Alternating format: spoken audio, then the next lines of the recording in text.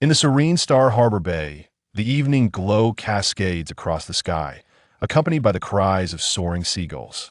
Within the opulent confines of the Jardin Hotel, servers bustle about, fervently preparing for the grand birthday celebration of the Fu family. Yet, in the dimly lit room 205 on the second floor, the sounds of violent confrontation echo relentlessly. A man is seized by his hair and brutally slammed against the coffee table. Blood gushes forth, pooling upon the floor, saturating the air with a metallic tang. It wasn't me. I had nothing to do with that shipment. I swear I know nothing. Before he can finish, he is violently kicked to the ground, a foot pressing down upon his chest. Still attempting to deny it? The man's face, smeared with blood, reveals his struggle to regain composure as he is hoisted up once more. Helpless, he pleads, "Fu Zhoujin, if I die, your elder brother will never let you off." An oppressive silence envelopes the atmosphere. A cold scoff resonates from the shadows. The man glances toward the figure reclining in a dim corner. Leaning against the sofa, legs spread casually, the man rests his left hand upon the back of the couch, idly rubbing the igniter's flint. With a click, a spark ignites, illuminating his strikingly handsome visage. Fu Zhoujin's expression remains calm as he approaches and squats before him. "What do you think he can do to me?" The man's complexion shifts slightly. Indeed, a madman like Fu Zhoujin is fearless, arrogantly unrestrained, even willing to kill his own kin. "What hope does an outsider possess? I returned to the country today solely to find you," Fu Zhoujin states, tugging on his hair forcefully. The igniter's flame flickers once more, now hovering near the man's chin. The fire, like a searing claw, rends through his skin. Flesh crisps and crackles under the heat. The man screams in anguish. "You have sabotaged my business, causing that shipment to sink into the sea. What do you propose we do about it?" The casualness of the man's words sends tremors coursing through the captive's body. Regret washes over him. He should never have provoked this demon for a mere pittance. In Russia, anyone involved with arms knows of the Crowley Group. Fu Zhoujin is its founder, commanding the largest supply of weaponry globally, the sole arms supplier across Eastern Europe. He wields the fates of multiple nations, where life and death hinge upon his whims. Though many harbor grievances against him, they are compelled to treat him with a modicum of caution. This is compounded by the Casio organization that lurks behind Hema's shadowy, mercenary force of unparalleled might. For a man capable of manipulating both the underworld and the legitimate world, extinguishing a life is as effortless as crushing an ant. "Fu Zhoujin, in your grasp, I accept my fate." Fu Zhoujin chuckles softly. "I heard your little son is starting kindergarten this year." The man's expression shifts dramatically, and he pleads desperately, "Please, Jingu, I beg you, don't harm him. I will speak to Lao Biao, persuade them to retrieve the goods. I no longer require the goods. Your life shall suffice as payment." Fu Zhoujin patted him on the shoulder. "Rest assured, I am not one to take lives." "No, please don't." A jet of blood erupted, splattering everywhere. A severed hand plummeted to the ground. The man clutched his blood-soaked hand, succumbing to unconsciousness from the pain. Fu Zhoujin discarded the dagger, commanding, "Dispose of him." "Understood." The man was dragged out of the private room, like refuse. Bang! The deafening sound shattered the tranquility of the hotel's first floor. Gasps of terror erupted among the crowd, faces pale with fear. Blood stained the floor. The scene descended into chaos. Fu Zhoujin stood in the corridor on the second floor, leisurely lighting a cigarette. He took a drag, his gaze sweeping to the first floor, where he caught sight of Fu Changlin rushing over from next door. Their eyes met, a silent undercurrent swirling between them. Fu Zhoujin scoffed, extinguished the cigarette, and tossed it into the trash before turning to leave. In the makeup room, Wanwan sat before the mirror, allowing the makeup artist to work on her face. At that moment, her phone rang. Upon answering, Fu Shi's frantic voice burst through. "Damn it, Wanwan, I miscalculated. The cake I ordered is too large, and it won't fit in the car. I'm trying to find a truck, it'll be a bit late. You should head to the venue without waiting for me." "How big did you order the cake?" "Not excessively large, but it should stand about 5 meters tall." "What?" Wanwan felt her vision dimming. "Why didn't you just order a 10-meter one?" "I would have if I could, but I searched all over Shanghai City, and the largest anyone would make is 5 meters. Isn't that touching?" "Huh." This is merely what I ought to do. There's no need for excessive gratitude. Su Wanwan, though you've been with us for just a month, from the moment you crossed the threshold of the Fu family, you became one of us. My parents are your parents, and I am your true brother. So, no matter what happens from now on, the Fu family will always be your source of strength. His tone was earnest, his chest thumping with conviction. Today marks the first birthday you celebrate at home, and as your brother, I assure you, the birthday cake will be plentiful. Su Wanwan felt warmth blossom in her heart. Such kindness was impossible to ignore. Without them, she would not have emerged from her shadows so swiftly. 4 months ago, that night marked the darkest hour of her life. She had just completed her college entrance examinations when she received the shocking news of her parents' car accident. Upon arriving at the scene, all she saw was her mother, crushed and bloodied beneath the vehicle. Her mother had perished on the spot, while her father was thrown from the car by the force of impact, plunging off the suspension bridge into the sea. His body never recovered. Overnight, she became an orphan, utterly alone. It was the appearance of Fu Zhoujin and his wife that provided her with solace, pulling her from the depths of despair, allowing her to find hope once again. Fu Zhoujin had been a close friend of her father in their youth. They traversed the country together, engaging in numerous business ventures, their bond akin to that of brothers. They arranged her parents' funerals, for which Su Wanwan remained eternally grateful. Later, when her college entrance examination results were released, she was accepted into the Southern Art Institute in Shanghai City. The Fu family resided in Shanghai City. In order to provide her with companionship during her studies, the couple decided to bring her to live with the Fu family. During her month at the Fu residence, Su Wanwan experienced immense joy. The couple treated her with great kindness, as if she were their own daughter. For her upcoming birthday, they even reserved the entire Wanwan hotel in advance, inviting numerous friends and renowned individuals to celebrate her special day. Fu Shiai's, thank you, she expressed. Fu Shiai's was momentarily taken aback, but then laughed heartily. What need is there for gratitude among family? Not only do we have a cake today, but I also have a birthday gift prepared for you. Just wait, I shall be there shortly. Great, and don't forget to give me a cane afterward. A cane? Why will we need that? Is someone injured? You. After Uncle Fu breaks your legs, you will find it quite useful. Miss Wanwan, there's been an incident. Just as Su Wanwan hung up the phone, Aunt Chen rushed in, clearly flustered. Uncle Chung has met with a brutal attack. His hand was severed, and his face was left in ruins. He was thrown from his second floor. Su Wanwan's expression shifted. Who did this? I don't know. The scene is chaotic. The sir and madam are worried about you and have sent me to take you away from here. Is the assailant targeting Uncle Fu? The Fu family was extensive, with intricate relationships. Fu Zhoujin, as the head of the Fu group, had always treaded cautiously. Uncle Chung was his most trusted confidant. The audacity of the assailant was clearly a provocation and a warning. Are you implying that the sir is in danger? Miss Su, you're not ready yet. Where are you going? The makeup artist called out. Su Wanwan dashed out of the makeup room, heading straight for the birthday party venue. Just as she was about to ascend the staircase, she spotted a man standing at the top. The evening glow bathed every corner of the ship, elongating his silhouette on the winding steps. He stood sideways, his gaze lowered, casually wiping his hands with a handkerchief. His eyes, cold and piercing, concealed an unrelenting aura of menace. A wave of familiarity washed over her. Su Wanwan halted, uncertainly calling out, "Uncle?" The man paused momentarily. The handkerchief was caught by the sea breeze, soaring into the air before gently descending at her feet, stained with blood, of vivid crimson. Fu Zhoujin lifted his gaze towards her, seemed somewhat familiar. His expression softened into a smile. So, she was the daughter of Su Mingsong, all grown up. Su Wanwan, he uttered in a deep voice, pulling her thoughts back to the present. As their eyes met, she finally discerned his features.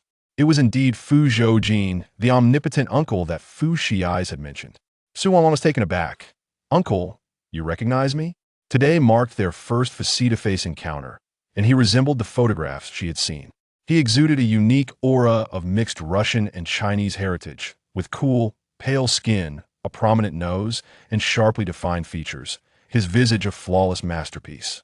Especially those striking deep blue eyes, profound and icy, like a mysterious ocean, calm on the surface yet harboring hidden peril beneath. Such a face possessed the power to ensnare one's heart merely by standing there. Of course, I used to carry you when you were little. Who will believe it? Su Wanwan greeted politely with a charming smile. Hello, uncle. The man descended the staircase step by step. The sea breeze caressed his silk Cuban-collared black shirt, lifting the sharp collar edges, which brushed against his chiseled jawline. He exuded a languid demeanor, with several buttons of his collar carelessly undone, presenting a relaxed and casual air that could hardly conceal the inherent audacity and flamboyance within him.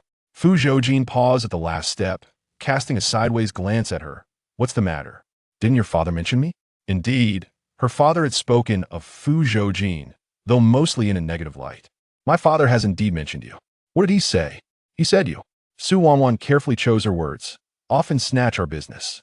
Fu Zhoujin chuckled, a cryptic smile gracing his lips. Your father is deceiving you in truth. I am his best friend. But my father's best friend is Uncle Fu. Am I not surnamed Fu? A hint of mischief danced in his eyes. Fu Zhoujin's gaze swept over her, and recalling the birthday banquet from earlier, he suddenly inquired, Is today your birthday? The young girl, adorned with a crown and clad in a splendid, opulent princess gown, possessed doe-like eyes that sparkled with innocence, resembling a porcelain doll in a shop window. She gently lifted her skirt with both hands, the bow at her waist trailing behind her delicate face radiating a naive charm, evidently well protected by Su Ming's song, pure and untainted. Regaining her composure, Su Wanwan nodded. I apologize for not knowing today is your birthday. Fu Zhoujin glanced at the bloodstains lingering on his hands. I just crashed your birthday celebration. Su Wanwan's pupils widened in astonishment as she gazed at his bloodied hands. Was this his blood? Was he the one who had thrown Cheng Shu down from above? She instinctively tightened her grip on her skirt, her eyes betraying a flicker of fear. Sensing her retreat, Fu Zhoujin felt a playful urge. He stepped down the stairs, advancing towards her. Su Wanwan found herself continuously backing away. I'll make it up to you for your birthday next time, all right? And no, it's fine. Su Wanwan turned to flee, but unexpectedly, the bow of her dress was grasped, her body yanked back by inertia. With a twist of his wrist, the ribbon wrapped around his hand in spirals. The distance between them diminished once more, the scent of sandalwood emanating from him growing more intense. He tilted his head, a teasing smile illuminating his eyes. Why are you running? Would she wait to be tossed aside like a sack? Su Wanwan stiffly shook her head, forcing a laugh. Uncle, there's no need for compensation. Your happiness is what matters. Don't be so polite with your uncle, he said, lifting the lace of her dress, methodically wiping the blood from his hands, his smile taking on a distinctly wicked edge. Little niece. The once pristine white fabric of the dress was stained crimson with blood, reminiscent of an innocent sprite being dragged from the realm of light into the shadowy dominion of a demon. Su Wanwan stood frozen in place. The cold, oppressive atmosphere gradually dissipated with the man's departure. Regaining her composure, Su Wanwan hastened towards the birthday celebration. Uncle Cheng had already been taken to the hospital, and the bloodstains at the scene had been meticulously cleaned. Everything returned to its usual state. The birthday party proceeded as planned. 3 days later, Su Wanwan heard from the Fu family that Uncle Cheng's condition was dire. He had sustained severe head injuries, and even if rescued now, his remaining years would be spent in a wheelchair. Recently, the Fu group had encountered some troubles. Uncle Fu and the others were leaving early and returning late, overwhelmed with work. Whispers of Fu Zhoujin tormenting Uncle Cheng spread throughout the Fu household. Today, the flowers in the garden bloomed vibrantly, and as Su Wanwan prepared to pick some with Aunt Chun for a floral arrangement, she spotted Fu Shiai's entering, clad in a sleeveless jersey and clutching a basketball. Noticing his displeasure, she paused and asked, "Did you lose the game?" Fu Shiai scoffed, "With my basketball skills, lose? Never. Then who has upset you?" "It's those servants gossiping behind my back, disparaging my uncle." I couldn't stand it and scolded them. The Fu family was vast, with numerous servants, and occasionally a few would overstep their bounds. Recalling the events of recent days, Su Wanwan hesitated. Fu Shiai's, is Uncle Cheng truly a spy sent by the Fu group's rival faction? She had heard many rumors about Uncle Cheng lately, such as his alleged theft of company secrets, which had plunged the Fu group into crisis. Fu Shiai's nodded. My father had long harbored suspicions about him. However, out of regard for their over 10 years of camaraderie, he granted him a chance for redemption. Yet unexpectedly, Hasn't my father treated him well all these years? Why would he do such a thing? Fu Zhoujin slammed the ball against the wall in frustration. The basketball rebounded, eventually rolling back to his feet. Is Uncle Fu all right? Su Wanwan's foremost concern was for Fu Changlin, who must be feeling deeply hurt by the betrayal of someone he had trusted for so long. He's fine, but due to this incident, the company has been somewhat unstable.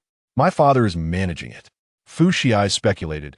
My uncle must have been aware of Uncle Cheng's true identity as a spy, which is why he returned to assist my father. If Uncle Fu was already aware of Uncle Cheng's espionage, why did he still need your uncle to intervene? Indeed, why is that? Su Wanwan gazed at him. Fu Zhoujin, with a confident demeanor, proclaimed, it must be because he missed me so much that he returned to check on me while also dealing with Uncle Cheng's matter. You certainly have a knack for self-deception. You don't believe me? Fu Zhoujin attempted to persuade her regarding Fu Zhoujin. Su Wanwan, trust me, my uncle is genuinely a good person. Just think, at such a young age, he has made waves throughout Eastern Europe. Who else could be a good person if not him? Su Wanwan concluded, he must have saved your life. How did you know my uncle saved my life?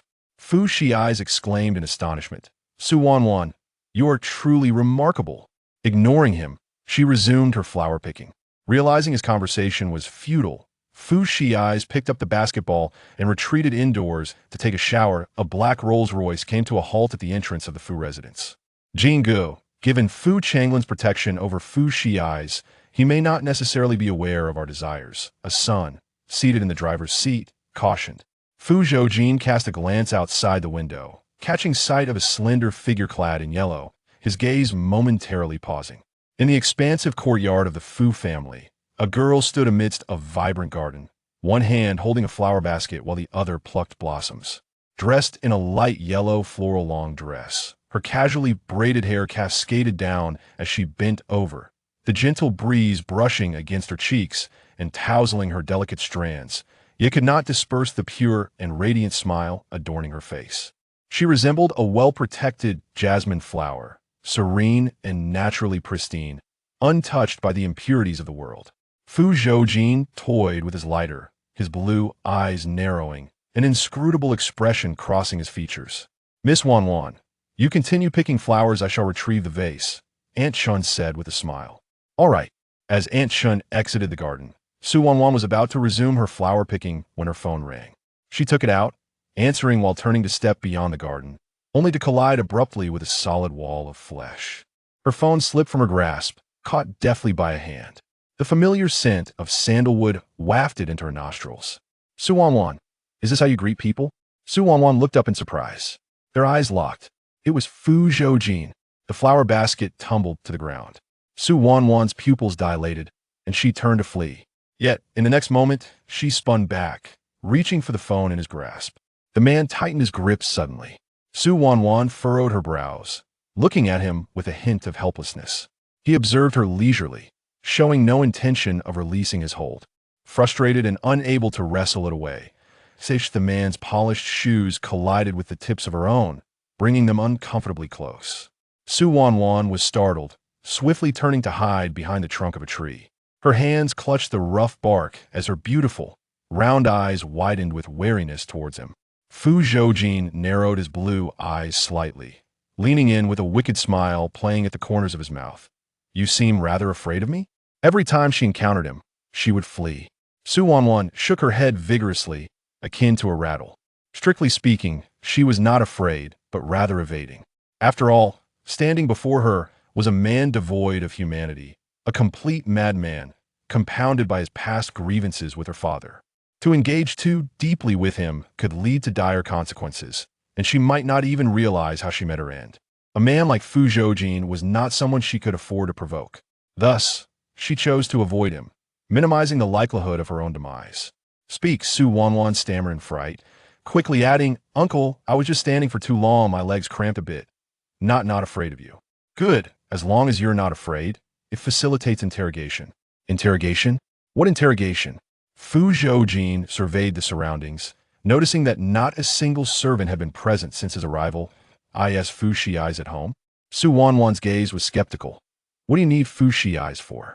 I wish to reminisce with him. He's not here, Su Wanwan asserted confidently, emphasizing Uncle Fu Shiai's went out to play and hasn't returned yet. Perhaps you could suggest he visit me another time? Fu Zhoujin's gaze fell upon her delicate face. This visage was exquisite, as pure as a blank canvas. Yet every word she uttered concealed her underlying thoughts. Fu Zhoujin smirked, finding her rather astute, aware that his intentions were far from benign. Su Wanwan, the man twisted his wrist, his tone light. Think carefully before you speak. Surely, he wasn't about to resort to violence? Anxiety coursed through Su Wanwan. She pressed her forehead against the tree trunk, gradually sliding down. She crouched on the ground, covering her ears with her hands, adopting a stance that suggested she was prepared to face death. You might as well hit me. A gentle chuckle resonated from above. Su Wanwan froze, cautiously opening her eyes only to be met by the enlarged visage of the man. Startled, she attempted to retreat, but he caught the nape of her neck with one hand. Her entire body tensed, warily observing his grip. She felt his hand gradually ascend along the back of her neck. His palm was cool, the calluses on his skin grazing her delicate flesh, evoking a sensation akin to the sharpness of a blade, laced with a subtle threat. Su Wanwan's heart raced. The fear of her life being endangered filled her with profound unease. Just as she prepared to voice her thoughts, his hand halted above her head. Fu Zhoujin gently ruffled her hair, his touch remarkably tender. Your head is quite nice, rather round. Terrified, Su Wanwan clutched her head tightly. He is Fu Shiai's home. Chapter 3. My sweet niece. Fu Zhoujin gently pinched her soft little face, a satisfied smile gracing his lips, so well behaved. Fu Shiai's, upon seeing Fu Zhoujin return, was as animated as a monkey in a zoo, jumping about excitedly.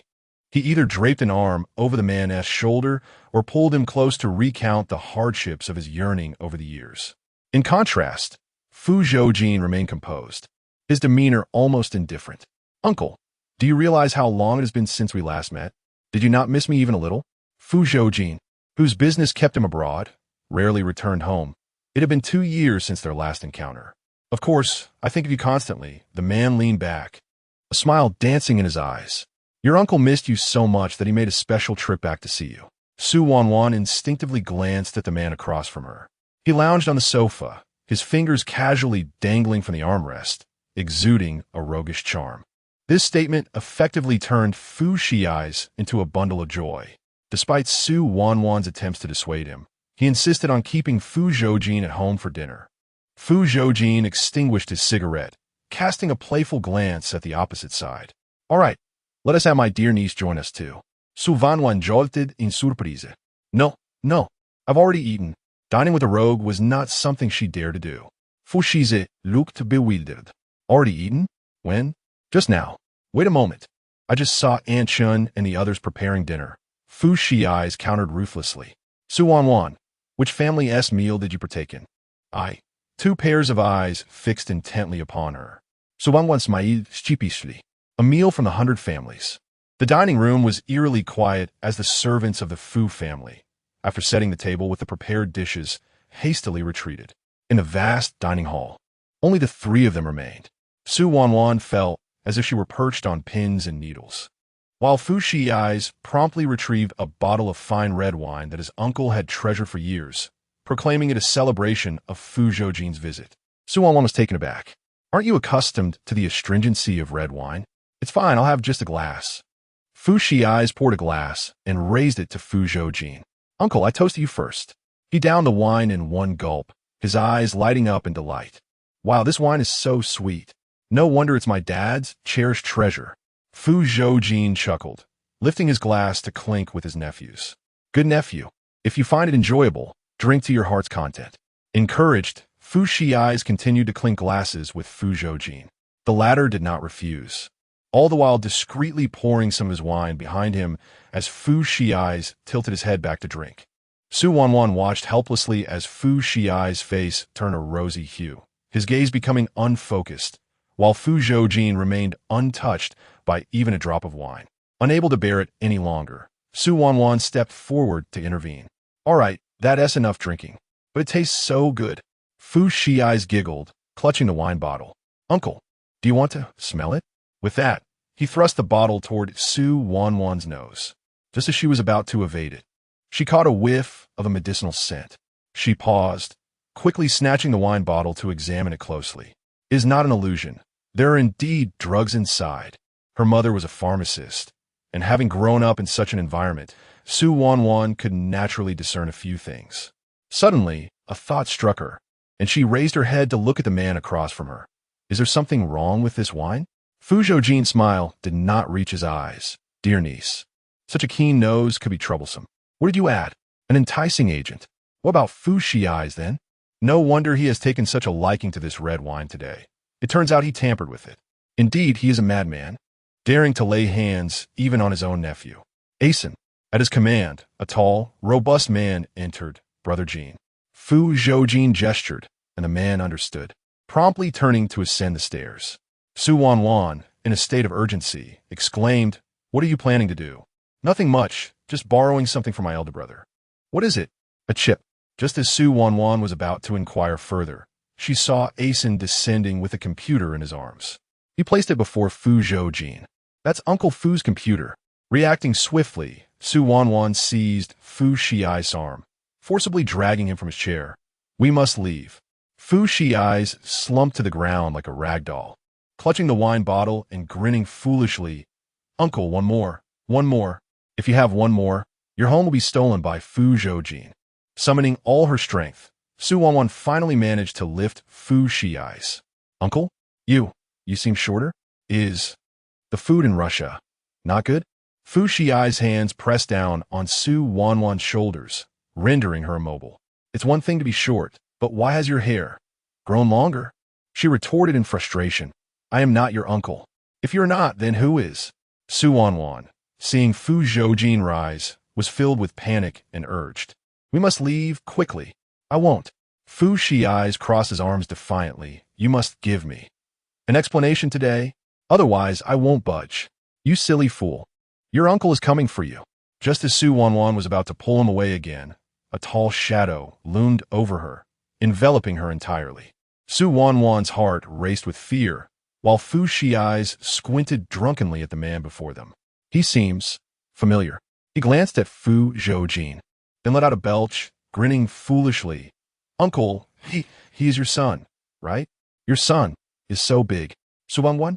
No, that is not right. Fu Shiai's turned to her, disbelief etched on his face. You're married? What did you get married? Why didn't you invite me to the wedding? Fu Shiai's playfully ruffled her hair. Uncle, you are too inconsiderate. Fuming, Su Wanwan retaliated with a punch to his head. I am indeed your uncle. Now let us go. She rushed to the door, and just as she cracked it open, a hand slammed against the door with a resounding thud. The grand door closed once more, locking with a decisive click. A light chuckle echoed from behind. Su Wanwan stiffened, swiftly turning to flee, only to find her neck ensnared by a man's hand, forcefully restrained. The man gripped the delicate curve of the girl's chin, a subtle fragrance of sandalwood wafting into her senses. He leaned slightly, his handsome face brushing against her cheek, enveloping her in his presence, akin to the intoxicating allure of a demon's hunt, an invisible threat. Where are you running to? In nowhere, Su Wanwan stammered, forcing a laugh. The food has gone cold. I shall summon Aunt Shun to reheat it. Very well, but allow me to pose a question, if you please. Not really. All right, you may ask. I forgot to mention, the chip I referred to earlier actually belongs to your father. Su Wanwan was taken aback. What? Do you know where it is? I do not know. This was true. Her father seldom discussed his business affairs with her, leaving her entirely in the dark about such matters, let alone the existence of any chip. The man's gaze bore into her, cold and penetrating, as if he were a mirror reflecting every truth. Su Wanwan's legs weakened, nearly unable to support her. Uncle, I truly am not deceiving you. Her beautiful doe-like eyes were now filled with terror. Fu Zhoujin chuckled softly, his palm resting upon her head. Gently, he stroked her hair, reassuringly saying, Do not fear. Your uncle believes you. Do not speak of tonight's events to anyone. He tilted his head, his voice unnaturally gentle. Understood? Su Wanwan igerli nadif. Good girl. I understand. Suddenly, Fu Shiai's raised his hand, his voice ringing confidently through the entire hall. Su Wanwan then realized that Fu Shiai's had been captured by Asan at some point, now seated firmly in Fu Zhoujin's place. He seized a nearby bottle of red wine and downed it in one go. With a loud thud, he smashed the bottle onto the table. Pointing at the computer with fervor, the password is 2110521. Su Wanwan was left speechless. It's over. The house is truly compromised now.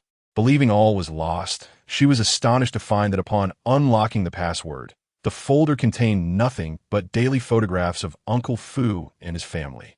Ultimately, Fu Zhoujin did not acquire the chip he had mentioned. Standing at the doorway, Su Wanwan smiled and waved, bidding farewell to the departing Rolls-Royce. It was only when the vehicle vanished into the night that her tense body finally relaxed. She exhaled deeply and quickly turned to rush back home. The car glided smoothly along the road. Fu Zhoujin retrieved a pack of cigarettes, and something fell from his pocket. His movement paused as he realized it was a mobile phone. "Brother Jean, the chip." Asen's voice faltered, his gaze falling upon the phone. The phone case was a soft pink, adorned with a fluffy little bunny charm. It seemed somewhat familiar. "Isn't this Miss Su's phone?" Asen glanced between the phone on the ground and the man in the back seat. "Brother Jean, did you steal this?" Chapter 4. The rogue Uncle Fu Zhoujin leaned down to retrieve his phone, twirling it between his fingers before slipping it into his pocket. Just as Asen was about to speak, the phone suddenly rang.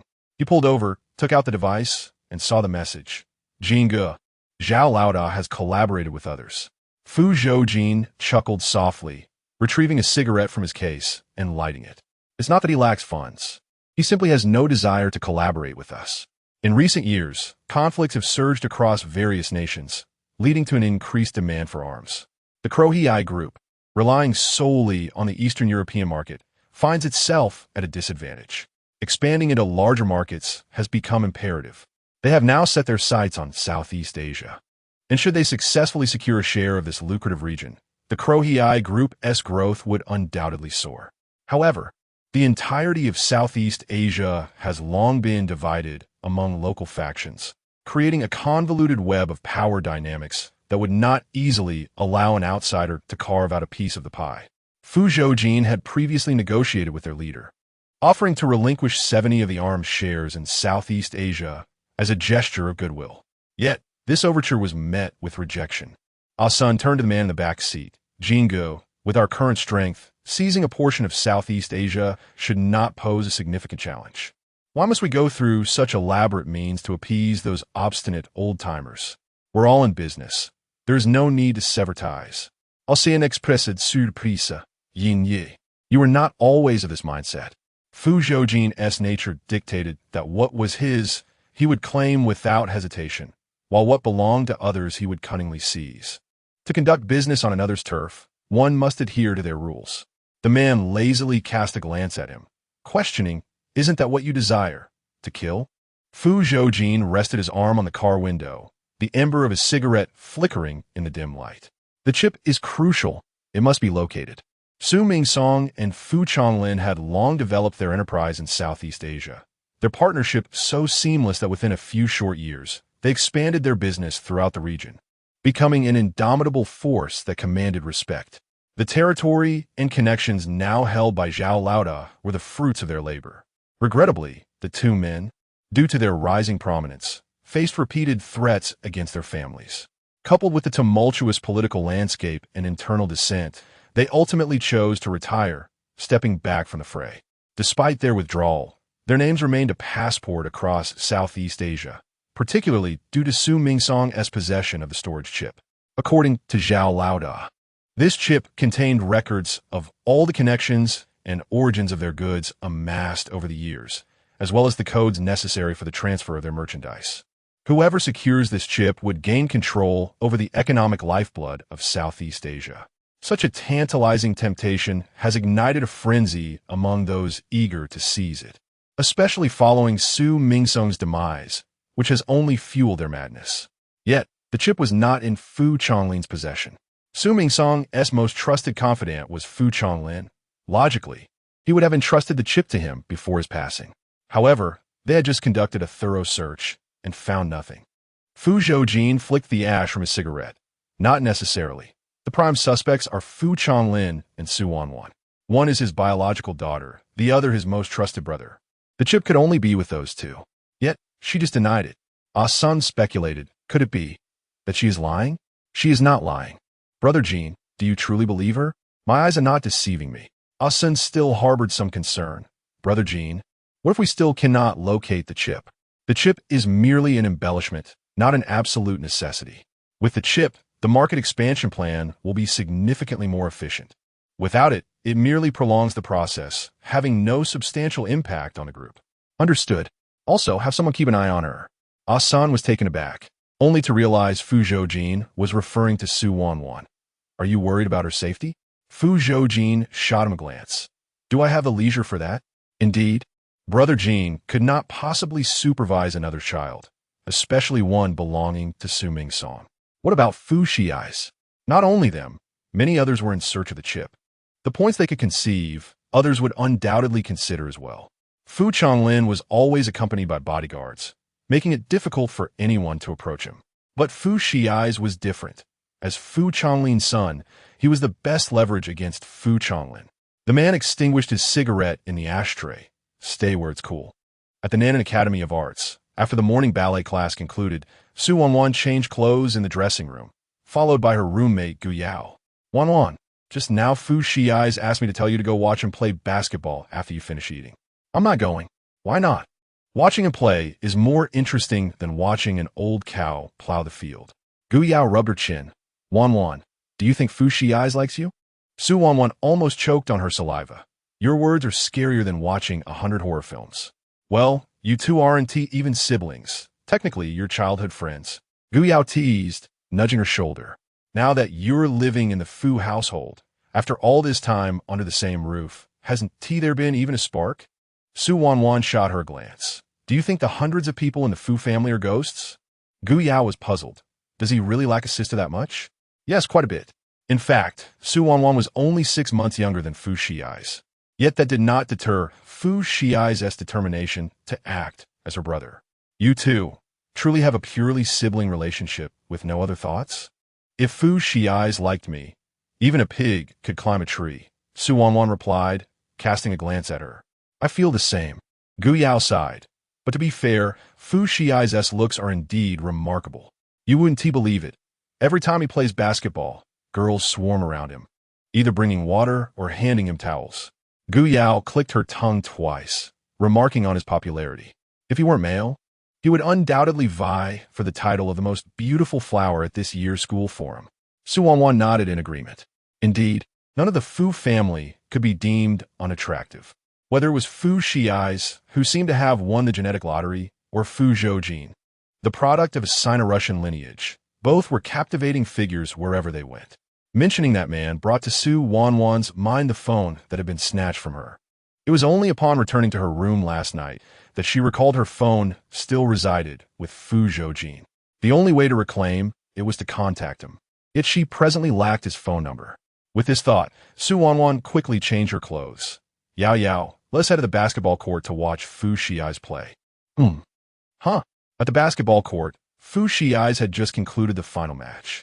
They hadn't exceeded expectations, but had comfortably secured second place. Upon spotting Su Wanwan approaching, Fu Shiai's, with a look of surprise, sprinted over while cradling the ball. Su Wanwan, you finally made it. I thought you wouldn't show up. However, you've arrived too late. He shrugged. The match is over. Su Wanwan hesitated to reveal that she had deliberately timed her arrival to coincide with the end of his game. I'm sorry.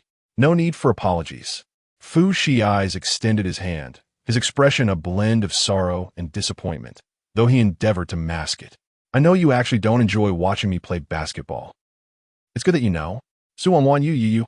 Su Wanwan swatted his hand away and tossed him a bottle of honey water. All right, drink some honey water to alleviate the effects of the alcohol. Fu Shiai's, with a reluctant expression, opened the bottle and flung the cap aside. Damn. If it weren't for last night's drinking affecting my performance today, I would have undoubtedly secured first place. Su Wanwan studied him. You truly don't recall what happened last night? Later, she had searched online for the components of the substance Fu Zhoujin had given him and, upon discovering it was harmless, felt a wave of relief. I remember my uncle came over to see me and we had dinner together. And then, what else is there? Fu Zhoujin lamented, damn it. I missed the chance to see my uncle home last night because I got drunk. It seemed that the enticing substance not only lured individuals, but also impaired memory and intellect. Wanwan carefully chose her words. Actually, the reason you got drunk last night was because of your uncle. I know, red wine is still alcohol. Drinking too much naturally leads to drunkenness. Well, it appears he doesn't grasp her insinuation. Wanwan gazed at the innocent and unassuming youth before her, recalling the distressing scene from the previous night when he had been so thoroughly tricked by her uncle, her heart a tumult of emotions. She became uncharacteristically serious. Fu Zhoujin, how much do you truly know about your uncle? A lot. For instance, I know his company operates abroad and is involved in the arms trade. Additionally, he has 25 this year and still single. And about his character. Character? Fu Zhoujin was perplexed. He was kind-hearted, upright in character, and decisive in his actions, garnering admiration from all. He was indeed the epitome of goodness in this world. Wanwan took a deep breath and declared, Fu Zhoujin. He is not a good person. Impossible. Have you ever seen a villain save someone? Regardless, it was an undeniable fact that Fu Zhoujin had once saved him. Therefore, no matter what others said or how the outside world evaluated Fu Zhoujin, he would only place his trust in him. Who? Fu Zhoujin. Fu Zhoujin? Fu Zhoujin scratched his head, wondering if there was another Fu Zhoujin in Shanghai City. I'm referring to your uncle, Fu Zhoujin. Finally, Fu Zhoujin grasped the situation, scrutinizing Wanwan and asking, has my uncle done anything to wrong you? I sense you hold a significant grievance against him. Wanwan was taken aback, pursing her lips in silence. Indeed, as Fu Zhoujin had stated, Fu Zhoujin had saved him, and on that basis alone, there was no need to worry about Fu Zhoujin's actions towards him. Moreover, being family, Fu Zhoujin would likely exercise some restraint in the presence of his relatives. It seemed rather inappropriate for an outsider like her to speak ill of Fu Zhoujin. With a faint smile, Wanwan replied, no, that's merely your illusion. Do you have his contact information? I do. Are you looking to reach him? Wanwan promptly pulled out paper and pen, saying, write it down here. Wanwan, where's your phone? After a moment's thought, she replied, it was stolen by a thug. Are thugs so brazen now? They dare to steal your phone? Not just brazen. They're bold enough to take your life at any moment. Hurry and write it down, brother. Fu Zhoujin paused, incredulity washing over him as he looked up. Wanwan, did I just hear you correctly? You call me brother? It was notable that since he had entered the Fu family, she had never referred to him as such. Wanwan snatched the paper from his hand and said, brother, I will definitely come and watch you play basketball next time. With that, she turned and ran off. Fu Zhoujin redirected his gaze, bent down to pick up the basketball, and was about to leave when a thought struck him. Wait. He glanced at the honey water in his hand, pondering, didn't I say I disliked red wine? Why did I drink so much last night? As soon as Wanwan obtained the phone number, she borrowed Gu Yao's phone to call Fu Zhoujin. In Southeast Asia, Myanmar. Bang! A man was kicked out of a room, tumbling down from the upper floor with a resounding thud. Fu Zhoujin casually fired a few rounds at the man's limbs before tossing the still-smoking gun to his associate, Arson. Send this to Boss Zhao and tell him to save the man. Arson quickly understood, got it. He summoned a few subordinates to drag the man away. Paul Yun, didn't you say we were to adhere to their rules? The black leather gloves on his hands were stained with blood, the metallic scent overwhelming. The man grimaced in disdain. Rules are meant to be broken. He, too, wished to engage in amicable negotiations with Boss Zhao and conduct business profitably. Yet, there are those who are determined to court disaster, insisting that blood must be shed. Arson, having accompanied Fu Zhoujin for many years, was well aware of his temperament. He was a man who believed in retribution and insisted on delivering it in person. Had it not been for Zhao's relentless pressure, Fu Zhoujin would not have set aside all his affairs to fly over here to vent his frustrations. As Fu Zhoujin discarded his gloves into the trash bin and prepared to leave, his phone suddenly rang. He glanced at the screen and saw an unfamiliar number. He promptly hung up. However, within mere seconds, the caller rang again. A flicker of impatience crossed Fu Zhoujin's eyes as he pressed the answer button. The moment the call connected, a soft and melodious voice emerged from the other end. Uncle, it's me, Wanwan. Chapter 5, If You Desire. Then Fu Zhoujin was momentarily taken aback, his brows arching slightly. I do not recognize you. Even a fish has a longer memory than you. Is there something you require of me? Wanwan responded with a soft hum, inquiring politely. Uncle, do you recall something of great importance? Speak. Yesterday you took my... Wanwan deftly shifted her words. My phone is still in your possession. Do you remember? I forgot. Perfect. For I have something to inquire of you as well. A sense of foreboding surged within Wanwan. What is it? Did you share what transpired last night with anyone? Absolutely not. Wanwan hastily clarified. My phone remains with you. I wouldn't dare. But my elder brother is aware. A sinister chuckle echoed from the other end. What do you propose we do now? What could she do? In the vast Fu family, with hundreds of members, their eyes and ears were countless. Given his brazen investigation into Uncle Fu's computer yesterday, it would be hard for others to remain oblivious. With a gentle smile, Wanwan tactfully reminded, Uncle, since you chose to undertake this matter so publicly, I presume, you're not concerned about others discovering it. The man chuckled lightly. You were rather astute. Indeed, he had no apprehensions about the Fu family learning of this, particularly Fu Chonglin. Thank you.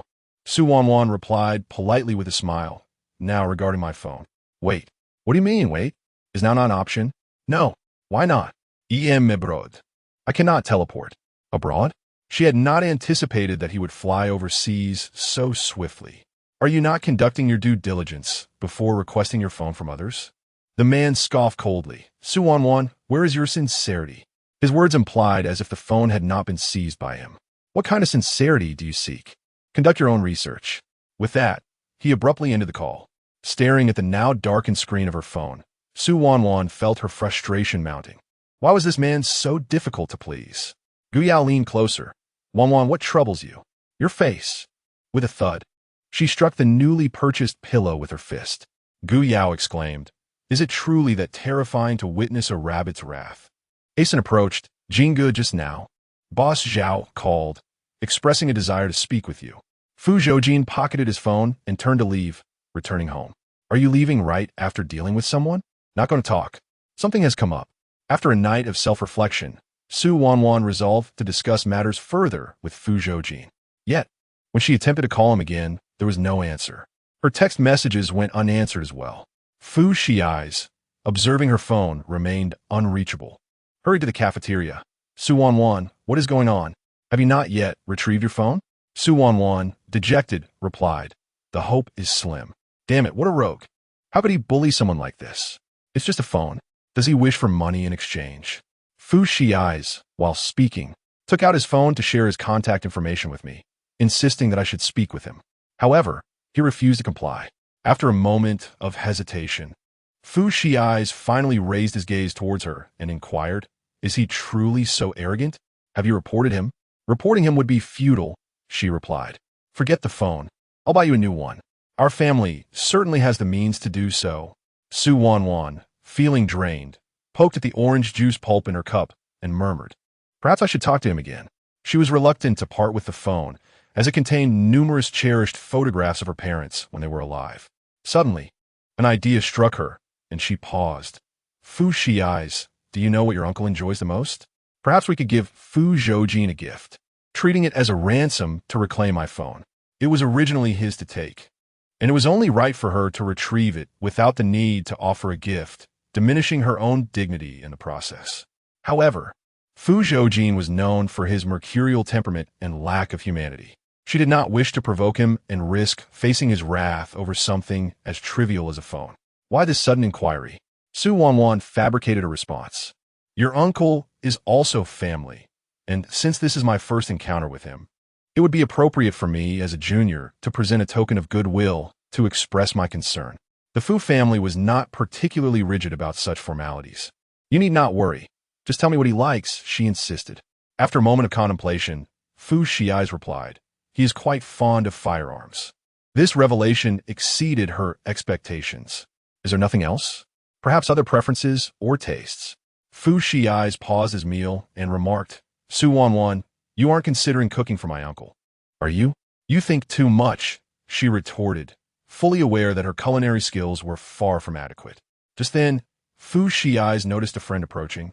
inviting him to play basketball. He casually dismissed the request, suggesting a small gift, and promptly grabbed a ball and left. After much internal conflict throughout the morning, Su Wanwan eventually selected an item from an online list of the top 10 gifts favored by men. That afternoon, as school let out, a black Rolls-Royce came to a halt at the school entrance. Jin Gu, he is the youngest son of Bai Lao, by Zishuan. Pausing his fidgeting with a lighter, the man turned to gaze out the car window. At the school gate, amidst the bustling crowd, Fu Zhoujin effortlessly spotted a delicate figure. The girl sported a simple ponytail, with a few stray strands framing her forehead, enhancing her porcelain complexion, reminiscent of a freshly blossomed lotus. Clad in a white t-shirt tucked into a pink pleated skirt, she displayed a soft waist, standing gracefully amidst the throng, undeniably captivating. Wanwan, a boy called out as he jogged towards her, grinning. I heard you've been hired by Yunsan Kindergarten. Congratulations. Su Wanwan was taken aback. How did you know? Just a few days prior, she had interviewed for a part-time position as a dance assistant teacher at a kindergarten, where she had coincidentally encountered him, who was applying for a position as a piano assistant teacher, aligning with his music major. Mr. Hao mentioned it. He replied enthusiastically. Aren't you headed to class shortly? Just as I was about to attend class. Would you like to join me? You can go ahead. I left something at home and need to return for a moment. All right then. See you later. As the young man departed, Guyao leaned closer and asked Wanwan, who is he? He is a freshman majoring in music, named by Zishuan. It was he who assisted me with my luggage on the day I first arrived at school, Su Wanwan replied. Guyao responded with an understanding oh. What's wrong? Wanwan, I can't shake the feeling that Bai Zishuan has a crush on you. Stop right there. Su Wanwan interjected, crossing her arms. I'm not some currency that everyone is enamored with. Indeed, you are not currency, Guyao affirmed with a pat on her shoulder. You are the newly crowned beauty of our university. As the two were about to head for a meal, a familiar voice suddenly called out from behind. Su Wanwan. Startled, Su Wanwan turned to look at the car behind her. A man lounged in the back seat, casting a languid gaze in her direction. Su Wanwan's eyes widened in shock, and she instinctively turned to flee. Are you leaving your phone behind? She abruptly halted her escape. Turning back toward the car, she slightly bent down and smiled. I need it. Then get in the car. All right. Chapter 6. He slowly leaned back, and Su Wanwan, after exchanging a few words with Guyao, promptly opened the car door and got in. The vehicle started and pulled away. Just as Su Wanwan was about to speak, his phone rang. Fu Zhoujin retrieved it and answered, reclining against the seat. His red-soled black dress shoes rested against the front seat, while his long legs, encased in tailored trousers, extended slightly. The taut muscles clearly defined beneath the smooth fabric. The black shirt beneath his suit jacket hung loosely, with a few buttons casually undone, revealing his fair collarbone, while his attractive Adam's apple bobbed rhythmically as he spoke. Su Wanwan found her gaze drawn inexplicably to his elongated neck. She couldn't help but notice how pale he was. Suddenly, an uncanny sense of being observed washed over her. Shaking herself back to reality, she looked up, their eyes locking for a brief moment. The atmosphere froze for a second. What are you looking at? Nothing. Su Wanwan quickly averted her eyes, her heart racing as she rummaged through her bag. She pulled out a gift box and handed it to him. Uncle, this. She paused, her round eyes suddenly sparkling. It was her phone. Seeing that she had not answered, Fu Zhoujin turned to her. She held the gift box with both hands, her doe-like eyes sparkling with surprise and longing as she gazed at the phone in his possession. Their gazes met again, both focusing on the gift box and the phone. The young girl smiled sweetly, her voice unconsciously tinged with a hint of coaxing. Uncle, do you want it? Su Wanwan nadid vigorously, making a gesture with her hand. I've wanted it for 50 hours. All right then. Su Wanwan beamed as she reached for the phone. He evaded her grasp. Placing the phone back into his pocket, I'll give it to you later. Su Wanwan felt a sense of emptiness. So what is this about? She huffed internally, opened the gift box, and with a bright smile, presented it to him. Uncle, this is a gift for you. I hope you accept it.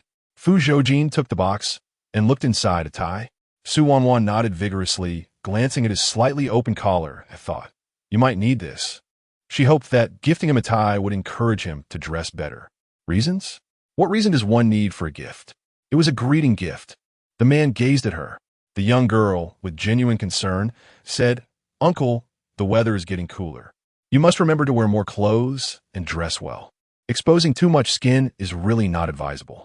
Fu Zhoujin glanced out the window at the blazing sun and looked at her sideways. "So, filial?"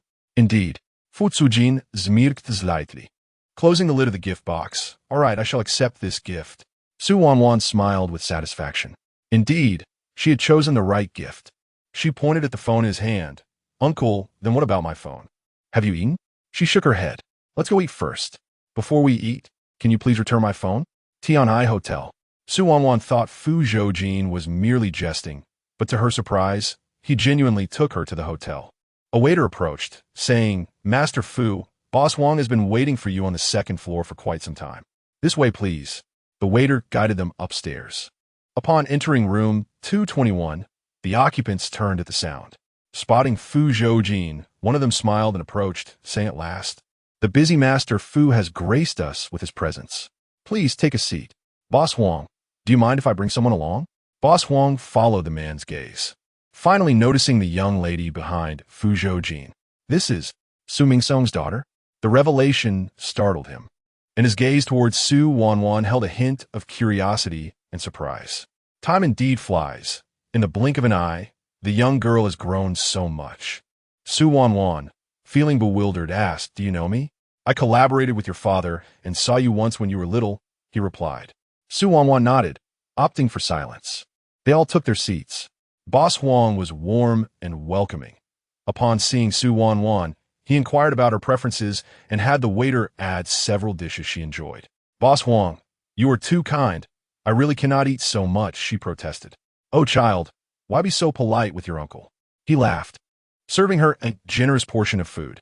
"These are your favorites. Do eat more." Unable to resist his kindness, Su Wanwan accepted.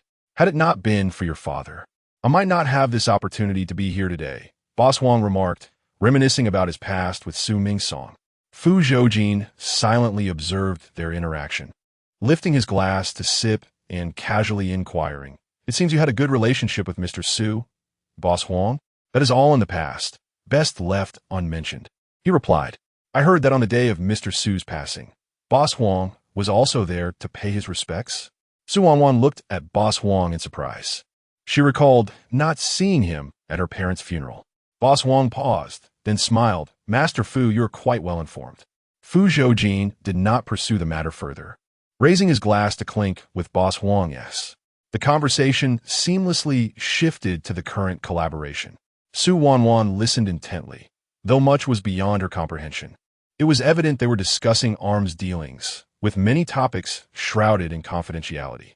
She understood that the more she knew of such secrets, the greater her peril. Thus, she felt compelled to excuse herself. Noticing she had nearly finished her meal, Fu Zhoujin did not insist, allowing her to wait downstairs. After watching Su Wanwan leave, Boss Wang returned his gaze to the man opposite him, perceiving that Fu Zhoujin's visit was not merely a casual dining affair. Fu Zhoujin placed his glass down with a smile. "I have heard that Su Mingsong's death was no accident. Do you know anything about it, Boss Wang?"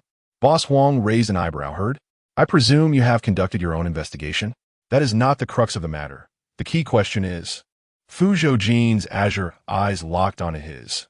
"What are your sentiments regarding Su Mingsong's demise?" Boss Wang understood the implication. No wonder he brought Su Mingsong's daughter along. He mused. "It seems Master Fu is probing me." Earlier, the conversation inadvertently gravitated towards Su Mingsong, leading to suspicions about him.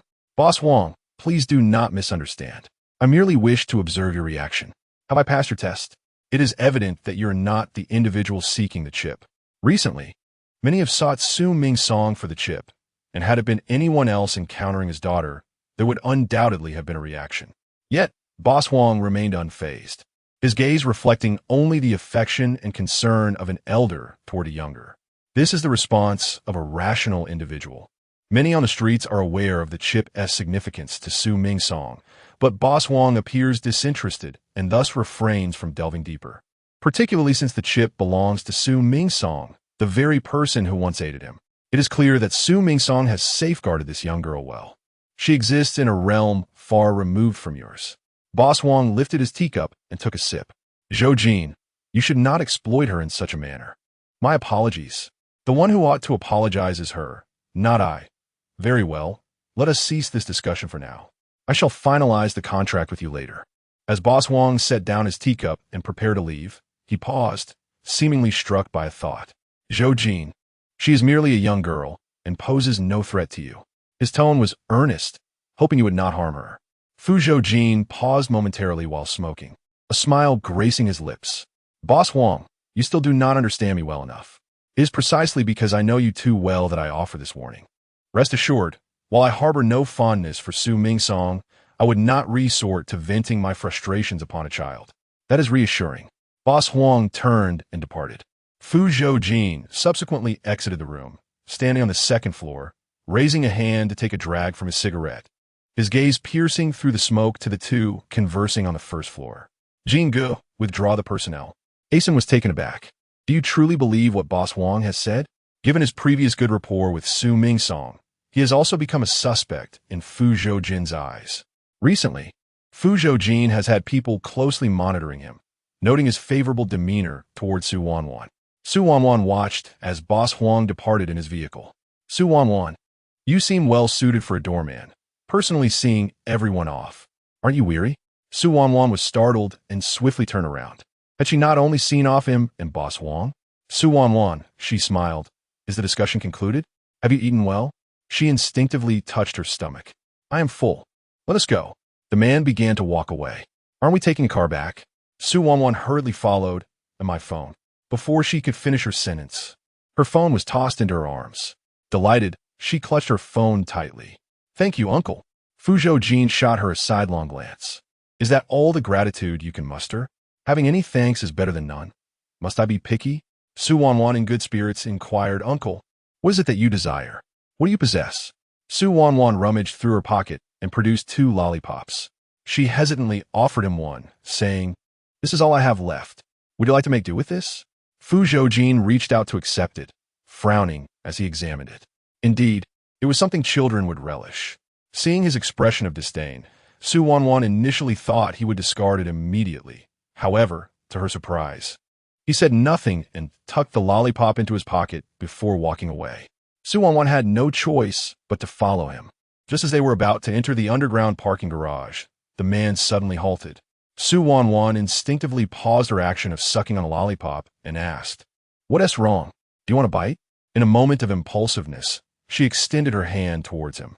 The words had barely escaped her lips before she realized the absurdity of her own statement. I'm sorry, just as she was about to retract her hand, it was firmly grasped by the man. He slowly leaned closer, his warm breath drawing near. Su Wanwan felt her entire body stiffen, nervously closing her eyes. Fu Zhoujin slightly tilted his head, his enchanting visage hovering beside her cheek. His eyelids lifted slightly, fixating intently on the bullet hurtling towards him. Chapter 7 Su Wanwan. Where are you touching? As Su Wanwan pondered, her waist was suddenly grasped by Fu Zhoujin, and her body spun around rapidly. Her head collided with the man's chest, and the sharp sound of gunfire pierced the air. Bang! Bang! Bang! Bullets whizzed past them, striking the car. The gunfire erupted in a cacophony, creating countless holes in the vehicle. Realizing they were under fire, Su Wanwan's face turned pale with terror. Her body stiffened, and her hands clutched the man's clothing tightly. Fu Zhoujin held her with his left arm while drawing his gun with his right, retaliating with precision. They successfully evaded the attackers, using the car as cover, hiding behind it. However, their vehicle was still about 10 meters away from their current position. Suddenly, the gunfire ceased. The garage returned to its previous tranquility. Yet, Su Wanwan could sense countless eyes lurking in the shadows, watching them. The slaughter was far from over. Instinctively, she tightened her grip on the man's clothing, her voice barely audible, trembling with fear. Uncle, I don't want to die yet. Fu Zhoujin snapped back to reality, his gaze landing on her small hands clutching the hem of his shirt.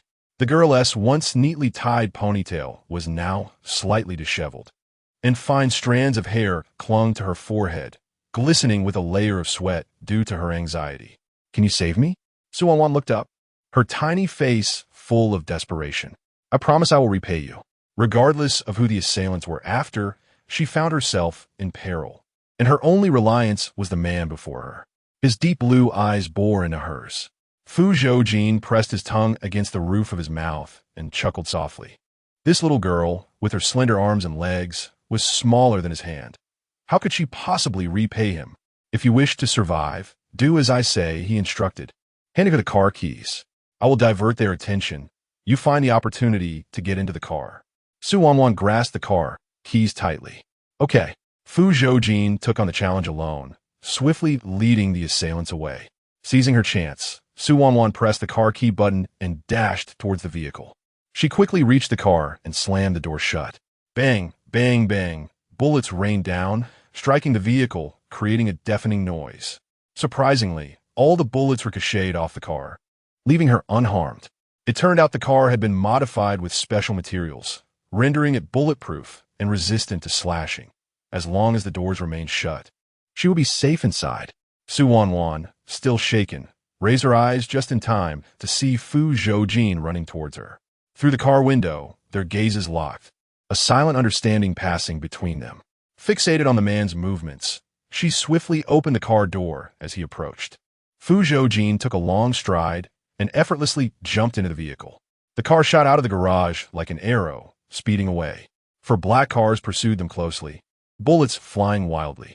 Fu Zhoujin pressed the accelerator to the maximum, the vehicle moving so fast that only the blurred shadows outside the windows could be seen. Terrified, Su Wanwan tightened her seatbelt, gripping the overhead handle with all her might. The man remained composed, skillfully maneuvering the steering wheel through countless turns, ultimately shaking off the four pursuers as they entered a luxurious neighborhood. The car came to a halt. Fu Zhoujin unbuckled his seatbelt and instructed, "Come with me." "Where's this?" "Half Moon Summit."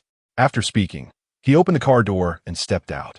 Su Wanwan, anxious that the pursuers might catch up, hurriedly followed him out of the vehicle. The duo entered the villa together.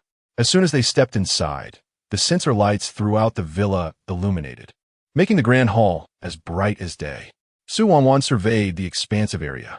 She recalled Fu Shiai's mentioning that Fu Zhoujin owned numerous properties in the country, as plentiful as the stars in the sky. This half-moon summit villa could very well be one of his many luxurious residences. "We'll stay here tonight and leave tomorrow." Su Wanwan nodded obediently. "Uncle, were those people just now looking for you?" "They were after you." Su Wanwan gasped slightly. "Me? Because of the chip? The one left by your father before he passed?" "Yes. As long as the chip remains unfound, they will relentlessly pursue you." Fu Zhoujin discarded his suit jacket onto the sofa and took a seat. "If you wish to survive, you must hand over the chip.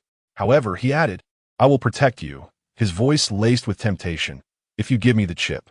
She clutched her bag tightly, "But I don't know where the chip is." Fu Zhoujin silently scrutinized her face.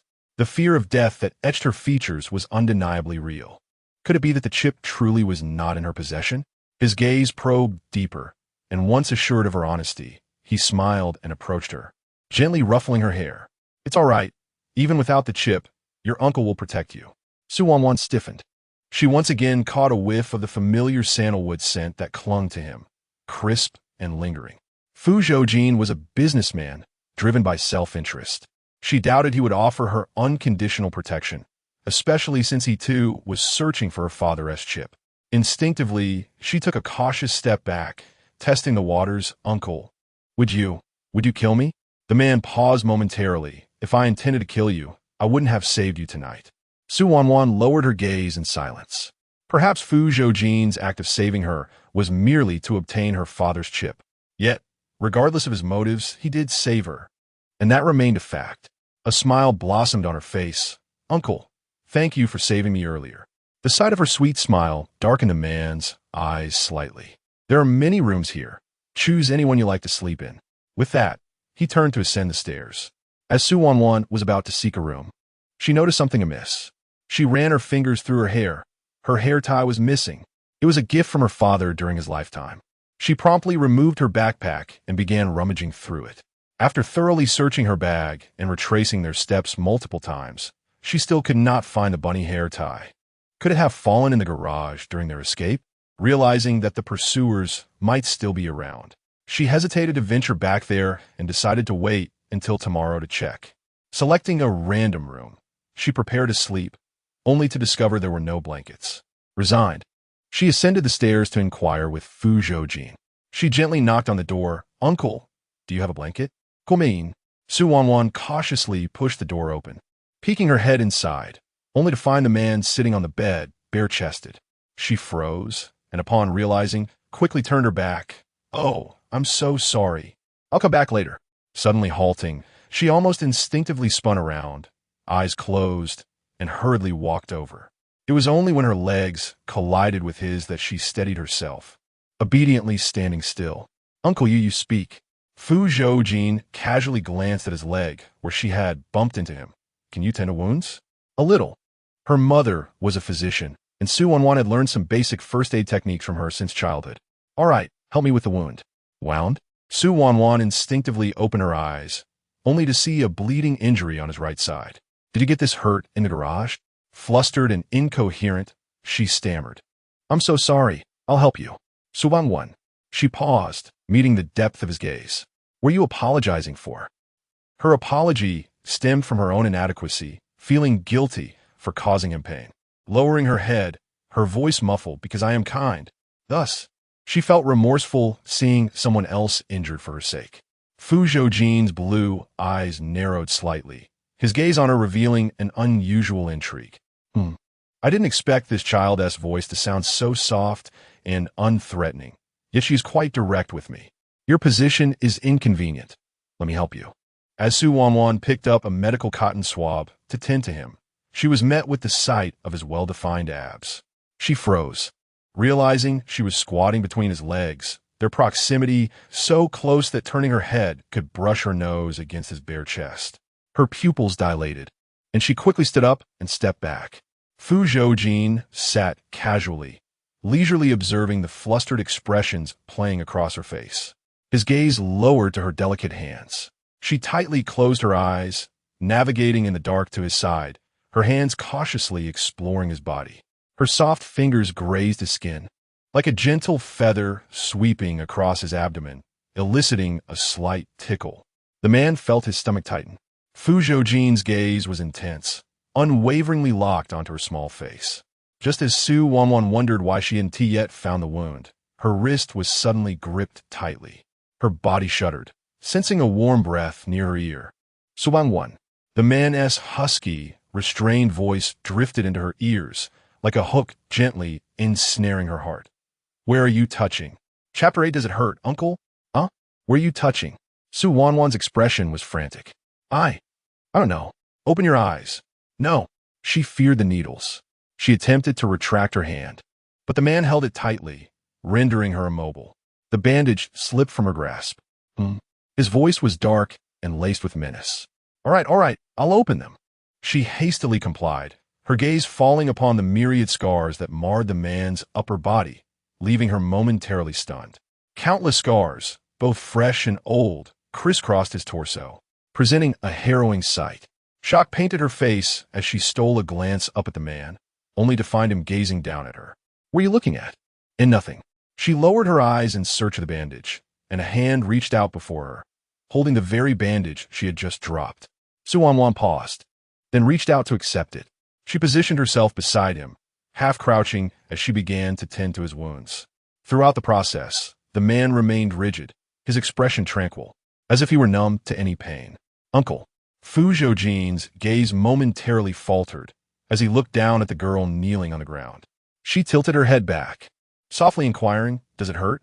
Her eyes lingered on his scars, brow furrowing slightly, her delicate face reflecting anguish. "It must have hurt a lot at the time, right?" His gaze was intense, deeply focused on her face.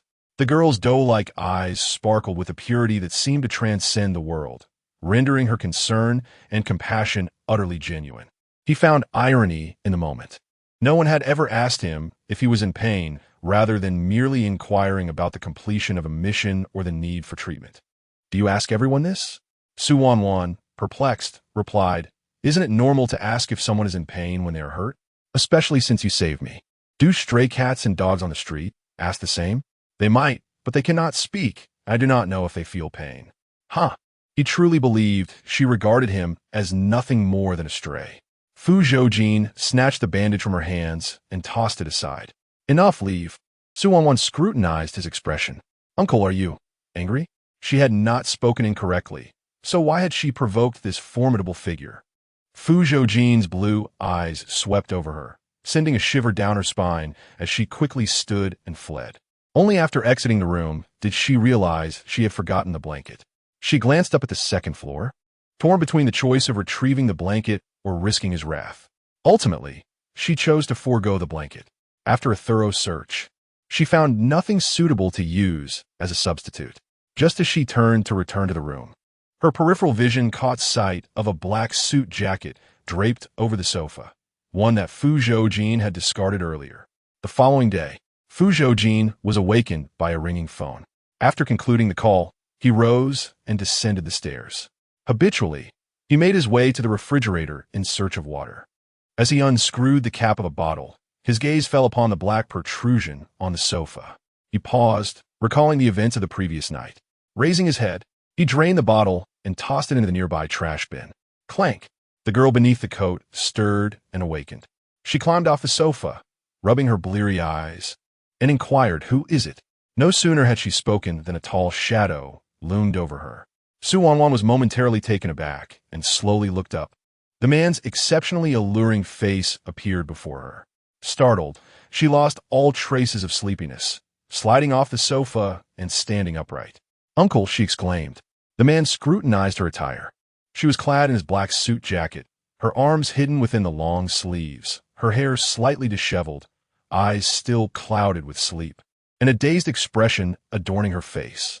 The oversized jacket reached her calves, making her resemble a child who had stolen an adult's clothing. Noticing his unwavering gaze, Su Wanwan felt a pang of anxiety and followed his line of sight downward. It dawned on her that she was still wearing his jacket. She shuddered, extending her arms, causing the jacket to slide off her and fall to the ground. Grasping the hem of her shirt, her small face was filled with nervous apprehension. "Uncle, I can explain."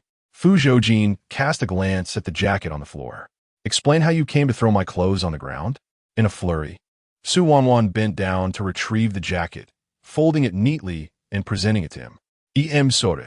Fu Zhoujin turned and sat on the opposite sofa, crossing his legs as he regarded her with a discerning look. "Is this the extent of your sincerity? I'll have to wash it for you." Noticing that the suit was evidently expensive, Su Wanwan worried he might demand compensation, prompting her to hastily carry the jacket upstairs. However, upon entering her room, she realized the washing machine was not on the second floor. Spotting the blood-stained shirt he had changed out of the previous night on the bed, she thought little of it, picking it up to toss it into the laundry basket before heading downstairs. After descending, she found Fu Zhoujin on the phone. She located the washing machine and placed all the dirty clothes inside to wash. Returning to the hall, she noticed Arson was also present. Upon seeing her, Arson nodded in acknowledgement. Fu Zhoujin rose, saying, "Let us head upstairs." Arson understood and followed him up. In the study, Arson reported, "Brother Jean, we've already investigated thoroughly. You were right. Those people from last night are indeed from Bai Lao's faction." His expression was grave. Among the Southeast Asian local tyrants, Bai Lao was the most formidable, and it seemed our plans for Southeast Asia might be thwarted because of him. Fu Zhoujin sat casually in an armchair, a cigarette pinched between his fingers, taking a languid drag. The incident with the last shipment sinking in the sea must be connected to him. Arson was astonished. His influence extends that far? If his reach is indeed so extensive, then we should sever it. However, given his current power, it would be a challenging endeavor. Fu Zhoujin extinguished his cigarette in the ashtray. "Then we shall start at his roots." "You mean by Zishuan?" After concluding his conversation, Fu Zhoujin descended the stairs, not finding Su Wanwan, but instead noticing 2 bowls of fragrant egg noodles placed on the dining table. He approached the table and pulled out a sticky note that was pressed beneath the breakfast items. "Dear Uncle, I have prepared 2 servings of breakfast for you and Brother Asen. I must attend class now, so please remember to eat." A smiley face was drawn at the end. To my surprise, there was indeed a portion for me. Asen, taken aback, sat down with eager anticipation. The presentation looked quite appetizing, and I was feeling hungry as well. Jingo, I'm going to eat now. Why does she call you brother? Asen paused with his chopsticks in hand. Why? I'm asking you. How does he know? Perhaps it's because I appear youthful? Fu Zhoujin cast him a blank stare. Asen swallowed nervously and smiled. Jingo, I believe our priority right now is to enjoy breakfast. Fu Zhoujin pulled out a chair and sat down. Seeing him begin to eat, Asen resumed using his chopsticks, lifting noodles to his mouth. Suddenly, he spat noodles all over the table. Wow, what a pungent and stimulating flavor. Unfazed, Asen dug into the bowl with his chopsticks. Indeed, a hidden secret lay beneath the noodles. A large mound of fish mint was pressed at the bottom of the bowl, nearly rivaling the noodles themselves. Yin Yi, this noodle dish, how does it taste exactly like the dark cuisine Madam prepared for you back in the day? It's both salty and fishy, and the burnt flavor in the soup is indistinguishable. Asen never expected that after so many years, he would once again indulge in such a tantalizing dish of fish mint noodles. The man paused his chopsticks, staring intently at the bowl of noodles. His mouth was filled with the intense flavor of fish mint, a sensation so nostalgic it left him momentarily disoriented. Fu Zhoujin sensed something. His blue eyes lifted slightly as he gazed out towards the balcony, where his clothes were hung out to dry, swaying gently in the wind, reminiscent of a warm scene buried deep within his memories. Jingo, how could Miss Su also know how to make these noodles? Only one person in the world makes fish mint egg noodles, and that is your mother, Betty Lin. How could Su Wanwan have learned to make them, and moreover, replicate the exact taste of his wife's cooking? The man remained silent, retracting his gaze and burying himself in his bowl of noodles. Asen observed the calm expression on his face as he continued to eat bite after bite, his emotions a tumultuous mix. Jingo must be reminiscing about Madam. Chapter 9. Speak, is tofu delicious? At noon after school, Su Wanwan and Gu Yao were enjoying their meal. Wanwan, did you return home last night? I didn't see you back in the dormitory, Gu Yao remarked, resting her chin on her hand. Do you know you almost arrived late this morning? Su Wanwan paused her actions, replying, Yes, I had some matters to attend to last night, so I stayed at home. The Fu family and Nan In Art Institute were not far apart. Aside from returning home on Sundays, Su Wanwan usually resided in the school dormitory. They were already extending her their utmost kindness by accommodating her, as she did not wish to impose any unnecessary trouble or disturbance upon them. Now, Su's family consisted solely of her. She had to learn to be self-sufficient and capable. Fu Shiai's had just finished playing basketball and entered the cafeteria with his friends. One of the guys nudged his shoulder, saying, Shige, look over there. ISNT that your sister, Su Wanwan? Fu Shiai's looked up. Su Wanwan was dining with Gu Yao, accompanied by a young man. The three were engaged in animated conversation, laughter filling the air. Fu Shiai's narrowed his eyes, muttering, Who is this fellow? How dare he approach my family's precious cabbage? Suddenly, he recalled, Oh, that guy seems to be the provincial champion of this year's music entrance exam, by Zishuan. Wow, who is this by Zishuan? How can he connect so effortlessly with the campus belle, Su Wanwan? One of his friends teased. He is quite handsome, too. Another chimed in. Shige, I think you should forget about calling him a pig. It seems you're destined to call him brother-in-law. Laughter erupted among them. Get lost. Fu Shiai's threw the basketball at him and strode over. Su Wanwan was in conversation with Bai Zishuan when suddenly a long leg intruded, squeezing into their midst. She nearly toppled off the bench. Fu Shize, what are you doing here? She exclaimed. I'm here for a meal, Fu Shiai's replied, shifting his weight to displace Bai Zishuan from the bench, gritting his teeth, and to have a word with this pig that escaped from the pigsty. Su Wanwan interjected. Isn't it a bit excessive to push him aside like that? Are you all right, Bai Zishuan? She asked, concerned, attempting to assist him. However, Fu Shiai's restrained her, saying, What are you doing? Eat your meal. Bai Zishuan lowered his head, a flicker of harshness crossing his eyes. I'm fine, he said, looking up and offering a smile to Su Wanwan. I'm full. You all continue eating. I'll wait for you at Yin Sun Kindergarten. Okay. He smiled softly, picked up his tray, and departed. What do you mean, okay? Fu Shiai's pressed her back down into her seat. Su Wanwan, you need to tell me honestly. Where did you go last night? I called you, but you didn't answer. Su Wanwan's expression turned anxious. She could not let Fu Shiai's discover that she had encountered a shooting and spent the night at Fu Zhoujin as Half Moon Peak. Otherwise, he would incessantly pry into the matter. I was working part-time late yesterday and didn't want to disturb you. So I went straight back to the school dormitory to sleep. Part-time job? Back to the dorm? Gu Yao and Fu Shiai's echoed in unison. As Gu Yao prepared to inquire further, Su Wanwan swiftly covered her mouth, signaling with her eyes to discuss it in the dormitory later. Fu Shizi, perplexed, remarked, "Your family is not lacking in money. Why do you seek part-time work? I am no longer a child. I must learn to be independent eventually." Fu Zhoujin was momentarily taken aback, his irritation dissipating. Since moving into the Fu household, despite her outward joviality and familial warmth, he discerned that she maintained an emotional distance from them. To this day, she had yet to truly embrace her identity as a member of the Fu family. Her insistence on independence only underscored her profound longing for her deceased parents. Su Wanwan, I understand your feelings, but if my mother discovers you are toiling outside, she will undoubtedly blame me for not taking better care of you. Su Wanwan's heart felt heavy.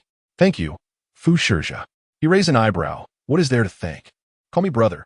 Brother, rest assured, when Aunt Yun scolds you, I will certainly hand her a bamboo stick to double your joy. Fu Shizi greeted, Istit, Su Wanwan. From this day forth, let our ties be severed. He rose, shaking off his sleeves as he departed. Yet halfway down the corridor, he turned back with a sinister warning. Su Wanwan, heed my words. Keep your distance from that yellow-haired boy. He harbors ill intentions. Yellow-haired? You mean that white-haired fellow from earlier? Su Wanwan comprehended he was referring to Bai Zishuan. What is perceived as innocent interaction among classmates in your eyes has turned into a matter of ill intent. Surely, you are overthinking this? No questions. Just listen to me.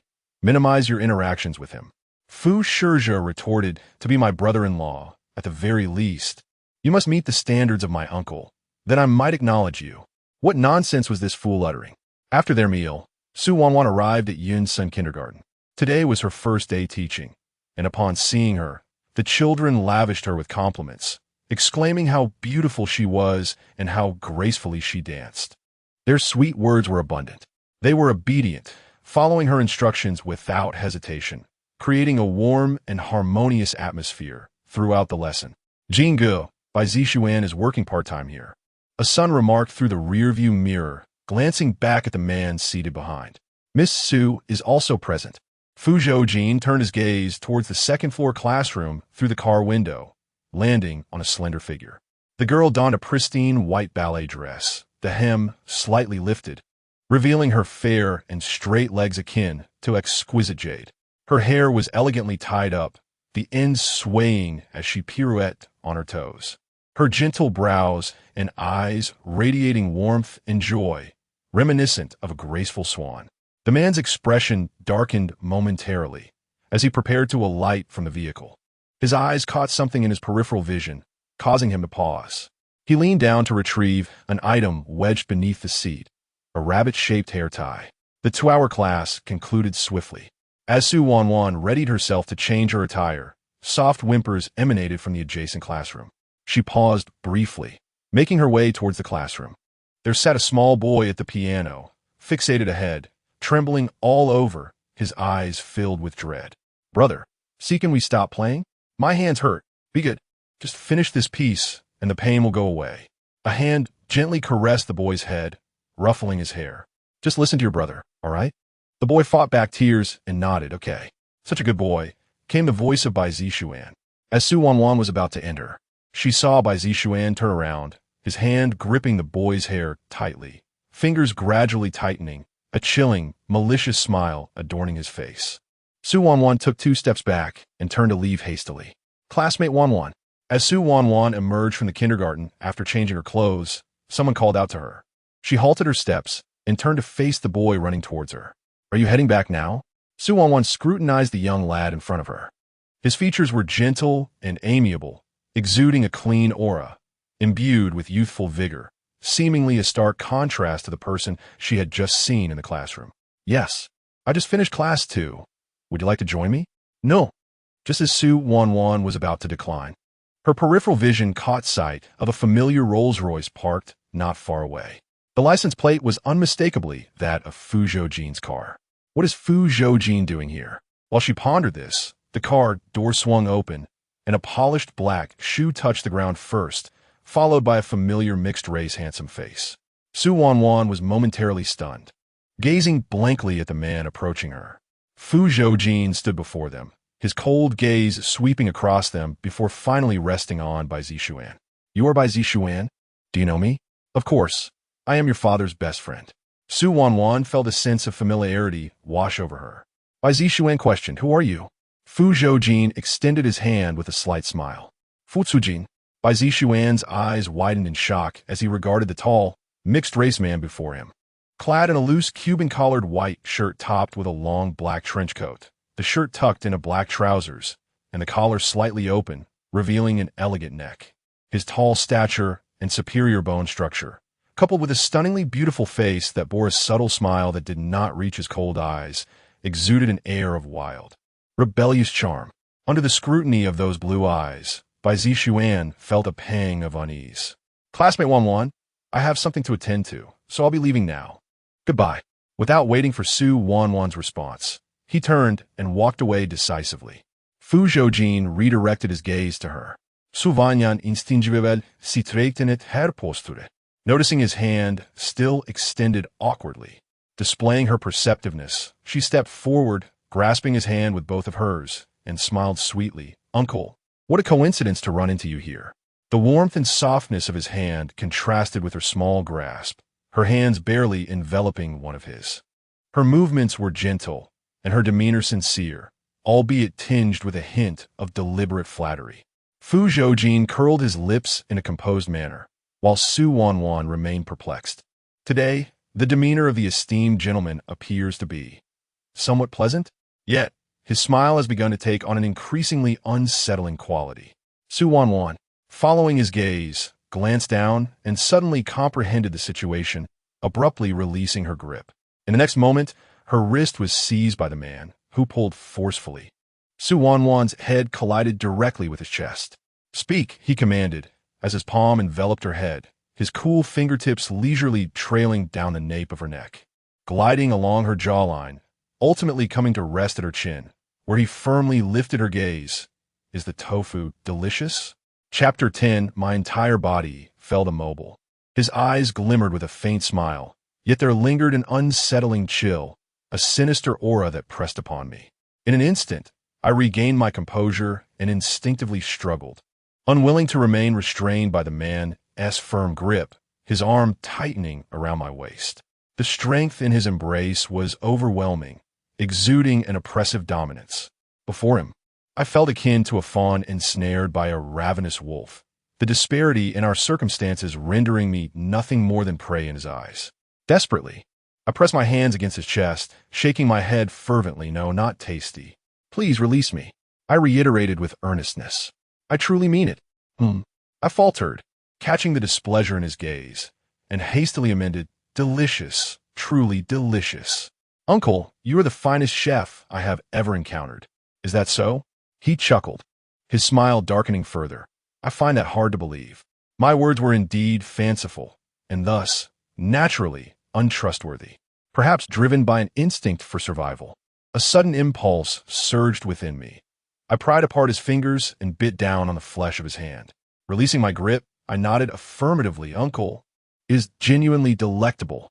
Fu Zhoujin languidly observed the bite mark on his hand, a sudden laughter escaping his lips. My heart lurched, and before his ire could manifest, I swiftly sought escape. Arson, Caesar. The man's nonchalant command fell, and I collided with a solid wall of flesh. Arson. Miss Su, please get into the car, he said, casting a glance at Fu Zhoujin, smiling. Brother Jean has instructed me to take you home. No, there's no need. I was unceremoniously lifted into the vehicle. Once inside, the car started moving. I found myself in the back seat beside Fu Zhoujin, who remained silent, fixated on the bite mark I had left on his hand.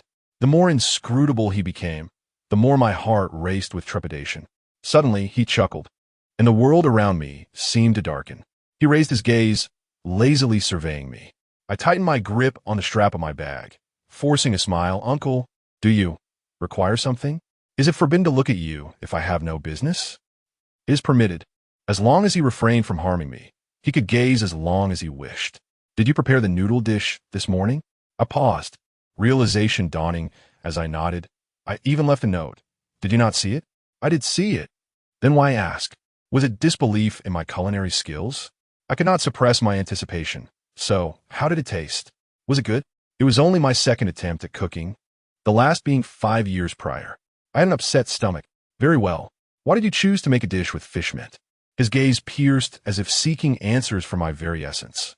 Uncomfortable under his scrutiny, I murmured because the refrigerator contained only fish mint, a packet of noodles, and 1 egg. It was the only dish I knew how to make. Since there is only 1 egg, why does he also have one?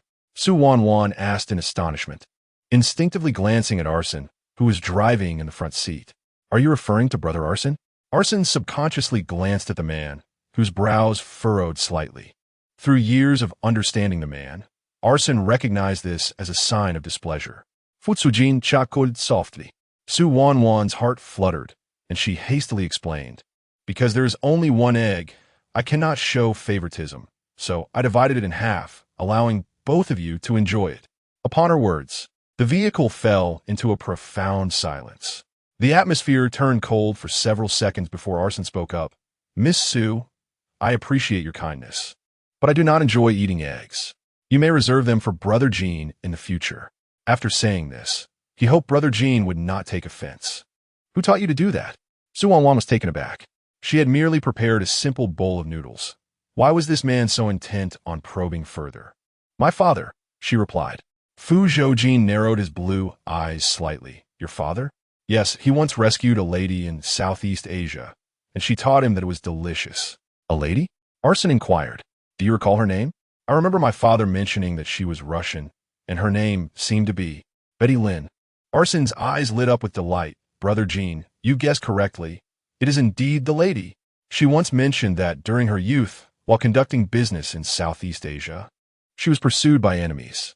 In her flight for survival, she accidentally fell off a cliff and was rescued by a man who not only called a doctor for her, but also sent a group of subordinates to deal with her pursuers. After recovering from her injuries, she intended to repay her benefactor, but he graciously declined her offer.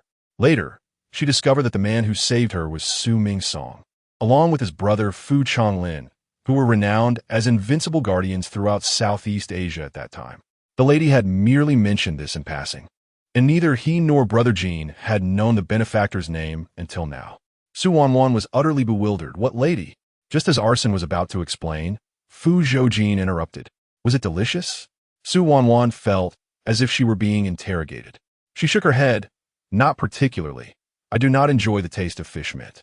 Moreover, my culinary skills are lacking, and I cannot stomach my own cooking.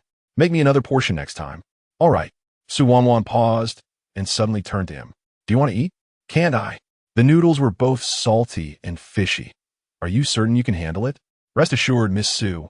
Brother Jean finished the entire bowl of noodles this morning. Arson interjected. Wanwan was taken aback, deeply impressed by this man's peculiar palate for the first time. Fu Zhoujin cast her a sidelong glance. What? Do you not wish to prepare it? Uncle, this dish is quite simple to make, with your intelligence. You would surely master it after just 1 attempt. It would be impossible to replicate your uniquely salty and fishy flavor. Was she not implying that her cooking was unpalatable? Wanwan initially hesitated, but recalling the kindness he had shown by rescuing her last night, she ultimately acquiesced. Very well. As long as you do not mind, I shall prepare it for you. At this critical juncture, he indeed required someone to tend to him. Fu Zhoujin's gaze lingered on her, his brows unconsciously softening with a hint of affection as he reached out to gently pat her head. Why are you so obedient today? Wanwan's body stiffened, forcing a smile that was more sorrowful than joyful. It's because you touched my head. With both hands gripping his arm, she forcibly lowered his hand, mustering a strained smile. Uncle, rest assured, I will do my utmost to take care of you and prepare the fish mint noodles. I just hope you. She released her grip, cradled her head with her hands, and slid away from him, gazing at him with her pitiful doe-like eyes, her tone pleading. Please don't touch my head. At just 18, She had a bright future ahead of her and truly did not wish to suffer such a fate so young. Very well, I shall not touch your head, and you mustn't glare at me. All right, and you must not raise your voice at me. Agreed.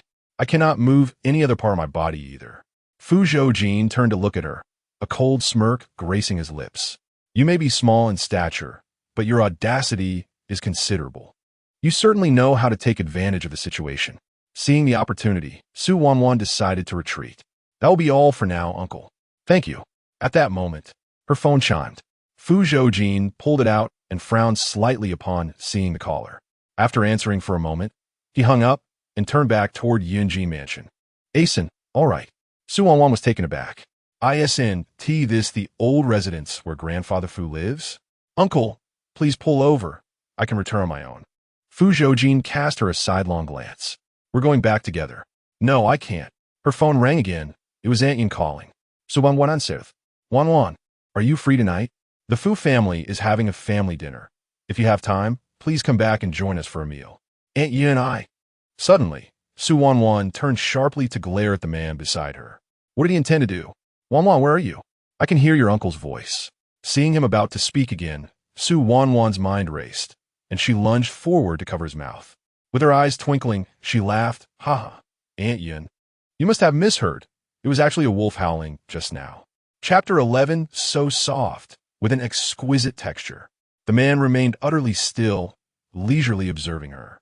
Their gazes met, mere inches apart, allowing them to distinctly feel each other's heated breath. The man's deep blue eyes ensnared her like countless threads, gradually binding her tighter, claiming her entirely. His gaze was intensely aggressive, causing her heart to race uncontrollably, compelling her to avert her eyes from his. Su Wanwan yearned to escape, yet she feared his voice would betray her presence to Yun Xian. With a steely resolve, she maintained her position. A wolf? Indeed, a big bad wolf. Child, what nonsense are you spouting? Where's this big bad wolf? Yun Xian chuckled. All right, remember to return home tonight, or I could have your brother come pick you up. No, I can return by myself, she insisted. Very well. After hanging up, Su Wanwan attempted to slide down from his grasp, but he held her firmly in place. Startled, she raised her gaze to meet his, then glanced at his arm. Managing a smile, Uncle, I wish to get down. Who is the big bad wolf? He gently lifted her chin with his finger, leaning closer. A smile dancing on his handsome face, speak clearly. It dawned on Su Wanwan just how audacious she had been to dance atop this big bad wolf. I meant myself, with a big head and a mischievous nature commonly referred to as the big bad wolf, she responded with a flattering grin. Fu Zhoujin chuckled softly, leisurely ruffling her hair. Your head is not large at all, quite pleasant to the touch. No, in truth, my head has a rough texture that might prick your esteemed hand. Seizing the opportunity, Su Wanwan slipped down from him, retreating to a corner. Observing her timid demeanor, Fu Zhoujin quelled his playful intentions. Very well, let us leave it at that for now. With a lingering sense of trepidation, Su Wanwan gingerly touched her head, relieved that it remained intact. Then, may I propose we stop here? She cautiously suggested. Absolutely not. Su Wanwan was taken aback. Why not? He glanced at his own waist and abdomen here. The very spot where he had sustained an injury while rescuing her last night. He then cast a sidelong glance at his palm, and here, splendid, that was where she had just left her bite mark. Currently, I cannot walk, nor can I raise my hand. He leaned back, scrutinizing her leisurely. What do you propose we do? A wave of guilt washed over Su Wanwan as she forced a smile. Uncle, you wouldn't want my hands and feet, would you? Rest assured, my demands are modest. I merely require your hands. Su Wanwan felt as if struck by lightning. That is hardly modest. 2 hands, but only 1 head. She had managed to preserve her head, yet could not escape the fate of her hands. Covering her face with her palms, she bent over in despair. After a considerable pause, she resigned herself and slowly lifted her head, extending her hands. Given my eagerness, could you please be gentle? Fu Zhoujin's gaze fell upon her. The young girl was tense, her eyes tightly shut, her small face contorted in fear, yet she bravely persisted in bargaining with him. Fu Zhoujin chuckled softly. Who would want to cut off your hand? You? Am I really such a cruel person? Is he not? Fu Zhoujin swatted her hand away. Keep it. You'll need it when it's time to eat. Su Wanwan paused, her eyes wide open. What do you mean? Me Su. What Brother Jean means is that you should be at his service during the meal. Ah Sin glanced at her, explaining because Brother Jean can't walk, can't move his hands, and is unable to take care of himself. The car arrived at the Yunjin mansion. As the vehicle halted, a hand reached out towards her. Su Wanwan instantly understood, greeting him with a smile reminiscent of ancient courtiers. Uncle, let me assist you inside. No sooner had the words left her mouth than she felt as if a mountain had fallen upon her, followed by a wave of darkness. Fu Zhoujin enveloped her under his arm, his trench coat wrapping tightly around her, leaving only her calves exposed. Let us go. With all her might, Su Wanwan finally managed to help this imposing figure into the villa. Upon entering, they found Fu Changlin and others waiting at the entrance. Seeing Fu Zhoujin, Fu Changlin felt a sense of relief wash over him. It's good you're back. I thought you might not return. Yes, let us head inside quickly. Dad is already waiting for us. Yunxian glanced towards the door, still not seeing Su Wanwan, and murmured, What is Wanwan up to? Why is she taking so long? Just as she was about to make a phone call, she caught sight of Fu Zhoujin's coat shifting slightly. Yunxian's expression turned to one of astonishment as she noticed someone concealed beneath the man's coat. Who is this? Su Wanwan struggled to extricate herself from his grasp, peeking out from under the trench coat, and smiled at Fu's elders. Aunt Yun, it's me, Wanwan. Wanwan. Yunxian looked her up and down. What are you doing? My uncle is injured, and I'm serving as his personal aide. Upon entering the room, Su Wanwan spotted Fu Chengquin seated at the head of the table. His eyes were half closed, his hair graying, and he leaned on a cane with one hand while the other idly played with a walnut. Hearing footsteps, he intoned, You're back. Fu Zhoujin glanced at the walnut in his hand and scoffed. After all these years, you still have a fondness for that worn-out walnut. Fu Chengquin's eyes suddenly opened wide, his murky gaze fixating coldly on him. Su Wanwan distinctly perceived a fleeting glimmer of hostility in Fu Chengquin's eyes, leaving her surprised. Previously, she had heard Fu Zhoujin mention that the relationship between Fu Zhoujin and the old master was tense, even more so than the bond between the brothers themselves. Even when Fu Zhoujin returned to the country, he seldom visited the Yunjin mansion, let alone engage in face-to-face discourse with Fu Chengquin. Sensing the tense atmosphere, Fu Changlin quickly interjected, Dad, Jean is just joking. Please don't take it to heart. It's rare for our family to gather for a meal, so let us not harbor any grievances. Everyone, please take your seats. Changlin, only you regard him as a dear younger brother. Fu Chengquin shot agler ati Fu Zhoujin. Over the years, have you ever seen him express any gratitude? If that is the case, then let us turn it over. Shall we? Fu Zhoujin grasped the tablecloth, smiling, since no one seems inclined to eat anymore. The crowd gasped, about to intervene, when suddenly a figure lunged onto the table, firmly pressing down on the cloth. Uncle, I haven't finished eating yet. Can you wait until I'm done before you lift it? Su Wanwan exclaimed in shock. Fu Shiai's? Where did this fellow emerge from? Lick the ground. With that, he raised his hand once more. Fu Shiai's eyes widened in disbelief. What the heck? Su Wanwan, horrified, instinctively rushed over and clutched his arm, shouting frantically, Uncle, wasting food will bring divine retribution. The man was compelled to halt his actions. What did you say? Su Wanwan paused, realizing the implications of her words. However, the arrow was already nocked, and it could not be unloosed. Su Wanwan closed her eyes tightly, grasping his arm even more firmly. I am merely afraid that you, being so young, might be struck by lightning. Chapter 12 Uncle Fu is so wonderful. Naturally, Wanwan adores him. Enough. Fu Chengquin struck his cane, demanding silence. The others quickly approached to persuade him, and soon everyone settled down to dine together. Su Wanwan initially intended to sit with Yun Xian and the others, but was deterred by a single glance from Fu Zhoujin. She promptly turned back, taking a seat beside the man, and cheerfully whispered, Uncle, I will serve you. With that, she picked up her chopsticks and casually placed a piece of ostrich meat into his bowl. Su Wanwan, Uncle doesn't eat ostrich meat. Why would you? Before Fu Shiai's could finish his sentence, he witnessed the man picking up the piece of ostrich meat and placing it in his mouth. Wow, Uncle, I thought you didn't eat ostrich meat. You. Fu Zhoujin, maintaining his composure, cast a glance at him. I am eating it now. Seeing how much he enjoyed it seemed to encourage Wanwan, who continued to serve him several more pieces of ostrich meat. Yun Xian, noticing their close relationship, couldn't help but chuckle. It seems Wanwan truly likes uncle. She hasn't stopped serving him meat. Cough, cough. Wanwan was startled by Yun Xian's words and began to cough. Hey child, slow down, don't choke. Yun Xian quickly handed her a few tissues. Wanwan accepted them, thanking her profusely and refraining from further eating. Fu Zhoujin glanced over, reached out to ruffle her hair, and smiled. Indeed, uncle is so wonderful. It's only natural that Wanwan likes him. Could you be quiet? Wanwan felt her body stiffen, lifting her gaze to the others. Sure enough, they all wore expressions of shock and disbelief. Uncle, when did your relationship with Wanwan become so good? Fu Shiai's interjected, jealousy evident in his tone. In my entire life, you've never ruffled my hair. Wanwan felt darkness cloud her vision. Being reprimanded by Fu Zhoujin, you have become obedient.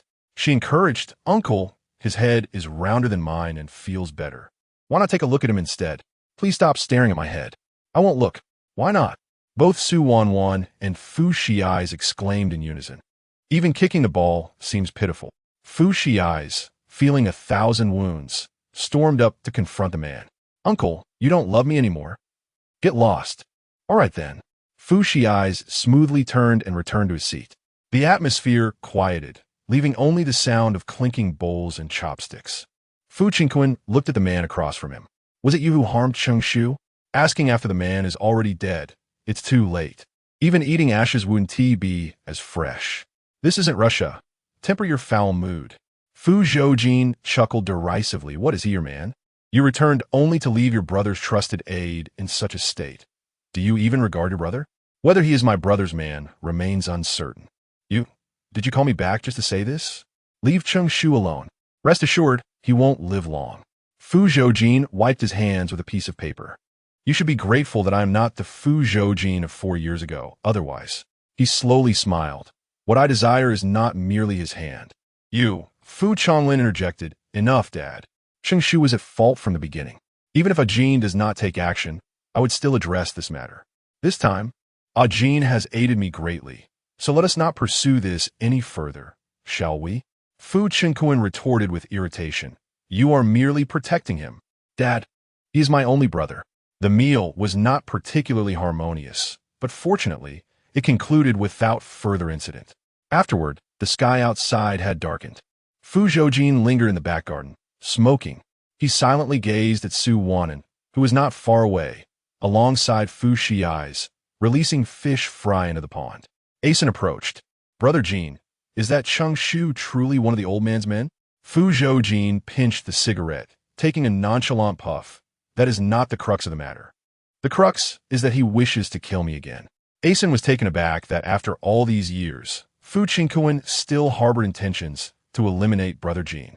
For years prior, Fu Zhoujin had nearly perished in the vast ocean due to Fu Qingquan's actions. Upon discovering that it was Fu Qingquan who sought his demise, Asen witnessed the desolation etched on Fu Zhoujin's face for the first time. It was akin to a once vibrant and resilient poplar tree, deprived of hope's sustenance, helplessly watching itself wither, decay, and ultimately rot into the damp earth, until it no longer existed in this world. To Fu Qingquan, Brother Jin represented a disgrace. Fu Qingquan would wish for Brother Jin to vanish entirely, erasing any trace of his existence from this world. What do you intend to do? If he desires something, let him take it. A life so tarnished is of little value. Consider it returning this life to him. Asen furrowed his brow. Brother Jin, you should not harbor such thoughts. He had long understood that ever since Fu Zhoujin learned of Fu Qingquan's intent to kill him, he had become indifferent toward his own life. The one he cherished most had long departed. In this world, nothing remained worthy of his attachment. Once a person is devoid of attachments, death becomes an inevitable fate, especially for individuals like them who tread the knife's edge daily. Ajin. Fu Zhoujin turned at the sound. It was Fu Changlin. He pivoted to leave. Ajin, I have heard you have been searching for the chip from Mingsong recently.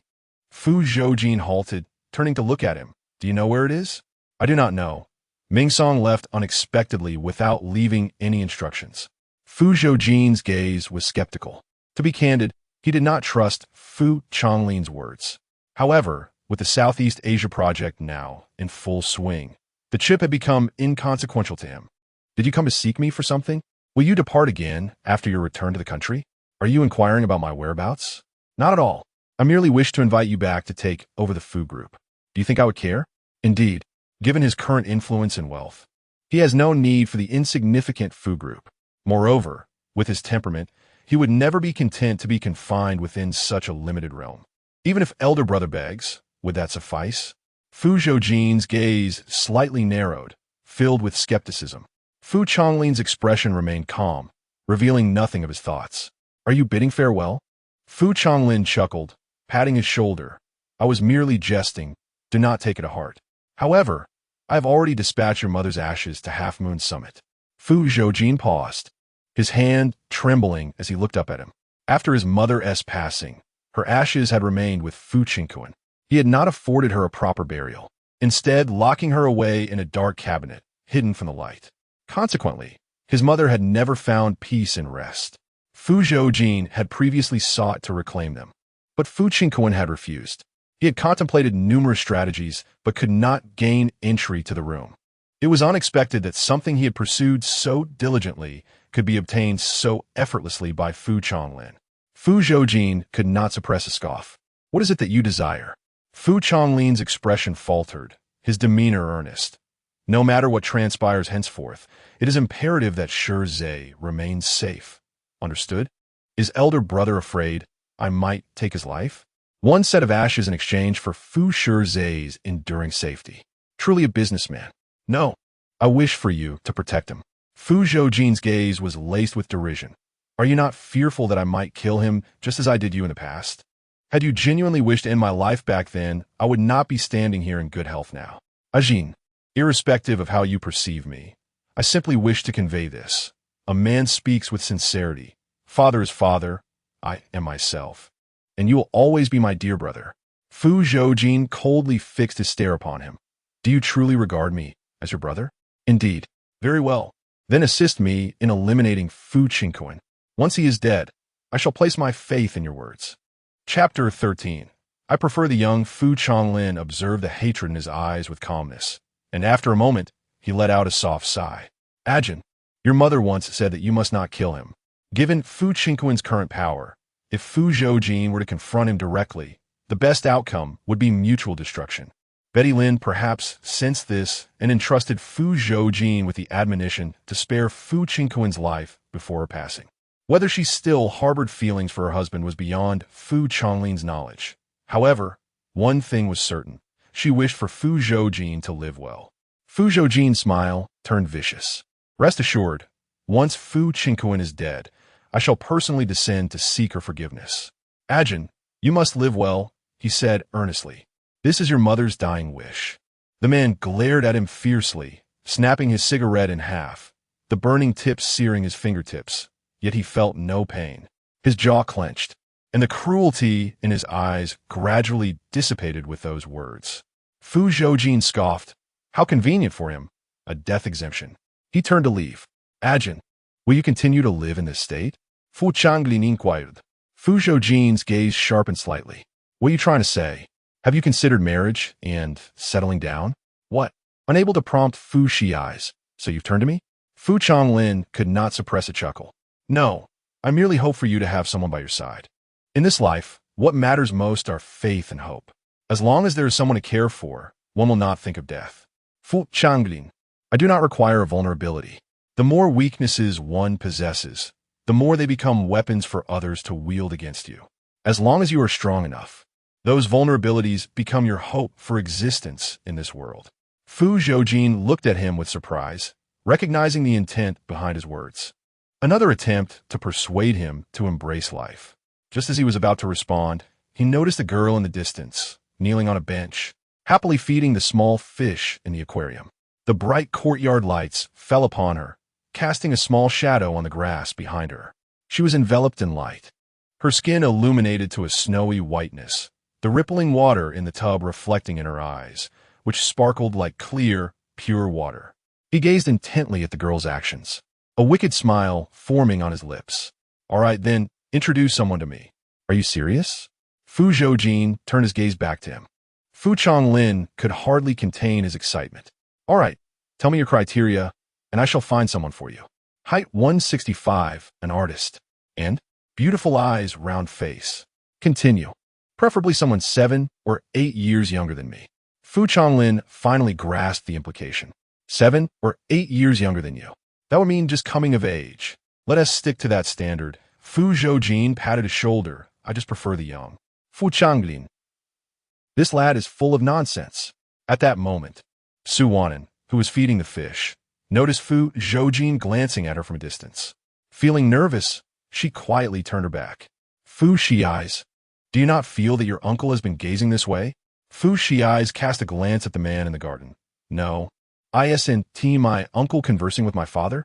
Su Wanwan looked over and confirmed that Fu Zhoujin was indeed speaking with Fu Changlin. Could it be that she was mistaken? Speaking of Fu Zhoujin, Su Wanwan recalled the words spoken by Fu Qingkuan at the dinner table. Fu Shiai's, did your uncle really shoot Uncle Fu before? Yes. That occurred 4 years ago. What happened then? She had previously thought that Fu Zhoujin possessed at least a modicum of humanity and would not turn against his own kin in the Fu family. It seemed she had underestimated his cold-bloodedness. I'm not entirely clear on specifics, but I know that 4 years ago, there was a fierce argument between my uncle and grandfather, during which my uncle shot several of my grandfather's confidants. The scene was chaotic, and my uncle was trapped in the Yunjin mansion, unable to escape. To halt the conflict, my father voluntarily took on the role of a hostage to protect my uncle. However, my grandfather was unyielding. He sought to take advantage of the situation to eliminate my uncle. Su Wanwan was utterly shocked. Upon realizing my grandfather's intentions, my father sacrificed his life to save my uncle. So your uncle shot Uncle Fu? Yes. My father said that if my uncle had not shot at him, he would never have survived to leave the Fu family. So this is the reason Fu Zhoujin once saved Fu Shiai's life? Is Fu Zhoujin repaying that debt? Why does your grandfather harbor such hatred for your uncle? Because my grandfather was coerced into sparing my uncle. Suvanyan furuit herburuth. Fu Shiai's then voluntarily recounted some events from Fu Qingkuan's youth. Fu Qingkuan had 2 wives. The first was Fu Changlin's mother, Li Shui, who was also Fu Qingkuan's legitimate wife. The two shared a deep affection, but later, Fu Qingkuan went abroad for business, engaging in arms trading in Russia. During this period, he met Betty Lin's father, the largest arms dealer in Russia. Betty Lin's father admired Fu Qingkuan's courage and intellect, promoting him with the intention of grooming him as a successor. However, Betty Lin's father had one condition. Fu Qingkuan must divorce Li Shui and marry his daughter, who was none other than Fu Zhoujin's mother, Betty Lin. Fu Qingkuan was reluctant to marry and unwilling to relinquish all that he possessed. Thus, he falsely claimed to have divorced Li Shui and married Betty Lin under the guise of being single. Betty Lin, having married the man she loved, initially believed they would live happily ever after, only to discover shortly after their marriage that Fu Qingkuan had not genuinely divorced Li Shui. Unbeknownst to her, she was forced into the role of a mistress. The two had a fierce confrontation, and Betty Lin nearly suffered a miscarriage due to her overwhelming emotions. When Betty Lin's father learned of this, he was furious and sent assassins to kill Li Shui. Li Shui died, saving Fu Changlin. Upon hearing of his wife's death, Fu Qingkuan's hatred for Betty's family deepened. During Betty Lin's pregnancy, he repeatedly resorted to underhanded tactics in an attempt to eliminate the child she bore. Even upon the birth of Fu Zhoujin, Fu Qingkuan contemplated ending his life with brutal force. Had it not been for Betty Lin's timely intervention, Fu Zhoujin would have met an untimely demise. Fu Qingkuan's animosity finally found some respite following the death of Betty Lin's father. He adeptly assumed control over the entirety of the Lin family's connections and resources, swiftly ascending to become the largest arms dealer in all of Russia within just a few short years. As Fu Qingkuan's influence grew exponentially, no one could sway him any longer. Once an individual reaches the pinnacle of power, the desire to erase past blemishes becomes overwhelming. Betty Lin and Fu Zhoujin represent the indelible stains of Fu Qingkuan's life. His intent to extinguish Fu Zhoujin's life has never waned. yet he has consistently been thwarted in his pursuits. Initially, Fu Zhoujin was shielded by Betty Lin. However, as Fu Zhoujin's capabilities flourished, Fu Qingquan had long since forfeited the means to eliminate him. Listening to Fu Zhoujin's account, Su Wanwan felt a tremor within her heart. It was the first time she comprehended that not all parents possess an innate love for their offspring. In fact, some may even choose to extinguish the very lives of their own flesh and blood in a bid to erase their own stains. Chapter 14, Uncle. My heart aches for you. Su Wanwan could scarcely fathom the depth of despair that would engulf Fu Zhoujin upon realizing that his father did not love him, and even harbored intentions of ending his life. After their encounter, Uncle Fu and Aunt Yun had to leave abruptly due to pressing matters. Ultimately, she and Fu Shiai's were driven back to the Fu residence, known as Jiangting Mansion, by Fu Zhoujin. During the journey, Fu Shiai's chattered incessantly while Fu Zhoujin rubbed his forehead, visibly exasperated. Su Wanwan swiftly covered Fu Shiai's mouth, signaling him to cease his incessant prattle. At that moment, Fu Shiai's boisterous friends called, inviting him out for some entertainment. He inquired if Su Wanwan wished to join, but she, feeling fatigued, declined the offer. Fu Shiai's did not insist. Instead, he requested Fu Zhoujin to pull over so he could alight and join his friends. However, once Fu Shiai's departed, a wave of regret washed over Su Wanwan. With half an hour remaining until they returned to Jiangting Mansion, it meant she would be confined in the same space as Fu Zhoujin for that duration. As Fu Zhoujin cast a glance her way, he observed her gripping the edge of the car window, her chin resting against the glass, gazing mournfully at the retreating shadows outside. Did she wish to partake in the revelry? Su Wanwan nodded, confessing, I would rather enjoy myself than remain in the same space with him. Is that so? A cold scoff echoed from behind. Su Wanwan froze, suddenly lift. What had she just uttered? Maintaining her grip on the window, she slowly turned her rigid body towards him, forcing a smile. Uncle, I was merely jesting. Please do not take it to heart. That jest is hardly amusing. Su Wanwan's smile faltered, appearing more sorrowful than before. Then I shall refrain from making such jokes in the future. Just then, her phone rang, and Fu Zhoujin answered it. Su Wanwan finally exhaled in relief. As she was about to withdraw her gaze, she unexpectedly noticed a tattoo on the man's left wrist. It depicted a venomous snake, its tongue flickering. Though small, it was discreet enough to escape casual observation. This reminded Su Wanwan of Fu Shiai's earlier words. Over the course of his 25 years, Fu Zhoujin had been targeted by Fu Qingquan on 5 separate occasions. The first instance occurred at his birth, when Fu Qingquan attempted to crush him. The second took place at the age of 4, when Fu Qingquan stuffed a walnut into his mouth, trying to choke him. The third incident happened when Fu Zhoujin was 10, during a confrontation with Fu Qingquan, where his left wrist nearly succumbed to a knife. The fourth instance transpired 4 years ago, when Fu Zhoujin was sabotaged during an arms transport, nearly perishing at sea. The fifth occurred after he miraculously survived, returning to demand accountability, culminating in a standoff where Fu Changlin was shot and injured. And there were countless more. A wave of inexplicable heaviness washed over Su Wanwan, accompanied by a tinge of sympathy for Fu Zhoujin. Uncle, you have endured much over the years. Fu Zhoujin paused, turning his gaze towards her. The young girl's eyes brimmed with compassion for him. His expression darkened. Did Fu Shiai's divulge my circumstances to you? Startled, Su Wanwan replied, How did you know? By the pond. Your chatter was incessant. Su Wanwan offered an awkward smile. You certainly observe closely. Su Wanwan paused. Don't pity me. Only the weak and inept require the sympathy of others. I do not. She scratched her head, but I am not pitying you. Fu Zhoujin's gaze momentarily faltered as he turned to scrutinize her. Under his sudden stare, Su Wanwan found her words caught in her throat. Fu Zhoujin exuded a palpable aura of darkness, his piercing blue eyes sharp and frigid, resembling an unfathomable sea harboring myriad unknown dangers. Being subjected to such an intense gaze felt akin to countless needles pricking one's skin, rendering one unable to escape or meet his eyes. His formidable presence left one breathless, as though he had a grip on one's throat. Su Wanwan quickly amended her words. I merely feel for you. Fu Zhoujin's eyes glimmered, his regard for her growing more profound. Do you understand what you are saying? I do. She understood deeply that her instinct for survival compelled her to avoid provoking this powerful figure. Fu Zhoujin narrowed his blue eyes, perceiving the evasion and insincerity in her gaze with acute clarity. Slowly, Su Wanwan edged closer, tilting her face upward with sincerity. Uncle, no one in this world has the right to harm you. Not even your closest kin. Fu Zhoujin regarded her intently, his heart's rhythm akin to an ancient clock beginning its slow, methodical ticking. A faint smile tugged at the corners of his lips. Very well, hand me your phone. Su Wanwan was taken aback. Was he no longer angry?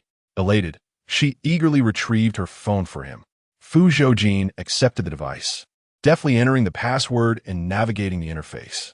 Watching his actions, Su Wanwan couldn't help but remind him, Uncle, this is my phone. How did he know her password? Is there a problem? ISNT your access. A bit too effortless? Her words rendered Su Wanwan speechless. Noticing her silence, Fu Zhoujin cast her a sidelong glance. She forced a chuckle.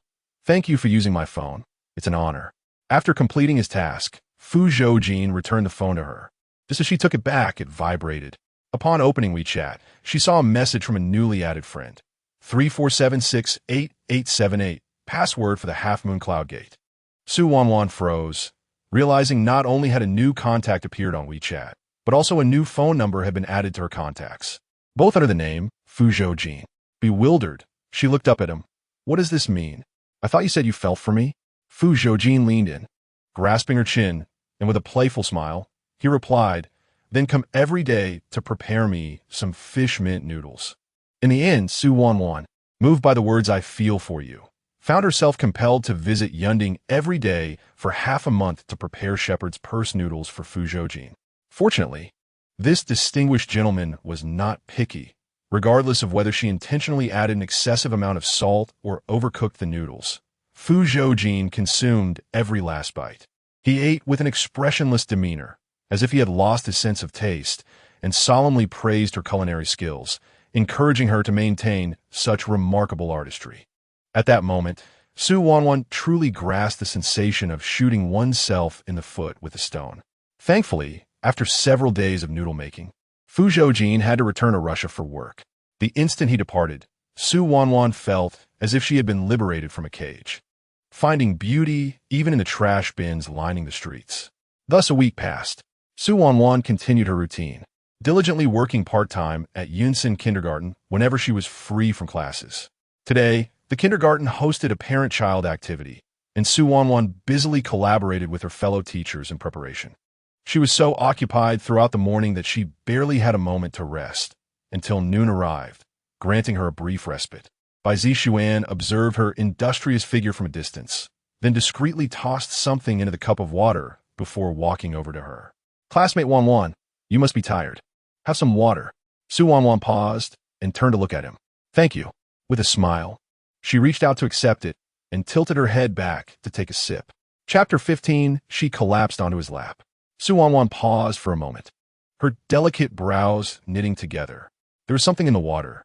She glanced at the youth before her, her gaze shifting to the water on the table not far away. Su Wanwan supported her forehead, her body swaying slightly. I feel so dizzy. Bai Zixuan was startled and hurriedly stepped forward to steady her. Wanwan, are you feeling unwell? I think I might be suffering from heat stroke. Bai Zixuan promptly assisted her to a chair in front of them. As Su Wanwan settled down, she pretended to accidentally drop her phone on the floor. Bai Zixuan instinctively bent down to pick it up. Seizing the opportunity, Su Wanwan swiftly swapped the positions of the 2 cups of water on the table. Bai Zixuan returned her phone to her. Thank you, she replied. Are you really all right?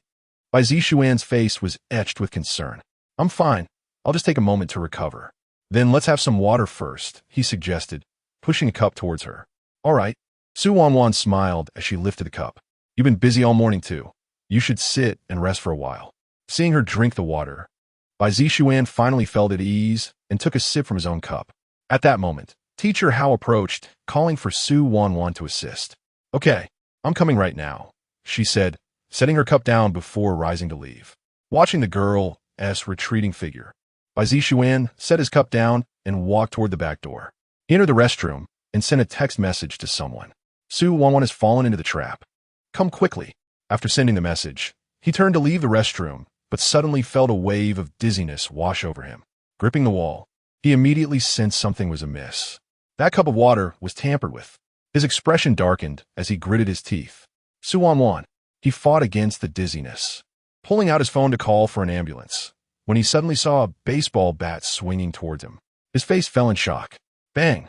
He fell to the ground, completely losing consciousness. Half an hour later, teacher Hao approached her, inquiring if she had seen Bai Zishuan. I haven't seen him, Su Wanwan replied, her expression shifting. What happened to him? The police have arrived and are looking for him. Su Wanwan's face paled slightly. What is going on? One of the students in his class self-harmed at home this morning, claiming it was under Bai Laoshir's instruction. Before Su Wanwan could ponder further, 2 police officers walked past. All the staff at the kindergarten gathered in the hall, answering the officers' questions. Everyone present was unaware of Bai Zishuan's whereabouts. The principal immediately ordered everyone to search for him. In the back office of the kindergarten, Bai Zishuan was kicked to the ground.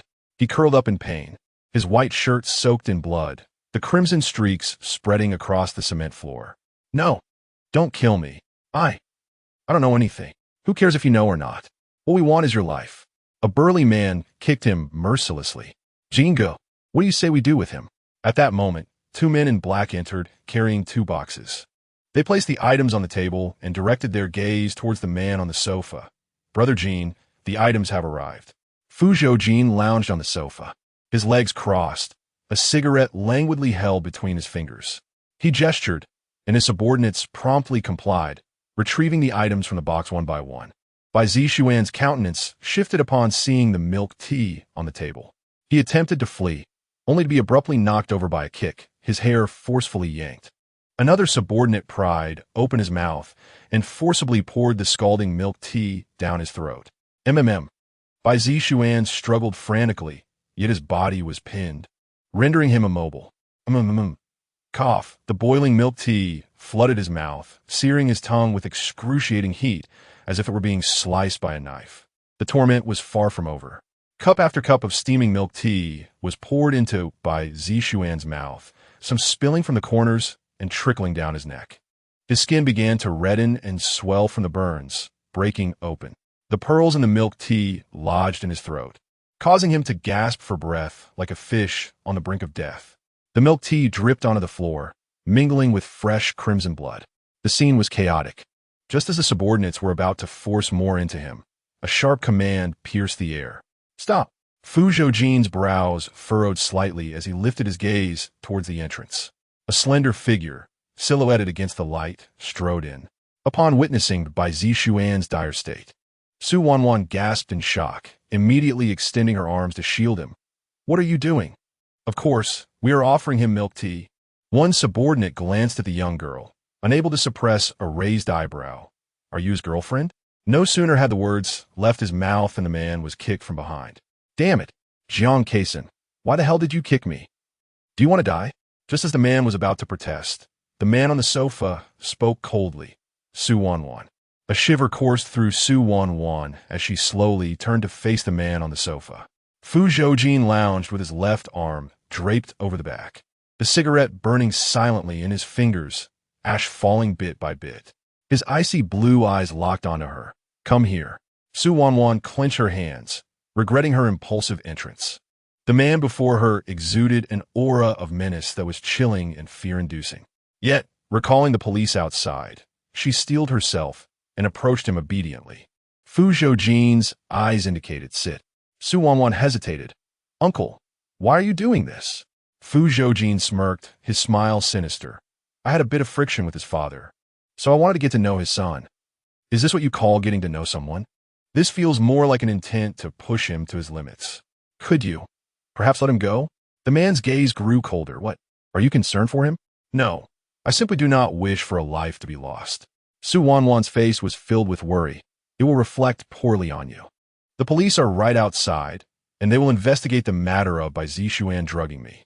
But if a life is lost, the situation changes entirely. Even if they are in the right, it can easily turn unjust. If that happens, the drugging issue won't be resolved, and I will also be implicated. Rest assured, I shall merely teach him a lesson. I have no intention of ending his life. Su Wanwan, help me. Bai Zishuan suddenly crawled over, clutching the hem of Su Wanwan's pants with both hands, pleading pitifully, "It was my fault. I should not have drugged you. I apologize. Please save me. I do not wish to die yet." Fu Zhoujin's gaze turned icy. "He drugged you? I have already dealt with it myself." As soon as the words left his lips, Bai Zishuan was seized once more, his head forcefully slammed against the wall. The sound was deafening, and blood immediately stained the white surface. Faced with such a gruesome scene for the first time, Su Wanwan stood frozen in terror, her small face etched with fear. Fu Zhoujin, sensing her distress, pulled her into his embrace. Su Wanwan found herself unceremoniously seated upon his lap, still in shock, when a man's large palm gently covered her eyes. His warm breath brushed against her ear, a mix of intimacy and chilling sensation. "Be good, do not look." Chapter 16. This girl belongs to Jin Gu. As the man's voice resounded, a sharp sound echoed once more. Su Wanwan clutched the hem of her garment tightly, her entire being tensed. Bai Zishuan had been pleading for her assistance, his voice filled with anguish and fear, wrapping around Su Wanwan's body and senses like countless threads. Time seemed to stretch endlessly.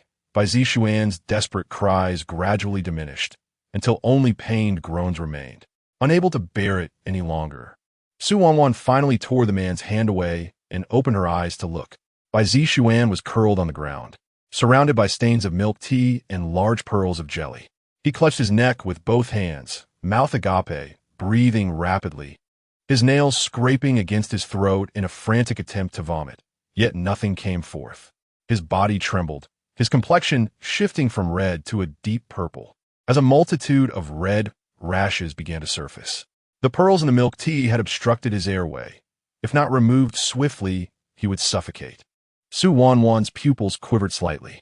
She recalled Bai Zishuan casually mentioning his allergy to milk tea. Fu Zhoujin had clearly intended to kill Bai Zishuan today. Instinctively, she felt compelled to rush over to help, but was seized by Fu Zhoujin's hand. She looked at him, her expression grave. "Fu Zhoujin, do you intend to kill him?" Fu Zhoujin smirked. "Did you see through me? He cannot die." Her hands grasped at his clothing, her voice trembling with fear. "Uncle, please, spare him. Would you?" Fu Zhoujin's expression immediately turned frosty. "Are you pleading for him?" No. Naturally, she was pleading for herself. If Bai Zishuan were to perish, Fu Zhoujin, with his capabilities, could easily erase all traces of his involvement. But she cannot. Being the person most closely associated with Bai Zishuan, she would be the prime suspect should anything happen to him. She would undoubtedly become Fu Zhoujin's scapegoat. Moreover, this was a grudge between him and Bai Zishuan's father. While Bai Zishuan had erred, his offense did not warrant death. Fu Zhoujin narrowed his cold gaze, an aura of chilling malice surrounding him. As Bai Zishuan's complexion turned increasingly purple, Su Wanwan disregarded his condition and rushed forward to save him. The man's expression darkened further, transforming rage into a twisted smile. "Very well, since you are so eager to save him, then you shall take his place." Su Wanwan holti de vrapti, looking up to see Fu Zhoujin's subordinate extending the remaining milk tea toward her. Just then, an underling burst in. "Jingu, it's bad, the police are here." Fu Zhoujin fixed his gaze upon her, witnessing her continued attempts to save him, the fire of his anger intensifying. After a moment, he averted his gaze and rose. "Keep an eye on him." With that, he strode out of the office building. Once Fu Zhoujin and Asen departed, only two men in black remained to guard the premises. One of the subordinates approached, gripping the back of Su Wanwan's collar and forcefully pulling her into a chair. "Little girl," he said, "considering you are a woman, I shall not make it difficult for you. Drink this milk tea, and I will let this boy go." Su Wanwan cautiously glanced at him. "Does Fu Zhoujin really want you to drink?" He chuckled. "What else? Am I jesting?" The young girl. "I advise you to be sensible. Finish your drink and be done with it. Otherwise, when I take action, you may not die, but you will be left severely injured." All right, I'll drink." Su Wanwan, frightened, immediately lifted the milk tea and gulped it down. After Fu Zhoujin resolved the matter and exited the police station, the night had already fallen. And her? Sun paused, realizing she referred to Su Wanwan. She and Bai Zishuan are still at the kindergarten. Why is she still there? Is she so intent on rescuing Bai Zishuan? Sun, bewildered, asked, didn't you tell Lao Zeng to keep an eye on them? Fu Zhoujin shot him a glance. I instructed you to watch Bai Zishuan, not Su Wanwan. Let's go back. All right. Upon returning to the kindergarten's office building, Fu Zhoujin's subordinates spotted him and approached with smiles. Brother Jean, is the matter resolved? Is Su Wanwan still inside? Su Wanwan? Who is that? Fu Zhoujin replied impatiently. Lao Zeng then realized. Are you referring to that girl from earlier?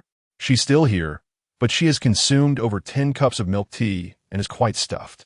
Fu Zhoujin's expression shifted dramatically. Who allowed you to let her drink so much? Lao Zeng blinked.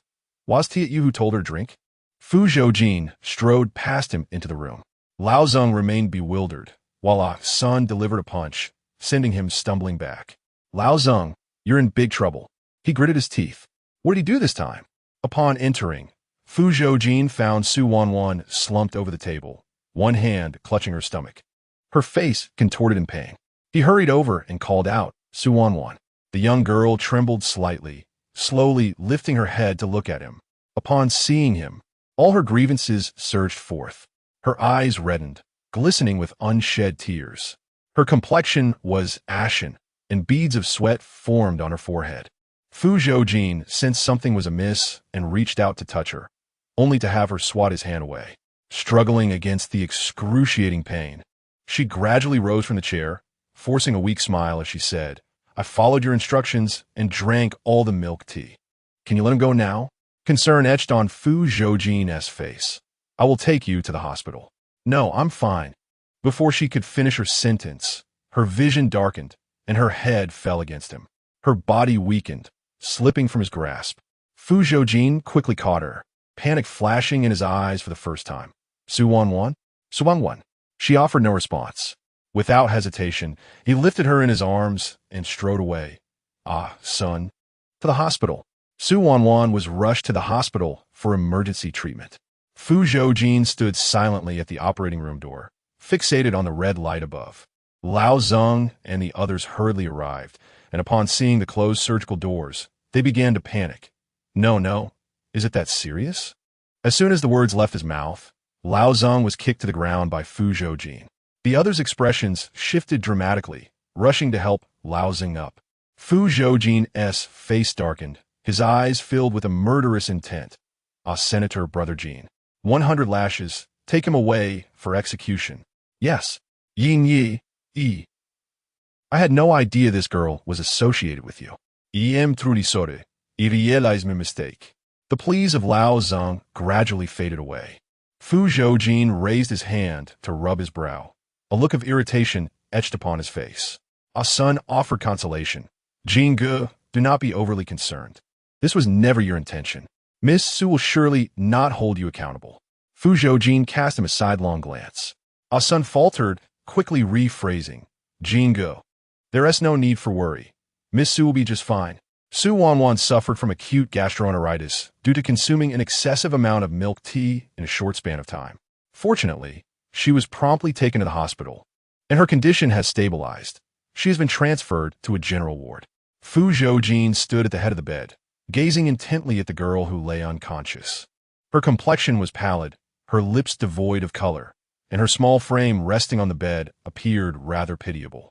Fu Zhoujin pulled out a chair and sat down, extending his hand to adjust the intravenous drip for her. Su Wanwan. The man's voice was deep and husky, resonating within the stillness of the hospital room. I am sorry. Chapter 17. Lying in his embrace, Fu Zhoujin did not leave. He remained by her side in the hospital room. It was initially hoped that, after the infusion, Su Wanwan's condition would gradually improve. However, to their dismay, she suddenly developed a high fever in the latter half of the night. Her body burned with heat, her forehead glistening with sweat, and her pale face was etched with pain. The man immediately summoned the doctor. After a thorough examination, the doctor promptly initiated fever-reducing treatment and intravenous therapy. How is she? Fu Zhoujin inquired. The doctor's expression grew grave, signaling for them to step outside for a private discussion. Doctor, Didn't she feel better after the infusion? Why has she suddenly spiked a fever again? Ah Sun asked. Who said she was fine? The doctor replied, curtly. She drank an excessive amount of milk tea all at once. Who could withstand that kind of strain? It's improbable for an ordinary person to consume so much milk tea in one sitting.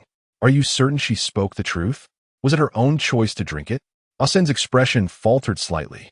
What do you mean? I suspect someone may have coerced her into drinking, the doctor warned kindly. With the prevalence of campus violence these days, as parents, you must pay closer attention to your child and investigate this matter promptly. Ah Sun cast a glance at the man beside him, whose face was dark with suppressed fury. Hurriedly, Ah Sun pulled the doctor aside. All right, we will address this matter swiftly. Thank you, doctor. Upon returning to the hospital room, Fu Zhoujin was met with the sound of murmurs emanating from the bed.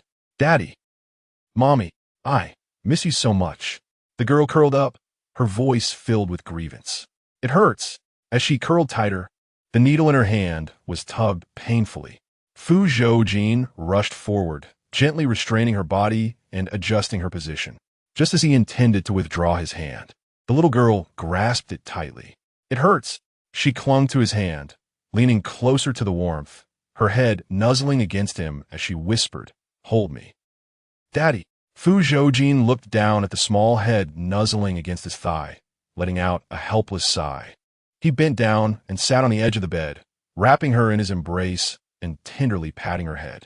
Perhaps the warmth and safety of his arms provided solace, for the little girl gradually relaxed. She clutched his waist tightly, mumbling in a daze, growing increasingly aggrieved.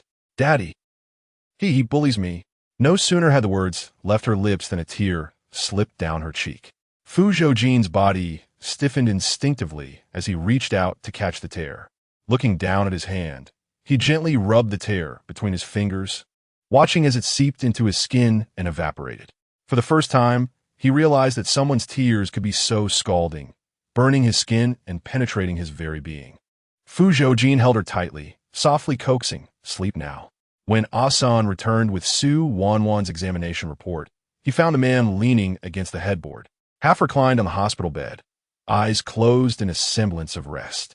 A little girl lay asleep on him, and the man's palm occasionally caressed her back in a gentle rhythm, as if soothing an infant in a cradle.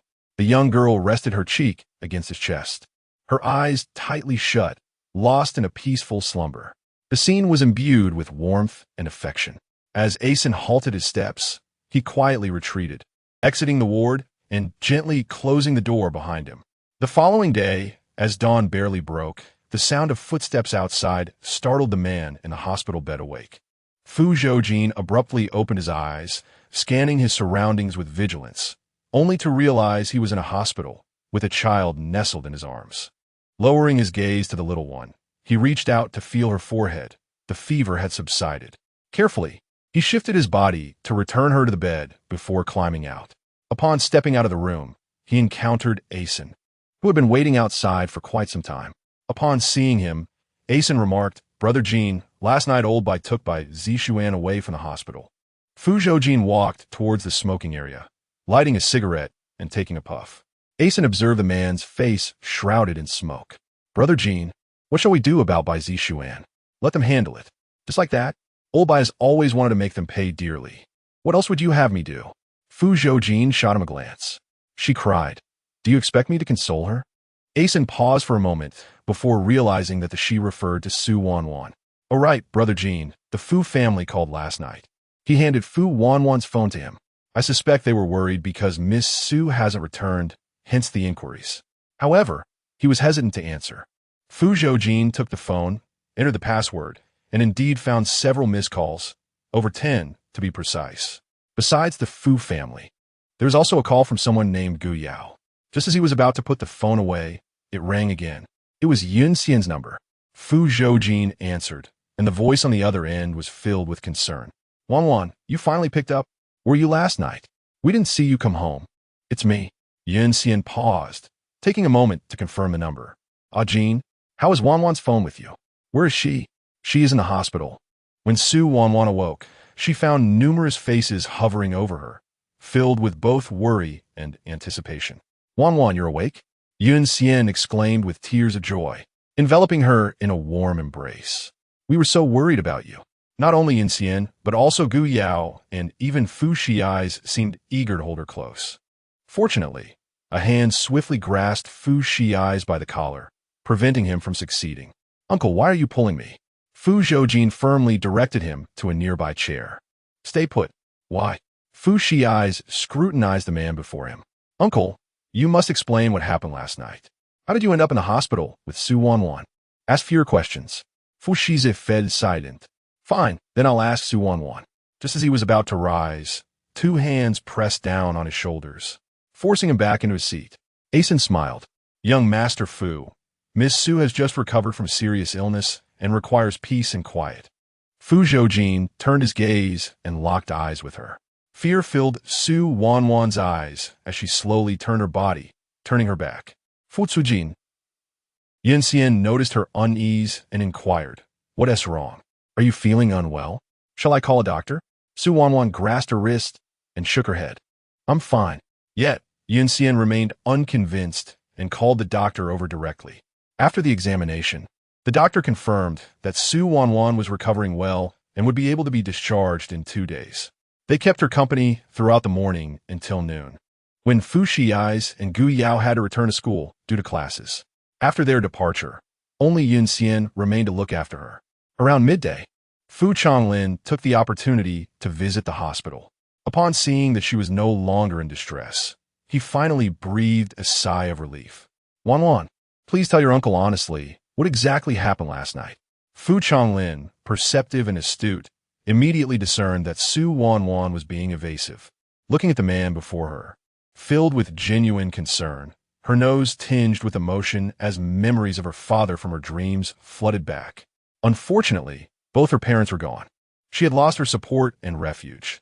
Even when faced with bullying, she dared not speak out. Her gaze fell upon the tall figure outside the window. She shook her head and replied, "Uncle Fu, nothing happened last night. I simply drank too much milk tea, which led to gastroenteritis. I'm perfectly fine now." "Is that so?" Su Wanwan smiled. "Uncle Fu, have I ever deceived you?" Fu Changlin smiled helplessly, ruffling her hair. "All right, rest well. There are pressing matters at the company. Your Aunt Yin and I will head back to deal with them and return in the afternoon." "All right, please take care of yourselves and don't overexert."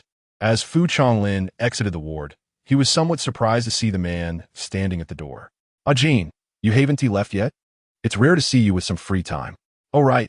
You were the one who brought Wanwan to the hospital last night?" Fu Zhoujin toyed with the lighter in his hand, glancing at him without uttering a word. Fu Changlin's expression turned serious. "What exactly happened last night? Wanwan was perfectly fine. Why would she drink so much milk tea?" Fu Zhoujin paused slightly in his movements. "You can ask her. She won tea say. Then don't ask." Chapter 18. Su Wanwan. Do not fear me. Once they had all departed, the hospital room was left with only Su Wanwan and the caregiver. "Miss Su, you must be hungry. Please have some warm porridge," the caregiver suggested.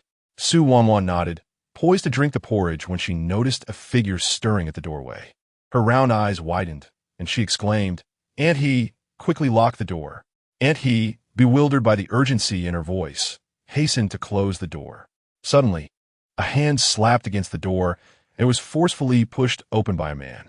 Fu Zhoujin cast a glance at her, and Aunt He, intimidated by his menacing gaze, instinctively stepped aside.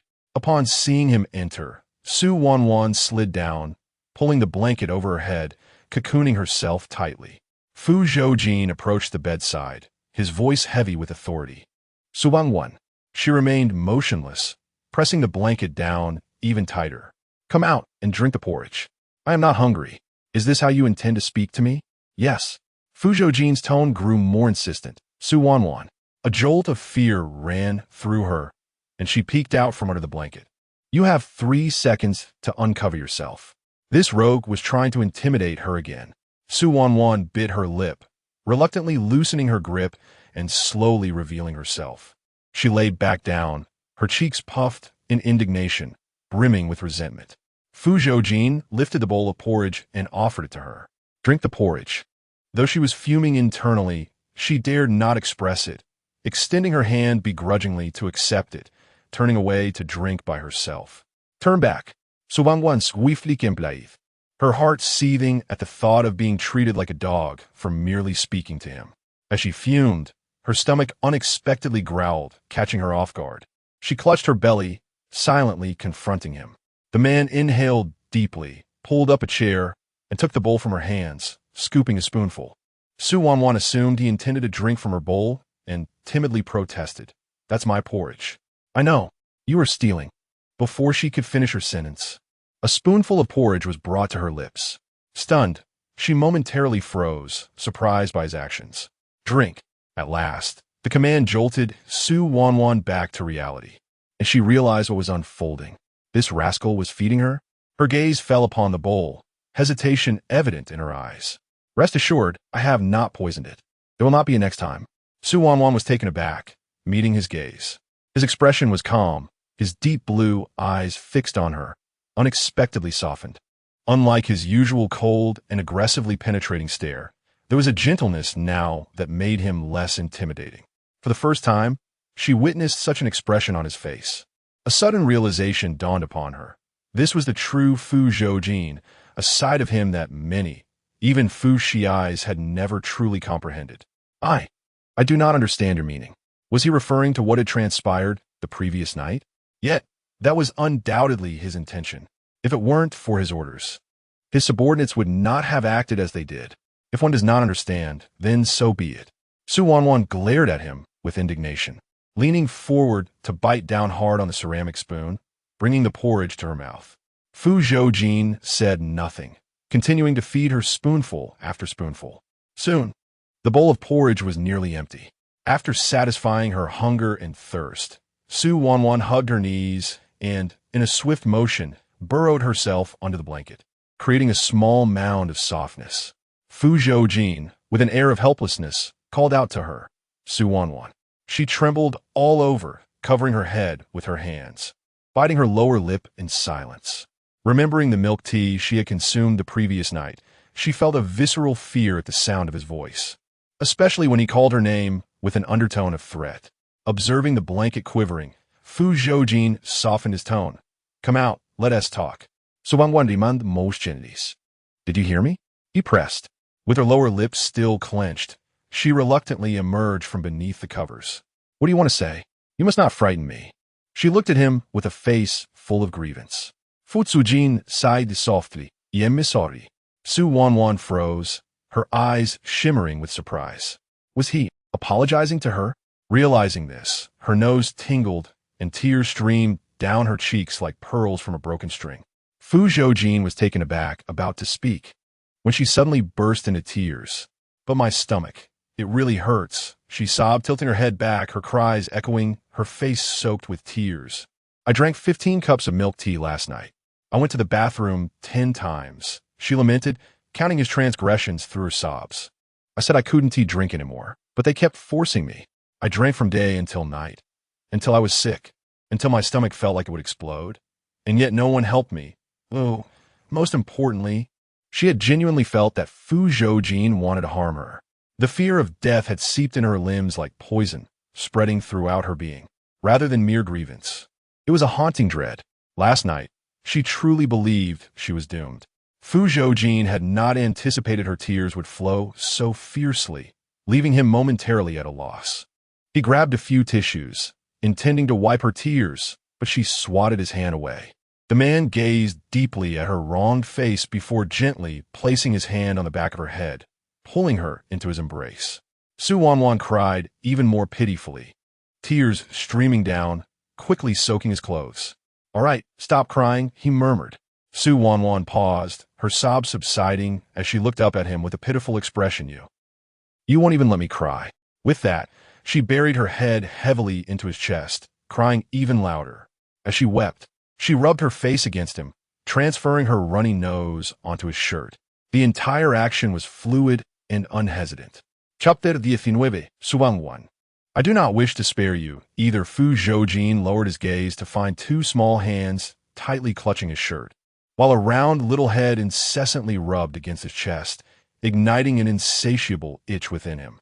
Wanwan, he spoke calmly. "This outfit costs 700,000. The round head abruptly halted. Wanwan, stifling her sobs, looked up. So you want me to pay for it? If you continue to cry, you will indeed have to compensate. I knew it. Not only do you want to blow off my head, but you also wish to empty my pockets. Fine, I no longer care about my head. Do as you please. Su Wanwan, in a fit of resignation, boldly thrust her head forward. Go on. Blow off. I am done serving you. Each time, she had been so cautious, trembling with fear, doing her utmost to appease this scoundrel. And what did she gain in return? Enduring acute gastroenteritis was one thing, but now she was being threatened as well. She had had enough of this pitiful existence. The more she pondered, the more aggrieved she felt, forcing back her tears as she stubbornly bowed her head, refusing to let them fall. Fu Zhoujin had not anticipated her mindset. When did I ever say I wanted to blow off your head? Did you not consider it? Never. Then why do you keep touching my head? Su Wanwan pointed her own head. You always say my head is round and feels nice. Is that not a desire to blow it off? Fu Zhoujin suddenly felt as though he had dropped a stone on his own foot. He squatted down to meet her gaze. Su Wanwan, I have never contemplated harming you. Su Wanwan was taken aback. The man's tone was earnest, his eyes filled with sincerity. She muttered softly, so you were just trying to scare me. That will not happen again. Su Wanwan grasped his hand, compelling him to raise it. Then swear it. Fu Zhoujin glanced at his hand. All right, you say it. Do not scare me in the future. Agreed. And do not kill me. I won't. Moreover, you must not touch my head. That is not possible. Su Wanwan puffed up her cheeks in indignation, glaring at him. In the end, you simply do not wish to spare my head. Fu Zhoujin smirked, gently encircling her chin with his hand and pinching her puffed cheeks with 2 fingers. Su Wanwan, I do not wish to spare not just your head, but you as a whole. He enunciated each word. I do not wish to let you go. Boom! Su Wanwan leaned back, enveloped in a sudden darkness. The more she thought about it, the angrier she became, and feeling increasingly resentful, she quickly sat upright and swung a fist toward him. Huh! Su Wanwan's motion abruptly halted, baring her teeth in frustration before slowly lowering her fist. Fine, I will endure. She tilted her head back, offering him a radiant smile. Uncle, I have finished crying. Under the attentive care of the nurses and Yun Xian, Su Wanwan recovered quite well and was discharged 2 days later.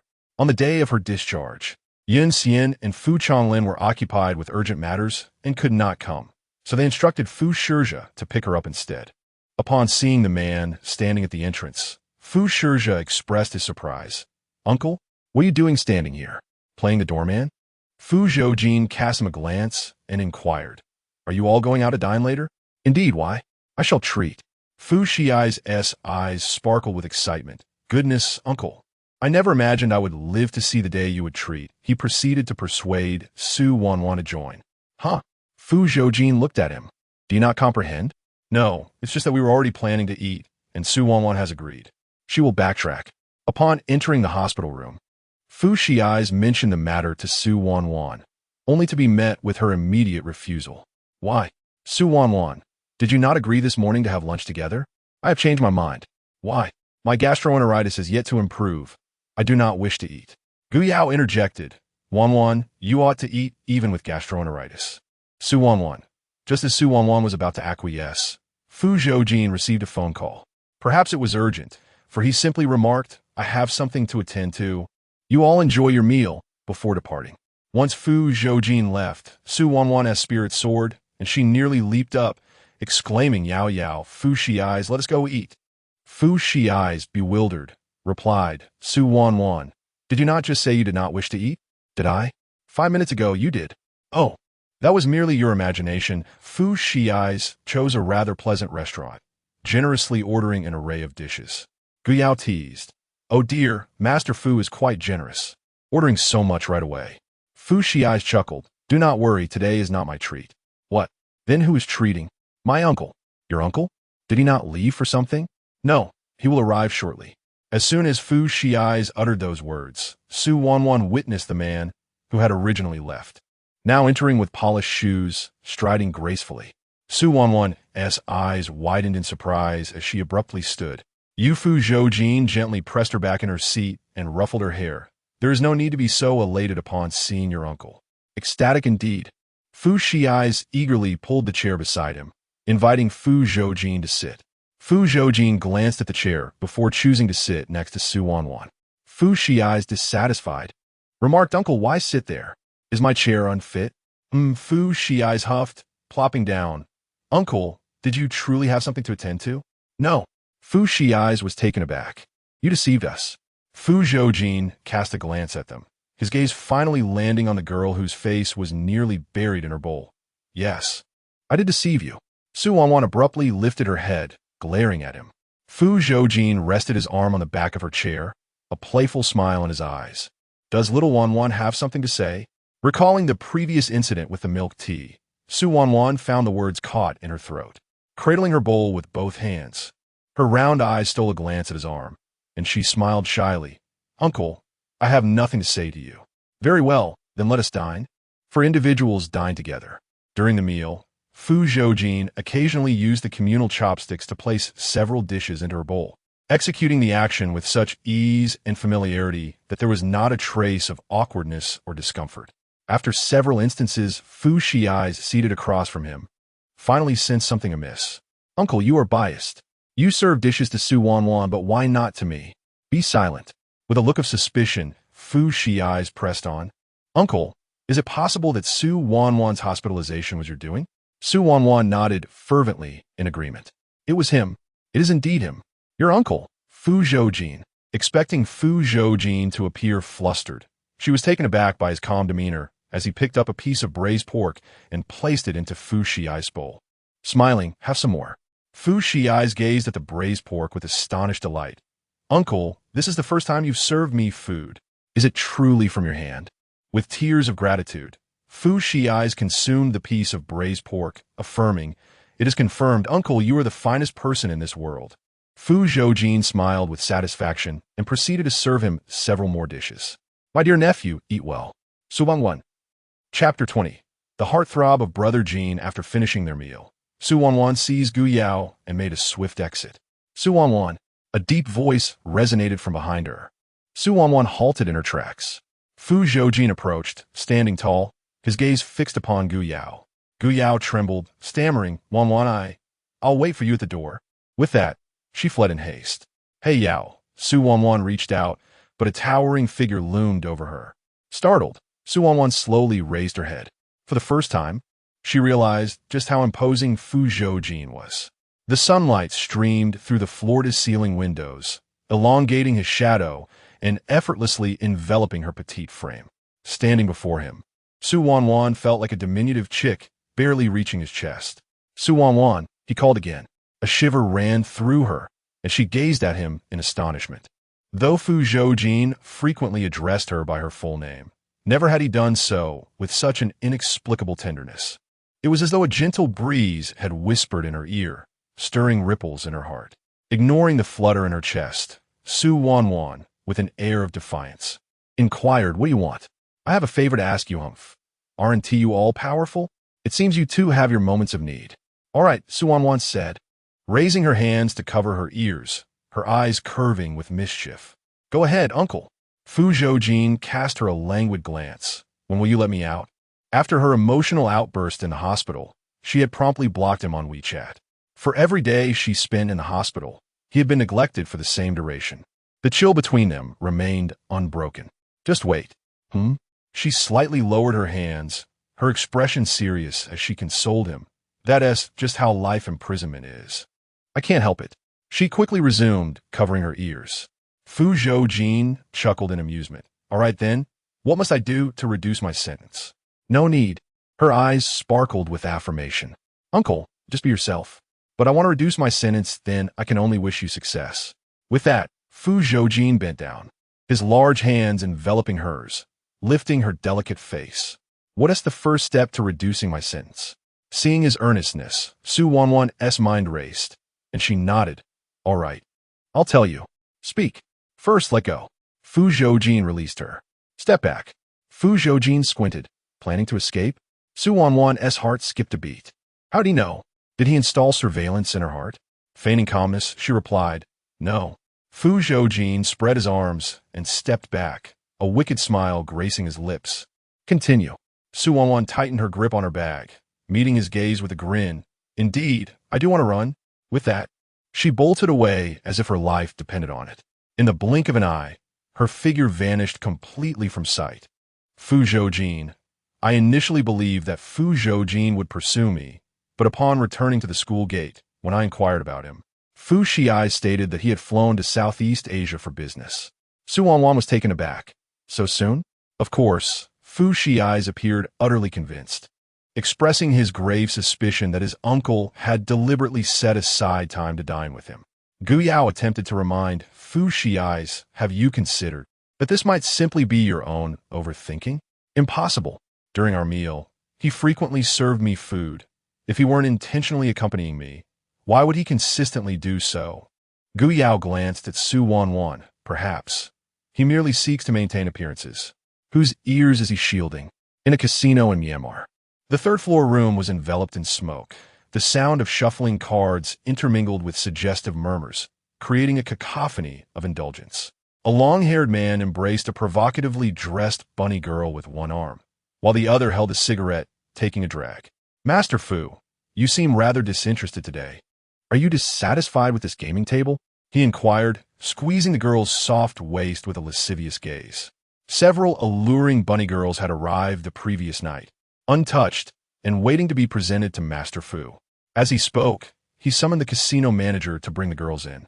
The manager soon led the bunny girls into the room, each adorned with bunny ears and clad in enticing attire, their faces possessing an innocence that seemed almost ethereal. The manager, with a graceful demeanor, remarked, "Dragon brother, the purest ones are right here. May you enjoy yourselves tonight." However, a man in gray interjected, "You know Master Fu has never indulged in such pleasures. No matter how pristine these girls are, it won't make a difference." His eyes were glued to the girls, eagerly rubbing his hands together. "Why not gift one to me? I've never had the chance to experience such purity. I simply wish to indulge." "Scram, you have no right." The long-haired man turned to Fu Zhoujin, ingratiatingly smiling. "Master Fu, I specifically arranged this for you. Do you truly not wish to partake?" Fu Zhoujin, cigarette pinched between his fingers, casually toyed with the cards in his hand. "Like you, constantly frequenting the hospital?"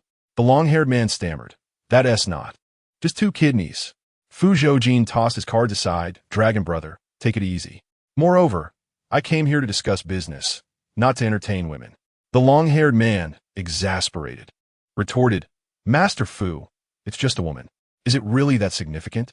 As he spoke, he signaled to one of the girls, who understood and approached Fu Zhoujin.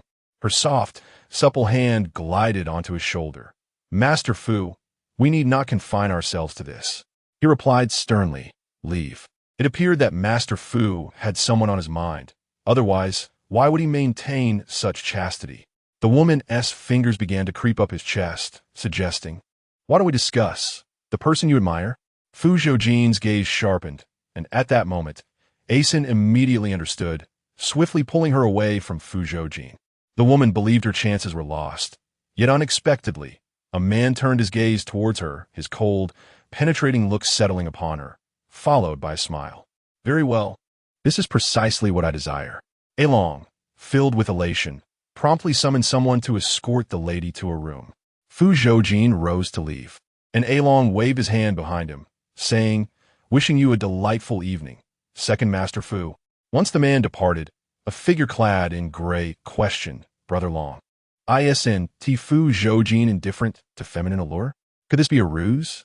Fu Zhoujin was renowned for his meticulousness, leaving no room for error. Over the years, no one had managed to uncover any of his vulnerabilities.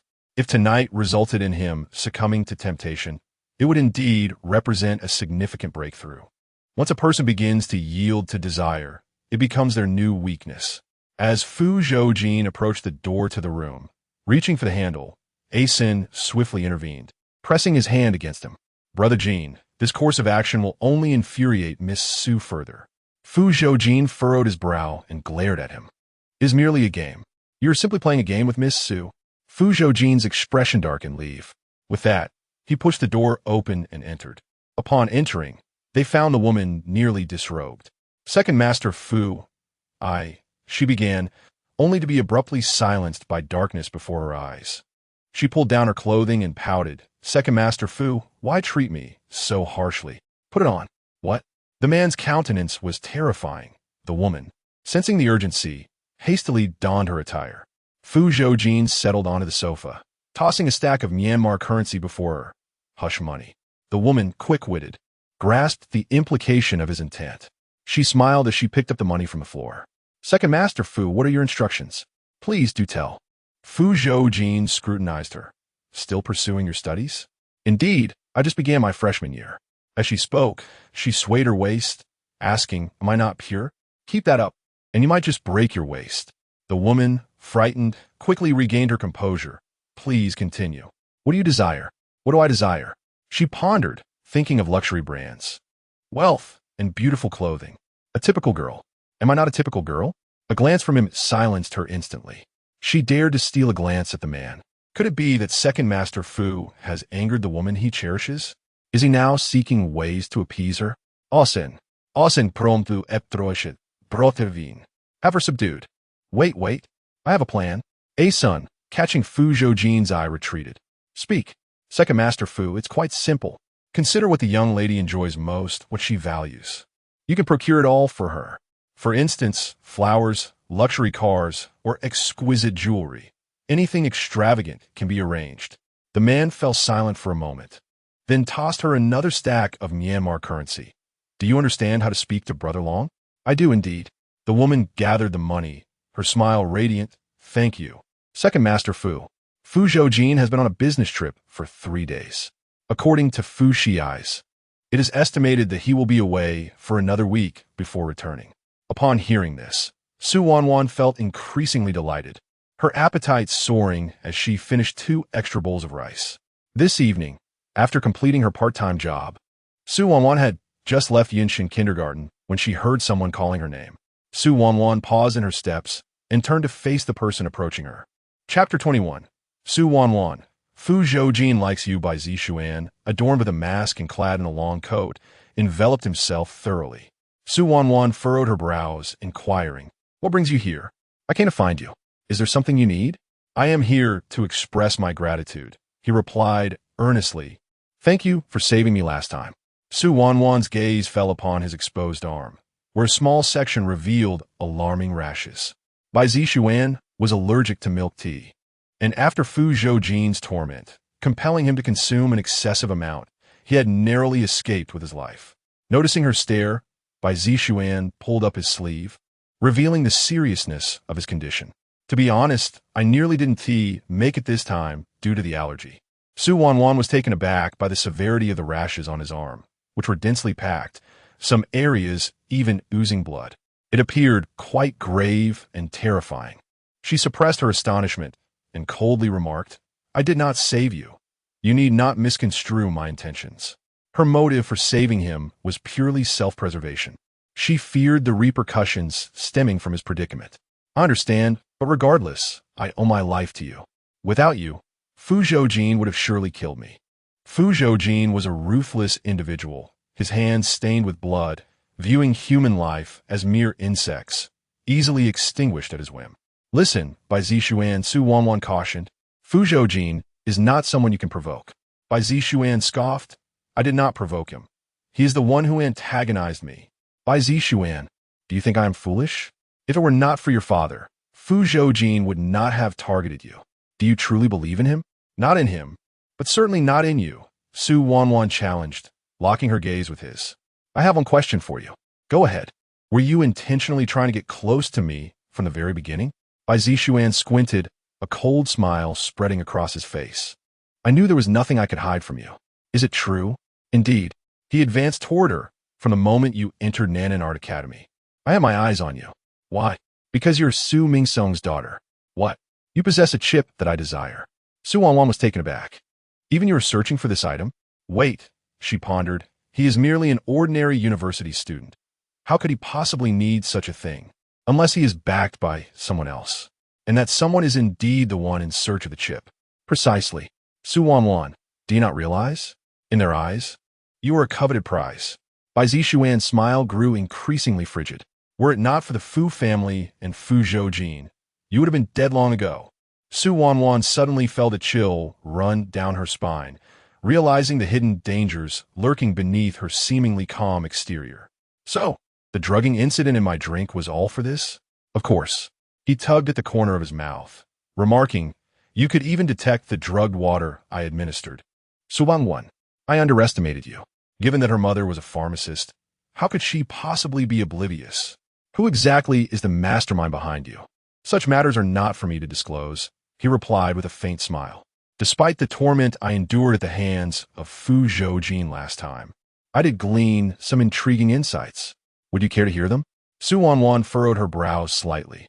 What do you wish to convey? I have discovered that Fu Zhoujin holds you in great regard. Tell me. He leaned closer to her, slightly bending at the waist. Does he harbor feelings for you? Su Wanwan's gaze sharpened, and she quickly grasped the implication. So your cries for help were intentional?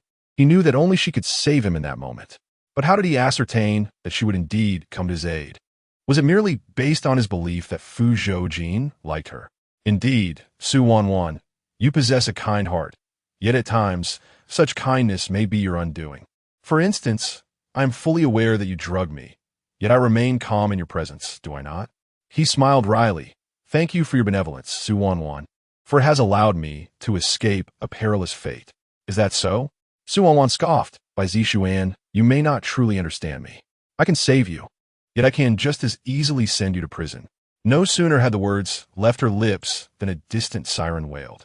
By Zishuan's expression shifted. Did you call the police? Indeed, I have been aware of your presence since your arrival, Su Wanwan replied coldly. By Zishuan, I will not let you off the hook for drugging me. By Zishuan's countenance darkened, and as a thought crossed his mind, he suddenly smiled. Let me reveal a truth to you. Your father's demise was not an accident. What did you say? You may inquire with Fu Zhoujin. He is likely more informed than I. Impossible. By Zishuan's eyes blazed with fury as he lunged towards her. Su Wanwan's expression shifted in alarm, and just as she prepared to evade, she felt a tight grip around her waist. In an instant, her surroundings spun, the windbreaker sweeping past her eyes. Bai Zishuan was knocked to the ground by a swift kick. She found herself securely enveloped in a man's embrace.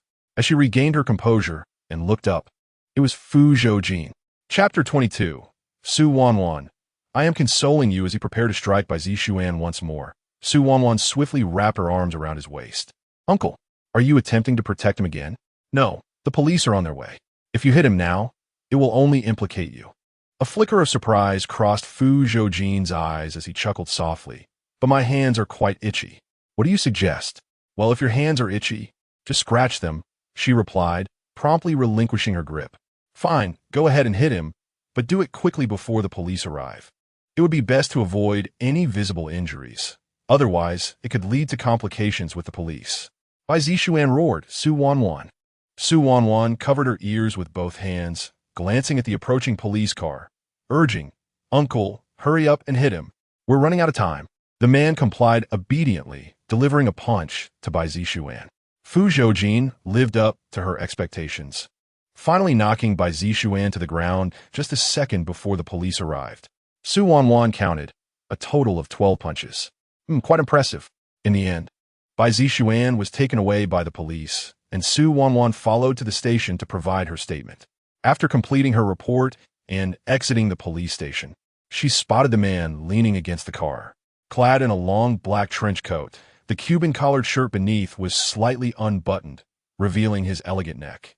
With his hands in his pockets and a cigarette dangling from his thin lips, his Adam's apple bobbed slightly as he inhaled, exuding a dangerously alluring charm. Upon hearing footsteps, Fu Zhoujin lifted his gaze. His eyes caught sight of a figure stealthily attempting to escape. He pinched the cigarette between his fingers, his voice deep and resonant. Su Wanwan. Straightening her back, she swiftly turned around. Here, Fu Zhoujin's smile did not reach his eyes. Where are you headed? I'm going back to school. Not tonight. Why not? Come to my place. Am I going back to make him fish mint noodles again? Upon arriving at Half Moon Summit, the car rolled into the courtyard and came to a stop. Su Wanwan followed him out and into the house. Once inside, Fu Zhoujin tossed his trench coat onto the sofa and ascended the stairs. Shortly after, the sound of running water echoed from above. He was taking a shower. In a fit of irritation, Wanwan hurled her bag onto the sofa, exclaiming, "Humph, the wicked capitalist."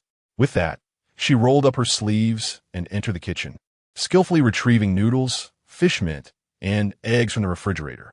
Suppressing her grievances, she begrudgingly prepared the fish mint noodles for him. No one lived a more pitiful existence than her, Wanwan. As she lost herself in thought, a sudden sharp pain shot through her finger. Wanwan instinctively withdrew her hand, realizing she had burned her finger, forming a large blister. Perhaps the pain was too intense. Her sense of grievance deepened, and her eyes brimmed with tears. Why is my life so bitter? After finishing his shower, Fu Zhoujin descended the stairs and was met with the sound of clattering utensils from the kitchen. Approaching, he found the young girl sobbing while fussing over something. "What are you doing?"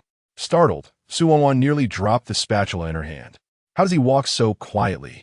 Gritting her teeth, she retorted, "I'm making you fish mint noodles."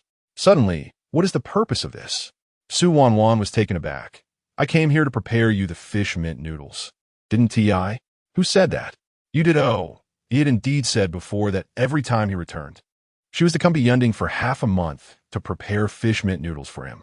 Coming here didn't necessarily mean she had to cook. If she wished to, she could, and if she didn't, she need not. No one was forcing her. With her eyes slightly reddened and her voice tinged with grievance, Wanwan replied, "Aren't you the one coercing me? Can I not cook now?" In an instant, Wanwan retracted her tears. "All right, then I shall leave." She flung down the spatula and turned to run away, faster than a rabbit. As Fu Zhoujin emerged from the kitchen, he noticed her sitting alone on the sofa, tending to her wounds. He approached and grasped her hand, only to discover that 3 of her 10 fingers were blistered from the burns. His brows furrowed slightly. "Sit still." He then strode upstairs with purpose. Fu Zhoujin retrieved the first aid kit and meticulously treated her fingers. Wanwan was momentarily stunned, gazing at the man before her. He had just finished showering, clad in a loose white shirt, with a couple of buttons carelessly fastened, revealing a broad expanse of pale skin on his chest. He squatted down, rolling his sleeves to his elbows, his forearms displaying well-defined muscles. A flicker of sensation pulled Wanwan back to reality, as she noticed the man gently blowing on her fingers. Her eyes widened in disbelief. What are you doing?" Startled, she attempted to withdraw her hand, but found it firmly held. Blowing. Of course, she understood he was blowing. "Uncle, it's inappropriate to blow on someone else like this." "Why is it inappropriate?" Others might, as the man's gaze fell upon her. Wanwan paused, then smiled, feeling a chill. "Would you?" Wanwan nodded earnestly. "I would." "Then let us add another layer." As soon as he finished speaking, 3 adhesive bandages were applied to her fingers.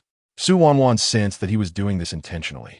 After tending to her injuries, Fu Zhoujin called for food delivery. Wanwan, puzzled, asked, "Aren't you going to eat the fish mint noodles in the pot I ordered for you?" Wanwan scrutinized him, her face filled with suspicion. This man had changed a bit. The ordered meal arrived swiftly, and each dish was elegantly arranged on the table. "Miss Su, please enjoy your meal," the uniformed waiter said as he wheeled away the cart. Just then, Fu Zhoujin emerged from the kitchen, holding the bowl of fish mint noodles she had just prepared. Wanwan glanced at the bowl in his hands. "Are you just eating the fish mint noodles?" Fu Zhoujin pulled out a chair and sat across from her. "Is there a problem?" "Of course there is a problem. Why forsake this lavish spread to consume my culinary disaster of fish mint noodles?" Gazing at the bowl of her so-called dark cuisine, Wanwan felt a mix of emotions. Despite her numerous attempts at making fish mint noodles, her culinary skills had shown no improvement whatsoever. The only consolation lies in the fact that Fu Zhoujin possesses a rather peculiar disposition. The darker her actions, the more he revels in them. He consumes his meals with an unflinching demeanor, as if devoid of taste, finishing every last morsel of his noodles, leaving not a drop of broth behind. Observing him devour his food with such tranquility, Wanwan is reminded of the matters concerning him and his mother. According to Fu Shiai's, Betty Lin passed away when Fu Zhoujin was merely 5 years old. Perhaps as a means of punishing Betty Lin, after her demise, Fu Zhoujin concealed her ashes from everyone, locking them away in a cabinet, denying her peace and death. It was not until Fu Zhoujin's 18th birthday that he inadvertently discovered his mother's ashes had been kept by Fu Zhoujin, never having been laid to rest. For all these years, his mother remained unburied. Upon learning the truth, Fu Zhoujin endeavored to reclaim his mother's ashes, but Fu Zhoujin's power was insurmountable. Not only did Fu Zhoujin fail in his attempt, but he also found himself coerced by Fu Zhoujin, who used the ashes as leverage against him. The successful retrieval of his mother's ashes became an obsession for Fu Zhoujin. Recently, he heard that Fu Zhoujin had helped him smuggle the ashes out. Yet upon testing them, Fu Zhoujin discovered they were not ashes at all, but rather white powder. Fu Zhoujin had switched the urns. Fu Zhoujin had been manipulated by Fu Zhoujin in an attempt to incite discord between the brothers. However, his calculations were flawed. Fu Zhoujin maintained a cold demeanor towards Fu Zhoujin, neither confronting him nor questioning his allegiance. Throughout the entire ordeal, Fu Zhoujin remained remarkably composed, as if he had anticipated the events. The true urn containing Betty Lin's ashes still rests in Fu Zhoujin's possession, a secret known only to him. Fu Zhoujin, a man whose emotions rarely surface, harbors an unwavering obsession for the fish mint noodles, a testament to his longing for his mother. It is no wonder that his refrigerator is perpetually stocked with fish mint and egg noodles. Yet, if he only consumes noodles, why has he ordered such an array of dishes? To indulge her, perhaps? Su Wanwan suddenly realized that the table was filled with her favorite delicacies, particularly the plate of crab roe buns before her. Plump and round, the buns overflowed with succulent crab meat, tantalizing her taste buds. With eager anticipation, she picked one up with her chopsticks and took a generous bite. The delicate crab paste intertwined with the meat, flooding her mouth with exquisite flavor. Watching the young girl across the table savor the crab roe bun with delight, the man smirked and asked, "Is it delicious?" Su Wanwan nodded vigorously, exclaiming, "It tastes just like before." Pausing, she suddenly realized, glancing at the bun in her hand, "Why does this crab roe bun taste exactly like the ones from my previous favorite place? Is it from there?" Her mind raced with uncertainty as she took another bite. Had he intentionally traveled to her hometown to procure them? No, that couldn't be right. "Uncle, how did you know I would enjoy this?" "Fu Shi's mentioned it," he replied. Just then, a beautifully wrapped gift box was pushed towards her. "Open it and see," he urged. What could it be? Su Wanwan reached out to open the box, and in the next moment, her eyes widened in astonishment. Inside lay the illustrious starry sea diamond necklace by the Sakali brand. Rumor has it that this necklace is of collectible caliber, worth a fortune, and is the only one of its kind in the world. Currently adorning a princess of the British royal family. How on earth did you acquire this necklace? The challenge of obtaining it far surpasses its exorbitant price. How much did it cost? 1 billion. Su Wanwan was nearly knocked off her chair in disbelief. She immediately fetched an electronic scale and weighed the necklace, which astonishingly tipped the scale at 621.2 grams, equivalent to 3,106 carats. She was rendered speechless by the shock. Had he lost his mind? Why had he suddenly purchased such an extravagant piece? Cautiously, Su Wanwan placed the necklace back in its box, closed the lid, and pushed it back toward him with a smile. "Thank you for broadening my horizons, uncle. It's a gift for you." Su Wanwan slid off her chair in a daze. Struggling to rise from the floor, she asked, "You must be joking, right? Don't you like it?" "It's not about liking it. There's also a car. Choose whichever you prefer." "What?" He gestured toward the vehicle in the courtyard. "Have you seen it? It's yours." Su Wanwan dashed to the window, pressing her hands against the glass as she scrutinized the luxury car parked in the courtyard. After a thorough examination, she returned and sat down, leaning toward him with a serious expression. "Uncle, I think you should see a doctor." Fu Zhoujin remained composed. Don't forget to visit a neurologist." Fu Zhoujin chuckled softly. "Su Wanwan, my mind is quite clear." She did not share this sentiment. "So, you don't like any of this?" Su Wanwan's gaze fell upon him, examining him closely. It was not her imagination. Fu Zhoujin had indeed changed. Yet, she could not fathom the reason behind his transformation. Could it be that he intended to harm her, using her as a scapegoat? Just as one indulges in a feast before their demise, was he preparing her for an inevitable end? This thought caused a sudden collapse within her, plunging her into darkness. Striving to maintain her composure, she forced out a smile that was more painful than tears. "Uncle, do you intend to send me off? The extravagant gifts, a necklace, a luxury car, and even a trip to her hometown to order her favorite crab roe buns, felt like a pie falling from the sky, one she had no capacity to catch, leaving her utterly crushed." Noticing the panic and fear etched on her face, Fu Zhoujin's expression softened slightly. "Su Wanwan, I told you I would never harm you. Then why are you doing this? Still not understanding? I don't comprehend." Fu Zhoujin rose and approached her, leaning slightly closer, his deep blue eyes locking onto hers with earnest intensity. He spoke deliberately. "Su Wanwan, I'm trying to comfort you."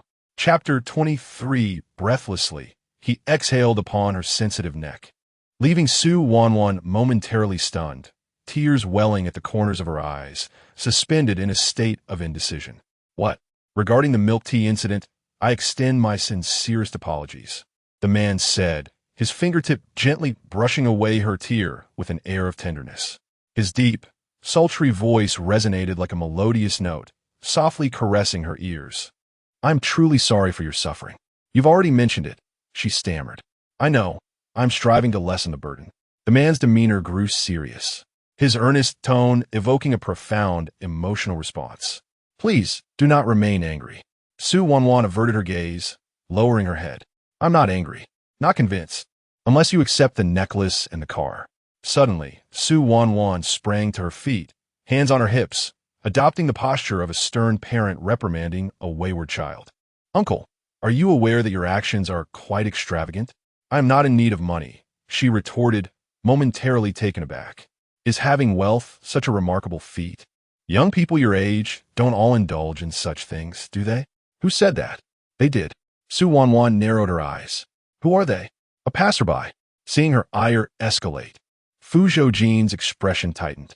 "You truly do not fancy these things? I only have a penchant for crab roe buns. Then you're quite easy to please." Was he praising her or mocking her?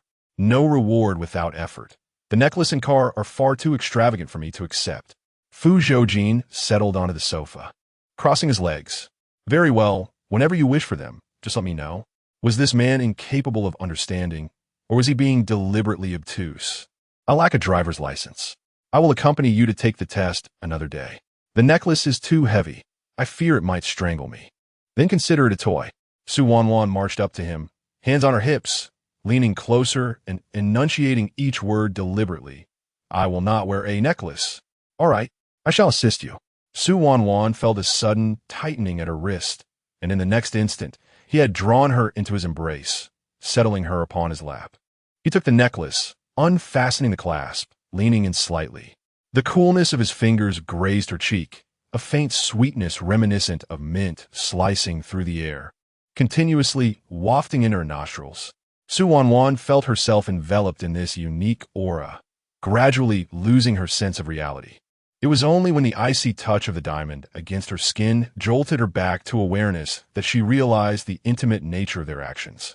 Attempting to rise, she found the necklace constricting around her neck, her breath catching as she tumbled back into his embrace. Fu Zhoujin encircled her waist with his arm, resting his chin upon her delicate shoulder. "What do you think you're running off to?" "I." He leaned closer, his voice a low, teasing whisper that reverberated in her ear. "You are blushing." Startled, Su Wanwan instinctively touched her cheek. Indeed, it felt somewhat warm. I must cool down." A soft chuckle resonated behind her. "There exists a most effective method to quell one's temper. Would you care to try it?" Su Wanwan found her mind utterly blank. "What?" "For instance." His hand gently caressed her neck, tracing the line downwards until it finally rested upon her collarbone. The man's fingertip grazed her collarbone repeatedly, his lips curving into a mischievous smile, like this. Su Wanwan snapped back to reality, pointing at his hand with a bewildered expression. "Uncle, what are you doing?" "I am adorning you with a necklace." He glanced at the necklace around her neck and chuckled. "A necklace that suits you splendidly. It is so beautiful that one cannot help but be entranced." For some inexplicable reason, Su Wanwan felt an air of danger surrounding Fu Zhoujin at that moment. She promptly rose and fled, taking a seat at the coffee table opposite him, resting her chin upon it, and tilting her head to scrutinize him closely. The man sat with his legs crossed, his left arm casually draped over the armrest of the sofa, a faint smile gracing his lips, his blue eyes deep and cold, surveying the world as a sovereign would. Did you discern anything? Wanwan instinctively shook her head, but as realization dawned upon her, she lowered her gaze. Her mind suddenly flooded with the words spoken by Zhoujin earlier. Fu Zhoujin harbors feelings for her? No, that cannot be. Wanwan cautiously lifted her gaze once more. The man's expression was chilling and distinctly predatory. Could this truly be the gaze of someone in love? It was unmistakably that of a hunter observing its prey, reminiscent of a lone wolf in the dead of night, powerful and infinitely patient, awaiting its quarry. Zhoujin was utterly absurd. How could a man as proud and imperious as Fu Zhoujin possibly have affection for her? He had encountered countless women. Based on her previous observations of men in her vicinity, a man of Fu Zhoujin's caliber would have women flocking to him like autumn leaves, with many eager to pursue him. He lacked for nothing, especially not for voluptuous and alluring beauties. As for her, Wanwan glanced down at herself, lacking in every regard. Noticing the young girl akin to a curious kitten, perched on a coffee table, hesitating with an unspoken question, Fu Zhoujin raised an eyebrow.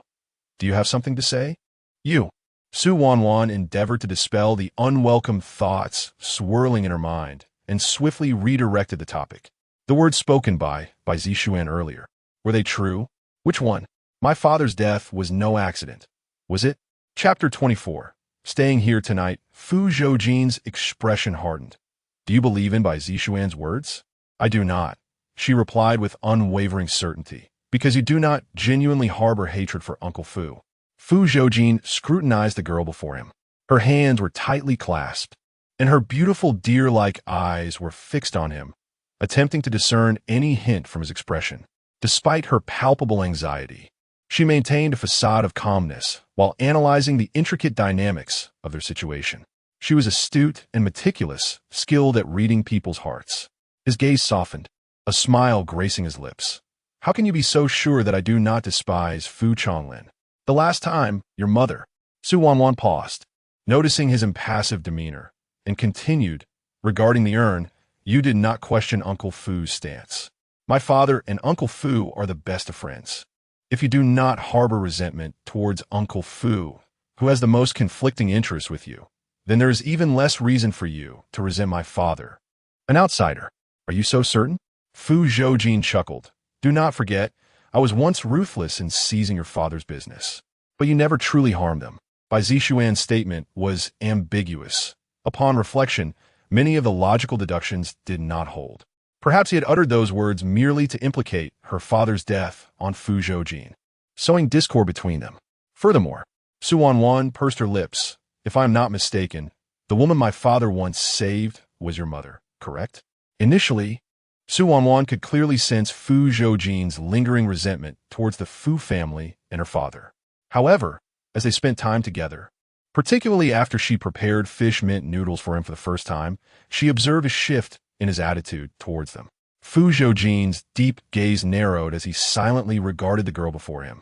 Wanwan, you are quite intelligent. So I guess correctly? The death of your father was indeed not an accident.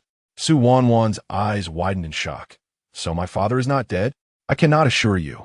A wave of disappointment washed over her. Indeed, the fact that the car accident was not an accident did not imply that her father was still alive. Wanwan lowered her head, concealing the sorrow and desolation in her eyes. Do you know who the murderer is? Further investigation is necessary.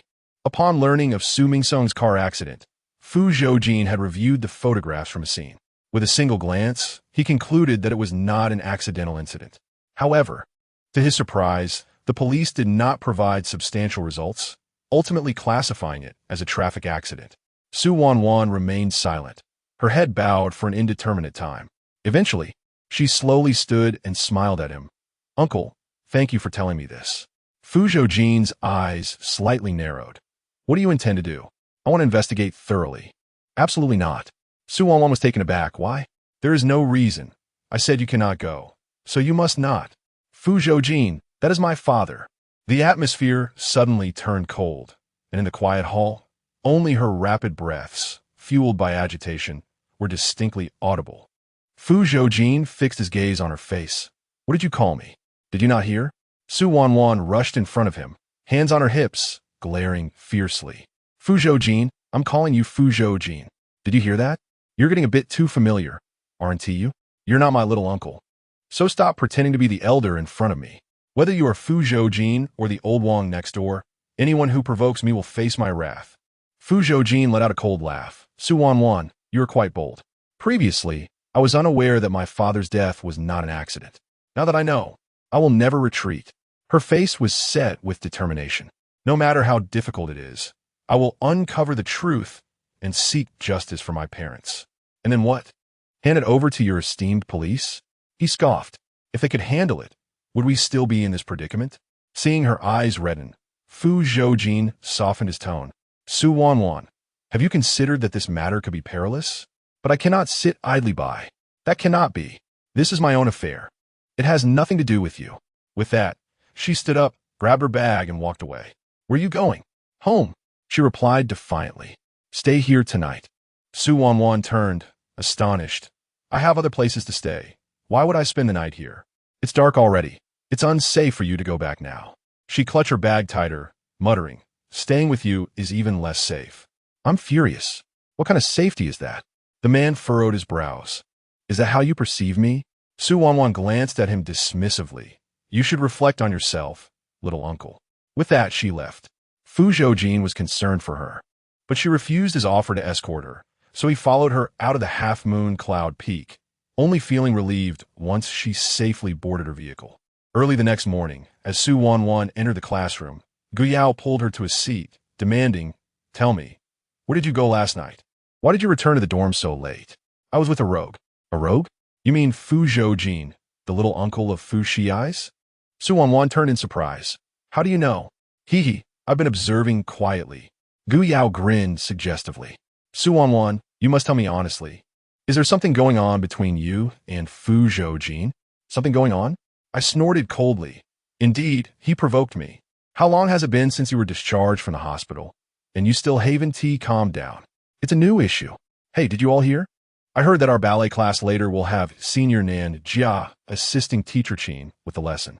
"Seriously? Is that true? Isn't Senior Nan Jia busy filming and participating in variety shows? How does she have time to come back?" "It's the school-less arrangement." "How would I know? Does that mean we can interact face-to-face with Senior Nan Jia?" The girl in white was ecstatic. I heard Senior Nan Jia is exceptionally skilled in ballet and has won multiple gold medals in international competitions. Oh my goodness, if she teaches us in person, I would be overjoyed." A group of individuals were animatedly exclaiming in excitement. Wanwan had also heard about this remarkable dancer, Senior Nan Jia. It was said that she had begun her ballet training at a young age, amassing extensive competition experience and having consecutively claimed the championship title at international contests. Her prowess was formidable, and she was once regarded as the youngest dancer in the industry. Although Wanwan had never encountered her in person, she had seen photographs of her, strikingly beautiful, tall, and possessing an exquisite grace. She was considered the epitome of an ethereal goddess by many. Unfortunately, due to the toll that years of dancing had taken on her health, she could no longer participate in competitions and announced her retirement 2 years ago. Following her retirement, her exceptional looks caught the attention of talent scouts, leading her into the entertainment industry. However, due to the nature of her work and her celebrity status, Senior Nan Jia seldom returned to campus, and many freshmen had yet to witness her true visage. "I heard that Senior Nan Jia is exceptionally beautiful and a popular star. Let us ask her for an autograph when we see her," Guyao exclaimed, equally exhilarated. Wanwan cast her a sidelong glance. She made a rare visit to the school. It would be best not to disturb her. Those in the limelight yearn for their freedom. Guyao pouted. "All right then. Oh, by the way, I heard Zhuoshu has taken a leave of absence." Zhuoshu was their roommate, and it was rumored that she had recently begun dating a wealthy heir and had inadvertently found herself in a delicate situation. Upon learning of this, her boyfriend's family insisted that she carry the pregnancy to term. Coming from a less fortunate background, Zhuoshu was reluctant to forfeit her newfound relationship with someone affluent, and ultimately, She acquiesced to her boyfriend's family's wishes, opting to take a leave of absence to prepare for motherhood. They felt no right to intervene in Shu's decision and could only wish her happiness. The third lesson of the day was ballet, and as they entered the practice room, a poised figure glided through the corridor and into the studio. The young woman was clad in training attire, her hair simply tied back, showcasing her long and graceful neck. "Hello everyone, I am Nanjia, a senior majoring in dance performance, and I will be your senior and teaching assistant." Her voice was soft and melodious, akin to a gentle spring breeze, captivating all who heard it. The room buzzed with excitement, a palpable energy filling the air. Senior Nanjia was both professional and patient, adeptly identifying their shortcomings and sharing techniques drawn from her years of experience, enabling them to grasp the lessons swiftly. The class concluded amidst their fervent enthusiasm. Afterward, reluctant to part ways, they surrounded her eagerly seeking autographs.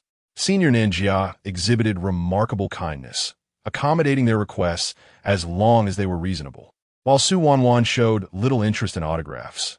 Her friend Gu Yao, ever eager for the excitement, squeezed her way into the crowd and successfully obtained a signed photo.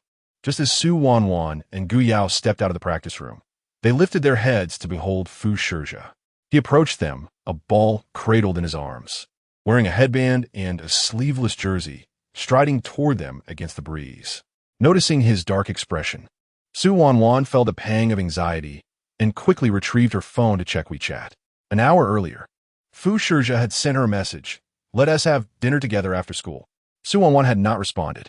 He sent another message, "Su Wanwan, dare you skip a meal?" Su Wanwan was left speechless. Ever since he was hospitalized due to acute gastroenteritis, Fu Zhoujin has been sending her daily reminders on WeChat to eat on time, warning her that if anything were to happen, his mother would be the first to break his legs. Whenever she had the time, Su Wanwan would reply to him. However, on occasions when she was busy or simply forgot, she would receive his furious messages. Just after an exhilarating dance class, she had forgotten to respond to him. No wonder he came directly to confront her. Fu Zhoujin approached her, raising his index finger, his teeth gritted. "Su Wanwan, do you dare not reply to my messages? Speak. Are you secretly planning to skip meals again?" Su Wanwan often found it difficult to comprehend his train of thought. Not responding to messages did not equate to skipping meals, and not dining with him did not imply a lack of desire to eat. Standing tall, she declared earnestly, "I do not wish to dine with you." Fu Zhoujin, fuming, retorted, "Su Wanwan, say that again. You don't want to eat?" Su Wanwan gestured toward Gu Yao. "I only want to eat with her." Realization dawned on Fu Zhoujin, and his anger dissipated immediately. "Oh, I thought you didn't want to eat at all." "Rest assured," Su Wanwan reassured him, patting his shoulder. "Brother, your legs will not be broken. Even if they were, with your long legs, you could withstand several breaks. Get lost." "Fine." Just as Su Wanwan was about to leave, she spotted Nanjia emerging from the practice room. She greeted her immediately. Nanjia smiled. "I remember your name is Su Wanwan, right?" Su Wanwan nodded vigorously. "You are quite talented. Keep it up." Su Wanwan was taken aback by the encouragement from such an accomplished senior. "I will." "Thank you, Senior Nanjia. Don't be so polite with me. Let us go. See you tomorrow." "All right. See you tomorrow." Su Wanwan watched Nanjia depart, then turned to leave herself, only to find Fu Zhoujin gazing intently at Nanjia's retreating figure. She punched him lightly. "What's wrong? Haven't you seen a beauty before?" "Su Wanwan, I suddenly realized something." "What is it?" Fu Zhoujin shifted his gaze back to her, his expression serious. "It seems I might be in love." Chapter 25. Making her happy. "Brother, I'm not trying to discourage you, but Senior Nanjia is not lacking admirers." Su Wanwan doused any hope. "Many people pursue her." Gu Yao added, "Of course. Senior Nanjia has millions of fans. Even if you were to line up, it wouldn't be your turn." "Million?" Fu Zhoujin's question, bewildered. "Is she some kind of celebrity?" "Indeed, she is a prominent star." "Nanjia," Gu Yao retorted, exasperated. "What's the matter? You don't even know who she is?" "Actually, I don't," Su Wanwan admitted. "Well, that makes sense. This guy carries that worn-out ball everywhere, plays with it during the day, and sleeps with it at night. One might think it's his child." His lack of knowledge and interest in the entertainment industry explains why he is oblivious to the immensely popular Nanjia. I saw her come out of your practice room. Is she your teacher? She is an assistant teacher. Fu Zhoujin nodded and was about to leave when he caught sight of something in Gu Yao's hand. What is that? Gu Yao proudly lifted the item. It's a signed photo of Senior Nanjia. Interested? I'll give you 100,000 for it. He proposed. Are you out of your mind? Fu Zhoujin exclaimed. 200,000. Will you sell it? Gu Yao promptly offered the signed photo with both hands. Here you go. Esteemed one. Please accept it. Gazing at the stunning figure in the photograph, Fu Zhoujin couldn't help but marvel. Wow, she is breathtaking. Upon learning that Senior Nanjia was their assistant teacher, Fu Zhoujin abandoned his practice, arriving promptly after school each day to find Su Wanwan, ostensibly to take her out for dinner, but in reality, to see Senior Nanjia. Today, after class, Su Wanwan was kept back for not executing her movements perfectly. Senior Nanjia stayed behind to practice with her, occasionally correcting her posture. Feeling guilty, Su Wanwan said, I'm sorry, Senior Nanjia, for taking up your time. You can leave if you'd like. I can practice alone. It's no trouble at all. I seldom have free time, and I wish to stay a little longer. Nanjia replied. Su Wanwan was taken aback. Free time? Nanjia smiled. Yes, accompanying you all in practice has been the most enjoyable and liberating time I've had lately. The profession of a star appears glamorous on the surface, yet it demands the sacrifice of self and time, leaving no room for freedom. Su Wanwan sincerely wished, Senior Nanjia, I hope you remain forever free and happy. Nanjia paused, momentarily taken aback as she gazed at the girl before her. The innocence in her smile and the genuine blessing in her eyes were far more precious than any insincere gaze she had encountered before. Thank you. Nanjia glanced out the window. Oh, by the way, that boy outside, who is he? He seems to be looking for you. Su Wanwan looked up and indeed saw Fu Zhoujin. He seemed to sense her gaze, turning to look back and even gesturing as if to walk over. He is my brother, Senior Nanjia. May I invite him in? If you think it won't be a distraction, then feel free. Su Wanwan smiled. I just hope it doesn't interfere with you. Su Wanwan exchanged a knowing glance with Fu Zhoujin, who then dashed in like a bolt of lightning. The commotion startled Nanjia, who couldn't help but turn to look at him. Fu Zhoujin abruptly halted, slightly flustered, and greeted her. Nanjia, hello. I am Fu Zhoujin, a freshman in arts management. Nanjia smiled, I know. Wanwan mentioned you earlier. Are you here to pick her up from school? Su Wanwan was taken aback. How could? Yes. Fu Zhoujin beamed as he approached. I came to fetch her. My little sister, Zihan. Has she been well-behaved with you? She has caused you any trouble, has she? Su Wanwan remarked. If I didn't know better, I would think you were my father. Nanjia chuckled, really? You don't know your sister that well? No, it's just that this guy is quite exasperating and often gets on my nerves. I'm genuinely worried about her. Fu Zhoujin interjected. Hey, look, she just called me by my name again. Nanjia couldn't help but cover her mouth to stifle her laughter, concerned that Fu Zhoujin might say something further, which could lead to embarrassment. Su Wanwan promptly ushered him out of the practice room. Wanwan, your brother. She paused, finding it quite amusing. I think he seems a bit silly. Considering that Fu Zhoujin was waiting outside, Nanjia didn't linger too long. Once she saw that Su Wanwan was nearly finished with her practice, she agreed to end the session. Nanjia's assistant came to escort her, and after bidding them farewell, she departed. As Fu Zhoujin gazed at her retreating figure, he found himself entranced. I never expected her smile to be so enchanting. She complimented you, someone chimed in. Fu Zhoujin's eyes brightened. Really? What did she say? She called you a goofball. Su Wanwan shot him a sidelong glance. Goofballs lack love. With that, she turned and walked away. Damn. Fu Zhoujin quickly caught up to her. Su Wanwan, could you do me a favor? What favor? Help me get her private WeChat. Su Wanwan covered her ears. I can't hear you. Fu Zhoujin removed her hands and held up 2 fingers. 200,000. If you help me get her WeChat, I'll give you 200,000. That signed photo Gu Yao gave me was worth 200,000. Then make it 300,000. Su Wanwan countered. How much is your monthly allowance? Why do you want to know that? Just answer honestly. 500,000. All right, Su Wanwan decisively stated. Then I want 500,000. What, are you robbing me? Yes. It's your wealth I'm after. The next day, during the weekend, Su Wanwan and Fu Zhoujin skipped the cafeteria and went straight home after school. After changing clothes, they exited the school gates and spotted a familiar Rolls-Royce in the distance. It was Fu Zhoujin's car. What was he doing here? As they approached, the window rolled down to reveal that familiar, striking face. Uncle? Fu Shiai's exclaimed with delight. What are you doing here? You didn't come all the way to pick me up from school, did you? Fu Zhoujin smiled at him, saying, Indeed, I am here to pick you up after school.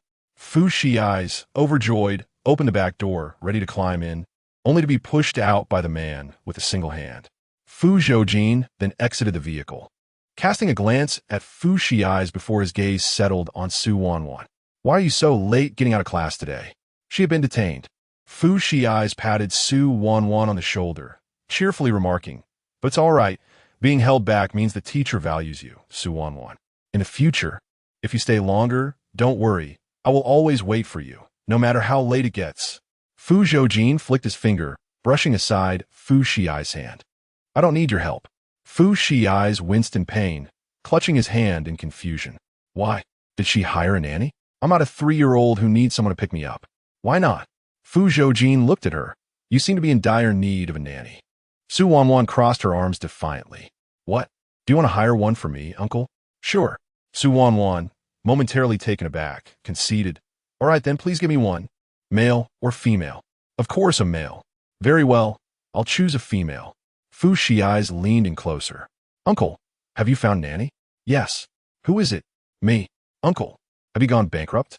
Have you truly fallen to the point of becoming someone else's nanny? Shut up and get in the car. All right.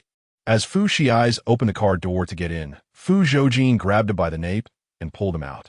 Sit in the front passenger seat. Why? Don't ask. It's a quick way to meet your demise. Su Wanwan, perceptive, declared, I will sit in the front passenger seat.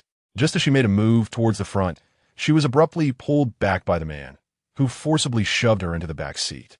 The car then set off. Arson was driving attentively in front, while Fu Zhoujin sat in the back seat, eyes closed, pretending to doze. Fu Shiai's in the front passenger seat chattered incessantly. Uncle, why have you been so idle lately? You're not truly bankrupt, are you? Keep talking, and I'll throw you out. Fu Shiai's scolded. Why is it that when Su Wanwan speaks, you find her noise tolerable? Su Wanwan, who hadn't uttered a word since getting in, interjected, just shut up. Noticing they were on the way back to the Fu residence, she felt a flicker of surprise and turned her gaze to the man beside her. Are you returning to Jiangting Mansion as well? Is it not permissible for me to return? What do you intend to do at home? Without anyone to prepare my fish mint noodles, I nearly starved last night at Half Moon Cloud Peak. Fu Zhoujin opened his eyes, glancing at her. So I'm going home to gather with my elder brother and perhaps secure a bowl of rice. Please refrain from speaking such ominous words. Chapter 26. Longing Fu Shiai's was moved to tears. Little uncle, if my father hears your words, he will surely be so delighted that he won't be able to sleep. Then don't sleep. What a heartless and emotionally detached scoundrel. Su Wanwan shifted her body, preparing to close her eyes when something caught her attention, causing her gaze to pause. Her eyes fell upon the man's left wrist, where he wore a hair tie shaped like a rabbit. The red elastic band occasionally brushed against the black mole on his ulna, complementing the snake tattoo on his wrist, creating an alluring yet restrained appearance against his pale skin. Su Wanwan's eyes widened in astonishment. The rabbit head and the red band were identical to the hair tie she had lost. She had previously searched the scene of their assassination for the rabbit hair tie, but had found nothing. She never expected that this very hair tie would be on Fu Zhoujin's wrist, worn as a bracelet. Fu Zhoujin noticed her gaze and turned to meet her eyes. Following her line of sight to his left wrist, he raised an eyebrow. What are you looking at? Su Wanwan glanced at him, then at the rabbit hair tie on his wrist. She pointed at it. Little uncle, how did you come to possess this rabbit hair tie? I bought it. Where did you buy it? In a mall. Which mall? I forgot. Is there a problem with the hair tie? Su Wanwan shifted closer to him, a sweet smile gracing her face. Little uncle, to be honest, I once had an identical rabbit hair tie. And then? But I accidentally lost it. I searched for a long time and couldn't find it. Her voice was filled with despair. Oh, he replied nonchalantly. That's indeed quite unfortunate. Su Wanwan's expression fell as she fixated on his hand. Her little pinky resembled a tiny traveler, inching its way up the man's hand with utmost seriousness. Little uncle, I believe this hair tie does not quite suit you. How so? Look at the rabbit head. It's so adorable. This hair tie embodies the hearts of countless girls. She gestured to his entire being, then back to him. You are so powerful and imposing. Such a cute and feminine hair tie simply does not match your dignified and handsome presence. The man regarded her lazily. So, I think it is more suitable for a girl to wear. But I like cute things. Isn't that simple? Su Wanwan beamed with flattery. You could give it to me, and I will show you how cute I can be. How's that sound? Then you wouldn't have to pretend to be cute. That would not be necessary. Why not? I just transitioned. The man observed her eagerly approaching face and then pinched her cheek. So I too wish to be as adorable as you. Seeing the hunger in her eyes, he knowingly inquired, What, do you want it too? Su Wanwan nodded vigorously. He feigned regret. Well, it can't be helped. I like it just as much. All right then. Su Wanwan extended her finger and poked the rabbit head on his wrist. Uncle, may I touch it? Just once. Fu Zhoujin gently covered it with his hand, declining kindly. No. Why not? Afraid you might become too infatuated. Miser. Su Wanwan settled back in her seat, ignoring him for the remainder of the journey. Upon returning to the Fu residence, they coincidentally found Fu Changlin and Yun Xian at home, having left work early due to a lack of duties at the company. The servants, witnessing the man walking in with the young master and Miss Su, were taken aback, dropping their brooms with a clatter and rushing into the villa. Sir, the second master is here again. Fu Changlin, hearing the commotion, stepped out, and upon seeing Fu Zhoujin, his pace faltered, disbelief etched across his face. He hurried over. Jin, why are you back? Fu Zhoujin ruffled Su Wanwan's hair affectionately, smiling. Just came to see you. You miss me, so you touch Wanwan's head? Fu Changlin, pleasantly surprised, couldn't he help but embrace him. It's good that you're back, just good. Fu Zhoujin did not return the embrace, but did not push Fu Changlin away either. Su Wanwan felt a flicker of surprise. Could it be he truly returned just to see Uncle Fu? Coming quickly. Your sister-in-law is home too. Let's have dinner together as a family tonight. All right. I appreciate it, big brother and sister-in-law. Fu Changlin's expression was a delightful mix of shock and joy, knowing Fu Zhoujin was back. Yun Xian was particularly elated and had instructed the chef to prepare many of Fu Zhoujin's favorite dishes. The entire Fu household bustled with a warmth and liveliness reminiscent of a festive occasion, all thanks to Fu Zhoujin's return. However, as Su Wanwan observed the busy figures and the smiles on Uncle Fu and Aunt Yun's faces, an inexplicable heaviness settled in her heart. She had once experienced such a lively and warm atmosphere, but it had vanished after her parents' departure. Following their demise, she had come to recognize the true nature of her relatives, who treated her as if she were a pariah, unwilling to accept her. She had thought she would become an orphan. It was Fu Changlin and Yun Xian who took her in during her most vulnerable moments, providing her with a life of comfort. Reflecting on her parents, Su Wanwan felt a wave of melancholy wash over her. Recently, she had begun to inquire about the specifics of the car accident that took her parents from her. But every resident near the accident site uniformly declared it an unfortunate mishap. Their synchronized accounts suggested they had been preemptively bribed. Burdened by her thoughts, Su Wanwan found little enjoyment in the meal, her appetite waning. Wanwan, is the pressure from studying too much for you? You seem to have lost your appetite lately. Yun Xian inquired with concern. She then playfully punched Fu Zhoujin. You little rascal, didn't I ask you to take care of Wanwan and remind her to eat properly? Look at how thin she has become. If Wanwan suffers from acute gastroenteritis, I won't let you off the hook. Fu Zhoujin, jolted by the punch, had soup splattered across his face. Mom, she's been eating 2 bowls of rice lately. Is that too little? I'm fine, Aunt Yun. I have a dance performance coming up, and I'm just following a routine diet. I'll return to normal after the performance. My dear child, you have become as thin as a reed, yet you still wish to lose weight? Su Wanwan shrugged. It is common for those who study dance. Please do not worry too much. I am aware of my limits. Fu Changlin sighed. Wanwan, even now, are you still unwilling to call us mom and dad? Following the death of her parents, Fu Changlin and his wife had directly adopted her as their goddaughter, hoping that Su Wanwan would regard them as her second parents, allowing her to reside here without any reservations. At that time, Su Wanwan could not bring herself to utter the words.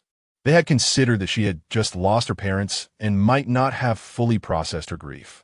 Calling them mom and dad would not only feel unnatural, but might also evoke painful memories. Thus, the call of mom and dad had been postponed until now.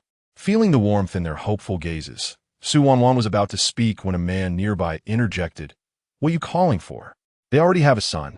Fu Shiai's replied, "Uncle, my parents merely wish for Su Wanwan to call them godfather and godmother. That is not acceptable." "Why not?" Fu Zhoujin lifted his gaze and glanced at them. "Do you enjoy being addressed in such a manner?" "Not exactly." "Very well.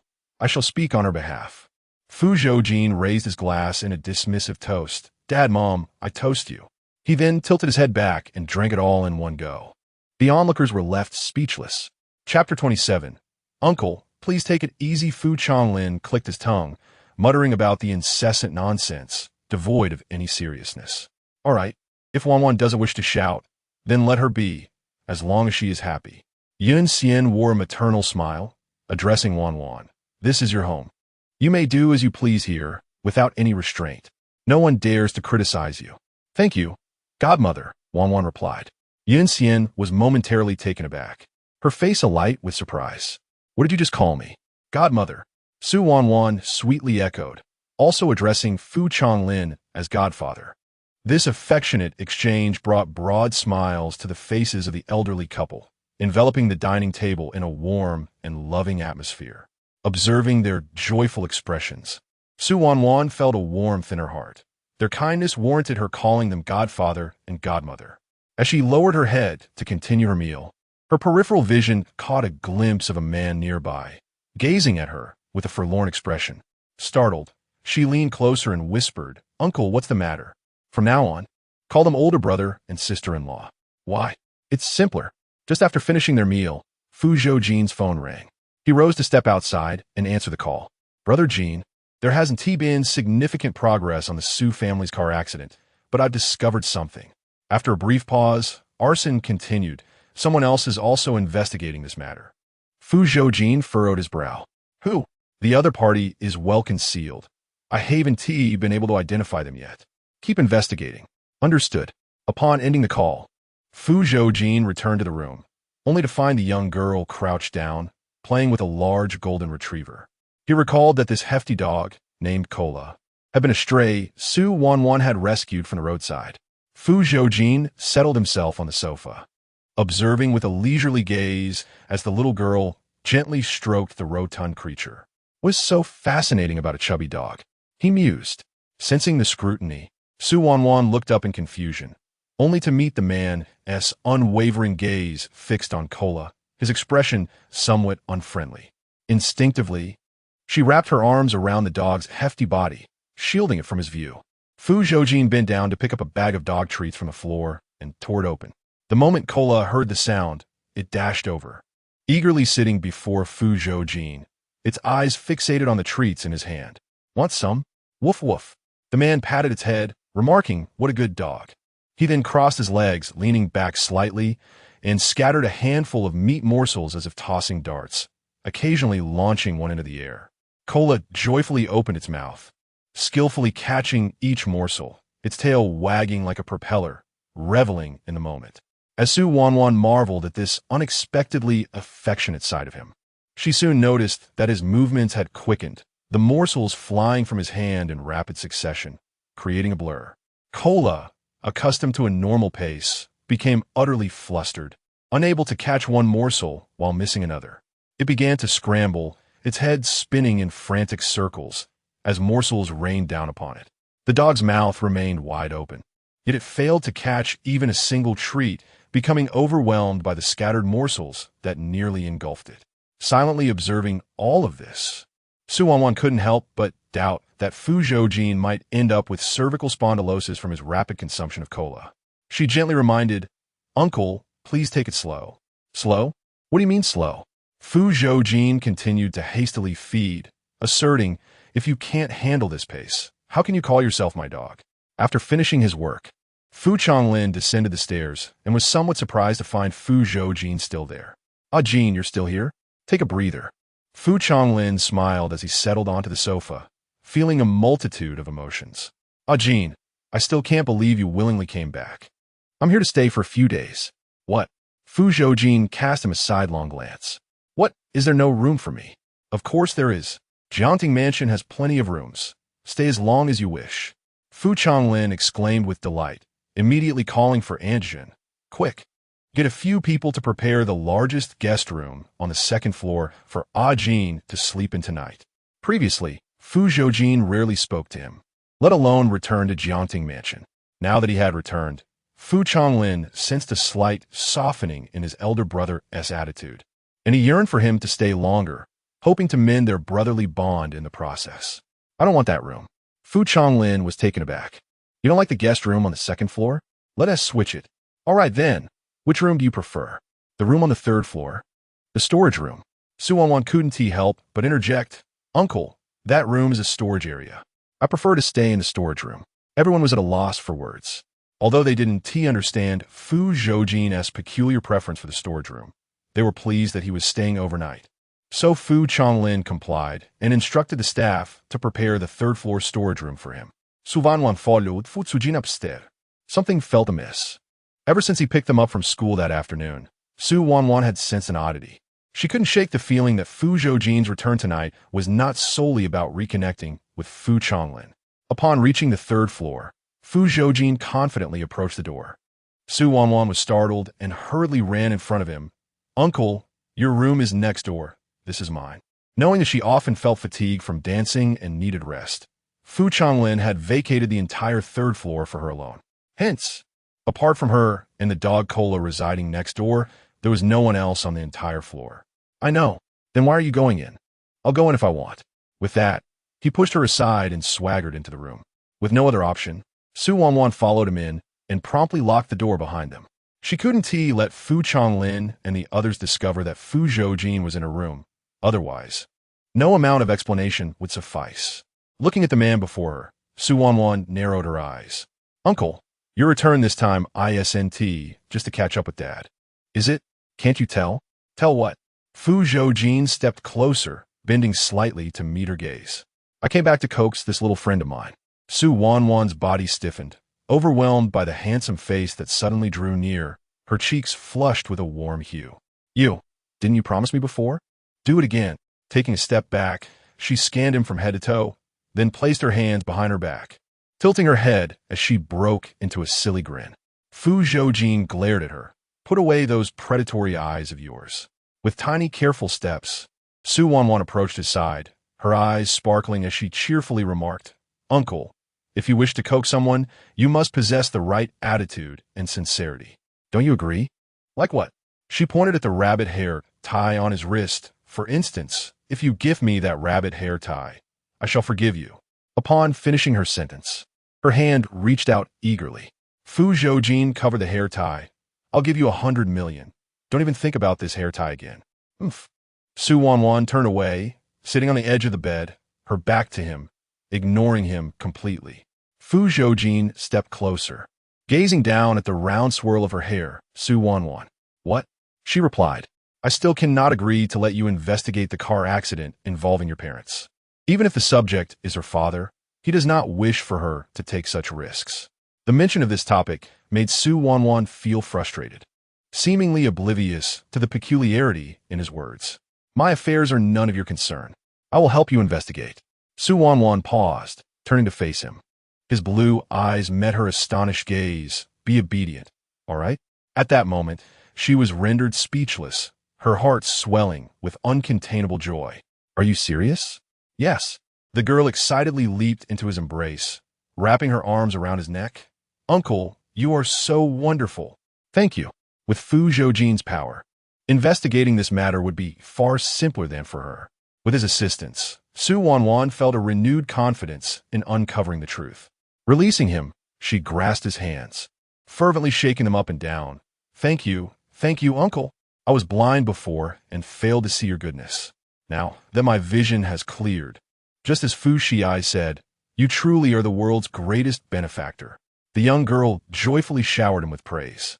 Fu Zhoujin observed his hand almost being shaken off, and remarked, you might break my hand. Su Wanwan halted her actions, realizing her enthusiasm, and quickly released him. I'm so sorry, I got a bit too. Suddenly, a knock echoed at the door. Su Wanwan, Are you there? Open the door. Su Wanwan's eyes widened in surprise. It was Fu Zhoujin. Chapter 28. Su Wanwan. I desire you must ensure that Fu Zhoujin does not discover Fu Zhoujin's presence here. Why is the door locked? Fu Zhoujin tugged at the handle and began to knock. Su Wanwan, open the door quickly. I need to borrow your shower gel. Ever since he learned that the shower gel Su Wanwan used was endorsed by Senior Nanjia, he had been incessantly coming over to borrow it. Su Wanwan's mind went blank. I've run out of shower gel. I borrowed yours just last night. There should be half a bottle left. Did you use it all? Open up quickly. Su Wanwan's mind raced as she scanned her surroundings, her gaze finally landing on the bed.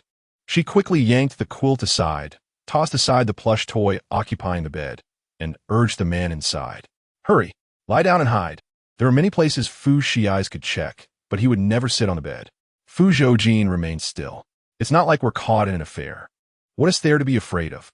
You, as a little uncle, coming into your niece's room. Don't you find that strange? I don't. Your shamelessness rivals that of a city wall. Outside, the relentless knocking only heightened the tension on the young woman's face. The situation grew increasingly urgent. Seizing the moment, Fu Zhoujin proposed, agree to one condition of mine, and I shall enter. Su Wanwan eyed him warily. What condition? I haven't thought it through yet. Then think it through before you speak. All right, I shall return to ponder it. With that, he turned to leave. Su Wanwan gasped in alarm, swiftly rushing forward to kneel and clutch his thigh. Fine. As long as Fu Zhoujin doesn't discover anything, I'll agree to 10 conditions. Deal. Fu Zhoujin withdrew his leg, turned back, lifted the quilt, and lay down. Once she confirmed he was settled, Su Wanwan felt relieved enough to open the door for Fu Zhoujin. As the door swung open, she retorted, Can't you just buy a bottle for yourself? The entire Xinhai city has been cleared out. I fought for a week online to snag one, and it won to even ship for another fortnight. This particular shower gel had been endorsed by Nanjia when she first debuted, and back then, few people purchased it, leaving ample stock. However, this year, due to a dramatic rise in her popularity from a hit show, a frenzy for anything associated with her ensued. All items that either she had worn or endorsed were snatched away. The shower gel Su Wanwan was currently using had been purchased before Nanjia's rise to fame. Merely a casual by that unexpectedly became a coveted item. Now Fu Zhoujin had set his sights on it. Looking at the die-hard fan before her, Su Wanwan sincerely advised. Honestly, you might do without this shower gel. You don't want it. Fu Zhoujin's eyes lit up. Great, then I shall take it. With that, he dashed into the bathroom and swiftly collected all the shower gel she had bought. Su Wanwan was left speechless. Just as Fu Zhoujin was about to leave, he caught sight of something out of the corner of his eye and suddenly halted.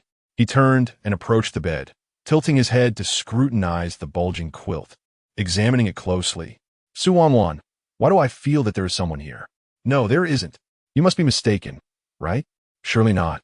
Don't you think that shape resembles a person? Who is it? Your uncle. Su Wanwan's heart skipped a beat. Oh no. Ha. How is that possible? Your uncle has his own room. What would he be doing here? What is that inside? You misjudged. It's actually. Su Wanwan gazed intently into his eyes, her expression resolute. It's the large plush toy I bought. Fu Zhoujin pointed to the plush toy that had fallen under the bed, shaking his head. I don't believe it.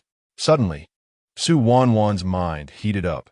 She leaped onto the bed and began to pummel the raised quilt with her fists. After finishing, she turned to Fu Zhoujin, tousling her messy hair and panting. Does it still look like a person? Fu Zhoujin stared in astonishment, giving her a thumbs up. Impressive. Su Wanwan, I won't watch the boxing match this year without you. Su Wanwan, her patience exhausted, threw back the quilt and burrowed beneath it, revealing only her head. I'm tired. If you don't go out, I will ensure you never see this shower gel again. Fu Zhoujin immediately clutched the shower gel tightly and dashed away. Close the door. Bang. The door slammed shut, and tranquility returned to the room. As Su Wanwan lifted the quilt to get up and lock the door, a hand suddenly crossed over and wrapped around her waist. Su Wanwan twisted her body, attempting to escape the bed, but the man held her tighter. What are you doing? She gently reminded in a soft voice. Uncle, your hand is on my waist. I know. Stay with me tonight. What? Fu Zhoujin slightly raised his head, glancing at her. What? Don't want to sleep with me? That wouldn't be appropriate, would it? He has his own room and bed. Wanwan. This is the condition I mentioned earlier. Fu Zhoujin rolled over, pinning her beneath him, his cool fingertips grazing her forehead, inching downward until they rested on her soft lips. Wanwan's body stiffened. His fingertip caressed back and forth, gently pressing, savoring her softness, his deep blue eyes concealing profound desires. Wanwan, I want you. Chapter 29. Uncle. You seem to be panting quite heavily. Wanwan was momentarily stunned, her doe-like eyes widening in surprise as she blinked blankly. What is it that you desire from me? She glanced down at herself and then back at him, puzzled. I have neither talent nor wealth, and there is nothing on me that you could possibly want. There is, he replied. What? Your body. I have a strong desire to consume you. Wanwan's eyes widened in shock. Could he have mutated? Was he no longer consuming human food and instead resorting to cannibalism? She softly reminded him, Uncle, eating humans is against the law. Then allow me just a bite, would you? His fingertips danced across her smooth cheek, playfully pinching it. Your face seems quite soft. Terrified, Wanwan immediately covered her face, shaking her head vigorously. No, Uncle, this is merely your illusion. In reality, my skin is tough and my flesh is coarse. It would surely break your teeth. It's all right, I can compensate. If he truly bit her, wouldn't she become the legendary faceless and skinless being? No. As she attempted to turn away, she cried out in despair. I only have one face. If you bite it, it will truly be gone. Fu Zhoujin chuckled lightly, effortlessly gripping her waist, rendering her immobile. But my teeth are quite itchy right now. His fingers traced up her waist, his captivating blue eyes locking onto hers. Wanwan, do you not intend to help me alleviate this discomfort? How am I to alleviate it? Wanwan glanced left and right before seizing his arm and bringing it to her mouth. Why not bite this instead? It's certainly one T hurt. I only wish to bite you. That's out of the question. I even assisted you in investigating your parents' car accident. In an instant, Wanwan fell silent. He had indeed been a tremendous help regarding that matter. This debt of gratitude she owed him could not be ignored. All right. She reluctantly extended her slender arm. You may bite this, Fu Zhoujin pressed down on her arm. Not that one. Then which one do you want? Just being allowed to bite is already generous enough. Why be so picky? The man leaned closer, his handsome face nestled into the softness of her neck, inhaling the delicate fragrance that belonged to her. Let me bite this. Are you a vampire? His hot breath brushed against her sensitive skin, causing Wanwan to quiver involuntarily. She could not help but retract her neck, her mind blank. If I let you bite, will this illness of yours be cured? Then, go ahead and bite. Who could blame her for feeling indebted to him for such a significant favor? The man smirked in triumph, his lips descending upon her neck, trailing kisses along her collarbone. He pressed a gentle kiss to her delicate clavicle. Noticing her reaction, Fu Zhoujin grinned, his voice low as he asked, How does it feel? It feels a bit itchy and a bit warm. That is how it feels the first time. He brushed his nose against her sensitive collarbone, his voice husky as if he were restraining something within himself. A few more times will suffice. Wanwan, puzzled, inquired, Why must it be repeated? Because it becomes addictive. As she turned to gaze at him, he covered the back of her head with one hand, pressing her into his embrace. No peeking. Why not? I might not be able to resist. Resist what? His breath grew heavier. I won't be able to resist the urge. Oh. The man maintained his handsome visage buried in the crook of her neck. The room fell silent, and all Wanwan could hear was the increasingly frantic beating of her own heart. After an indeterminate span of time, she spoke again. Uncle, have you satisfied your craving yet? Then when will you leave? Fu Zhoujin raised his head. What? Do you wish for me to depart? Wanwan extended her finger toward the door. This is my room. Shouldn't you be leaving? Fu Zhoujin turned to lie beside her. I shall sleep here tonight. What? Fu Zhoujin glanced at her. Why such astonishment? You will accompany me tonight. No way. If they discover this tomorrow, I am finished. Wanwan protested. You have your own room.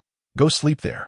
Fu Zhoujin remained steadfast, his gaze unwaveringly fixed upon her, filled with melancholy and sorrow. Su Wanwan's heart fluttered. What are you doing? I'm merely asking you to return to your room. I'm not bullying you. Actually, I have a habit before sleeping. Su Wanwan paused in surprise. What habit? I think of my mother. And? The man solemnly continued. Every time I think of her, I feel profoundly lonely. Thus, I require someone to sleep beside me to find rest. How did you sleep before? Like you, I purchased a large stuffed toy. Su Wanwan promptly picked up a plush toy from the floor and offered it to him. Then you can borrow mine to sleep. Fu Zhoujin swatted it away. Too ugly. I refuse. Hey, are you being picky again? Were it not for your assistance in investigating the car accident, I wouldn't bother accommodating you. Su Wanwan. He drew closer, enveloping her in his embrace.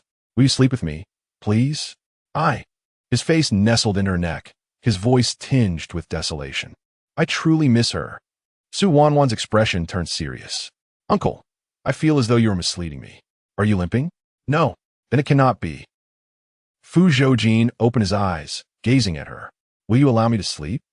Yes, such a good girl. The man tousled her hair, pulling her closer, his handsome face once more buried in her neck, nuzzling her with increasing abandon. Why does he enjoy nuzzling so much? Nuzzling was one thing, but he also bit her neck, pinched her cheeks, and grasped her waist. Is his craving for affection excessive? Su Wanwan listened intently for a moment before finally reminding him, Uncle, you seem to be breathing rather heavily. Are you tired? The fatigue of your labor is evident, even in your sleep, as your breath comes in labored gasps. I suppose I miss my mother and feel weary. Su Wanwan shifted her body slightly. Yet, I still find it rather peculiar for us to sleep this way. Fu Zhoujin restrained her movements. It is merely an illusion of yours. Su Wanwan. Chapter 30. Kissing her neck, Fu Zhoujin could not drive her away. And he was also concerned that the next day, Fu Chonglin and the others would discover that she had slept beside him. Su Wanwan managed to hold on, enduring an entire sleepless night. It was not until close to dawn that she finally succumbed to exhaustion and fell into a deep slumber. Fu Zhoujin slowly opened his eyes and glanced out the window, where the first light of dawn was beginning to break. He could hear the bustling footsteps of his servants outside. Rising from the bed, he threw off the covers and slipped on the coat at the foot of the bed. His gaze fell upon the girl, sleeping soundly, and he walked over, bending down to gently pinch her little nose. Su Wanwan scrunched her face up, thinking it was a mosquito, and waved her hand dismissively. Fu Zhoujin chuckled softly.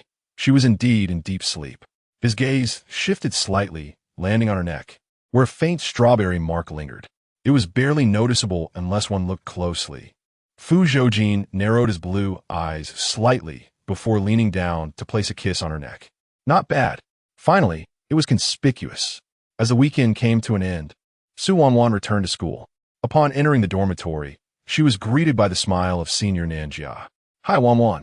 Good morning. Su Wanwan was taken aback. Senior Nanjia, what brings you here? The teacher's dormitory is fully occupied, and I heard there was a vacancy here. So Sister Zhang helped me apply to move in with you. Sister Zhang was Nanjia's agent. Isn't that too much of a burden for you? After all, you're a big star and a dance assistant teacher invited by the school. Regardless, I want to be disturbed here. I actually find it quite liberating. She replied with a twinkle in her eye. Have you forgotten? I'm still an undergraduate in my senior year. Students are meant to reside in dorms. But you're still a big star. What does that matter? It's merely a profession. I cannot expect special treatment because of my status. Su Wanwan was pleasantly surprised by her approachable demeanor and her fondness for her Guru. Noticing that Nanjia was tidying up, Su Wanwan offered to help. Soon, everything was neatly arranged. Thank you, Wanwan, Nanjia said. Senior Nanjia, if you don't mind, you can call me Wanwan. All right, thank you for your help. Do you have time later? I'd like to treat you to a meal. Just then, Gu Yao and another roommate returned to the dormitory, and Nanjia invited them along. Gu Yao was ecstatic, eagerly grasping Nanjia's hand. Senior Nanjia, you are beautiful and kind-hearted, and so generous. I am definitely going to stick with you from now on. Nanjia laughed. Great. I hope we have a pleasant time together during our campus life. Absolutely. Sensing the cheerful atmosphere, Su Wanwan took the initiative to ask if they could exchange WeChat contacts. Nanjia nodded, and they all happily added each other. Looking at Nanjia's WeChat ID, which featured the character Jia, Su Wanwan could not help but ask, Senior Nanjia. My brother is particularly fond of you and has been eager to add your WeChat. May I share your contact with him? She paused, finally recalling. Are you referring to that boy who picked you up from school last time? Yes, yes. Certainly. However, how is it that your brother has a different surname from you? Su Wanwan elucidated her relationship with Fu Zhoujin. Nanjia, understanding, smiled gently. So that is how it is. But I find him rather handsome. Su Wanwan's eyes brightened. You think he is handsome? Indeed, he possesses commendable qualities. If he were to enter the entertainment industry, he would undoubtedly achieve great success. As she spoke, Nanjia produced a business card. This is the card of my agent, Sister Zhang. She is currently seeking to sign a charming young man. If your brother is interested, he could add Sister Zhang on WeChat for a chat. However, Su Wanwan ultimately declined Nanjia's offer. After all, someone with Fu Zhoujin's intellect, which would hardly survive 3 episodes in a palace drama, would face relentless criticism in the entertainment world. It would be best for him to retain his innocence and optimism. After school, just as Nanjia was preparing to treat them to a meal, she received a call from her agent. It seemed there was an urgent matter at their company requiring her return. Left with no choice, Nanjia apologized to them, assuring that she would treat them next time. They naturally understood and offered her words of comfort. After bidding farewell, Nanjia turned to get into the car that had come pick her up. Just as Su Wanwan turned around, she almost collided with someone. Upon closer inspection, she realized it was Fu Zhoujin. Fu Zhoujin, what are you doing? Fu Zhoujin gazed at the departing vehicle. Su Wanwan, do you think she dislikes me? Why is it that every time I come to find you, she just so happens to be leaving? Su Wanwan cast him a sidelong glance. She simply has matters to attend to. Do not be so self-absorbed. With that, she turned to head toward the cafeteria. Fu Zhoujin hurriedly followed. I heard she moved into your dorm today. Is she living with you? Su Wanwan halted, glancing at him askance. How do you know? Fu Zhoujin pointed to the side, indicating Gu Yao. I gave her 10,000, and she told me. Su Wanwan turned to look at her. Gu Yao shrugged. This lad offered too much. I couldn't refuse. Next time, remember to include me in such good fortune. Gu Yao, and she exchanged a high five. Okay. Fu Zhoujin exclaimed. Damn it, Su Wanwan, if I give you even a penny next time, I'll be the grandson. At that moment, his phone vibrated. Fu Zhoujin pulled out his phone to check. It was a WeChat message from Su Wanwan. Standing on the steps, arms crossed like a queen surveying her domain, she stated, It's Nanjia's WeChat ID. Fu Zhoujin, nearly dropping his phone in excitement, exclaimed, Is this truly Nanjia's WeChat ID? Absolutely genuine. Wow, Su Wanwan, you're amazing. Are you still giving me money? Yes, yes, yes. He promptly produced a wad of cash and stuffed it into her hands. Su Wanwan accepted it, counting the bills, her laughter unrestrained. Thanks, you little rascal. With Nanjia's WeChat ID secured, Fu Zhoujin was in high spirits and proposed treating them to dinner. The 4 of them headed to the cafeteria, just as they were about to enter when they spotted a familiar figure. Little uncle. As Fu Zhoujin was about to call out, a joyful voice erupted beside him. In the next moment, his body was nudged aside, and a figure darted past him. By the time he regained his composure, he witnessed the little girl leap directly into Fu Zhoujin's embrace. Shocked, Fu Zhoujin dropped the ball he was holding to the ground. Su Wanwan nestled her head into his arms, then lifted her gaze, her eyes sparkling with mirth. What do you think? How many points do you think I earned this time? Fu Zhoujin lowered his gaze. Not bad, barely an 8.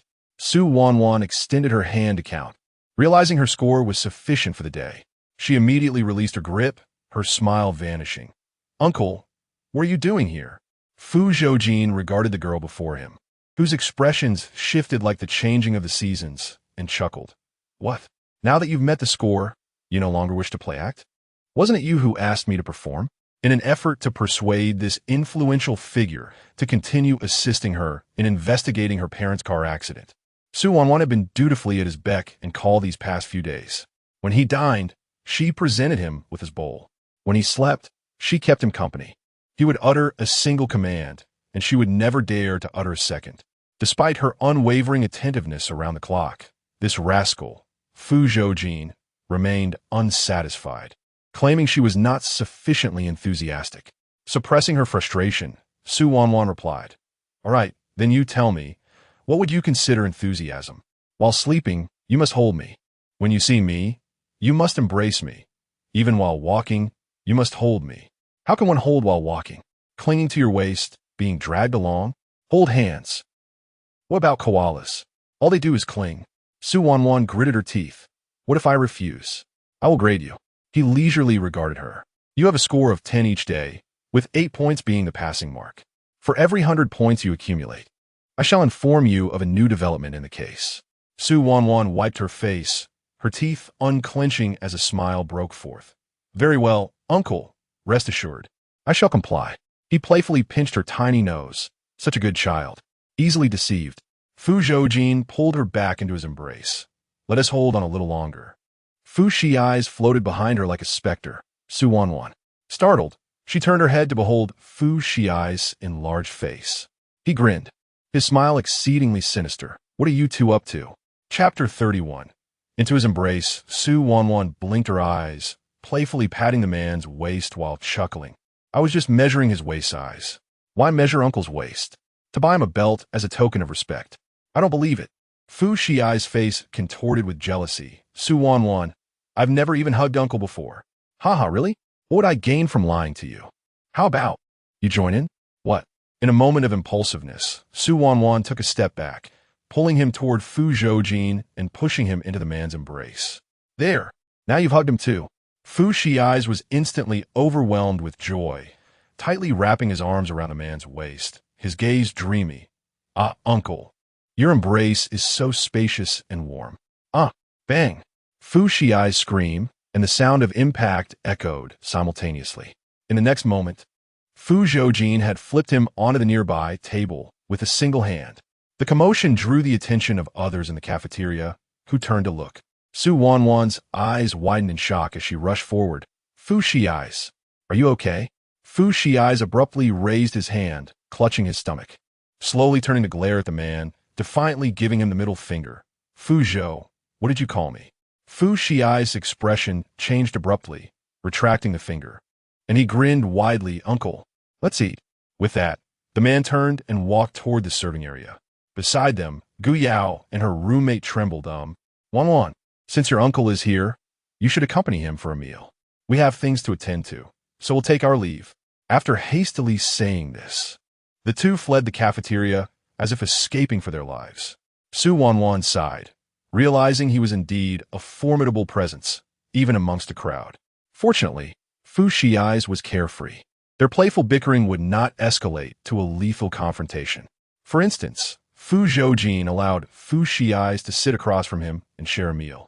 Eager to achieve a perfect score, during the serving time, Su Wanwan diligently took care of the man, whether it was fetching food or purchasing drinks. Her smile never faltering for a second. Anyone unaware might have mistaken her for Fu Zhoujin's devoted follower.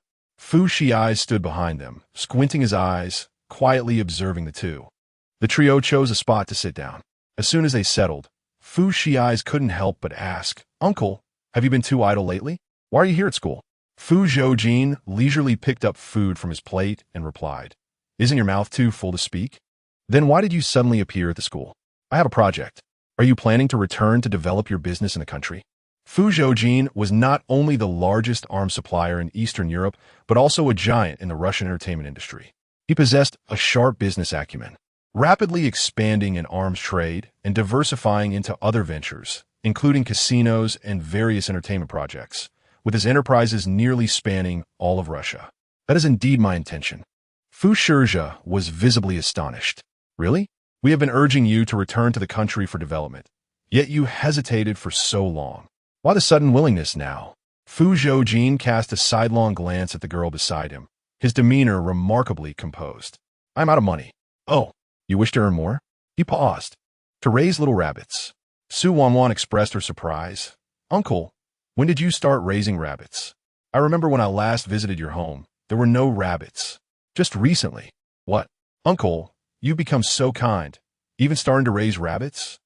Fu Zhoujin grew increasingly curious. But why raise rabbits? To eat them? Fu Zhoujin pondered for a moment. Nodding seriously, I do wish to eat them, but it's not time yet. Su Wanwan widened her eyes.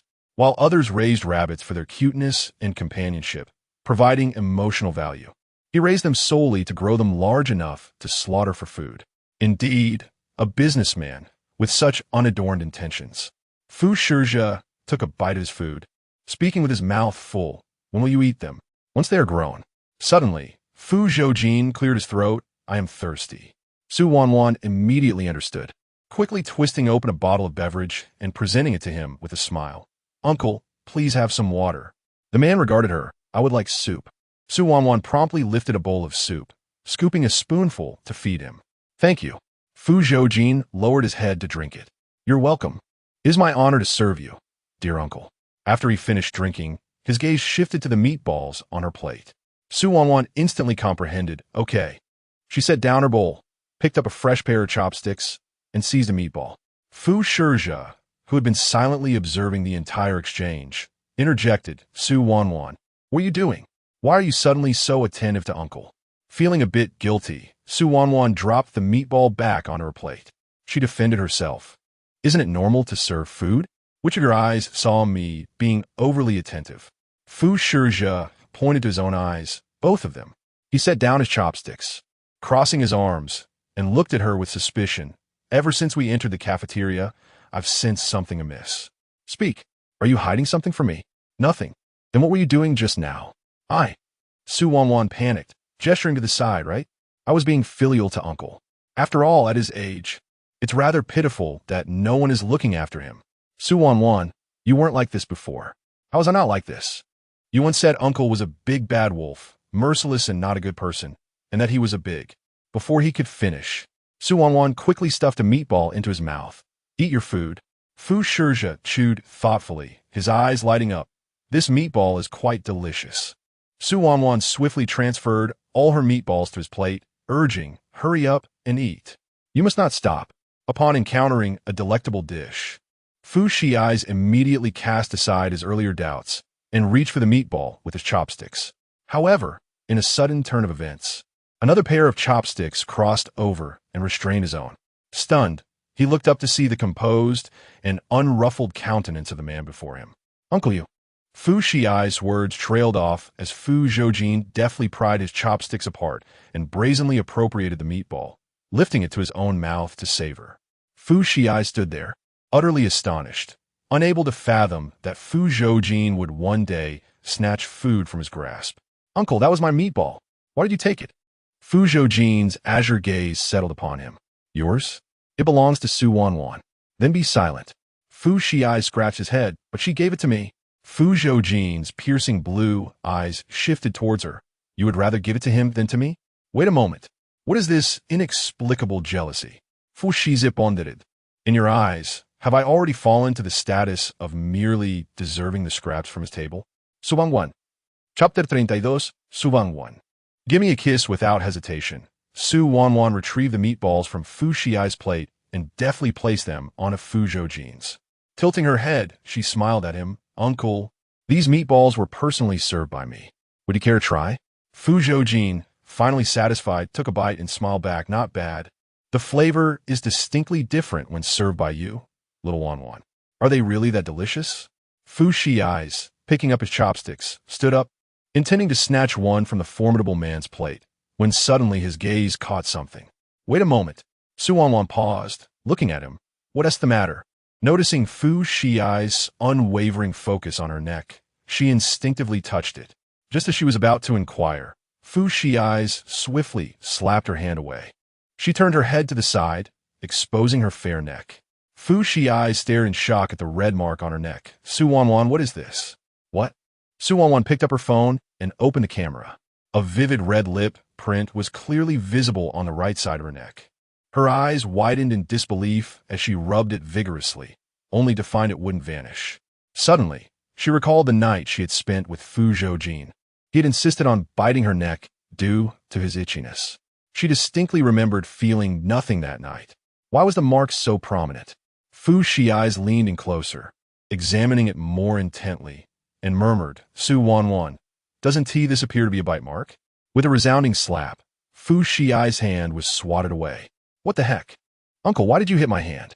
Seeing the man remain completely unfazed, Fu Zhoujin questioned, You can't possibly know who left this bite mark on Wanwan's neck. Can you? I do. Fu Shiai's voice rose. Who is it? A mosquito. A mosquito? Fu Shiai's expression turned exasperated. What kind of mosquito has such a large mouth? A mutated one. I don't believe it. You have no choice. As the situation spiraled out of control, Su Wanwan quickly concocted a plausible explanation. Fortunately, Fu Shiai's limited cognitive abilities, combined with her repeated culinary distractions, eventually led him to accept the ludicrous notion of a mutated mosquito as the culprit. As suggested by Fu Zhoujin, the meal was quite chaotic. Afterward, as the three exited the cafeteria, Fu Shiai's received a call from a friend inviting him to play basketball. Without a second thought, he bid them farewell and dashed off to the court with a ball in hand. Once Fu Shiai's departed, only the two of them remained. Let us get in the car. Huh? Are you going to drive me? Didn't I say? Fu Zhoujin paused, hand poised at the car door. Casting her sidelong glance, I shall be your male chauffeur. Su Wanwan's eyes widened in terror. I was just joking. A male chauffeur for Fu Zhoujin. What a contemporary horror story. I took you seriously. Su Wanwan. Fu Zhoujin turned, bending slightly, his blue eyes locking onto hers, emphasizing every word from now on. I will be responsible for picking you up and dropping you off from school. Su Wanwan hesitated. Uncle, you are usually so busy. Wouldn't it be inappropriate? For someone like him, a mogul in the arms trade, every second is worth millions. If he spends his time taking me to and from school, isn't that just a lavish expenditure of his wealth? This seemed utterly extravagant. I think it's wonderful, she added, feeling a pang of guilt. But I have a part-time job at the kindergarten later. All right, get in the car. With that, he bent down and entered the vehicle, left with no choice. Su Wanwan followed suit. She settled into the passenger seat, eagerly awaiting the car's ignition. However, the vehicle remained stationary, and she sensed the intense gaze of the man beside her. Feeling a flutter of anxiety, she gripped the seatbelt tightly, her neck rigid as she turned to him. Uncle, what? What did you just say? Confusion washed over her. What do you mean? Fu Zhoujin extended his hand, counting leisurely on his fingers. The great demon? A rogue? Not a good person? Suddenly, Su Wanwan clasped his hand, smiling ingratiatingly. Uncle, didn't I just praise you? I was blind before and failed to recognize your virtues. But now it's different. What is different? You are a gentleman, an angel, and the world's one and only benevolent soul.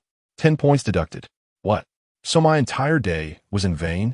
He called her to the car, just to settle scores later. Su Wanwan replied sweetly, Uncle, I find this unfair. Speak your grievances. You know I have grievances? Slowly, she leaned closer, smiling as she straightened his curled fingers back to normal. Uncle, I just complimented you, so this round doesn't count. Fu Zhoujin glanced at her sideways. How do you want to settle this? Su Wanwan raised 3 fingers, 3 points. You can deduct a maximum of 3 points, no more. Very well, 3 points it is. With that, he started the car and drove off. Su Wanwan was taken aback. Was he really so agreeable? It felt as if he had set a trap for her, waiting for her to leap in. The car soon arrived at Yun-san kindergarten and came to a halt. Uncle, thank you for bringing me here. Goodbye.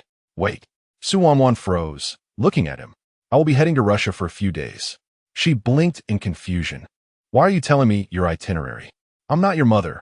You don't need to report to me. What do you think? Observing his slightly expectant expression, she shook her head. I don't know. For some reason, she felt that Fu Zhoujin had been acting oddly lately, especially since that night they spent together. His behavior had become increasingly peculiar. Think it over. After a moment of contemplation, Su Wanwan tentatively replied, I wish you a pleasant journey and a safe landing. And one more thing. What else? I await your return at home. Ah. He glanced at her momentarily. Upon meeting his gaze, Su Wanwan finally understood. It seemed that she was required to offer her blessings. Su Wanwan promptly adjusted her posture, her expression serious as she extended her well wishes. Uncle, I wish you a smooth journey and a safe landing. With a tilt of her head and a sweet smile, she added, I will be waiting for your return at home. Fu Zhoujin fixed his steady gaze upon her face, then reached out to cup the back of her head, drawing her into his embrace. Is that not enough? Not enough. Su Wanwan inquired. He slightly loosened his grip, their foreheads touching, his warm breath brushing against her face. His voice deep and laced with uncontainable emotion. Could you kiss me? Su Wanwan was taken aback. Why should I kiss you? A farewell kiss. He paused before adding, it is a social custom in Russia. Oh, he gently toyed with her earlobe, his voice enticing. Just one kiss, please? Su Wanwan gazed at his captivating face, her heart inexplicably stirred.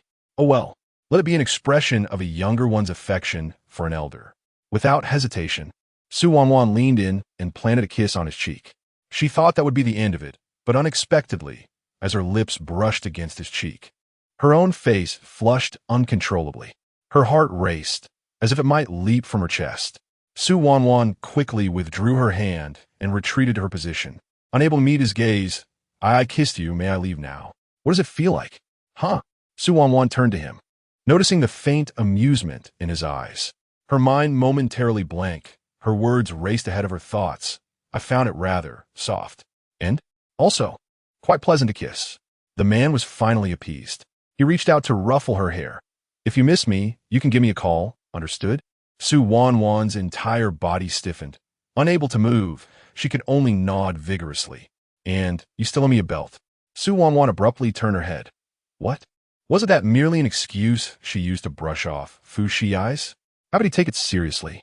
Su Wanwan met his deep gaze. I hope to receive this carefully prepared gift upon your return.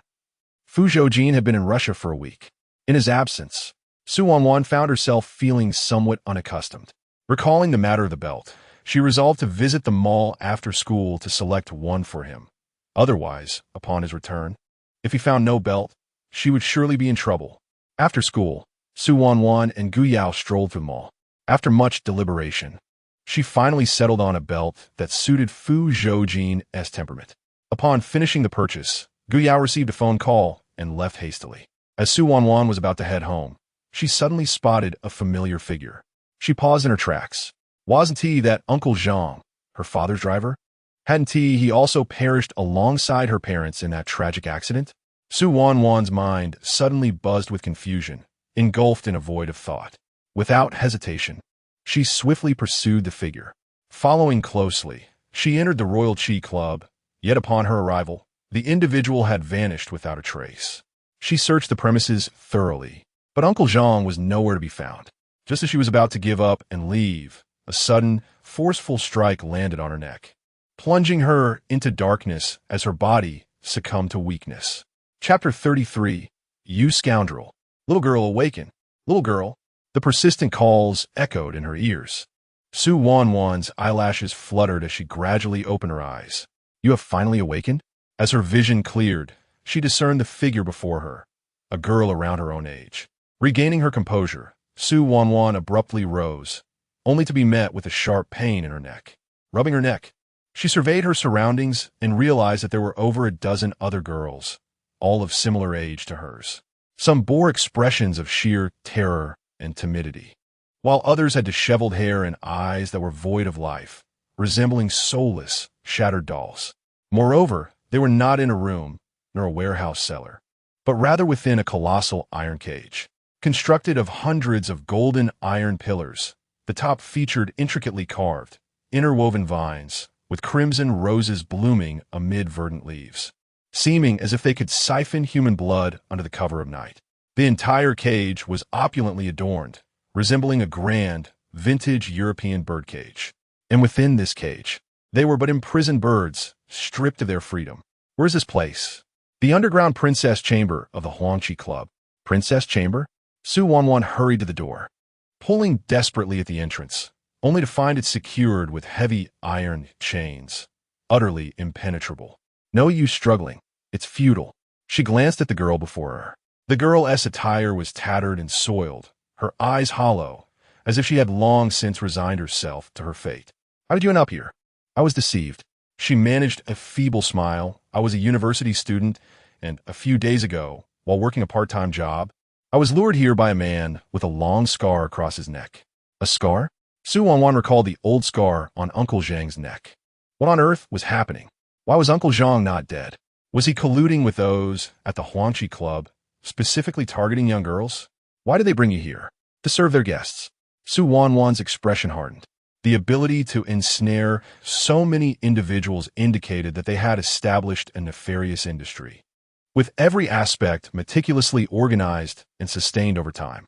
It was shocking to realize that beneath the facade of this seemingly legitimate Huangqi club lay such despicable undertakings. How long have you been here? 3 days.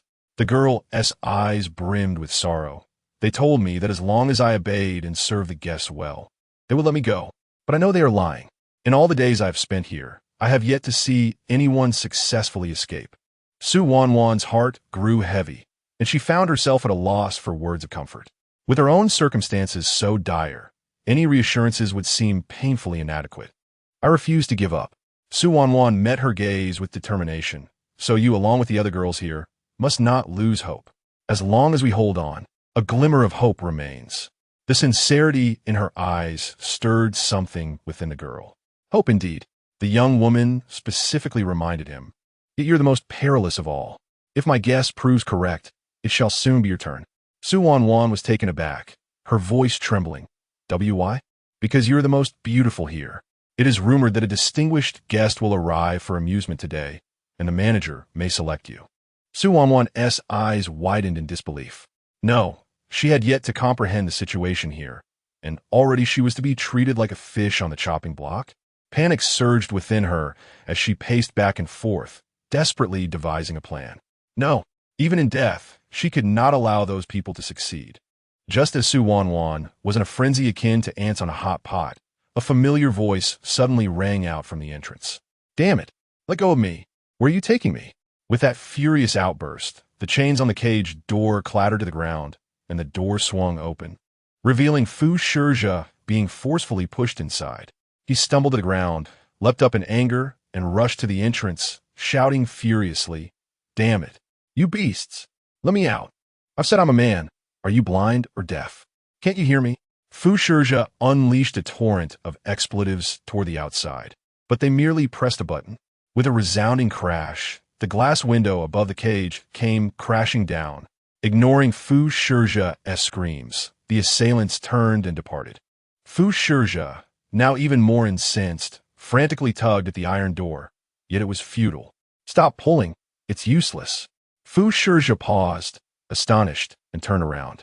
Upon seeing Su Wanwan, his face was one of shock. Su Wanwan, what are you doing here? I was about to ask you the same. What on earth are you wearing? She glanced at his uniform, perplexed by its androgynous nature. I'm here for a part-time job, he replied, glancing down at himself. This is how the female servers dress. Part-time? Are you short on money? Not really. I heard today is Nanjiao's birthday, so I can take a look. Just a look? Why are you cross-dressing like this? I didn't have invitation. They wouldn't let me in. Fu Zhoujin briefly explained the situation to her. So that was it. He wanted to attend Nanjiao's birthday party, but without a formal invitation, he couldn't gain entry. Thus, he devised a rather poor scheme to bribe a female server, disguising himself as one to infiltrate the birthday celebration. Unbeknownst to him, he was quickly discovered. They mistook his good looks for femininity and apprehended him. Why a female server? I don't know. All the servers at the birthday party are female. Su Wanwan was genuinely unaware that today marked Nanjiao's birthday. Nanjia had never mentioned it to them. Approaching him, she pinched his protruding chest. If you're going to dress as a woman, why bother with the padding? Fu Zhoujin startled, covered his chest with his hands, and took a step back. Su Wanwan, are you a pervert? Let me tell you something. What? If all goes as expected, we shall soon be summoned to serve the guests. What? It was only then that Fu Zhoujin realized there were over 10 young ladies present, and they were. Su Wanwan proceeded to elucidate their circumstances and the current predicament. So you just saw Uncle Zhang? Su Wanwan nodded affirmatively. But didn't he die? Are you certain you didn't mistake him for someone else? I am quite certain. Su Wanwan pointed to the other young ladies, revealing that they too had been deceived by Uncle Zhang. Fu Zhoujin's expression turned grave. So, during this time, you have been investigating the accident involving Uncle Su and the others? Aye. Su Wanwan, do you not realize how perilous this is? Meeting the youthful boy's anxious gaze warmed her heart, yet she felt a tinge of sadness. I understand, but they are my parents. I have no choice but to act. You truly. I am at my wit's end with you. Fu Zhoujin placed his hands on his hips, conceding, we must first devise a plan to escape this place. We shall address other matters later. Do you have a plan? No. Very well. Let us await our fate together. Just as despair enveloped them, Su Wanwan suddenly caught sight of a familiar figure outside the cage. It was Fu Zhoujin. It's my little uncle. Filled with excitement, Su Wanwan dashed to the door, calling out and frantically waving, "Little uncle, come save me. I am here, little uncle." Fu Shiai's was equally taken aback to see Fu Zhoujin here and rushed over to join Su Wanwan in her cries. The man outside seemed to sense something, abruptly halting his steps and turning towards them. Chapter 34. Let us revel this evening. The gazes of the two individuals collided through the glass window. Su Wanwan tugged at the door with renewed vigor, exclaiming, "Uncle, come and save me." She had anticipated that Fu Zhoujin would rush to their aid upon witnessing her plea. However, the man's azure eyes remained indifferent and tranquil, merely casting a cursory glance in their direction before withdrawing his gaze and departing. Su Wanwan was left utterly bewildered. What was happening? He clearly saw us. Why did he not exhibit the slightest reaction? Fu Shiai's glanced at the glass window before him. Could it possibly be one-way glass? Only we can see outside, while those outside cannot perceive what lies within.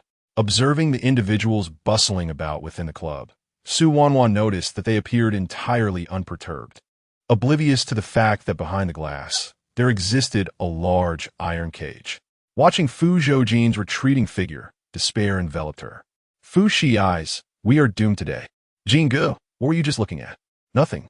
As they were about to ascend the stairs, a woman clad in red suddenly approached. "Handsome, where are you off to?" Fu Zhoujin narrowed his azure eyes, coldly fixing his gaze upon her. The woman, momentarily taken aback by his piercing stare, faltered in her smile before quickly regaining her composure. "What's wrong, handsome? Are you feeling down? Would you like me to keep you company?" With that, her slender fingers brushed against the man's chest, her crimson nails playfully toying with his clothing buttons, her gaze sultry. "I am quite the conversationalist. No man who has spoken with me has ever left unsatisfied. Would you care to give it a try? Care for a little fun?" She smiled and nodded eagerly, "Of course. A man like you must possess quite the prowess in bed, right?" Fu Zhoujin's smile did not reach his eyes. "Very well, then let us enjoy ourselves thoroughly this evening." The woman beamed with delight, entwining her arm with his. "All right, let us head upstairs." Fu Zhoujin followed the woman as they ascended. Asins instinctively reached for his gun at his waist, steadily trailing behind. Upon reaching the second floor, as the woman opened the door and was about to lunge at the man, her wrist was suddenly seized and twisted behind her back. Her face was pressed against the coffee table. Startled, she instinctively attempted to struggle, but upon meeting the man's frosty gaze, she couldn't help but smirk, her tone teasing. "Oh, boss, you're not playing fair. With such a large bed, why not press me onto it instead of here? The coffee table is so cold. Don't you feel sorry for me? What a heartless man you are." Asins pressed down harder. "Stop the nonsense and behave." The woman, far from being intimidated, deliberately emitted some suggestive moans. "Boss, be gentle. I can barely hold on." With a crisp snap, Fu Zhoujin lowered his gaze, lighting a cigarette before leisurely settling into a nearby armchair. He spread his legs and leaned back, casually smoking. "Who's your boss?" "No one in particular. I'm merely a girl here. Upon seeing your attire, I assumed you must be wealthy, so I thought I'd defleur a bit to earn some money." Asins tightened his grip once more, causing the woman to wince in pain. "I advise you to speak truthfully, or I shall have to end you." "Alas, you rogue, you are nearly crushing my chest." The woman continued to smile playfully. "This chest is freshly augmented. Should you ruin it, you shall be liable." Asin interjected, "Do not inquire further. I am merely an ordinary lady, unknown to anyone, seeking to earn a modest living." Her gaze fell upon the rabbit hair tie adorning the man's left wrist, and she exclaimed in surprise, "Boss, so you have a child after all?" Such hair ties are typically worn by young girls, revealing the man's evident affection for his offspring. The woman sighed, lamenting, "How unfortunate to have entangled with a married man. How dull." Fu Zhoujin regarded her with a cold, steely expression, a palpable aura of menace beginning to emanate from him. Sensing his intense hostility, the woman averted her gaze, an urge to retreat blossoming within her. "What a pity," she said. "I prefer not to engage with men who have families. Since you are married, I suppose we must part ways." She attempted to extricate herself from Asen's hold, but a gun was suddenly thrust against her forehead. Her complexion shifted subtly, her eyes revealing alarm. Asen, with his finger poised on the trigger, advanced menacingly. The woman found herself retreating, forced into a corner, her facade of cheerfulness faltering. Fu, Master Fu, you wouldn't dare harm a woman, would you? Her back met the wall, leaving her with no avenue of escape. Fu Zhoujin flicked the ash from his cigarette into the ashtray, casting a sidelong glance at her. It seems you truly know me. Realizing the gravity of her earlier words, she stammered, "Who sent you?" "Master Fu, as I mentioned, I am merely a lady of the night. My only intention in approaching you was to earn." Bang! A bullet whizzed past her ear, embedding itself into the white wall. The woman shrieked in terror, instinctively shielding her head. "To blow your brains out or to ruin your silicone assets." Fu Zhoujin's cold gaze fixated on her, his tone remaining disturbingly calm. "You may choose a swift death or a chance of survival with the latter, though the ordeal may render you a living nightmare." The woman's expression darkened, realizing that the man before her was as devoid of humanity as the rumors suggested. Desperately, she pleaded, "Master Fu, I am a woman. You cannot treat me this way." 3, 2, I will speak, she urged. "In truth, it is." Fu Zhoujin's brows furrowed, and he swiftly dodged. Bang! A bullet pierced the window, narrowly missing him and striking the woman in the forehead. Her face froze in astonishment, blood instantly staining her features. Asen reacted swiftly, rushing to the window, scanning for the shooter. Yet, within 100 meters of the establishment, all remained tranquil, as though the shot had been a mere figment of imagination. Asen returned. "Brother Jean, the target has vanished." Fu Zhoujin extinguished his cigarette. "No need to search. Their aim was not me." Asen glanced at the lifeless woman on the floor. "You mean their target was her?" Fu Zhoujin, somewhat disheartened, was about to leave when the door swung open, and a male attendant entered. He cast a fleeting glance at the woman on the ground, then calmly averted his gaze to the man before him. "Master Fu, Mr. Nen has been awaiting your arrival for quite some time." He gestured, "This way, please." Fu Zhoujin regarded him momentarily before striding away. Meanwhile, Su Wanwan and Fu Shiai's were pondering how to make Fu Zhoujin aware of their presence when the sound of iron doors echoed through the space. A chain clattered to the ground as a group of tall men clad in black entered, swiftly overpowering them and binding their hands with ropes. Fu Shiai's, taken aback, struggled vehemently, exclaiming, "Let go of me! You've mistaken me for someone else. I am A." His words were abruptly silenced as they affixed duct tape over his mouth, stifling his unfinished sentence. Su Wanwan and the other girls found themselves in a similar predicament. Their hands bound, mouths silenced with tape, and dark hoods drawn over their heads. Darkness engulfed their vision, and an inexplicable wave of terror washed over them. "Take them to the 3rd floor," a woman's voice commanded, and Su Wanwan felt a push from behind, compelling her to follow the men as they led her out of the iron cage.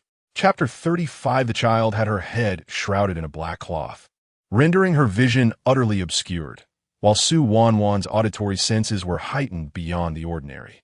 Unfamiliar with her surroundings, escaping proved to be an insurmountable challenge. However, if chaos ensued, it might create an opportunity to ascertain Fu Zhoujin's whereabouts, thus simplifying matters. Her greatest fear was that Fu Zhoujin might not be at the venue. As Su Wanwan followed the throng, she utilized the lipstick she had scavenged from Fu Shiai's pocket to leave a trail of markers. Beside her, Fu Shiai's continued to vociferate. "Where are you taking us? Are we really going to the 3rd floor? Why is it taking so long? By the way, how much do the girls here charge for a night? If the service is unsatisfactory, will they be harmed? Who is your boss? Aren't you afraid of divine retribution for your unscrupulous deeds?" No sooner had he spoken than a heavy hand struck Fu Shiai's neck. "What are you shouting about? Your voice is unbearable. If it weren't for your looks, I'd have tossed you into a dark pit already." Just as Fu Shiai's was about to retort, Su Wanwan tugged at his sleeve, signaling him to be silent. They soon arrived on the 3rd floor and entered a room. The door shut behind them, and the hood was lifted. Su Wanwan surveyed her surroundings, discovering a lounge. Before long, the door swung open, and a woman clad in a form-fitting qipao, her figure voluptuous, entered. The subordinates referred to her as Sister Chun. Fu Zhoujin frowned and whispered, "Is she the manager of the establishment?" A nearby girl nodded in affirmation. Sister Chun, with a cigar in hand, sashayed over with a sinuous grace, her gaze sharp as she scrutinized them like merchandise. You, and you stepped forward. The girls named obeyed and stepped out of line. Sister Chin's gaze finally fell upon Su Wanwan, her eyes momentarily sparkling with astonishment. She approached Su Wanwan, lifting her chin with her slender fingers, satisfaction gleaming in her eyes. "Well, I did not expect old Zhang to have some use after all, bringing me such a charming beauty. What is your name, little girl?" Su Wanwan turned her face away, only to have it forcibly adjusted back. The woman's countenance grew cold. "Little girl, I advise you to behave while you're here. If you don't, it would be a pity to ruin that lovely face of yours." Su Wanwan struggled. "I was deceived into coming here. You had better let me go, or I will not hesitate to call the police." "Call the police?" The woman scoffed. "Let's see if you can escape before you think of that." Sister Chen gestured. "This one will do. Take her." "What are you doing?" Fu Zhoujin rushed forward to shield Su Wanwan, shouting, "Get away. If you dare lay a finger on her, I swear I'll fight you." Sister Chan raised an eyebrow, scrutinizing Fu Zhoujin with a questioning gaze. "Are you a man?" Before he could finish, Sister Chen seized Fu Zhoujin's shirt and ripped it off, confirming he was indeed male. Her expression turned fierce. "What are you doing bringing a man in here?" The subordinates, looking flustered, immediately apologized. "Take him away." "Yes." No sooner had the command been given than Fu Zhoujin found himself restrained by 3 burly men. "Let go of me. I am Fu Zhoujin of the Fu family. Dare to lay a finger on me, and my uncle shall ensure that you wretched lot are dealt with decisively." I had thought that the esteemed title of the young master of the Fu family would instill fear, yet their expressions were filled with derision. Ignoring their shouts, they forcibly dragged Fu Zhoujin away. "Fu Zhoujin." Su Wanwan yearned to pursue him, but her body was restrained, rendering her immobile. With fury, she glared at the woman before her. "What do you intend to do with him?" "Rest assured, he is still a young master of the Fu family.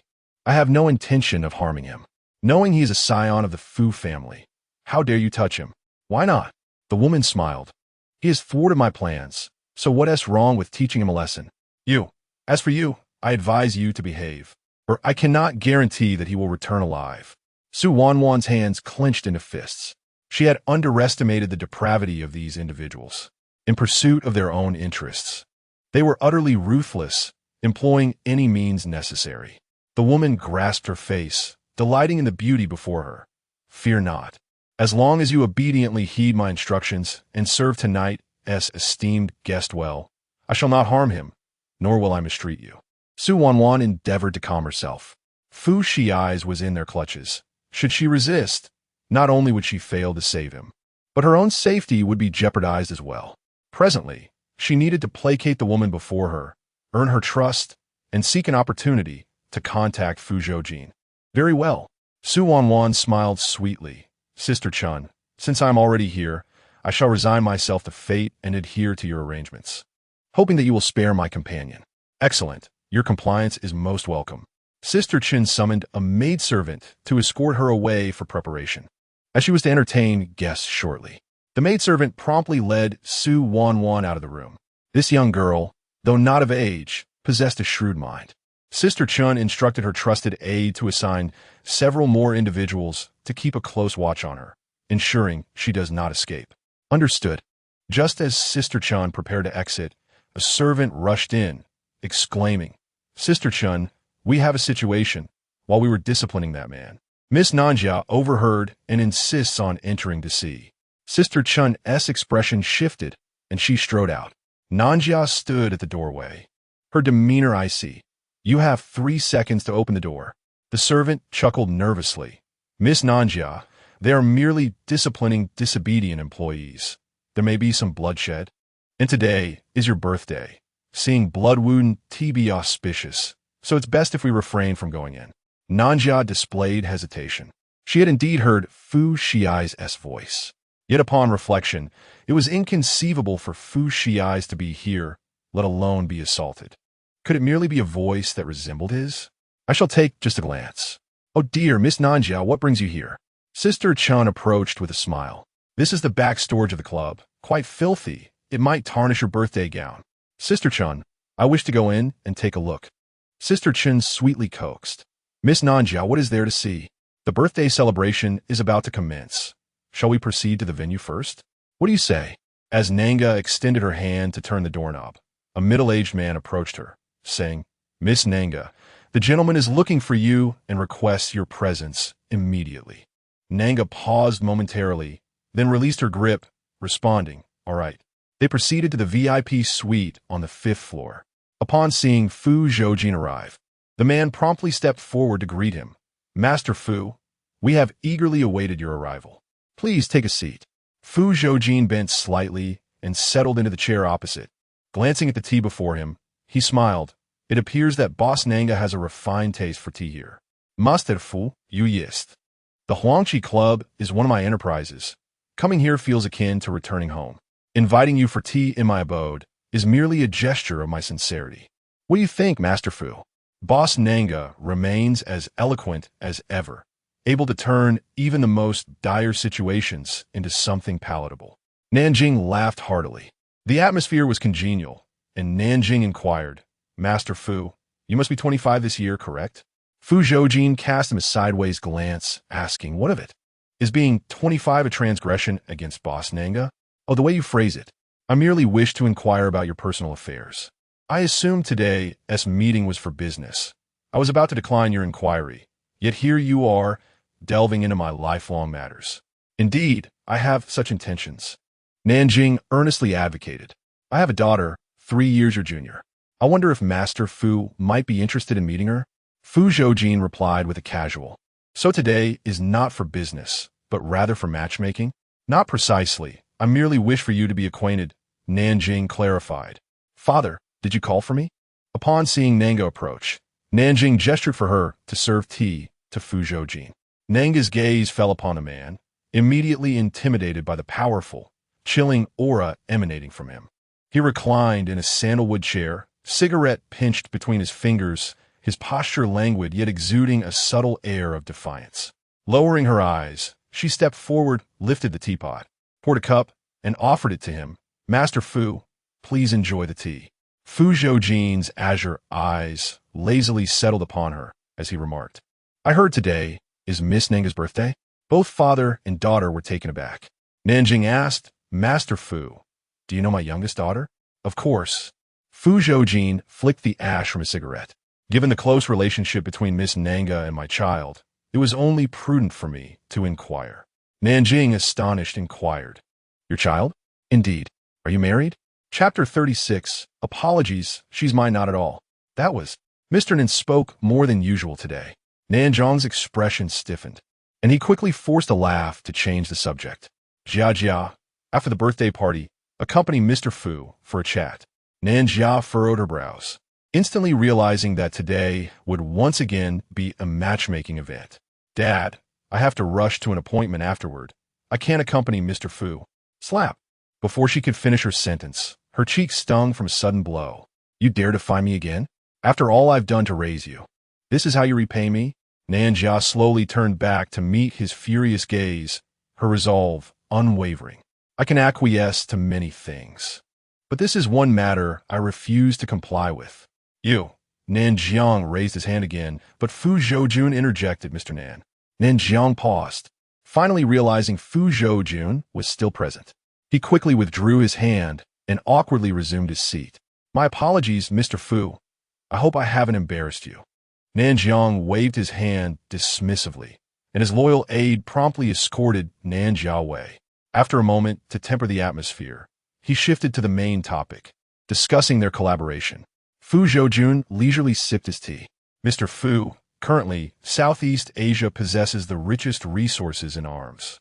If you could spare even a fraction for me, it would be greatly appreciated. Nanjiang asserted confidently, rest assured, the 50% profit earned will surely be yours.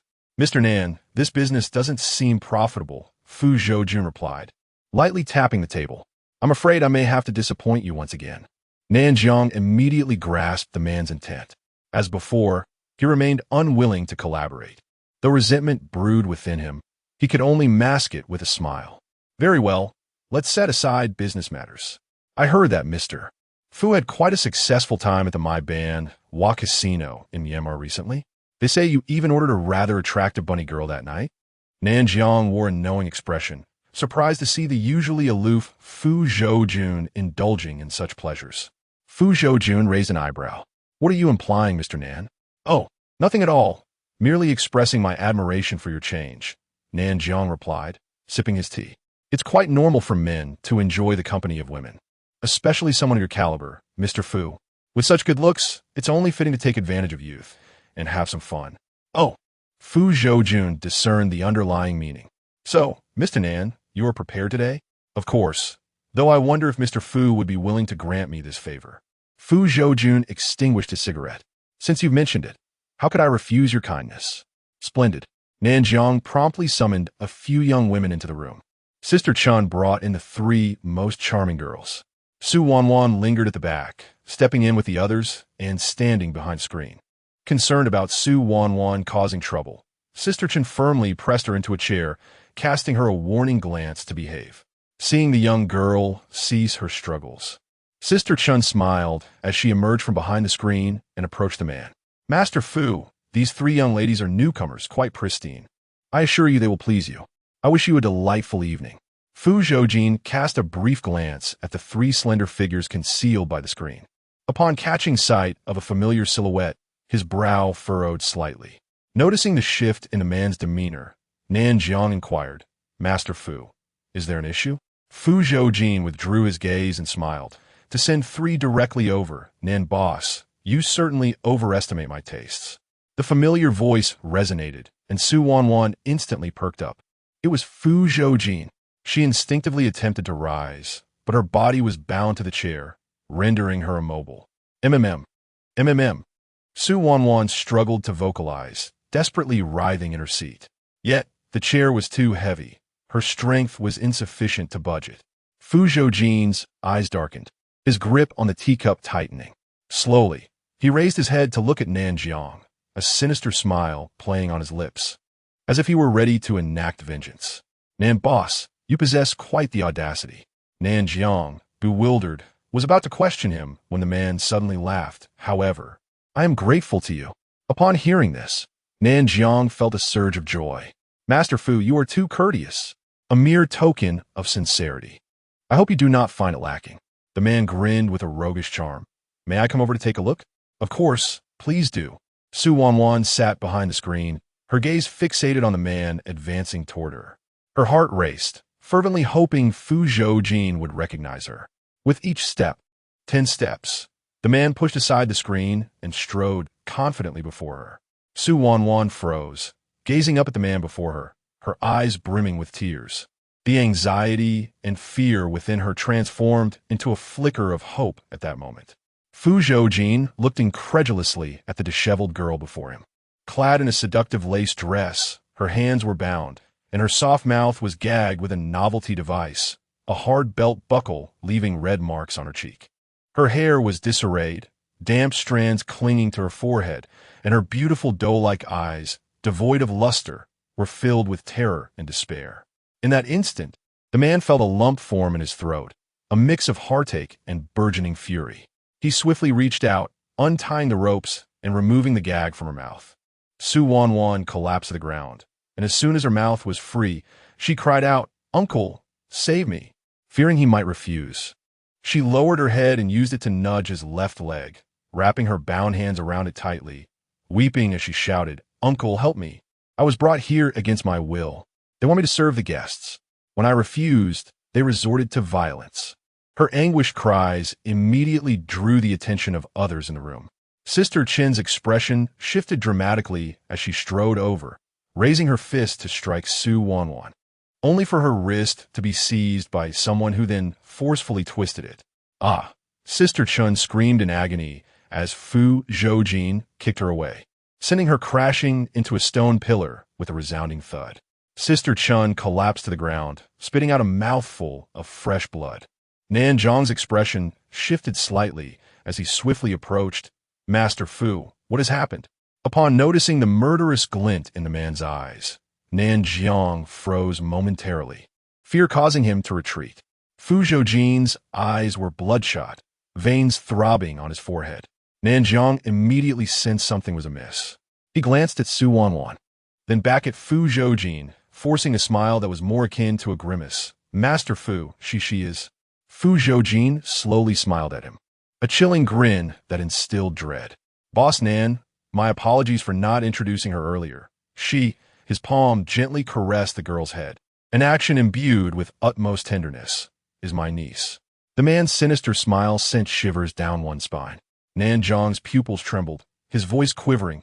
She is your niece? Wasn't Fu Zhoujin supposed to have only one nephew? When did a niece make her appearance?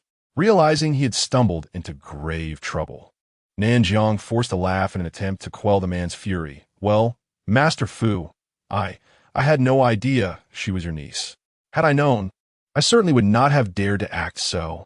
Fu Zhoujin untied the ropes binding Su Wanwan's hands, draped his coat over her shoulders, and then bent down to retrieve her fallen shoes. With her shoes in his left hand, he reached under her legs with his right, effortlessly lifting her in a single motion. Asen, the ever-ready Asen, immediately stepped inside. Brother Jean, kill. Understood. Chapter 37. That night's encounter. Bang, bang. A gunshot rang out, and Nanjiang collapsed to the ground, groaning in agony. Upon hearing the gunfire, Nanjia rushed in, her face paling at the sight of Asen preparing to shoot again. Dad! She dashed forward to assist Nanjiang. Seeing Nanjia, Su Wanwan gasped in alarm and cried out, Asen, stop! Asen, quick to react, shifted his aim. The bullet grazed Nanjia's shoulder and embedded itself in the wall behind her. Still shaken, Nanjia instinctively shielded Nanjiang, pleading fervently, Mr. Fu, my dad is unaware that Wanwan is here. This is all a misunderstanding. I beg you, please don't harm my father. Fu Shi's clutching his backside, hurriedly entered. Uncle, let us talk this over calmly. Please don't shoot. Fu Shize, are you all right? Su Wanwan asked with concern. Who rescued you? I'm Yufine. It was Nanjia who saved me. Fu Shi's quickly pressed down Asen's hand, turned to plead with Fu Zhoujin. Uncle, we're all safe. Let us release them, shall we? Whether we release them or not is not for you to decide. Then who decides?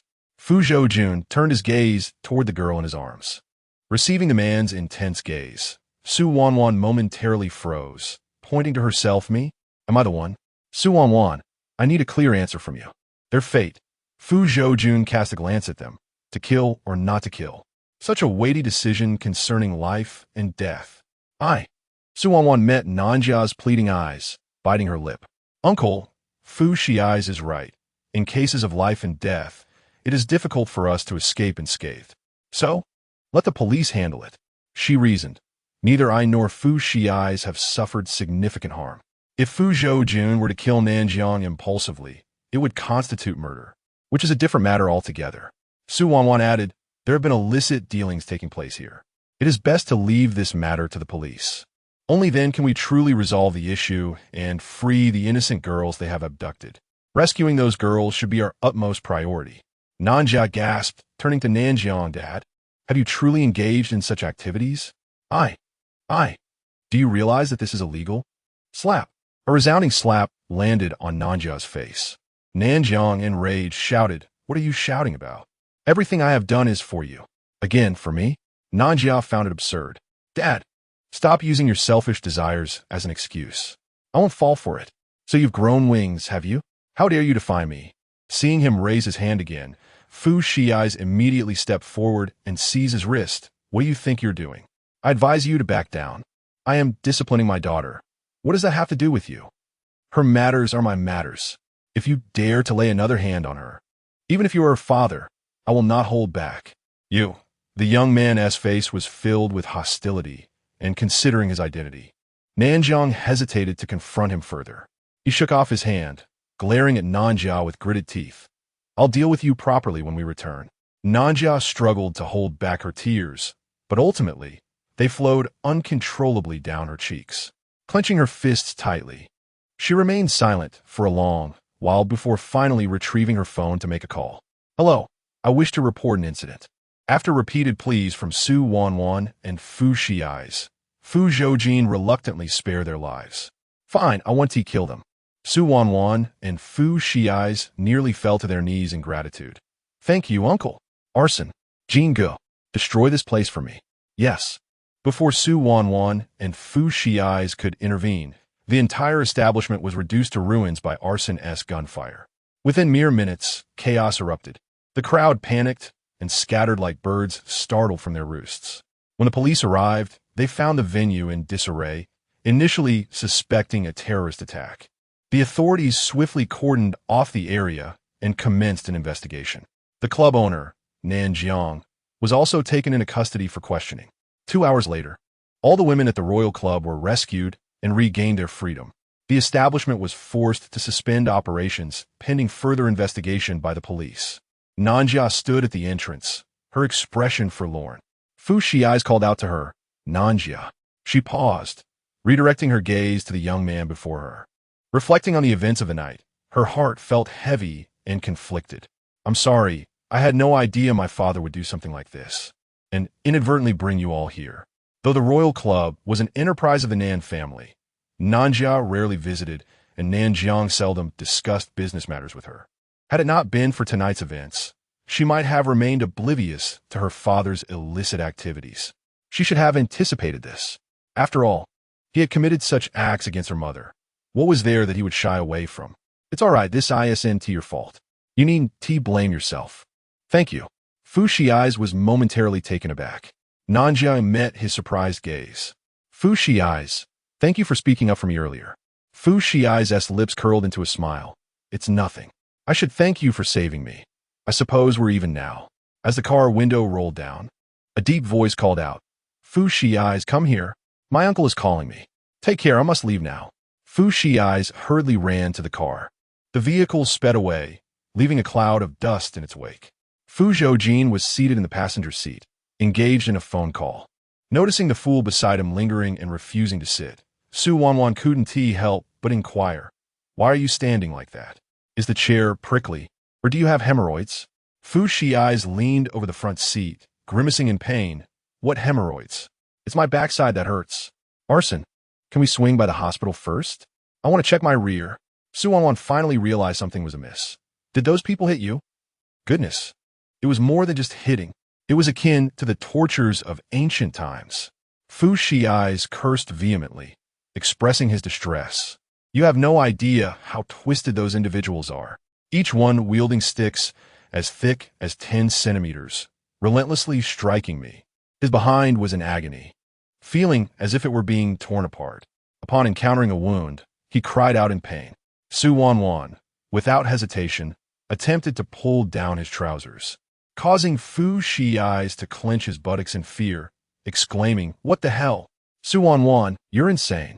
However, her vigorous movement aggravated his injury, eliciting a groan of pain from him. Ah, damn, it hurts. A man's nonchalant warning floated from the front seat. If you make that disgusting sound again, I'll kick you out. Seriously, I've been beaten to a pulp, and you can't even show me a shred of concern? Uncle? Fu Zhoujin dismissed him, stating simply, Return to Hanwei Yunding. What? We're not going to the hospital? No. What about my injury? Let rot. Upon reaching Hanwei Yunding, Fu Zhoujin's condition appeared to worsen. He could scarcely walk. Su Wanwan lifted his shirt, revealing his blood-soaked clothing. Uncle, Fu Zhoujin is bleeding profusely. We must go to the hospital. Fu Zhoujin glanced at the wound and replied, We'll discuss it once we're inside. As Asen and Su Wanwan assisted Fu Zhoujin inside, Fu Zhoujin dialed a number. Come to Hanwei Yunding. The man on the other end, groggy from sleep, immediately became alert. You're injured? Stop wasting time. Hurry over. All right, I'm on my way. The man hurriedly dressed, adding, Bring a set of women's clothing. Women's wear? Tan Sheng paused, incredulous. Wait, Fu Zhoujin, do you have a woman? Is she at Hanwei Yunding now?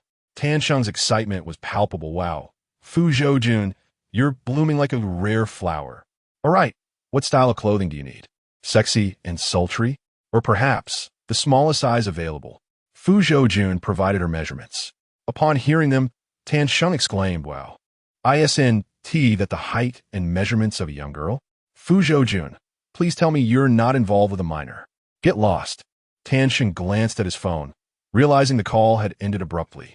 As Fu Zhoujin put away his phone and turned around, he found Su Wanwan standing behind him, a playful smile on her face. "What are you grinning at?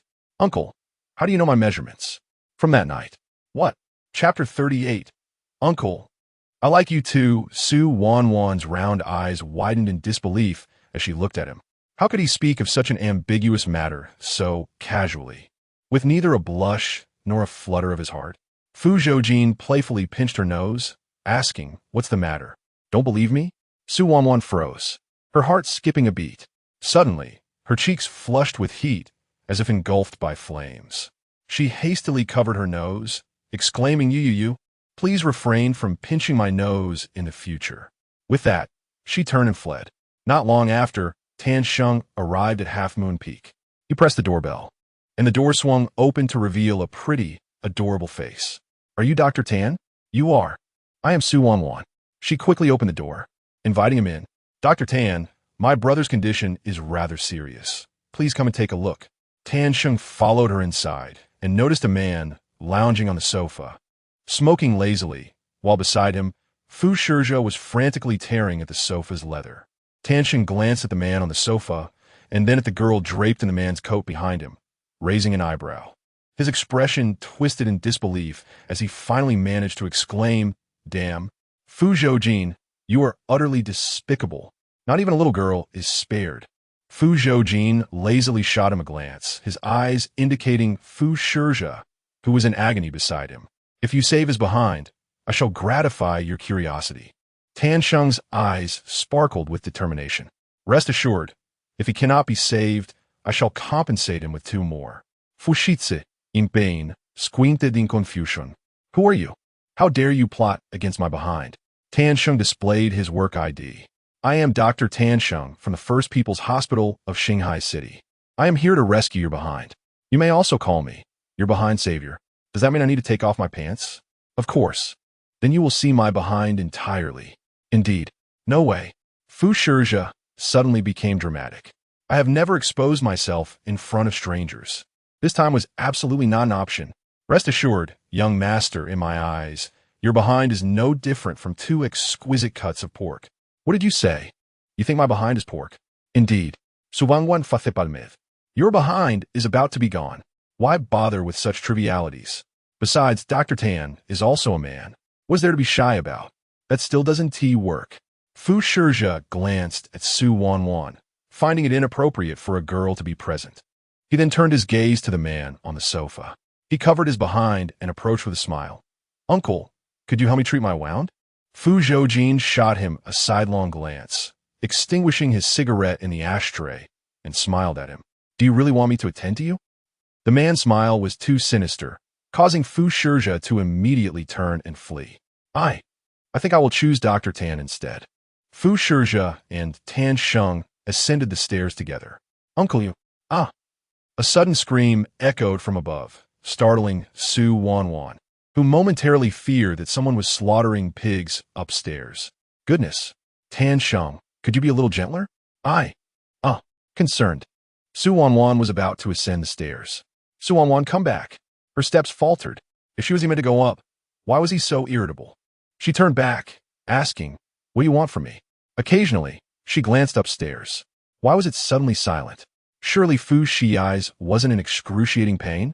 Noticing her worried expression, Fu Zhoujin narrowed his blue eyes slightly. "You seem quite concerned about him." "Yes, so what? Do you like him?" Su Wanwan withdrew her gaze, feeling somewhat perplexed. "Of course I like him. Why would I like Fu Zhoujin?" Although Fu Zhoujin could be quite unreliable and boisterous at times, she could sense his concern and affection towards her.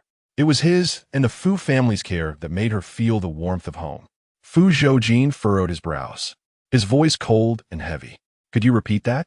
Su Wanwan was taken aback, looking at him with wide, confused eyes. This was hardly a grave matter. Why was he so furious? Blinking, she solemnly reiterated, "I really like Fu Zhoujin.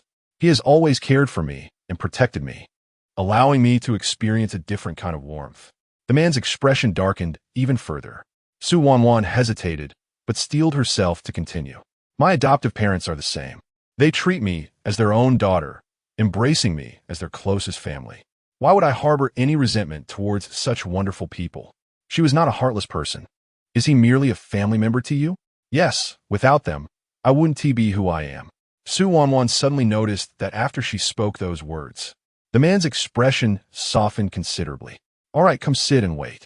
Su Wanwan responded with an "oh" and moved to sit beside him on the sofa. Remembering the events of the evening, she asked, Uncle, does Nanjian know about her father's actions? Not that I know of. Su Wanwan sighed in relief. It's good that she doesn't. In truth, she did not wish to lose Nanjia as a friend.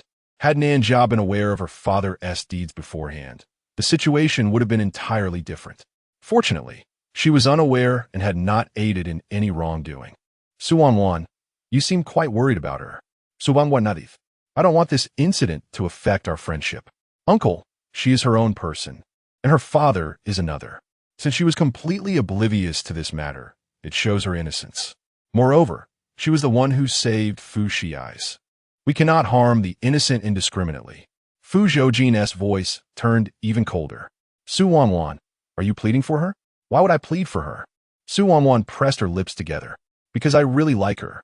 She is beautiful, humble, and an exceptional dancer. Supporting her rapid growth in dance is a joy. Who would appreciate such a gentle and lovely young lady? Having just developed a fondness for Fu Zhoujin, she now found herself enamored with this Nanjia. Fu Zhoujin let out a cold laugh, addressing Su Wanwan. Are you a cuckoo bird, falling for every passerby? Su Wanwan, taken aback by the reprimand, rubbed her nape and asked, Uncle, why are you so upset? What do you think? He retorted. Su Wanwan pondered for a moment. Is it because I haven't expressed my affection for you? Fu Zhoujin gazed at her, confirming his suspicion. It was indeed the reason. Slowly shifting closer, she smiled sweetly. Uncle, there's something I've been concealing from you. Fu Zhoujin shot her a sidelong glance. Speak. She tilted her head, bringing her petite face near his ear, whispering, Uncle, I like you too.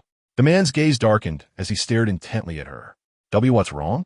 Fu Zhoujin grasped her slender waist, pulling her into his embrace, settling her upon his lap. Su Wanwan, do you understand the consequences of uttering such words? Chapter 39, You're already seated on my lap, yet you still won't kiss me? Su Wanwan blinked innocently. What will be the consequence? The man leaned his forehead against hers, his fingertip grazing her delicate ear, gently kneading it. His voice husky as if wrapped in sandpaper. Consequences you cannot bear. Su Wanwan stiffened at his words. The two were so close that their heated breaths intertwined, like two threads beginning to entwine in the same direction, slowly drawing closer, inch by inch, binding them inseparably. All of Su Wanwan's senses converged on his fingers. The ones resting on his shoulder tightened unconsciously. Noticing his serious expression, she too became anxious. For example, her round eyes, filled with naivety yet tinged with curiosity, fluttered her raven-like long eyelashes, brushing against his eyelids, evoking a ticklish sensation. A wave of inexplicable heat surged from her abdomen. His hand slipped beneath her coat, landing on her waist, caressing her soft curves, the rough lace grazing his palm, like countless feathers tickling him, sending shivers to his heart. For instance, Fu Zhoujin said with a grave demeanor, I would want to tease you. The coat slipped from her shoulders and fell to the ground. Su Wanwan gasped, quickly covering her face. Uncle, you can't do this. Fu Zhoujin chuckled at her. What have I done? Su Wanwan parted her fingers slightly to peek at him. If I say I like you, does that mean you can bully me? What if I say I dislike you? Would you then want to kill me? The young girl earnestly accused. In this life, it's not easy to be liked. Uncle, if someone tells you they like you, you should say thank you, not that you want to bully them. Fu Zhoujin laughed softly, leaning back, his left hand casually pinching the soft flesh at her waist. There are many ways to bully someone. What I meant is not what you think. Bullying can take many forms? She retorted, incredulous. What a grand justification. Of course, as long as you can endure it. I cannot endure it. Su Wanwan shook her head vigorously. Uncle, I dare not say I like you anymore. Could you? Let me go. His tone turned serious. No, I won't. Why are you even angrier now? She exclaimed, covering her face in despair. I should have said I hated you. This tyrant is truly impossible to please. Su Wanwan felt like crying without tears. Is there really no room for negotiation? No. All right, fine. She regained her composure. Looking at him. Speak. How do you wish to bully me? The young girl wore a mournful expression, as if prepared to face death. A teasing smile danced in Fu Zhoujin's eyes. If you want me not to bully you, that's also possible. Su Wanwan's eyes lit up, eager. Uncle, please state your demand. Whatever I can do, whether traversing mountains of blades or seas of fire, I will do it for you. Is that so? Fu Zhoujin's eyes twinkled with mischief as his fingertips lightly tapped the armrest of the sofa, his tone languid yet cheeky.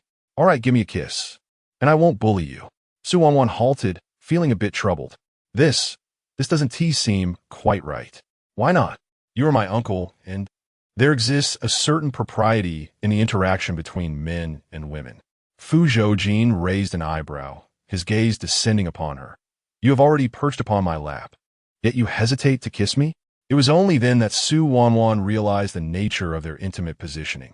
As she prepared to dismount, the man ensnared her waist with one hand, drawing her back into his embrace, holding her even tighter.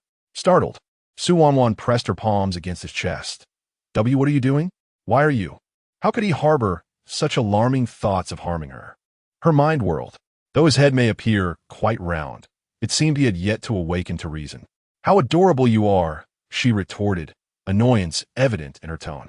Being cute is not a justification for your actions. Fu Zhoujin relented slightly. Very well, then grant me a kiss. Su Wanwan beheld his strikingly exotic features, unable to suppress a gulp. Another kiss? Fu Zhoujin cast her a sidelong glance. What is it? You seem rather troubled. It's not that, she stammered.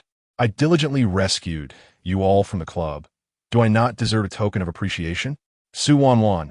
As for you, Fu Zhoujin extended a finger, poking at her heart. You seem to lack one. Her guilt intensified under his words. Fine, just one. What? Do you wish for a second? He declared with certainty. 1 + 1 = 3. Thus, you shall kiss me thrice. Hey, did your math teacher double as a gym instructor? 1 + 1 = 3? Why not say it equals 100? Upon noticing her silence, Fu Zhoujin regarded her with a sidelong glance. Su Wanwan's obsessive-compulsive tendencies flared. Uncle, actually. 1 + 1 = 2. Is that so? He smiled, innocent and sincere. My apologies. That is how they calculate in Russia. You're just spouting nonsense. Will you kiss me or not? If not, I shall take my leave. Su Wanwan nodded vigorously. All right, do go. I'm leaving, and when I return next time, there will be more than just this. Fu Zhoujin feigned standing, causing Su Wanwan to hastily press down on his shoulders, forcing him back onto the sofa. All right, I shall kiss you, she exclaimed, swiftly planting a kiss on his forehead and both cheeks. Afterward, she straightened up, her expression brimming with anticipation. How was that? Uncle, did I perform well? The man finally appeared satisfied. Let us strive for better next time. Let not become a habit, she replied. May I now dismount? As Su Wanwan prepared to rise, her arm accidentally grazed the sofa, causing her to wince in pain. What happened? My hand hurts. Fu Zhoujin's expression tightened, swiftly releasing her and grasping her hand to inspect it. Indeed, a bloodied scratch marred her arm, mingling with the delicate lace of her dress, creating a crimson line. First, let's change your attire. Fu Zhoujin immediately picked her up and carried her to the bathroom, providing her with the clothes that Tan Sheng had brought, instructing her to change. When Su Wanwan emerged in her new attire, Fu Zhoujin looked up at the sound. The young girl was clad in a pink sports outfit, her hair styled in a bun, accentuating her delicate, doll-like face. The outfit fit her perfectly. Su Wanwan instinctively glanced at herself and nodded in agreement. Uncle, your estimation is quite accurate. Fu Zhoujin chuckled softly. Indeed, I had a knack for it. Come here, let me tend to your wound. Su Wanwan approached and sat on the sofa.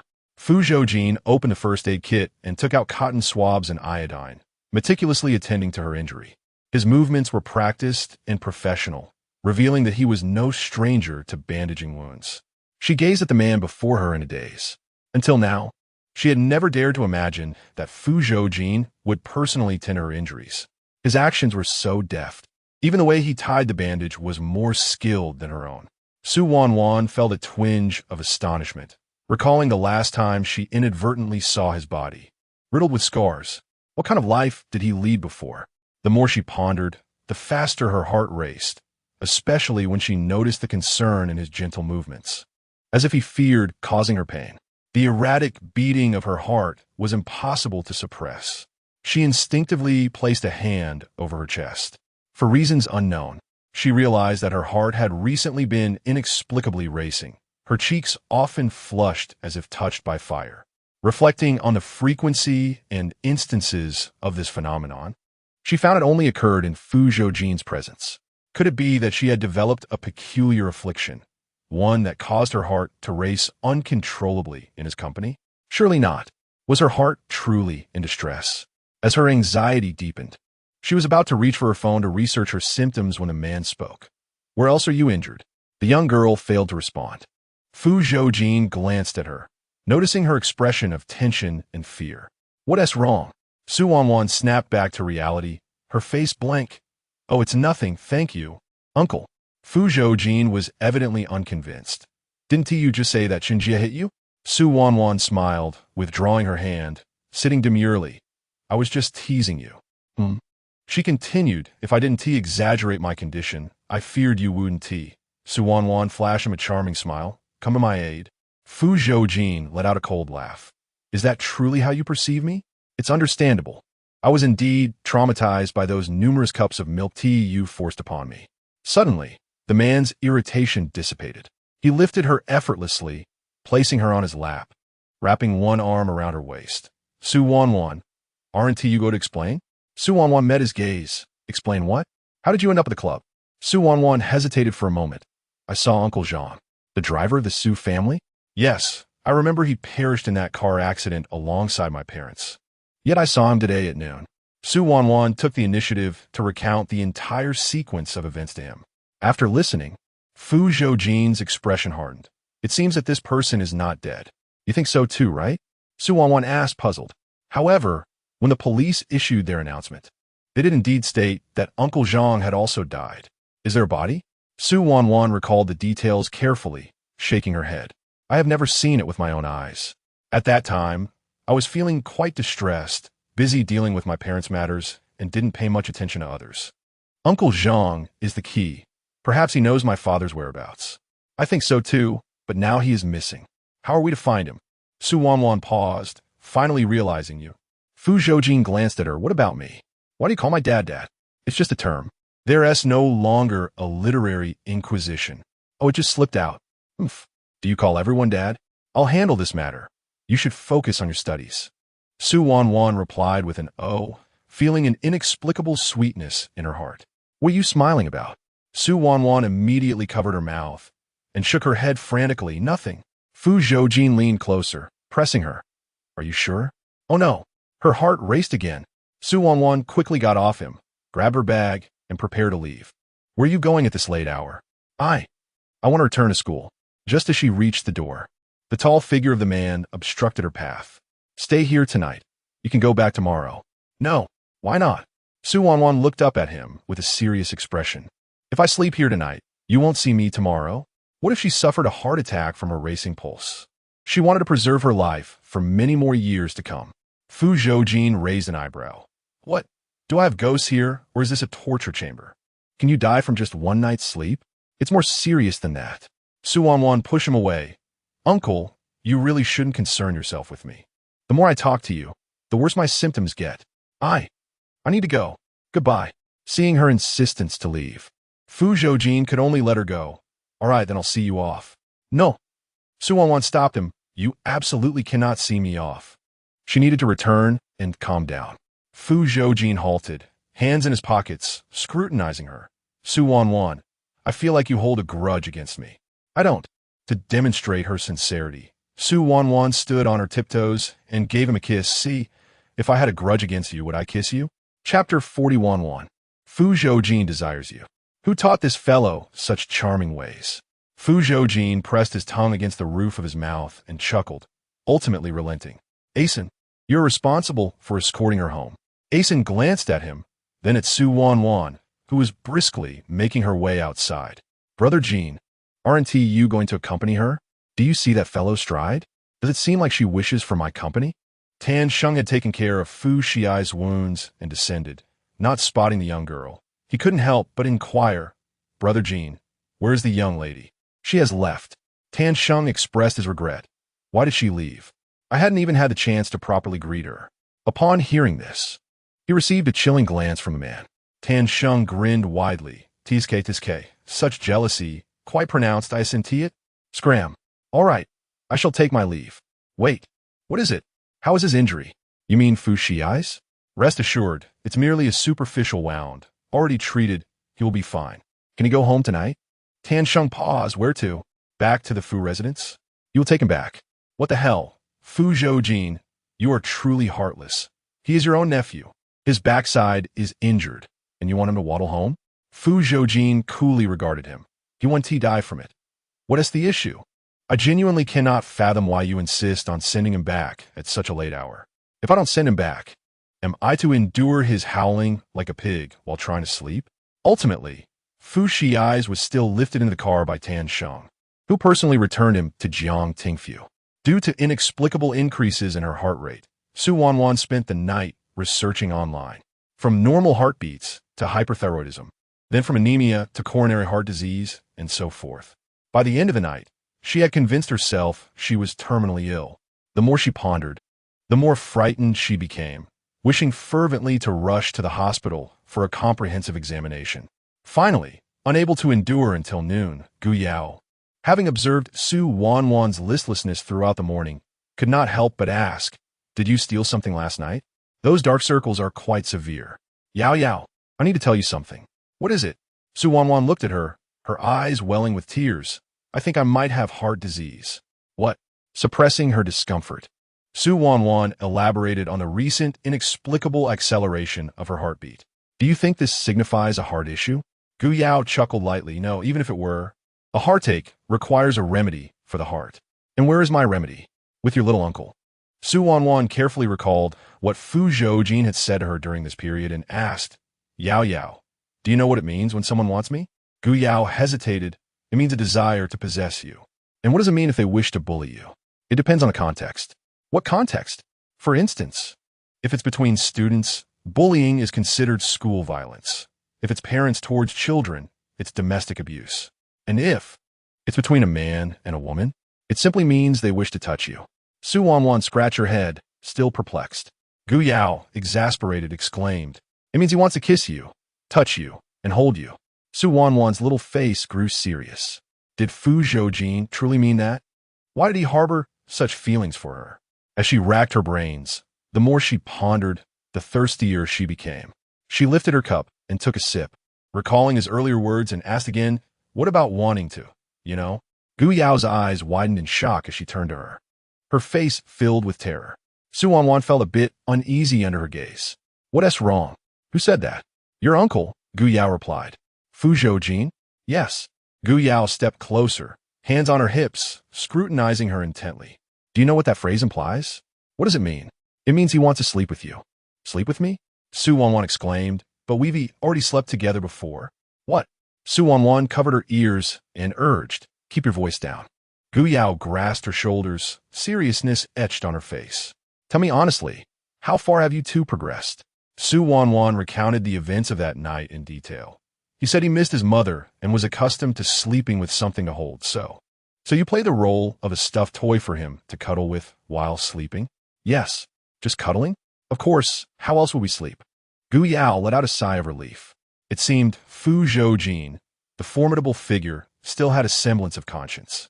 With certainty in her tone, Gu Yao declared, Wanwan, Fu Zhoujin wants to sleep with you.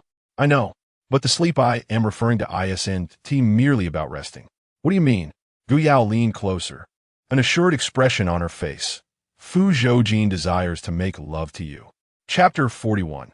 I will teach you how to call. Su Wanwan was momentarily taken aback, suddenly enlightened. So that is what you meant? Of course, what else could it mean? I thought he intended to kill me. This interpretation does seem plausible. After all, given Fu Zhoujin's ruthless nature, he could erupt into violence at any moment. Do not worry, Fu Zhoujin will not harm you. Su Wanwan was astonished. Such confidence? Do you lack faith in yourself? None whatsoever.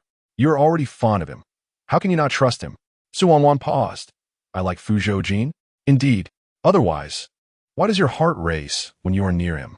Gu Yao pointed her finger, swirling it over Su Wanwan's heart with a teasing smile. Of course. It is because of affection. Could it truly not be a problem with my heart? Are you foolish? As dance students, we undergo annual health checks. If you had a heart condition, with the intensity of our dance practices, wouldn't you have encountered issues by now? That is a valid point. So, my racing heart in Fu Zhoujin's presence is indeed a sign of my deep affection for him. Precisely. Consider this. Have you not often indulged in his intimate gestures?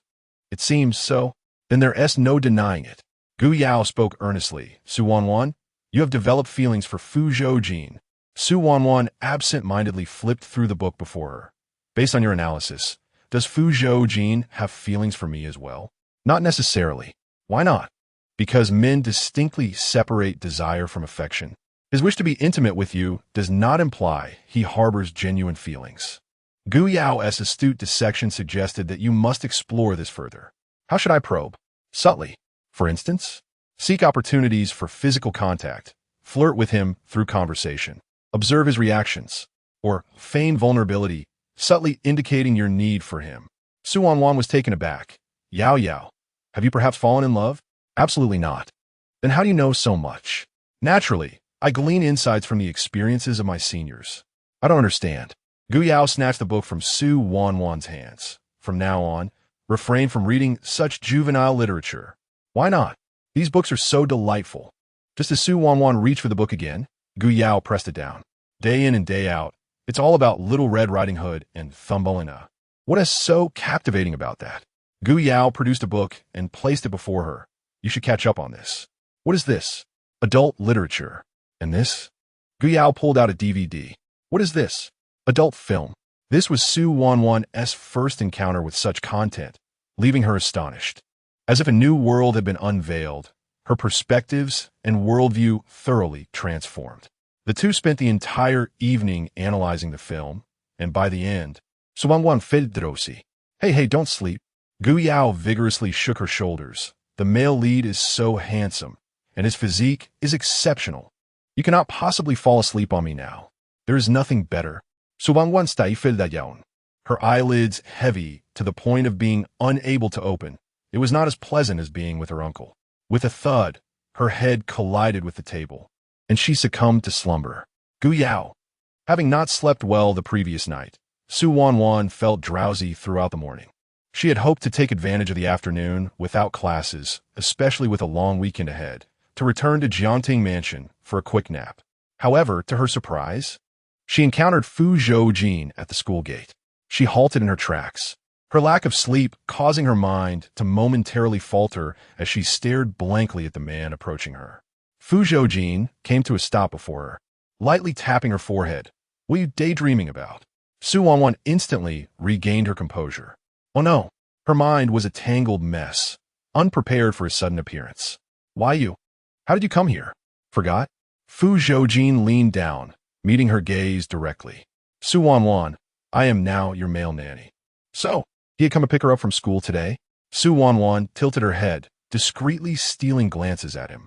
Autumn had set in, the weather growing cooler, and the man stood impeccably dressed in a tailored suit, draped in a long black trench coat that accentuated his tall and perfect physique. It was said that Russian men were generally tall, and Fu Zhoujin, possessing half-Russian heritage, certainly fit that description. Su Wanwan discreetly assessed him, estimating his height to be at least 6 feet 3 inches. Combined with his stunning features inherited from his mother, he stood there as a striking figure, attracting the attention of passing girls who couldn't help but steal glances and take surreptitious photos. Standing beside him, Su Wanwan barely reached his shoulder, feeling increasingly like a mere child.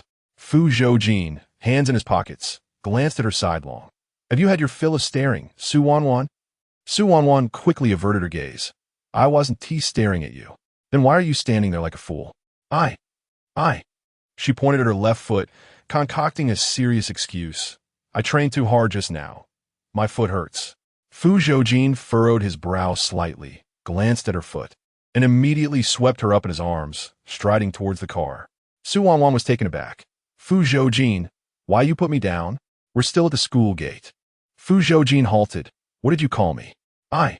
Su Wanwan, You have broken the rules twice today. What rules? After placing her in the back seat of the car, he leaned against the door, looking at her, staring at me and calling me by my full name. Wanwan felt a pang of guilt. A name is meant to be called. I ascend it wrong for me to call you that? You might as well use another. What? Next time, he shot her a glance. I will teach you when the opportunity arises. It's just a title. Does it really require teaching? Fu Zhoujin then entered the car and closed the door. Back to Hanyu Yunding. Asa nodded. Very well. Su Wanwan, puzzled, interjected, but I want to go back to Jianting Mansion. Fu Zhoujin lifted her left foot, slightly raising her skirt. We are going to my place. Su Wanwan is finith. Her attention entirely captivated by him. He cradled her slender calf, his pale, long fingers gently pressing against it. Does it hurt here? Or here? Noticing her silence, the man lifted his gaze, instantly catching the girl peeking at him. Her doe-like eyes sparkled with curiosity and wonder. Are you deceiving me? Su Wanwan regained her composure and smiled, nodding. Thank you for your concern, uncle. My leg is already better. She attempted to retract her leg, yet he held it firmly. Fu Zhoujin narrowed his azure eyes. So soon? It must be your skill. Just a massage, and it's fine. Fu Zhoujin observed her leisurely. In just one night, you've changed so much? Su Wanwan blinked innocently. What have I changed into? You become quite glib. Chapter 42. Kiss her after returning them to the half-moon summit. Arson had to leave for an urgent matter. Knowing she hadn't eaten, Fu Zhoujin called the hotel to order a meal. Disturbed by Fu Zhoujin, Su Wanwan's drowsiness vanished. Uncle, how about I make you some fish mint noodles? I have nothing to do anyway, and I can't just let you watch me eat, can I? No need. Focus on your homework. Su Wanwan was taken aback. How did you know I had homework? Had he installed surveillance on her? She instinctively checked herself. I just asked Fu Shiai's for your class schedule previously. After she had been hospitalized due to acute gastroenteritis, Fu Shiai's had obtained her schedule to ensure she ate on time and recovered. Since Nanjiao wasn't at school, Fu Shiai's didn't bother coming over, opting instead to send a WeChat message saying he was playing basketball and told her to come watch him after she finished her meal. Thinking of his basketball skills, Su Wanwan didn't want her eyes to suffer. Additionally, she had quite a bit of homework, so she used that as an excuse to decline. Noticing Fu Zhoujin was on the phone, Su Wanwan didn't interrupt him. She took off her backpack, placed her textbooks on the coffee table, and sat down on the carpet to begin her assignments. After more than 10 minutes, the meal Fu Zhoujin ordered arrived, prompting both to set aside their tasks and dine together. After finishing their meal, they sat at the long table, each engrossed in their own activities, one doing homework, the other typing away at a computer. While working, Su Wanwan couldn't help but steal glances at him. The more she looked, the more her heart raced, nearly to an irredeemable extent. She set down her pen, covered her face with her hands, and sighed deeply. She had indeed fallen for the formidable man. Well then, if he was a formidable man, so be it. After all, who could blame her for liking him so much? Once she composed herself, she picked up her pen to continue her work when a voice interrupted her. Su Wanwan. She halted and turned her head to him. Fu Zhoujin propped his chin on his hand, glancing at her with a sidelong look. That's the fourth time. What? You've stolen glances at me for the fourth time truly. He was sharp as a military arms dealer. Su Wanwan shifted her chair closer to him, leaning in with a sweet smile. Uncle, actually I need your help with something. What is it? There's too much homework, and my hand is starting to hurt. Su Wanwan said, extending her right hand, her eyes blinking innocently, her tone soft and a hint of playful pleading. Could you please rub it for me? Fu Zhoujin looked at her, then glanced at her perfectly fine left hand. Su Wanwan immediately caught on, extending her left hand earnestly. My left hand also hurts. Fu Zhoujin set his work aside, taking her hand and gently massaging it with his thumbs. Su Wanwan propped her chin on her hand, gazing at him with infatuation. The man's gaze was serious and focused, his neat 3/7 hairstyle accentuating his clean features. A few strands fell onto his sharp brows, and his thin lips, both attractive and sensual, were irresistible to touch. She suddenly realized that Fu Zhoujin's style of dress was remarkably versatile. In the summer, he donned a loose-fitting black Cuban collared shirt, exuding a languorous yet flamboyant charm. Recently, It seemed he was genuinely intent on cultivating his career domestically, leading to an increase in his formal attire. The meticulously arranged, striped luxury tie restrained the wild energy that emanated from him, while the impeccably tailored black suit accentuated his perfect physique and pronounced lines, radiating an intense sexual tension. In contrast to the earlier impression of a rebellious rogue, this man now possessed a maturity and wisdom characteristic of a formidable figure in the business arena, rendering him even more captivating. "Uncle, have you ever attended to other girls like this before?" "No," Fu Zhoujin replied with a smile, casting a meaningful glance her way. "Su Wanwan, I have only catered to you." Su Wanwan's heart swelled with warmth, akin to being flooded with honey. "Thank you, uncle. You are truly kind. Don't express gratitude too soon. I expect interest in return for my services." "What interest?" "That is yet to be determined." "Why?" "Because you are still young." Confused, Su Wanwan looked down at herself and murmured, "Am I really that young?" "What are you murmuring about?" "Nothing." Fu Zhoujin released her hand. "All right, let us see if it still hurts." Su Wanwan intentionally twisted her wrist and exclaimed, "It feels fine now." Fu Zhoujin chuckled, remaining silent. "Your acting skills are rather poor." He resumed his work, and the atmosphere fell back into a comfortable silence, punctuated only by the rhythmic tapping of keys.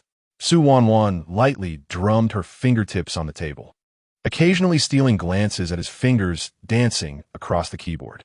Indeed, once one realizes their affection for another, every aspect of that person becomes enchanting. His hands, in particular, were undeniably attractive. "Uncle, with the weather turning colder, I wish to buy gloves for Uncle Fu, but I am unaware of his size. Could I borrow your hand to measure?" Fu Zhoujin fixed his gaze on the computer screen, extending his right hand toward her. Without hesitation, Su Wanwan grasped his hand, rubbing it incessantly, occasionally pinching and pressing, until she finally felt satisfied enough to hold his hand while continuing her homework. Fu Zhoujin diverted his gaze to their intertwined fingers. The young girl, joyfully swaying her hand, could hardly conceal her delight. "Su Wanwan, what are you doing?" Su Wanwan was momentarily taken aback. "What? Is this how your family measures hand sizes?" As she attempted to retract her hand, Fu Zhoujin held it firmly. "What are you so nervous about? Or perhaps—" He leaned closer, his upper body hovering over hers, a teasing smile playing at the corners of his mouth. "Are you engaged in mischief, feeling guilty?" Su Wanwan quickly withdrew her hand. "Absolutely not. If you want to hold my hand, just say so. There's no need to fabricate an excuse about measuring sizes. However, you have reminded me," he said, propping his chin on his left hand while lifting her chin with his right, bringing her face closer. "Su Wanwan, where's my belt?" "The belt we purchased last time fell off when I was following Uncle Jean." Subsequently, a series of events transpired that caused her to completely forget about the belt.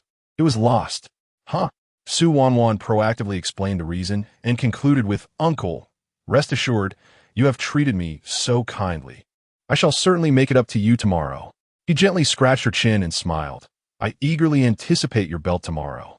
True to her word, the next day, after returning home, she seized the opportunity during her lunch break to purchase a belt for Fu Zhoujin at the mall.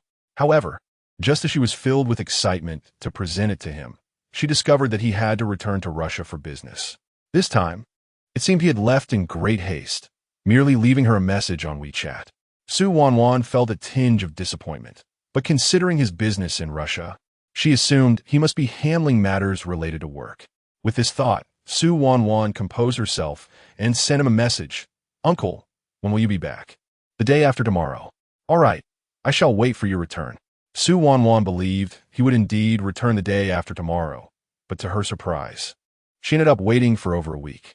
The next time she saw Fu Zhoujin was on the 11th day after his departure. The weather had been quite unpredictable lately. Today, dark clouds loomed overhead, accompanied by flashes of lightning and thunder, soon followed by torrential downpour.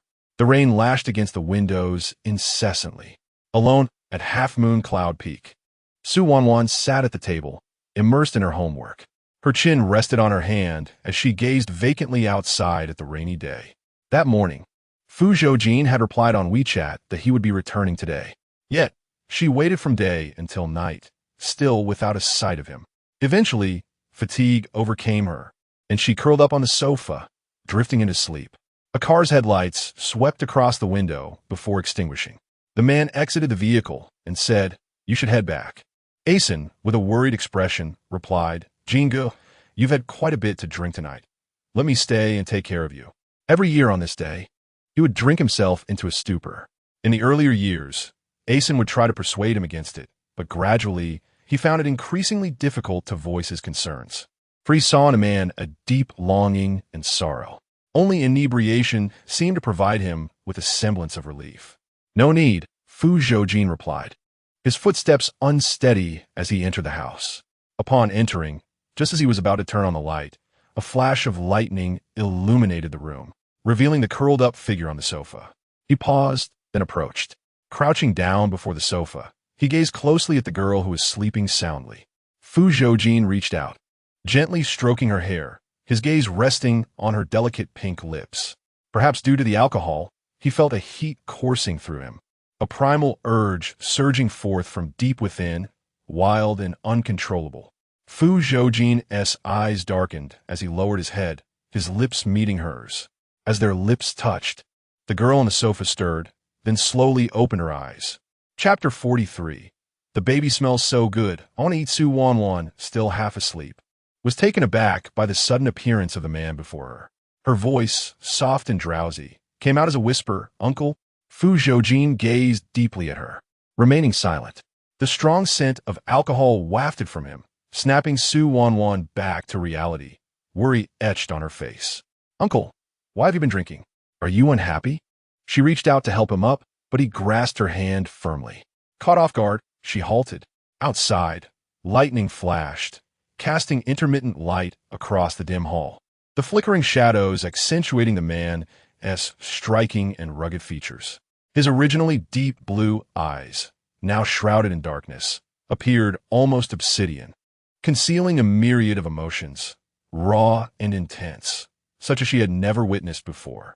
His gaze was unervingly fierce, as if it could consume her whole, causing a surge of fear to rise within her, prompting her to instinctively recoil.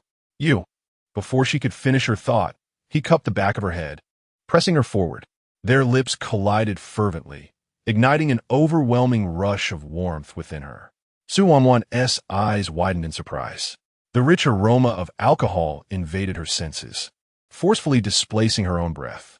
His kiss was both passionate and fierce, leaving no room for her to respond. Struggling to breathe, she attempted to push him away, but his solid frame remained immovable against her efforts. With a sudden motion, Fu Zhoujin lifted her and placed her onto the sofa, following her down with his weight, parting her lips with ease as he boldly invaded her mouth, launching an all-out assault on her senses. Completely defenseless against his fervent advances, Su Wanwan tried to call out a warning, yet the intensity of his kiss left her with no opportunity to do so. As her tongue grew numb, ignited by an insatiable fire and the air around her thinned, she flailed her arms, inadvertently brushing against his vulnerable spot. Fu Zhoujin's breath hitched, his brow furrowing slightly. Seizing the moment, Su Wanwan pushed him away and quickly covered her mouth. "Uncle, you're drunk." With one hand braced against the side of her head, he lowered his gaze to her. She pressed her hands tightly against her lips, her eyes exhibiting a mix of caution and a hint of panic. Fu Zhoujin lowered his eyelids, tenderly brushing aside the strands of hair that fell across her forehead, his handsome face drawing closer until their foreheads touched. His breath remained hot, cascading over her face, the air thick with an undeniable tension. Su Wanwan gazed at him, noticing a flicker of sadness in his expression, prompting her to whisper softly, "Uncle, what is wrong?" Fu Zhoujin remained silent, instead nuzzling her nose with his, allowing his breath to intertwine with hers, creating an intimate bond that felt almost inescapable. Su Wanwan sensed an unusual fragility about him, as if he were a delicate porcelain doll, one touch away from shattering. She never imagined that the proud, unyielding Fu Zhoujin would one day reveal such vulnerability before her. Just as she was about to speak, he abruptly stood and turned to ascend the stairs. Noticing his unsteady gait, concern washed over her, and she hurriedly followed, offering her support as they climbed. Fu Zhoujin's steps momentarily faltered as he cast his gaze upon the round head nestled beneath his arm. He unconsciously cupped his forearm, gently kneading her delicate earlobe with his fingertips. Subsequently, he leaned forward, placing a tender kiss atop her head where she could not see. Su Wanwan sensed a shift, her brows knitting in confusion as she looked up. There, the man stood with his head bowed, eyes closed, breathing steadily. He had imbibed enough to drift in his sleep while on his feet. Su Wanwan felt a twinge of bewilderment. Was it merely her imagination? How could she shake the feeling that someone had just kissed her crown? She assisted Fu Zhoujin onto the bed, rising to cover him with a blanket when, unexpectedly, he seized her slender wrist. Startled, she found herself yanked down onto him, her head colliding against his chest with a thud. One of his arms encircled her waist while the other pressed against the back of her head, anchoring her against his chest as he began to shower her with kisses. Taken aback, Su Wanwan attempted to rise, yet found herself firmly pinned, unable to move. Why did he become so affectionate after a drink? Overwhelmed, she stammered, "Uncle, please." "Don't." Fu Zhoujin smirked, continuing to nuzzle her neck, murmuring, "Mom, I miss you so much." Su Wanwan froze, utterly forgetting her urge to resist. Had she truly become a mother? She gazed up at him in disbelief, only to have him cover her eyes with his hand, unexpectedly planting a soft peck on her lips. How so soft? Fu Zhoujin embraced her again, his kisses trailing from her forehead to her mouth, then down to her collarbone, easily parting her clothing as his nimble fingers roamed freely across her body. "Baby, you smell so good," he murmured, his lips brushing against her chest. "I want to taste." Su Wanwan's eyes widened in horror as she pushed against his forehead, attempting to restrain his wandering head. Glaring at him. "Taste what? Am I some kind of feast? Why would you think to consume anyone?" Fu Zhoujin opened his eyes, his gaze suddenly focused and clear, devoid of any intoxication. "Not going to taste?" Su Wanwan was momentarily taken aback. "What do you mean, taste?" Just as she suspected, he was feigning drunkenness and was about to reprimand him. The man executed an astonishing maneuver. He began to nibble and kiss her cheeks. The pressure light, but enough to evoke a ticklish sensation that surged from her toes to her limbs. "Did you see that?" He grinned, his blue eyes crinkling with mischief. Impossibly enchanting and hard to look away from. "This is how it's done." A sharp pang stirred in her chest, akin to an electric current racing through her body. Su Wanwan felt goosebumps break out across her skin, with a smile playing on his lips and a glimmer of cunning in his eyes. He resembled a sly fox lurking in the shadows. "Have you learned?" "Learned what, you big-headed fool?" Su Wanwan genuinely doubted that if she remained on this bed for the night, she would awaken as nothing but a collection of bones by morning. Narrowing her eyes, she scrutinized him from head to toe. "Fu Zhoujin, you're not drunk, are you?" The man paused momentarily, then his head suddenly fell against her chest, becoming completely still. Before long, the rhythmic sound of a man's breathing enveloped the air. Su Wanwan pondered. Did he fall asleep in mere seconds? Is he genuinely intoxicated or merely pretending? After waiting for a considerable while to ascertain that he had ceased his restless movements, she finally closed her eyes, succumbing to a deep slumber. The gentle sound of a girl's breathing beneath her resembled a flawless lullaby, instilling an unbidden sense of tranquility. Fu Zhoujin opened his eyes and gazed down at the young girl nestled in his arms, noticing her in a peaceful slumber. He couldn't help but smile and gently brushed his fingers against her small nose, thinking to himself how easily children could be deceived. The following day, Su Wanwan rose early. Seeing that Fu Zhoujin had yet to awaken, she quietly lifted the blanket and stepped out of bed. As she opened the door to descend the stairs, the doorbell chimed. Approaching the entrance, she discovered Arson standing there. "Miss Su, what brings you here?" he inquired. "I was waiting here for my uncle last night," she replied. Arson understood immediately. No wonder Jin Ge was in such a hurry to return home. It turns out he had this young lady awaiting him. "Since you are here, I can rest easy," Arson said, handing her a bag. Jin Ge drank a considerable amount last night. I was concerned he might awaken with a headache, so I brought some remedies for his hangover. Please remind him to take them once he wakes. Su Wanwan accepted the bag silently, her gaze lingering on its contents. "Brother Arson, why did my uncle drink so much last night?" she asked, her expression turning serious. "It was because of his mother," Arson replied gravely. Chapter 44. Unfamiliar with affection. Might you demonstrate? What has happened to his mother? November 24th marks the anniversary of Brother Jin's mother's passing. Su Wanwan was taken aback. Wasn't that the day he mentioned he would return the day after tomorrow on WeChat? Yet, for reasons unknown, he delayed his return by a week, only arriving last night. Thus, this trip to Russia was not primarily for work, but rather due to his mother's memorial. Indeed, there were multiple reasons, but the most significant one remained his mother. A son fell silent. On the anniversary of the matriarch's death, Fu Zhoujin had also returned to Russia. However, wasn't Mrs. Lin's ashes still with old Master Fu? Without the ashes, how could one pay tribute? A son gleaned her implication. When the matriarch passed, the Betty family entrusted her soul to the Jinsi Walama Temple, a place renowned for its incense offerings that could guide spirits. Provided the deceased was venerated there with incense for 10 years, they would find peace and reincarnation. Upon discovering the truth behind the false ashes, Brother Jin summoned individuals to perform rites to retrieve the matriarch's spirit, intending to restore her to the temple to absorb the incense, awaiting the opportune moment for rebirth. However, during this return, Brother Jin inadvertently uncovered that Fu Zhoujin, the day after he had summoned others to perform the rituals, had employed forbidden techniques to eternally imprison the matriarch's soul within the sacred Mount Puzanjai, condemning her to never attain rebirth. Su Wanwan's face was a mask of shock. Why would old Master Fu resort to such measures? It was one thing to conceal Betty Lin's ashes, but to imprison her very soul was beyond comprehension. His animosity towards the matriarch was already profound, and with the ongoing conflict with Brother Jin, he now sought absolute annihilation.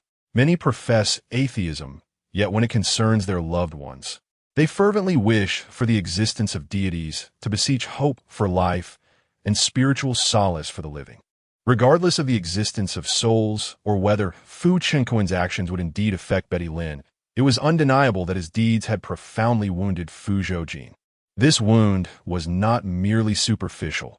It was a fatal injury laced with malicious intent. Such hatred resembled a dagger poisoned with venom, inflicting an agonizing pain that was not ephemeral but eternal. It would prolong suffering, torturing both body and soul, leading one to a state of irrevocable despair, devoid of redemption. How cruel! She had not anticipated Fu Zhoujin could be so heartless. Whether towards his wife, Betty Lin, or his biological son, Fu Zhoujin, he harbored no remnants of affection, only a desire to eliminate the other. A chilling sensation coursed through Su Wanwan. An overwhelming rage caused her body to tremble uncontrollably. She clenched her fists tightly, and then Brother Jin confronted him. Initially, Brother Jin had thought of shooting him. Yet Fu Zhoujin leveraged the threat of the matriarch's ashes to compel Brother Jin to regain his composure. In the end, Brother Jin refrained from taking his life. Where are the true ashes of the matriarch? Beyond Fu Zhoujin, no one knew. After the incident where Uncle Fu was deceived and received fake ashes, it became apparent that Fu Zhoujin is a man of profound depth, cunning and strategic in his dealings. He is certainly not someone to be trifled with. Is this, then, the true reason for my uncle's indulgence in alcohol?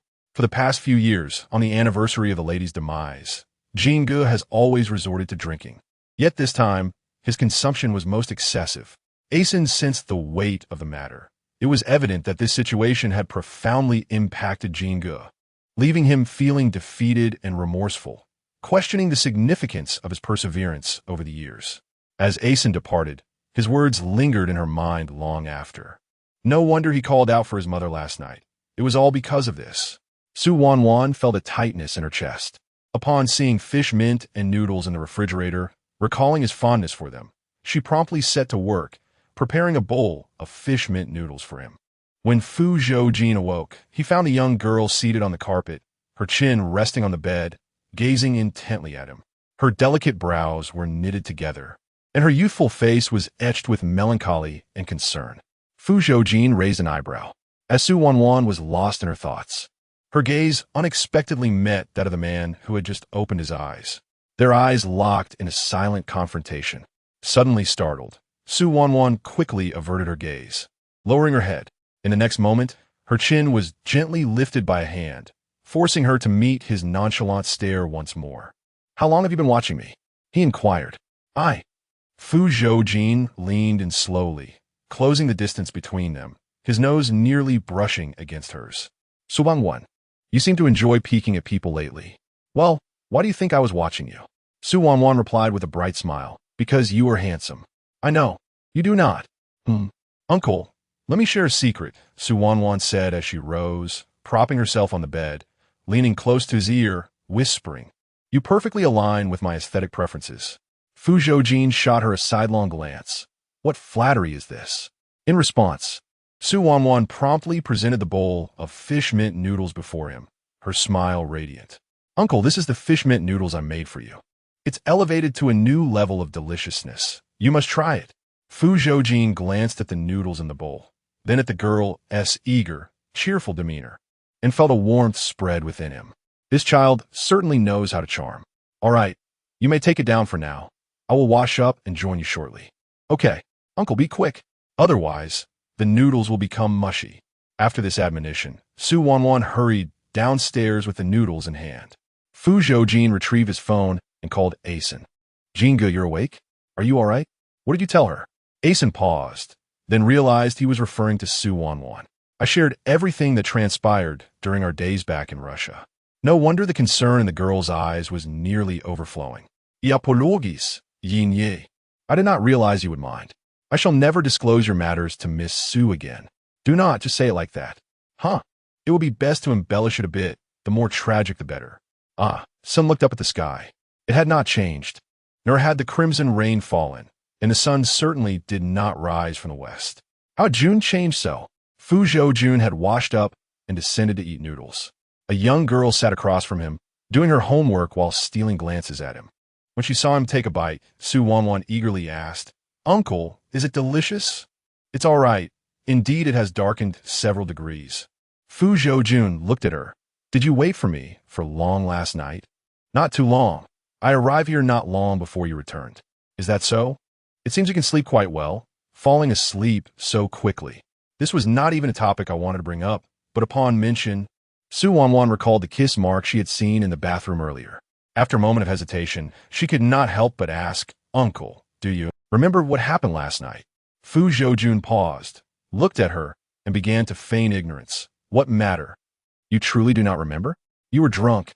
Wanwan scrutinized him suspiciously, examining his expression and discovering he appeared completely oblivious. "What did I do last night?" It was hard for Wanwan to articulate. "You did something quite excessive last night." "Excessive?" Wanwan nodded seriously. "Yes, very excessive. I almost lost my life." "So serious?" Fu Zhoujin pretended to recall, "But I cannot remember anything." "Why don't you help me jog my memory?" "No need. I remember. I can tell you." "Well, go ahead." Wanwan struggled to express delicately. "You treated me like Tang Sung last night." "Huh?" Fu Zhoujin sincerely shook his head, confused. "Just like that." Wanwan gestured with her fingers, indicating, "You kept doing this to me all night long." "What kind of this?" "This kind. I don't understand." Fu Zhoujin leaned back, lightly tapping the table with his fingertips, lazily looking at her. "Why don't you demonstrate?" Wanwan closed her eyes, took a deep breath. "You nibbled on me all night." Fu Zhoujin chuckled. "Wanwan, I do not have such a habit." "You do." "I do not." Frustrated and anxious, Wanwan immediately pushed back her chair and ran to him, tugging at her collar. "Look, these are all your marks from last night." Fu Zhoujin glanced at her, remaining unfazed. "They do not appear to be from a human bite, Wanwan. You are deceiving me." Wanwan, infuriated, grabbed his face and pressed her lips against his, repeatedly kissing and nibbling. "Like this. You held me like this last night." Kissing and nibbling endlessly. Chapter 45. Biting his chest, the man remained motionless, allowing the soft lips to playfully kiss his face, a look of contentment and enjoyment gracing his features. Wanwan, breathless from her affectionate onslaught, inquired, "Uncle, have you remembered?" Fu Zhoujin, propped on his cheekbone, gazed deeply into her flushed face, which had reddened from her enthusiastic kisses. "No, impossible. How can you not remember?" Wanwan was gradually losing her composure. "You spoke to me last night." What did I say? Well, climbing onto him, she grasped his collar, tugging it apart, and buried her face into his chest, rubbing against him. You said, "Baby, you smell so good. I want to eat you." Fu Zhoujin's gaze darkened, and his breath became slightly labored. And there's more. The young girl, having finished nuzzling his neck, let her head drift downwards, playfully nipping at his chest. You also bit me here. The man's palms supported her lower back, pulling her closer into his embrace. Su Wanwan, if you continue to rub against me. He buried his face in her neck, lightly biting her soft shoulder, his voice thick with restraint, revealing his undeniable desire. Su Wanwan froze, only just realizing that his breathing had grown heavier. The most alarming part was that in her excitement, she hadn't even noticed she had climbed onto him. She turned to escape, but he caught her with one hand. You bite me and think you can run away? Flustered, her face flushed a deep red, she stammered, I was just demonstrating. It wasn't intentional. Are you certain? Fu Zhoujin lifted his shirt, revealing the mark she had left. What is this? Freshly showered, he wore a loose white shirt that now hung askew, with buttons misaligned and the collar open, exposing a swath of bare skin, giving him a disheveled appearance as though he had been thoroughly teased. Gazing at the vivid red bite mark on his chest, Su Wanwan felt a pang of guilt and instinctively reached out to touch it. However, the more she rubbed, the redder it became. His fair skin only accentuated the evidence of her mischief. Realizing there was no way to redeem herself, Su Wanwan flashed him a sweet smile. It's just a bite mark. Who bit you? I did. Do you know what to do now? I'll buy you some ointment later. Not enough. How can it not be enough? Su Wanwan out of youth. You bit me last night too, so we're even. With that, she attempted to make her escape. Fu Zhoujin held her firmly in place. Last night was last night. Today is today. Would you eat the same meal again today after having it yesterday? Of course. Su Wanwan replied without a second thought. I enjoy my favorite foods, and I eat them repeatedly. Does that include biting me? How had the conversation returned to that? Not really. Fu Zhoujin's hand caressed her waist gently, a smile playing on his lips. I will. With that, he buried his face in her chest, savoring the moment as he bit down gently. Su Wanwan trembled, feeling as if all her strength had been drained away, a wave of tingling warmth coursing through her spine, leaving her utterly weak in his embrace. Forget it. Who compelled her to harbor affection for him? Let her bite if she wishes. After all, she is not lacking in flesh, nor is she deprived of this one bite. Initially, he anticipated her resistance. Yet who could have foreseen that after that bite, the young girl would succumb, suddenly becoming extraordinarily docile. Fu Zhoujin believed he had bullied her sufficiently, unable to resist the urge to ruffle her hair. Did I bite too hard? Compared to the bite from last night, this one was mere child's play. A light chuckle escaped Fu Zhoujin's lips, reverberating from his chest, and causing Su Wanwan's head to tremble in response. It was the first time she had witnessed him laugh so heartily. Unable to help herself, she rested her chin on his chest, gazing up at him with adoration. Uncle, you have such a charming smile. Fu Zhoujin's smile abruptly faded as he lowered his gaze to her. The young girl's eyes sparkled like stars, fixated on him without a blink. A tremor coursed through Fu Zhoujin's heart, a heat rising from his abdomen. He raised his hand to cover her eyes. Why are you blocking my view? Su Wanwan protested, trying to push his hand away. Are you afraid of being impulsive? Impulsive about what? Is this person impulsive by nature? Why has he been so prone to such whims lately? Impulsive enough to harm others. Impulsive enough to smash the club. And now he finds himself inexplicably impulsive again. She recalled their escapade from the previous night, regretting her indulgence that had only intensified his cravings. Su Wanwan leaned against him, feeling the strength of his heartbeat. Fu Zhoujin gently stroked her hair, occasionally pinching her small ears. Uncle, are you happy now? The man paused, finally grasping the situation. Did you put on that act just to amuse me? Not exactly. Su Wanwan shifted her tone. But if this misunderstanding brings you joy, then so be it. He lowered his gaze and placed a kiss atop her head. I'm sorry I didn't return as promised. It's all right. Brother Ahsan has already explained everything to me. Su Wanwan embraced him tightly. Uncle, I know you tried very hard to come back, so I bear no grudge. Fu Zhoujin's expression softened, as if something compelled him to share his mother-esque story with her. Whether in my childhood or now, I have never possessed the ability to protect her. Su Wanwan was momentarily taken aback. It was the first time Fu Zhoujin had confided such sentiments to her. His voice was laced with profound sorrow and defeat, reminiscent of a lonely traveler who, after wandering for ages, still could not find a place to call home. Uncle, I want to tell you that your perseverance over the years has always held significance. Fu Zhoujin lowered his gaze to her. Su Wanwan met his eyes, sincere and fervent. Her tone soft and gentle like the gentle patter of rain outside, gradually making its way into his heart. You have always done well, so there is no need for you to feel sorrow or defeat. Your mother loves you dearly, otherwise she would not have blessed you with the fortune of finding her and rescuing her from the depths of Mount Bashanjai. Fu Zhoujin, you must always remember that you have always been your mother's pride.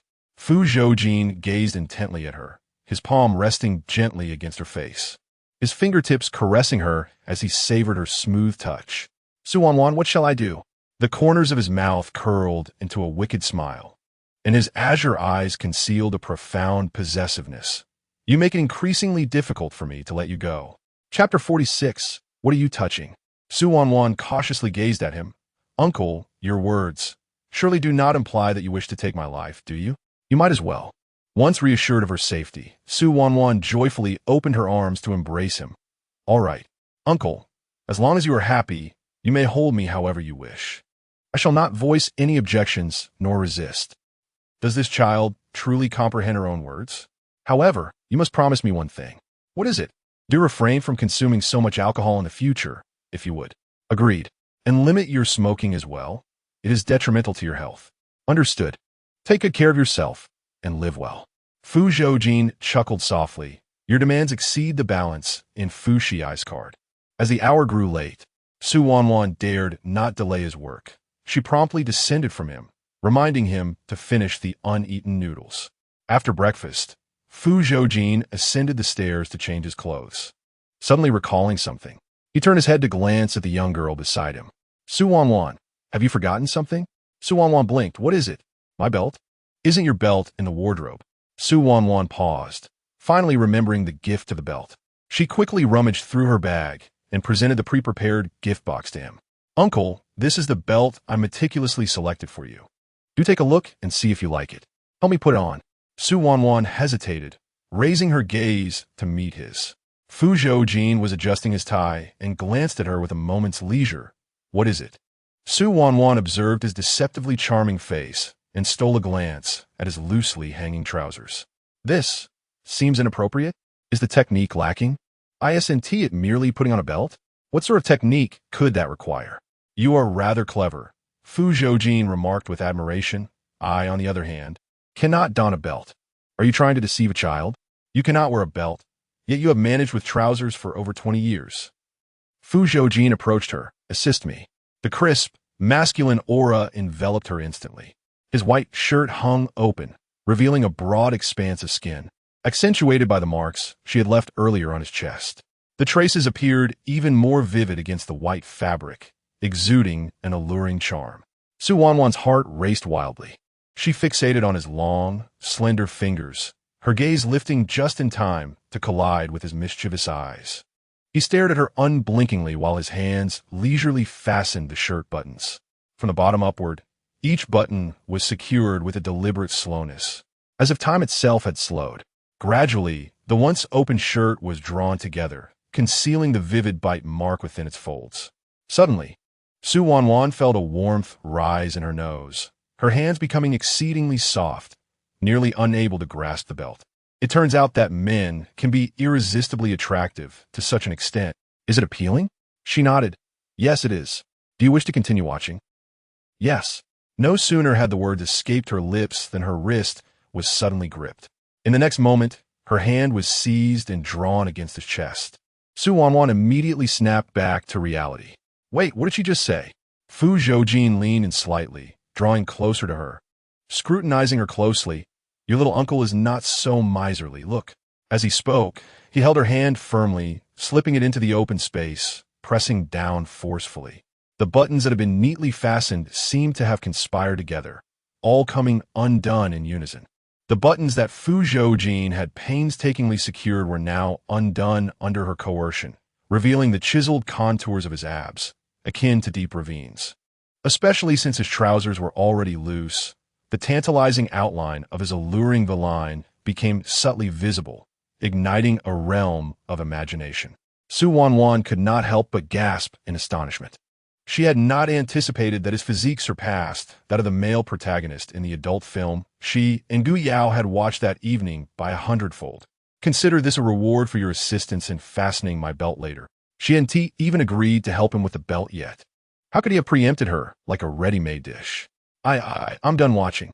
Su Wanwan hastily turned her face away, clasping her hands together, forcefully attempting to close his shirt. Don't distract me while I'm trying to fasten your belt. Having said that, she reached down, but in her nervousness, accidentally brushed against something. The man's breath hitched, and he gently smacked her small hand. Don't touch recklessly. When did she touch recklessly?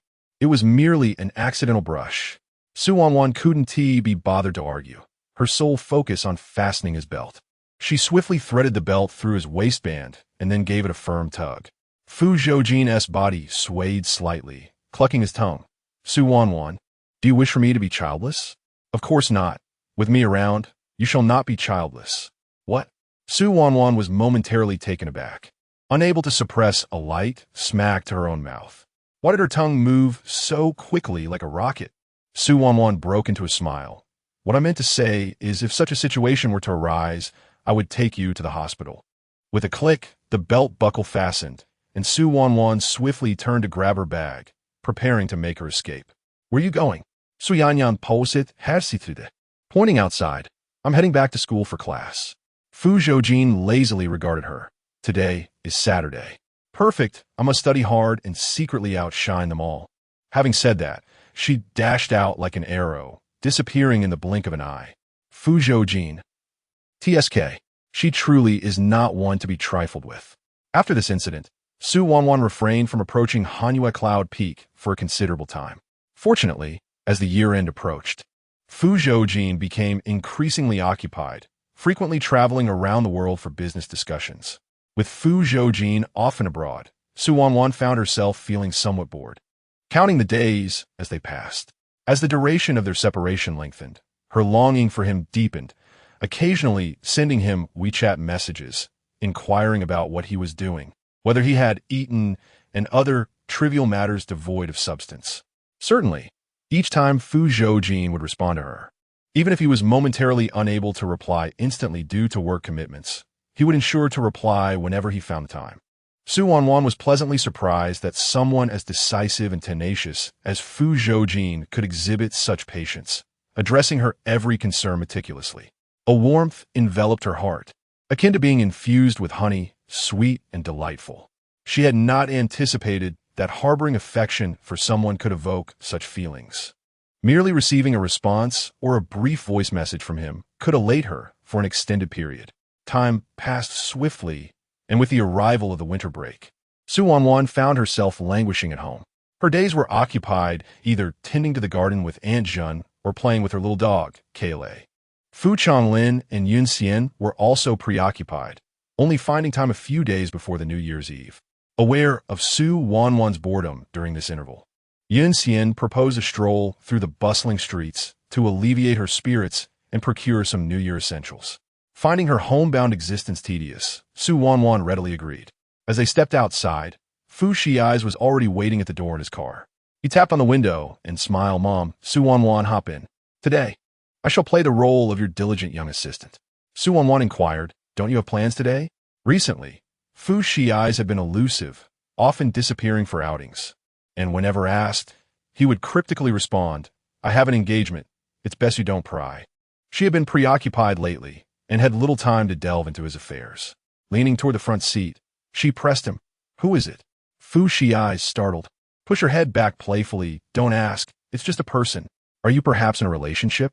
Su Wanwan squinted. Who is it? Is it Senior Nanjia? Seeing his face flush suddenly brought her joy. It was indeed her assumption. You're still pursuing her? How intriguing. She offered a half-hearted encouragement. Oh, best of luck. Once Yun Xian entered the car, they set off, having accumulated more purchases than anticipated.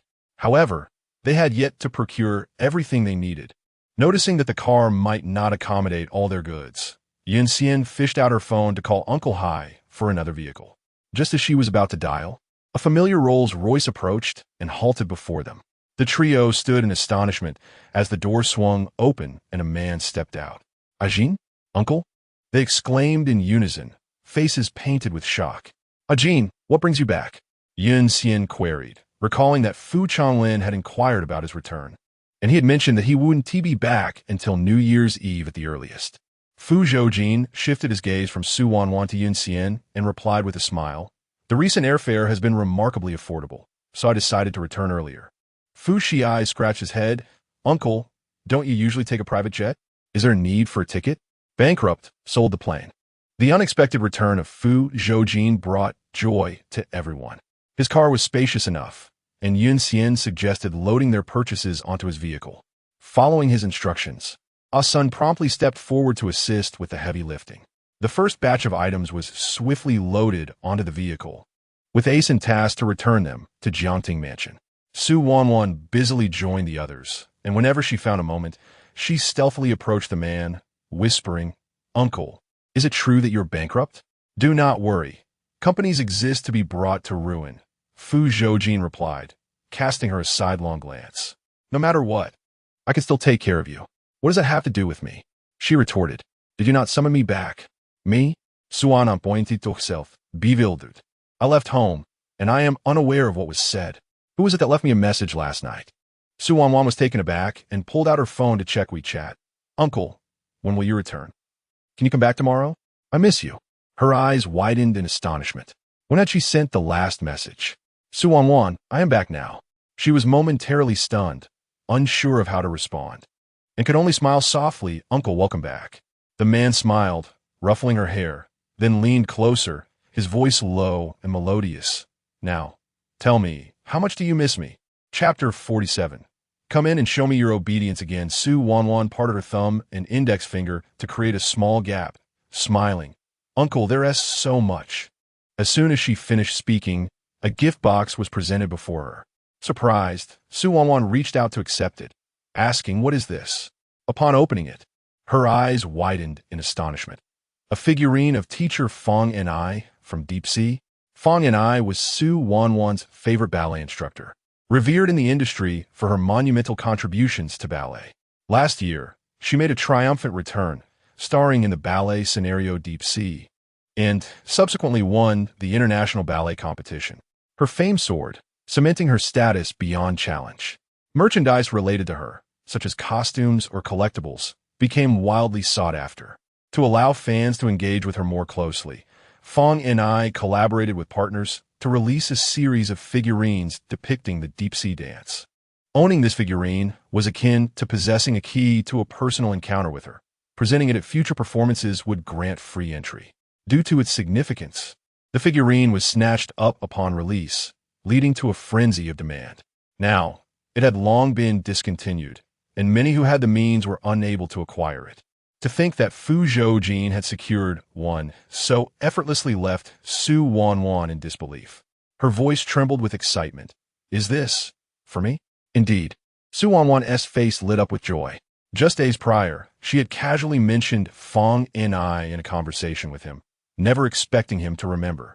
She immediately wrapped her arms around his, nuzzling against him like a contented kitten. "Uncle, you are so kind." "Thank you. Is that enough?" "What?" The man lowered his gaze to her. "Want to know how much I miss you?" "A lot. It must be a lot." Su Wanwan separated her thumb and index finger on her right hand, her eyes sparkling with mischief. "Uncle, I now miss you this much. Since it's that much, shouldn't you show some appreciation to make me happy?" Su Wanwan paused. Show appreciation for what? He leaned forward, tapping his cheek with a finger. This, imitating his gesture. Su Wanwan poked his cheek. "Uncle, your skin is quite nice." Fu Zhoujin swatted her hand away. "I didn't say I wanted your hand." Confused, Su Wanwan glanced at her own hand. "Then what do you want?" "I want this." He pointed to her lips, then tapped his own cheek. "Demonstrate how you've been missing me during this time." Staring at his handsome face just inches away, Su Wanwan couldn't help but swallow hard. It was winter, and snowflakes began to gently fall from the sky, the pristine white flakes landing on his long black coat, accentuating his tall, elegant stature. With his hands tucked in his coat pockets and his upper body slightly bent forward, his long tie naturally draped down, fluttering slightly in the chilly breeze, its end brushing against his abdomen. It was then that Su Wanwan realized the tie he wore was the very one she had gifted him before. To her surprise, now in winter, when he donned his attire, he exuded an entirely different charm. Su Wanwan felt a stir in her heart, unable to resist stealing a few more glances at him. In this world, there existed someone so extraordinarily handsome that he left an indelible impression. Tall and long-legged, with eyes like bright stars and an air of noble elegance, he was breathtakingly beautiful, reminiscent of a mesmerizing vampire from a television drama. Su Wanwan's heart raced, and her cheeks involuntarily flushed with warmth. Noticing her stillness, Fu Zhoujin glanced at her sideways, inquiring, "Do you not understand?" Su Wanwan reached out, grasping his tie, pulling it down slightly, and on tiptoe planted a soft kiss on his face. Using her hand as a barrier, she leaned closer to his ear and whispered, "Uncle, I understand." After speaking, she furtively glanced at Yun Xian and Fu Zhoujin nearby, feeling as nervous as a kitten that had just stolen a fish, fearing discovery. Fu Zhoujin's gaze deepened as he fixated on her rosy lips. With a light chuckle, he remarked, "You truly do not understand." "Not enough." His fingertip lingered on her soft, pink lips, and in a hushed tone, he articulated, "The craving within me has yet to be quelled. You must grant me another kiss later. Do you comprehend?" A mere figurine for a kiss was acceptable, but his demands were growing. Concerned about being discovered by Yun Xian, Su Wanwan nodded perfunctorily. "That's better." Fu Zhoujin finally expressed his satisfaction, ruffling her hair. "Remember to be more obedient when we return. I wish to see." Initially, Su Wanwan thought Fu Zhoujin merely came to check on them, but to her astonishment, he had the leisure to accompany them in shopping for the new year. Witnessing this, Yun Xian felt both relieved and alarmed. She pulled Su Wanwan aside and quietly asked, "What is up with your uncle? He seems a bit off lately." "Such as?" "For instance, he enjoys staying in the third-floor warehouse. And he smiles at us more often." Su Wanwan was puzzled. "Didn't he smile at you before?" "Not just smiles. He wouldn't even spare a glance." Yun Xian sighed. "He seldom visited Jiangting Mansion, and even when he returned to the country, he usually stayed at Yunding for half a month. Whenever he came over, it was just to discuss matters before leaving immediately, not wanting to linger for a second. Your godfather has longed to speak with him, but never found the opportunity." Reflecting on Fu Zhoujin's recent transformations, Yun Xian couldn't hide her contentment. Now, Ajin is so much better. He can calmly sit and chat with his elder brother and is so patient while accompanying us shopping. Sigh. If I didn't know him, I would suspect he had been possessed. "Hey, Wanwan, what do you think has caused such a significant change in your uncle?" Su Wanwan dared not speak, merely managing a dry laugh. "Perhaps it's because he has developed a sense of filial piety. After completing the New Year's shopping and returning to Jiangting Mansion, it was already 5:30 in the evening. Fu Changlin was particularly delighted to know Fu Zhoujin had returned, and at the dinner table, he spoke far more than usual. Fu Zhoujin, rarely patient, quietly listened and occasionally responded. Fu Changlin had grown accustomed to his aloofness and felt no particular concern. After all, his younger brother had previously not even bestowed him with a pleasant expression. Once dinner concluded, Fu Shiai's had an engagement and dashed out to indulge in some leisure. Fu Changlin inquired once more about Fu Zhoujin's residence, to which Fu Zhoujin, as before, opted for the storage room on the third floor. Would residing in a third-floor storage room not be excessively dull? Fu Changlin harbored concerns about Fu Zhoujin's comfort at Jiangting Mansion. "Isn't there a Coca-Cola here?" Fu Zhoujin chuckled, stroking the plump dog, Cola. "Last time, we conversed through the night. Not only did it allow me to pet it, but it also kept me company as I slept. Quite entertaining indeed." Beside them, Su Wanwan was taken aback. Wasn't she the one who slept with him last time? Since when did she become a dog? Fu Zhoujin's affinity for the third-floor storage room led Fu Changlin to relent, permitting him to continue residing there. Fu Changlin had matters to attend to upstairs, and Su Wanwan followed suit, the man trailing behind. Upon reaching the door, as Su Wanwan was about to enter, she suddenly paused. turning to glance at the man behind her. Fu Zhoujin, hand in pockets, queried, "Why not go in? You're not planning to sleep with me tonight, are you?" Fu Zhoujin wore a look of certainty. "What else would I return for? Am I in need of their meal?" Wanwan was on the verge of locking the door when he saw through her intentions, swiftly pressing his hand against the door and forcefully pushing it open. Fu Zhoujin gestured towards the interior. "Go in. Let me see you be obedient once more." He breezed past her with an air of nonchalance. Wanwan grasped his intentions. He had returned solely to share her bed. The last 2 times he came back, he had never once entered his beloved storage room. With a resigned sigh, she accepted her fate. After all, who could blame her for her affection towards this formidable figure? As she stepped inside, she noticed him picking up her notebook from her desk. Wanwan gasped in alarm. "Don't look." She hurriedly dashed in and snatched the notebook from his grasp. Fu Zhoujin regarded her with an impassive gaze. "Wanwan, what are you feeling guilty about? Is there something within that I'm not allowed to see? Of course it can be viewed, but it's certainly not suitable for his eyes," she thought, for the notebook contained numerous expressions of her fondness for him. If she revealed it, it would be akin to exposing herself before him. Such a mortifying scenario would never be permitted to unfold. "Fine, let us not look at it. Let us attend to more pressing matters." Wanwan quickly regained her composure. "What pressing matters?" Fu Zhoujin pulled her into his embrace, encircling her, his fingers lifting her chin as their foreheads touched. "Wanwan, I haven't had my fill of you yet. What? Be obedient once more and let me see. Shall you?" Wanwan was bewildered. "How should I be obedient?" "By listening to me." "And how should I listen?"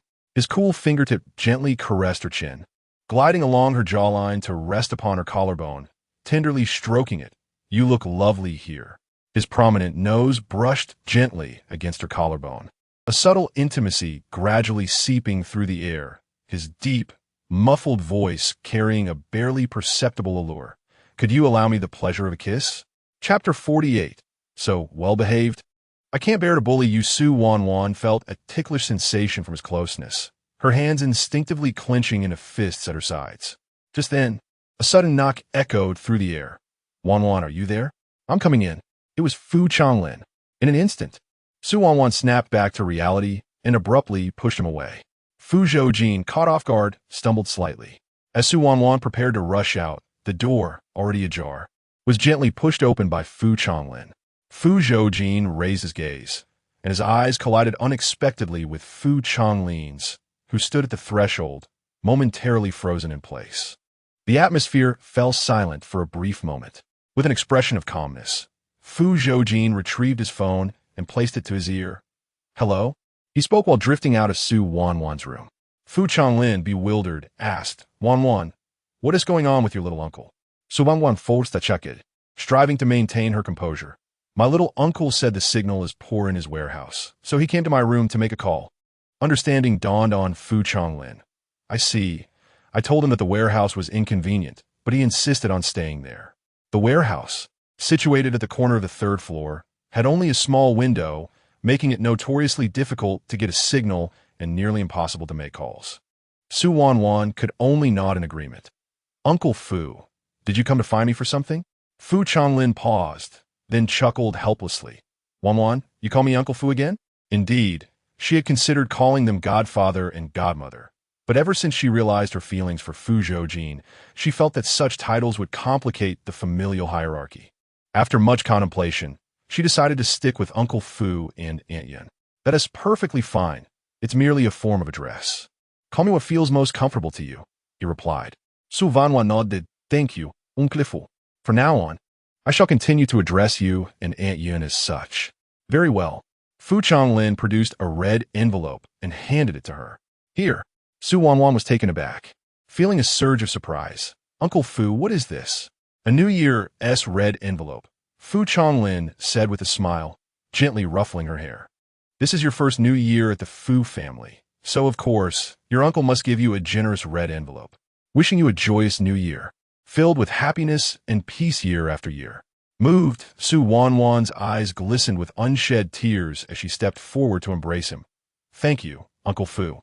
She never imagined she would encounter family members who treated her as their own. Fu Changlin chuckled, patting her back. All right, the new year is approaching. You mustn't cry. Su Wanwan released him, nodding earnestly. Observing her still red eyes, Fu Zhoujin feigned a sigh. It seems the envelope I gave was too small to lift your spirits. Don't worry. There's also Aunt Yun and your brother. They have plenty of red envelopes. I'll take you to collect them shortly. Su Wanwan's tears turned to laughter. Okay. Seeing her emotions stabilize, Fu Zhoujin remarked, All right, I have some matters to attend to at the company. I'll be off now. If you're feeling bored, go play with your little uncle. He's rarely back and likely has more time than I do. Engaging with Fu Zhoujin was far less appealing than spending time with a can of cola. However, upon mentioning Fu Zhoujin, Su Wanwan suddenly recalled something and inquired, Uncle Fu, may I pose a question to you? Fu Zhoujin paused momentarily before responding, Yes, go ahead.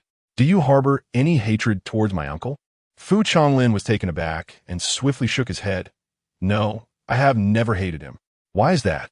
Su Wanwan asked, somewhat astonished. Given that his mother was murdered by the Lin family of Betty, it would be reasonable for him to hold animosity towards Fu Zhoujin. This was an age-old grievance. After all, back then, a Jin was just a child. Why should he bear such burdens? Su Wanwan had not anticipated such a response. Moreover, Fu Zhoujin looked at her and added, The death of my mother was not caused by the Betty family. What? He continued, I had no intention of bringing this up, but since you wish to know, I shall tell you. Fu Zhoujin took the initiative to reveal the truth of that time. Su Wanwan then understood that Fu Zhoujin's mother, Li Shui, had not died at the hands of the Betty family, but rather due to the betrayal and deceit of Fu Zhoujin. Years of sorrow ultimately led to her demise. Upon seeing Fu Zhoujin, who bore an uncanny resemblance to his grandson Fu Zhoujin, Betty Lin's father felt compassion and ultimately chose to spare the mother and son. However, Li Shui's health was already fragile, and Fu Zhoujin's repeated lies and abandonment exacerbated her condition, leading to her passing shortly thereafter. Su Wanwan was taken aback by this revelation. Ifu, why didn't you inform Fu Shiai's and my uncle? Your uncle is aware, as for your brother. Fu Zhoujin's expression turned grave.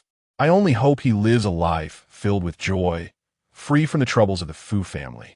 Wanwan, the Fu family is complicated. I have been safeguarding this household for many years, and it has not been easy. The man's face was etched with sorrow and pessimism, akin to an oil lamp that had burned itself out over the years, leaving nothing but a hollow shell. For the first time, Su Wanwan witnessed such an expression on his face. She harbored a strong premonition that he would one day depart from their lives. Ifu, what about your feelings towards grandfather Fu?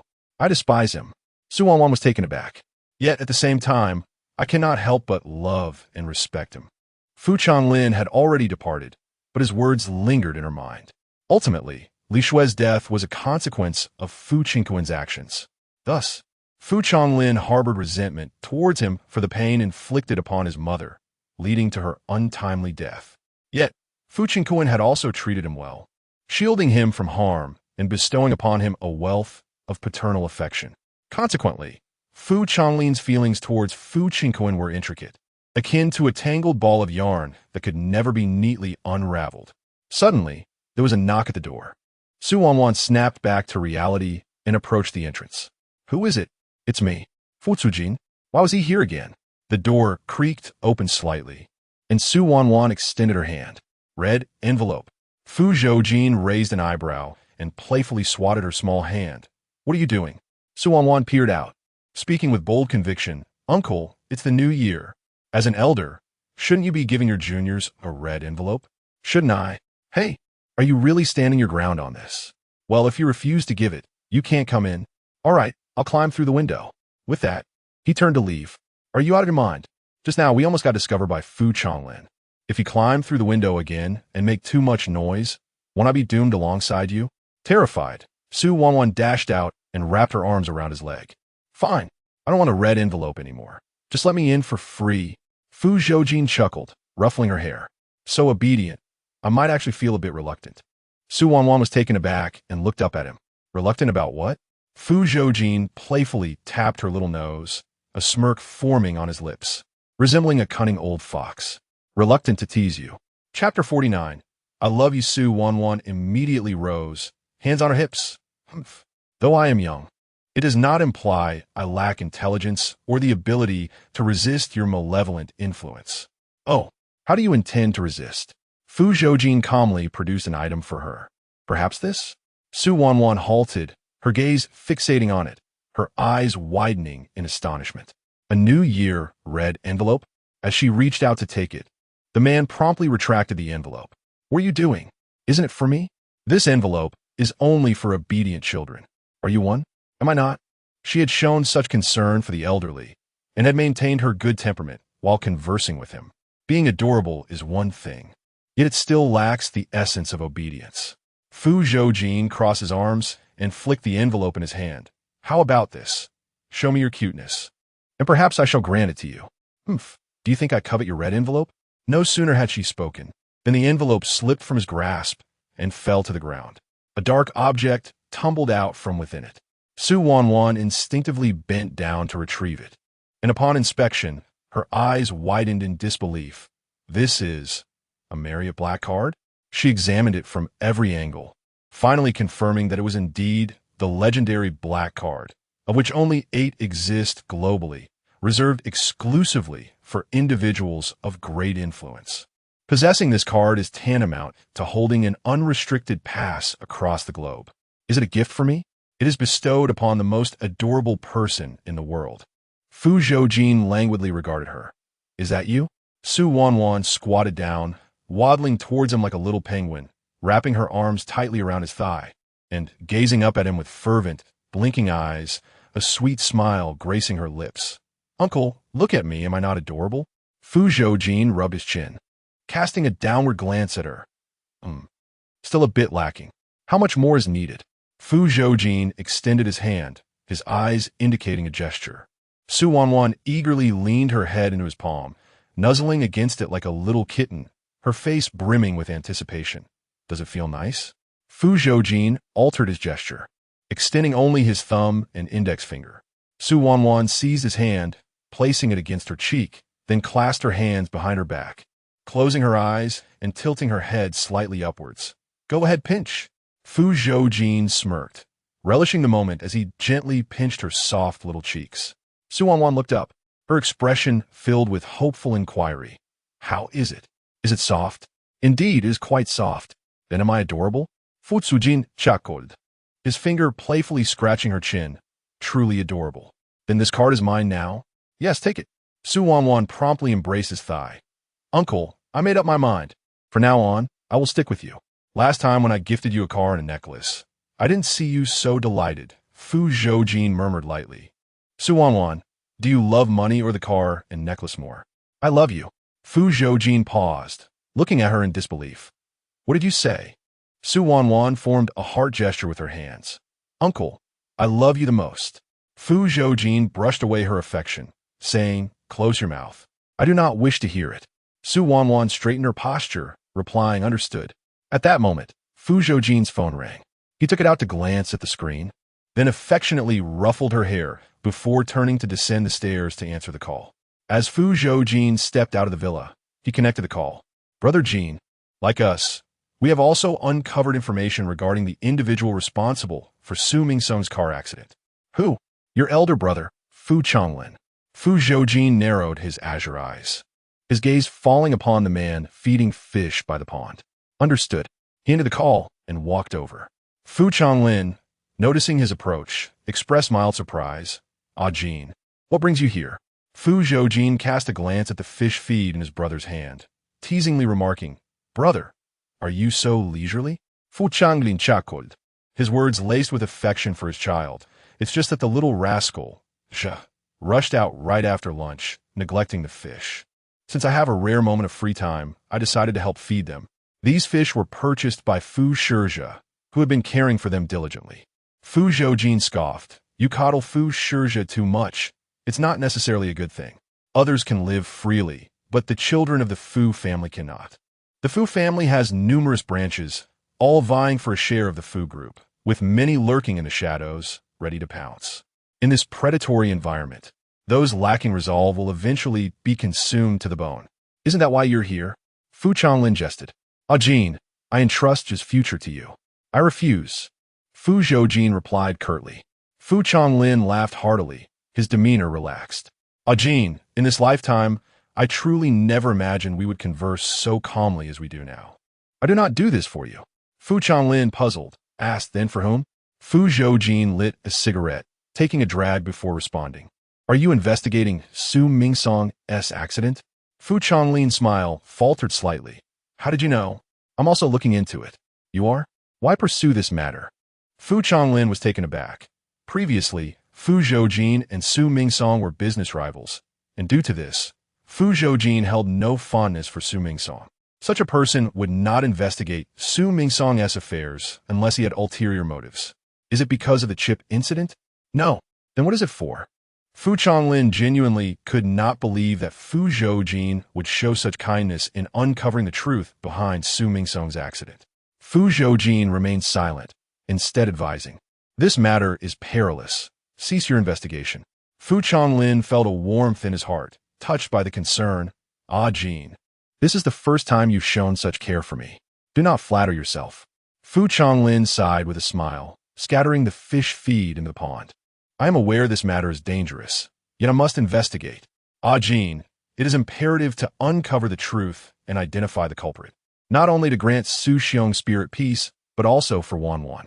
Fu Changlin turned to him, his tone earnest and resolute, asserting that only by apprehending the murderer could they ensure complete safety. The hand holding the cigarette paused momentarily. Fu Zhoujin gazed at him, a flicker of surprise crossing his eyes. Su Mingsong was his dearest brother, so it was not unexpected that Fu Changlin would investigate the truth behind Su Mingsong's accident. However, what Fu Zhoujin did not anticipate was that Fu Changlin's motive was ultimately for Su Wanwan's sake. There was no need to take such risks, with him protecting her. Su Wanwan truly did not require Fu Changlin to delve into this matter. Jean, the man murmured, his gaze fixed on the shimmering surface of the water. His voice distant and melancholic. I have never come to terms with Su Ji's death. Thus, I must undertake this task to unravel the knot in my heart.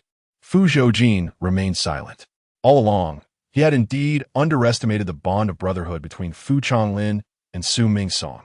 Undeniably, Fu Changlin was a man of discernment, loyalty, and deep sentiment. As the cigarette burnt down to its end, Fu Zhoujin spoke. Su Mingsong may not be dead. Fu Changlin's eyes widened in astonishment. What did you say? Fu Zhoujin met his gaze, a smirk forming on his lips. What? After all this time investigating, you don't even know if he's alive or not. Indeed, he had not reached that conclusion. It was undeniable that Fu Zhoujin's influence and capabilities surpassed his own. At the very least, he had uncovered the truth of Su Mingsong's survival before Fu Changlin. Then where is he now? I did say it was merely a possibility. Fu Changlin steadied himself, scrutinizing the man before him. Jean, be honest with me. What exactly drives your investigation? Are you still clinging to the chip? Fu Changlin warned sharply. Jean, although you are my brother, should you pose any threat to Wanwan, I will not hesitate to confront you. Fu Zhoujin chuckled softly, extinguishing the cigarette and tossing it into the trash. I share a good relationship with my little niece, so there's no need for my elder brother to worry. Chapter 50. Agreeing to be my girlfriend, Fu Zhoujin had to leave unexpectedly and did not return that night. The following day, Su Wanwan was awakened by the bustling noise of the servants in the courtyard. Upon rising, she realized it was New Year's Eve, and everyone was busy preparing for the celebrations. Yun Xian and Fu Shiai's were pasting couplets, while Fu Changlin was working in his study, and the servants were making arrangements for the evening's feast. The Fu household was alive with joy, everyone's faces radiating happiness. As Su Wanwan was about to seek out Fu Zhoujin, she noticed a message he had left her. I have matters to attend to and won't be back tonight. She replied, Uncle, have you finished your business? Will you make it back in time for New Year's dinner? He responded, It depends on the circumstances. Feeling a bit disheartened, she replied, Oh, well, it was fine. She could still enjoy the festivities without him. After freshening up, Su Wanwan descended to join Yun Xian and the others in pasting couplets and decorating windows. As the evening approached, and the New Year's dinner was about to commence, Fu Zhoujin had yet to return. Fu Changlin was on the verge of calling him when the headlights of a car swept across the yard, revealing a silver-gray Maybach that glided to a stop. Hearing the commotion, Su Wanwan sprang up and rushed outside, just in time to see the man stepping out of the car. Snow began to fall from the sky, blanketing the ground in a layer of glistening frost. Clad in a black overcoat, with leather gloves adorning his hands and holding a black umbrella, Fu Zhoujin approached with a hurried stride. His black shoes crunched rhythmically on the snow, coming to a halt before her. The falling snowflakes were shielded by the umbrella, creating a serene little haven around her. Fu Zhoujin removed his gloves and gently tapped her on the head, chiding, "Why are you standing out here in the snow like a fool?" Su Wanwan grasped his hand, caressing it softly, and leaned in to whisper, "Uncle, I was actually waiting for you." Fu Zhoujin raised an eyebrow. "How long have you been waiting for me?" "Since this morning. I suppose it's been about 11 hours, she replied earnestly. "Nonsense. Don't listen to Su Wanwan's tall tales." Fu Shiai's interjected as he rushed out to undermine her. "She has been either eating or frolicking in the courtyard all day like a little monkey, having the time of her life. Don't believe for a second that she's been standing here waiting for you, let alone thinking of you." Su Wanwan playfully tossed a slipper at him, and then flashed a smile at Fu Zhoujin, saying, "Uncle, don't mind Fu Shiai's nonsense. Even if I hadn't been standing here all day, my mind has been occupied with thoughts of you every moment." Fu Zhoujin replied with a languid tone, "Have you recently evolved into a flatterer? One compliment after another?" "I genuinely want something," she said coyly. "What do you desire?"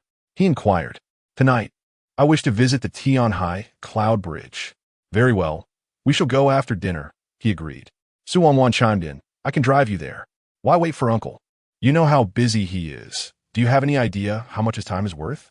"I am aware." Su Wanwan gestured and counted on her fingers, conservatively estimating that 1 billion could be earned in a minute, thus 60 billion in an hour.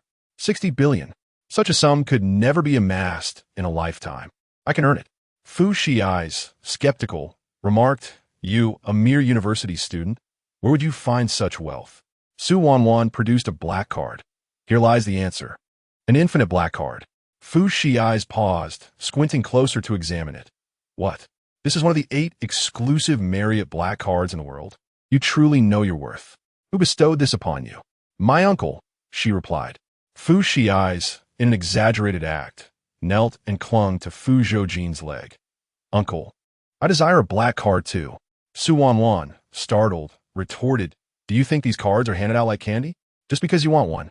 Just as Su Wanwan was about to advise him against provoking a tiger, in the next moment, Fu Shiai's was kicked down to the ground by Fu Zhoujin. The man brushed off his trousers, tossed the black umbrella onto him, and awakened the remnants of their familial bond. No need for thanks. After which, he swaggered into the house. Fu Shiai sprang up. "Uncle, you are biased."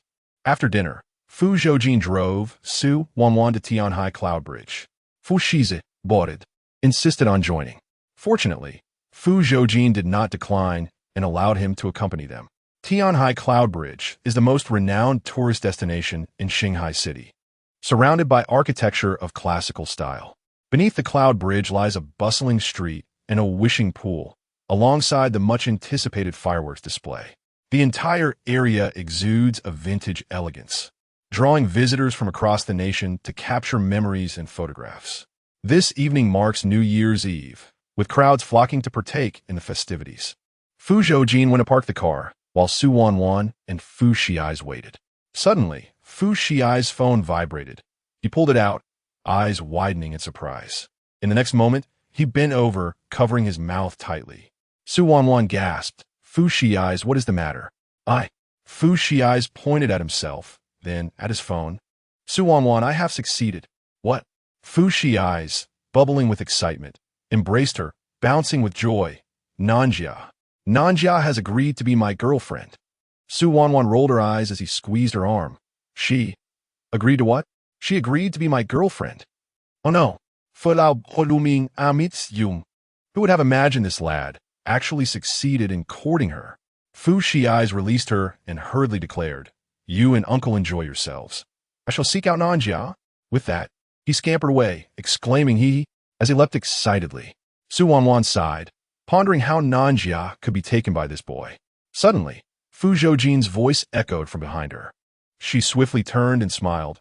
"He is love-struck, off to find his spring maiden. Let us go, The fireworks show is about to commence. We should hurry. Su Wanwan paused briefly, turning her head to look at him. Uncle, what's wrong? Have you forgotten something important? She blinked innocently, inquiring, what is it? Fu Zhoujin withdrew his hand, gesturing subtly. Su Wanwan glanced at him, then at his hand. Is your hand cramping? Though puzzled, Su Wanwan tenderly began to massage his hand with both of hers. Observing the earnest expression of the young girl as she tended to his hand, Fu Zhoujin brusquely swatted her hands away. Your technique is so poor. The first to go bankrupt in a shop would be you. Why wish such misfortune upon me? She retorted. Then what is this? Cold. Cold. Su Wanwan then noticed his hand had turned a shade of red from the cold. Didn't you bring gloves? Why aren't you wearing them? I left them home. Then why not buy a new pair? As she spoke, she prepared to head out to purchase them. I refuse to wear something from a street vendor. On a day as frigid as this, just having something to wear is a blessing. Must you be so particular? What else can I do? I don't have extra gloves to give you. Just give me yours. Su Wanwan was taken aback, lifting her hand. You want mine? Not at all. Then what do you want? Su Wanwan, exasperated by his indecisiveness, placed her hands on her hips, puffing with irritation. Uncle, could you please be clear about what you want? I cannot. He continued to gaze at her hands. Confused, Su Wanwan followed his gaze to her own hands. After pondering for a moment, she tentatively extended her hand, reaching out to grasp his. This. Smart. Finally grasping the man's intentions, Su Wanwan pressed on, enveloping his hand with hers and gently blowing warm breaths onto it. Her face lit up with a radiant smile, as if sweetened by honey. Uncle, is it still cold? Fu Zhoujin turned his hand, willingly enclosing her small hand within his. Now it's warm. Chapter 51. Fu Zhoujin, I adore you. Su Wanwan was momentarily taken aback, her gaze instinctively falling to his hand. The man's palm was broad enough to envelop her entire hand seamlessly, allowing her to feel the warmth that was distinctly his. She gently moved her fingers, softly brushing against his palm. Fu Zhoujin's brow furrowed slightly as he lowered his gaze to her delicate fingers, akin to a feather lightly caressing his palm, barely perceptible, yet evoking a tantalizing itch. Uncle, she murmured. I feel a bit warm. Fu Zhoujin looked at her in confusion. Are you really warm? He raised an eyebrow. Speak plainly. I notice you aren't wearing gloves. Isn't holding my hand making you colder? Fu Zhoujin pondered for a moment. It is somewhat chilly. What? Do you wish to lend me your gloves? Your hands are too large. Even if I combined both of my gloves, they might not fit one of your hands. The man regarded her with a leisurely gaze. The young girl tilted her head back, her doe-like eyes sparkling with mischief. Fu Zhoujin clicked his tongue and shrugged. If you hadn't mentioned it, I wouldn't have noticed. But now I feel my hand has grown colder. Indeed? Look at you. Your hands have turned to ice. Su Wanwan leaned closer, a beaming smile on her face. Uncle, I can save your hands. Oh, how do you intend to do that? Like this, Su Wanwan said, spreading her fingers and intertwining them with his, their hands clasped together. See? Isn't it warmer now? Fu Zhoujin glanced at her small hand and nodded. It feels as though I've plunged into a furnace. Her words invigorated Su Wanwan. Then let us hold hands as we walk. The young girl tugged at his hand, swaying as they moved forward, her shadow behind them radiating with the joy of her little scheme's success. Upon reaching their destination, they discovered that the fireworks display had been postponed, set to commence in an hour. Seizing the rare opportunity to enjoy the evening with someone she cherished, Su Wanwan felt particularly elated, dragging the man along as they strolled. Whenever she spotted something delightful, she'd pause to admire and purchase it. Fu Zhoujin remained quietly observant, allowing her to lead, silently watching her expressions as she haggled with the vendors. 50. I truly cannot go any higher, Su Wanwan exclaimed, immediately brandishing her student ID, her eyes wide with a pitiful plea. Boss, you have no idea. I dined on pickled vegetables with steamed bread yesterday. Just to save this 50 yuan to support your business. With her hands clasped together, she implored. Boss, please, sell me this box of fairy stick fireworks for 50 yuan. If you lack the funds, you can have this handsome gentleman beside you pay. The vendor assessed Fu Zhoujin from head to toe, noting his impeccable attire and distinguished demeanor, clearly not a common individual. Su Wanwan dagd ati Fu Zhoujin sikot. What about his jacket? Indeed, I've seen this ensemble online. It's a luxury brand called Inli, worth over $1 million for just one jacket. How could that be? Su Wanwan retorted earnestly, Boss, you're mistaken. His outfit was purchased from a bargain site for just over 100 yuan. As soon as Su Wanwan's words fell, a stack of cash was slapped onto the cashier's counter. The man, with an air of extravagance, pointed and declared, I shall take the fairy wands and that rabbit headband, all of it. Both the shopkeeper and Su Wanwan's eyes widened in astonishment. The shopkeeper quickly gathered the money, exclaiming, Certainly, the esteemed customer is indeed generous. I shall pack them for you right away. Su Wanwan pressed down on the man's hand, exclaiming, Uncle, what are you doing? You're practically crying poor. What else can I do? Fu Zhoujin regarded her with an indifferent gaze, replying, Of course, I am here to bring you joy. Is he truly so indifferent to money? What a spendthrift. Fu Zhoujin had requested far too many fairy wands, and with just the two of them, they could hardly carry them all. Ultimately, Su Wanwan explained the situation to the shopkeeper, settling for 3 boxes, in addition to the rabbit headband that Fu Zhoujin insisted on purchasing. Su Wanwan handed him the rabbit headband, asking, Uncle, do you really like rabbits? You raise little bunnies, wear rabbit bracelets, and now you want to even spare the rabbit headband. If this continues, he might genuinely become a rabbit father. Fu Zhoujin opened the packaging and placed the rabbit headband atop her head. Leaning closer, he gently brushed her small nose and said earnestly, Yes, I particularly like it. Su Wanwan froze, gazing into the depths of his tender blue eyes. This was the first time she had witnessed such gentleness from him. His expression softened, the corners of his eyes adorned with a faint smile, and within those deep blue irises, her reflection was unmistakably clear. In a daze, an audacious thought suddenly surged into her mind. She parted her lips slightly. Uncle, are you? What is it? He interjected. The fireworks show is about to begin. We must hurry to secure a good spot. Otherwise, we shall miss it. A couple hurried past them, immediately racing towards the fireworks venue. Seeing others running, more people began to gather in the same direction. Su Wanwan was accidentally jostled, and a pair of hands quickly wrapped around her, shielding her protectively.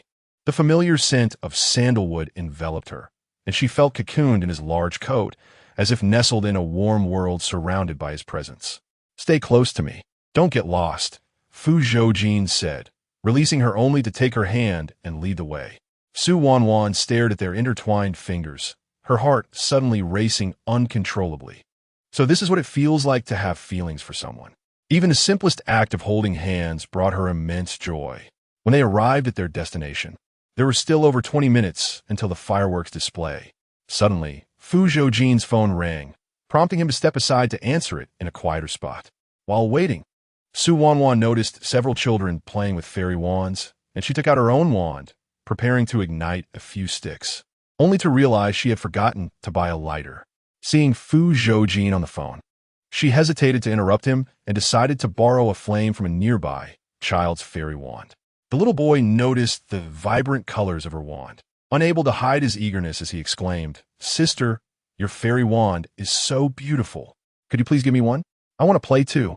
Fu Zhoujin, a man of considerable wealth, displayed his lavishness by purchasing the most expensive fairy wand in the store, resulting in a far more splendid display of fireworks than those produced by ordinary wands.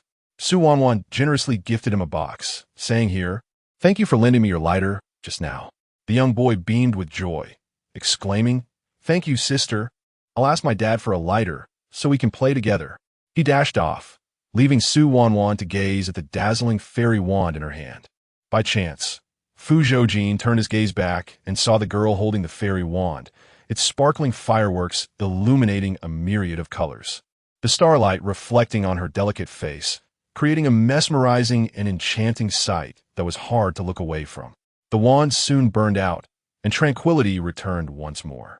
Fu Zhoujin regarded her with deep interest before striding toward her. As Su Wanwan awaited the boy's lighter, she lifted her eyes to see the man approaching. He held a cigarette in his left hand while conversing on his phone with his right, yet his striking blue eyes pierced through the crowd and landed firmly on her. Su Wanwan was momentarily stunned, only regaining her senses when he called out her name. She instinctively extended her hand, not fully grasping the situation. and offered him the fairy wand. He leaned slightly closer, taking the wand's tip with the cigarette held delicately between his lips. A refreshing scent of sandalwood wafted through the air, weaving invisible threads that ensnared her heart. A tingling sensation surged through her limbs, rendering her senses and movements momentarily halted, her thoughts and feelings entirely consumed by him. The wand was soon ignited, and brilliant fireworks blossomed slowly into the night. Through the vibrant display, Wanwan's gaze remained fixed on the man's expressive features, her heart racing as if a shovel had effortlessly pried open the budding feelings within her, exposing them to the warmth of sunlight. He ruffled her hair gently, saying, "Continue playing, call me when the fire goes out." With that, Fu Zhoujin turned and walked away to a quieter spot to take his call. Wanwan snapped back to reality, staring blankly at his retreating figure. She suddenly realized that since Fu Zhoujin's arrival, he had received no fewer than 10 phone calls, all pertaining to business matters.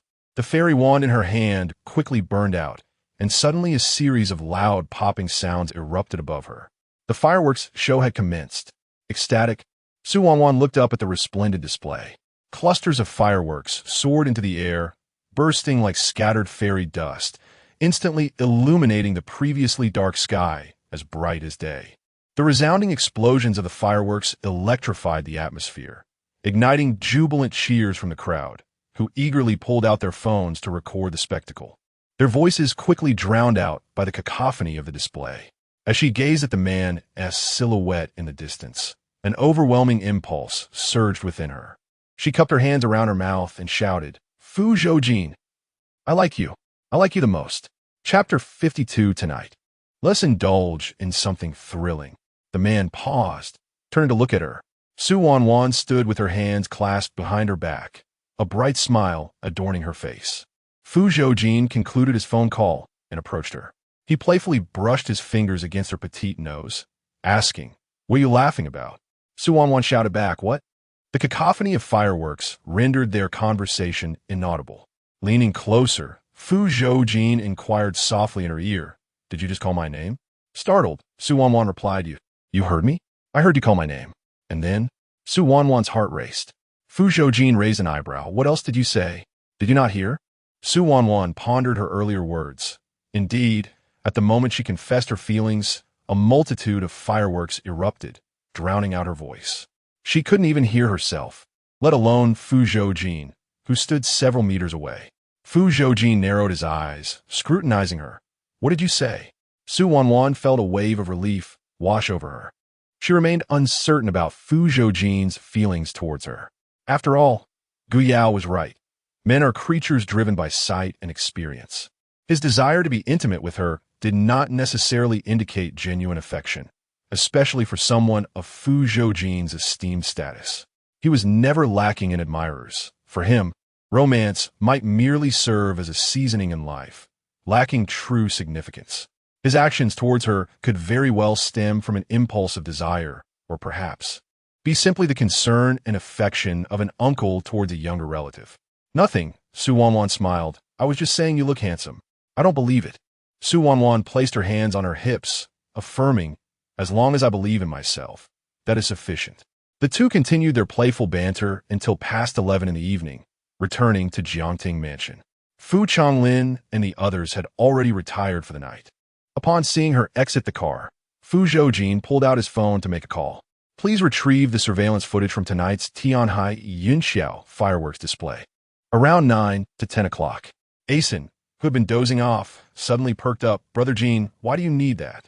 Wanwan spoke to me earlier, but the fireworks were too loud for me to hear. Asen sighed. "Brother Jean, so many people attended the Tianhai Yunxiao event tonight. Even if there is footage, it will be nearly impossible to identify Miss Su amidst the crowd and ascertain what she said. It will be like searching for a needle in a haystack. Read her lips. Is that so difficult? Difficult is an understatement. It is akin to climbing to the heavens." Asen wiped his face, resigned. "All right, Brother Jean. I understand this is challenging." Asen's eyes brightened. "So, does this mean there's no need to search? Rest easy. Dreams can encompass everything." With that, he abruptly ended the call. Asen was left speechless. As Fu Zhoujin ascended to the third floor, a door cracked open, and a small head peeked out, grinning at him.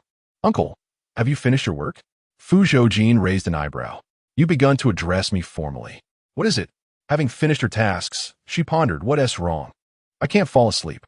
Would you consider spending the night with me?" Her unexpected boldness truly astonished the man. "Do you wish for me to attend to your slumber?" Su Wanwan nodded fervently.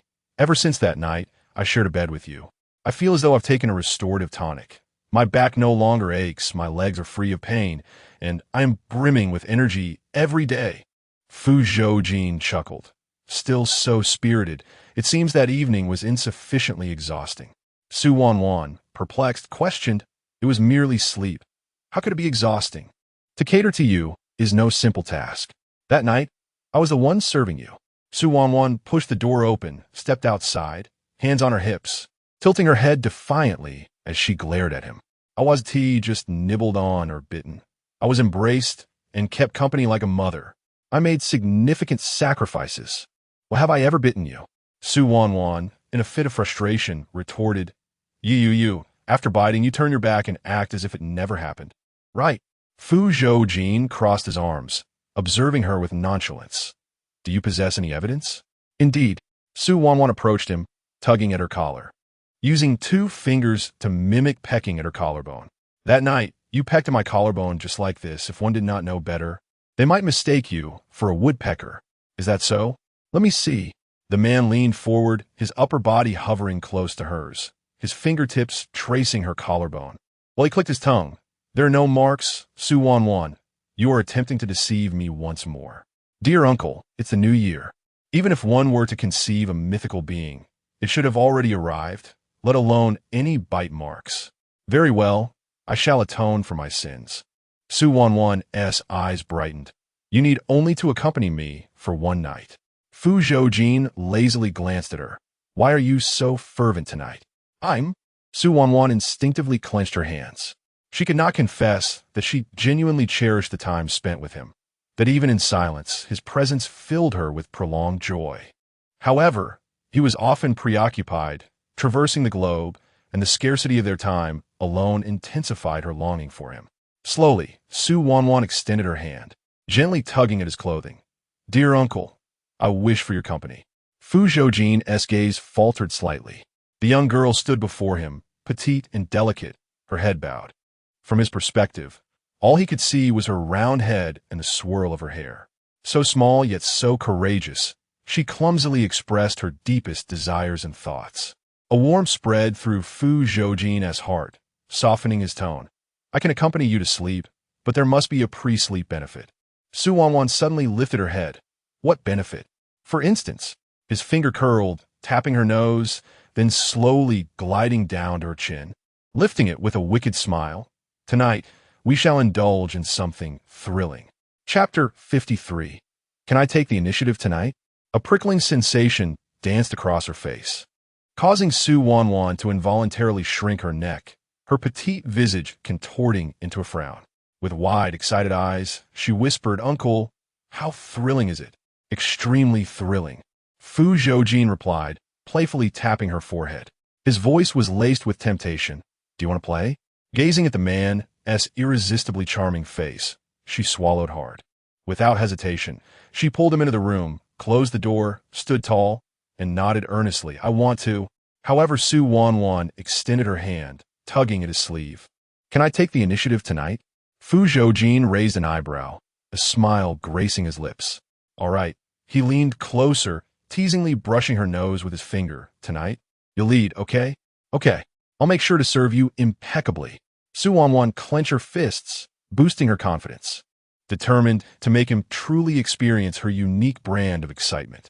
Seeing her unwavering conviction, the man's interest was piqued, patiently awaiting her next move. Su Wanwan pushed him to sit on the edge of the bed. "Uncle, wait here for a moment. I'll go get something." With that, she dashed out of the room. Moments later, she returned, a bottle of red wine in hand.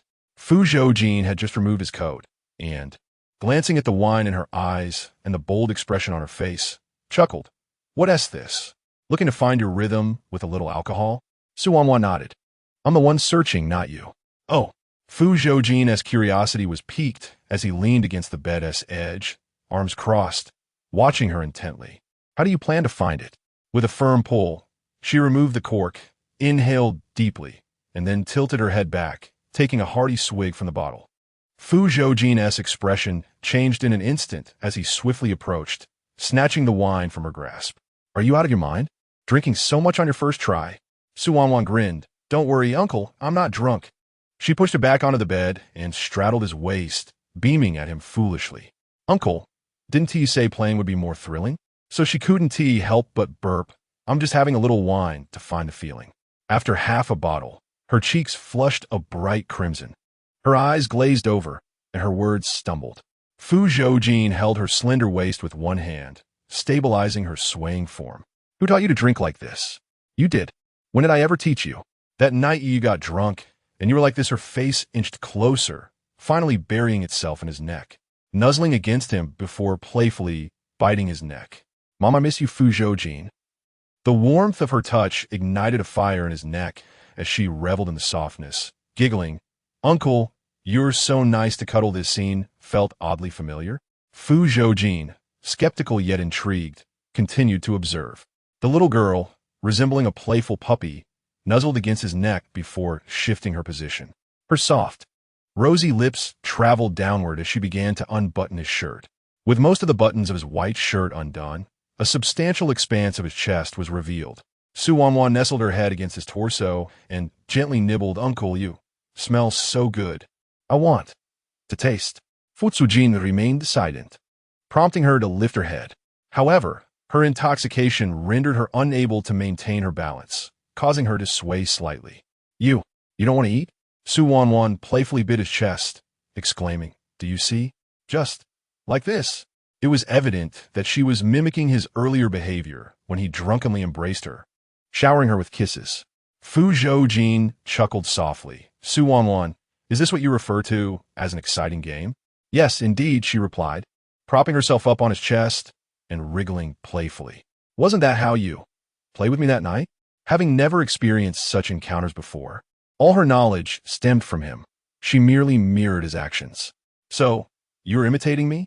Wanwan cradled her swaying head with both hands, her eyes sparkling with delight. Yes. How am I doing? Am I not learning well? Fu Zhoujin chuckled. You certainly have the semblance down. Content, she rested her head against his chest, blissfully smiling. Uncle, thank you. I will definitely strive harder next time. His palm glided down her back, gently caressing her spine as he encouraged softly. You may continue now. And no, I can't anymore. The young heroine rolled off him to lie beside him, her eyes glimmering as she gazed at him. Uncle, just a little bit of sugar will suffice. The rest, let's save for next time. She pulled the blanket over herself, revealing only her round, bright eyes, reminiscent of a content little kitten. Uncle, I feel so satisfied tonight. Thank you for playing such an exhilarating game with me. With that, she buried her head completely beneath the covers.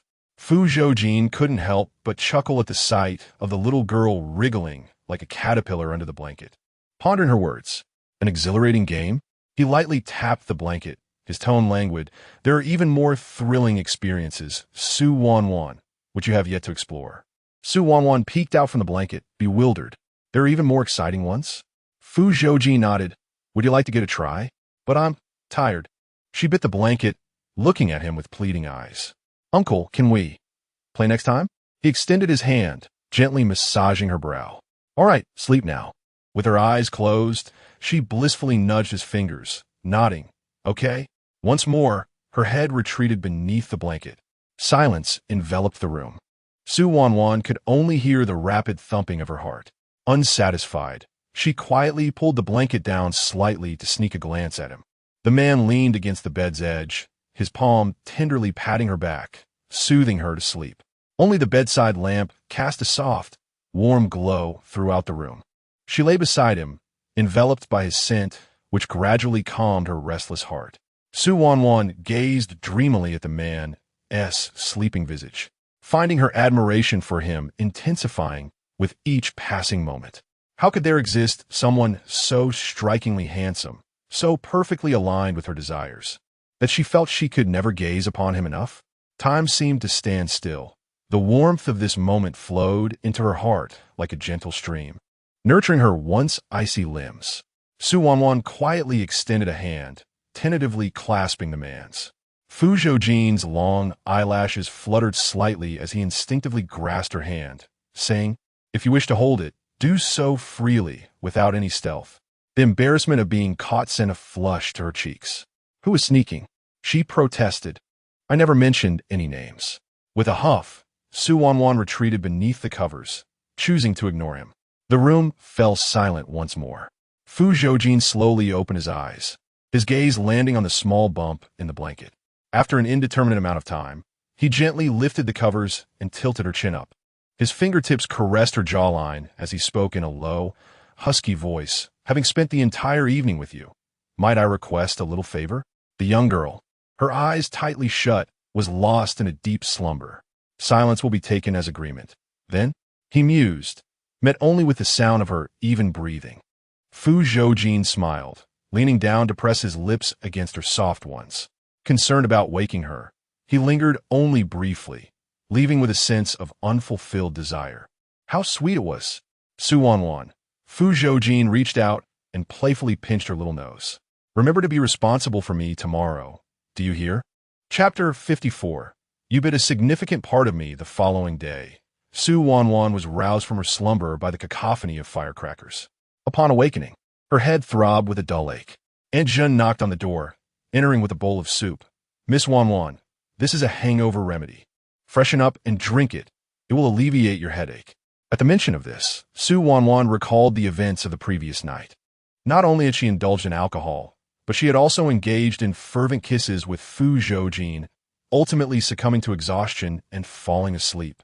Noticing that the adjacent bed was already cold, she inquired, "Aunt Jun, where is my uncle?" Master Fu received a call this morning and had to return to Russia due to urgent matters. That was quick. Remembering that he had been on the phone throughout New Year's Eve, she understood he must have been quite busy. "All right, just leave it there. I will drink it shortly." Of course. After Aunt Jun departed, Su Wanwan was about to freshen up when her phone vibrated. She took it out and discovered a message from Fu Zhoujin. "Jean, remember to drink the hangover soup." Su Wanwan promptly replied, "Okay." "Jean, there's one more thing." "What is it?" "When I return, remember to take responsibility for me." Su Wanwan wished to inquire further, but he seemed preoccupied and did not respond again. She meticulously reflected on the previous night's escapades. Had she truly bitten him in inappropriate places? Previously, he had nibbled and kissed her without her demanding any accountability. Yet he now sought it from her? "Humph." Su Wanwan texted back. "Wasn't it just a bite on your chest and neck?" "How petty." "Jean, you also bit a very significant part of me." Su Wanwan's heart skipped a beat. Surely, she hadn't bitten him in an inappropriate place? She strained to recall the events of the night before. But her inebriation had clouded her memory, rendering it vague and elusive. Doubt began to creep in. Cautiously, she typed, "Where? Did I bite you?" "Jean, we can discuss it in detail when you return." "Can it be said now?" "The context is too risque. It's clearer to discuss face-to-face."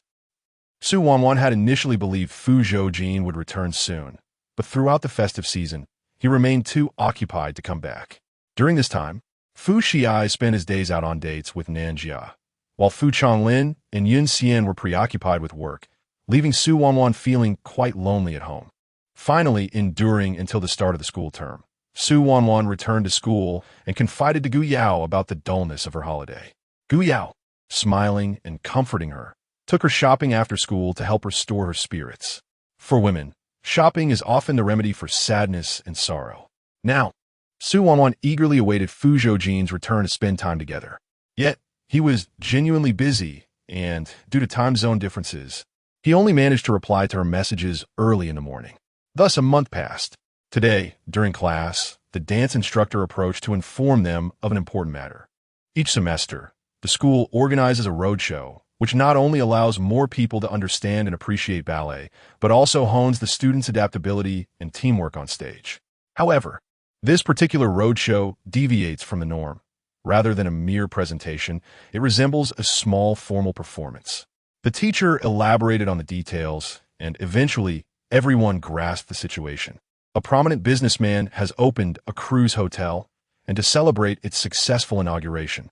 He has invited numerous performance groups and arranged an abundance of complimentary delicacies for attendees to enjoy. The Non-Art Academy received the invitation, and upon evaluation, deemed that Su Wanwan and her class possessed the requisite dance skills to participate in this event. Consequently, it was decided that students from their class would represent the academy in the performance. The teacher selected 10 students who excelled in their dancing abilities. Gu Yao was also chosen, but due to her excitement, she accidentally twisted her ankle during practice and ultimately had to forfeit this opportunity. Aware of her self-reproach, Su Wanwan continuously offered her comfort. "I am so useless," Gu Yao lamented, striking her thigh with a hint of redness in her eyes. "If only I had been more cautious, I wouldn't have injured my foot." "Don't worry, we will have another chance," Su Wanwan reassured her. "Yao Yao, you are so talented. When the next opportunity arises, you will surely stand beside me on stage." "Thank you, Wanwan," Gu Yao replied, embracing her. "I'm fine. You go ahead and perform. Just remember to take a few photos for me, especially of you. I want to see how beautiful you look and how well you dance. Rest assured, I will capture everything, even if you ask for 100. After Su Wanwan's comforting words, Gu Yao's spirits lifted considerably, and she became more accepting of her unfortunate circumstance. With Gu Yao unable to participate, the teacher eventually allowed Nanjia to take her place. Upon seeing Nanjia, Su Wanwan was taken aback. "Senior Nanjia, aren't you supposed to be filming? I took a leave of absence. Compared to acting, I prefer dancing." She responded with a smile and a shrug. "Besides, it was personally requested by Teacher Qin, so I couldn't decline." Teacher Qin interjected with a chuckle. "Nanjia, you are too kind to me. If I hadn't struggled to find someone as exceptional as Gu Yao in class, I wouldn't have wanted to disturb you." Nanjia playfully retorted, "I am honored to have earned Teacher Qin's trust." The two exchanged light-hearted banter, creating a warm and friendly atmosphere. "All right, everyone, quickly apply your makeup and prepare. The performance is about to commence," Teacher Qin instructed, reminding them to call him if they encountered any issues before heading to the venue. "Got it." After Teacher Qin departed, Su Wanwan continued her makeup routine. Just as she lifted her gaze to the mirror, a face suddenly appeared, grinning ominously at her. Startled, Su Wanwan gasped, scattering loose powder all over the floor. "No way. Su Wanwan, are you really that delighted to see me?" "Fu Zhoujin, what are you doing here?" "I'm here to see my girlfriend, of course." Su Wanwan glanced at Nanjia, who was engaged in conversation with the event staff nearby. "Great. Here to accompany your girlfriend at work again." Until now, Su Wanwan still found it hard to believe that Fu Zhoujin had truly pursued Nanjia.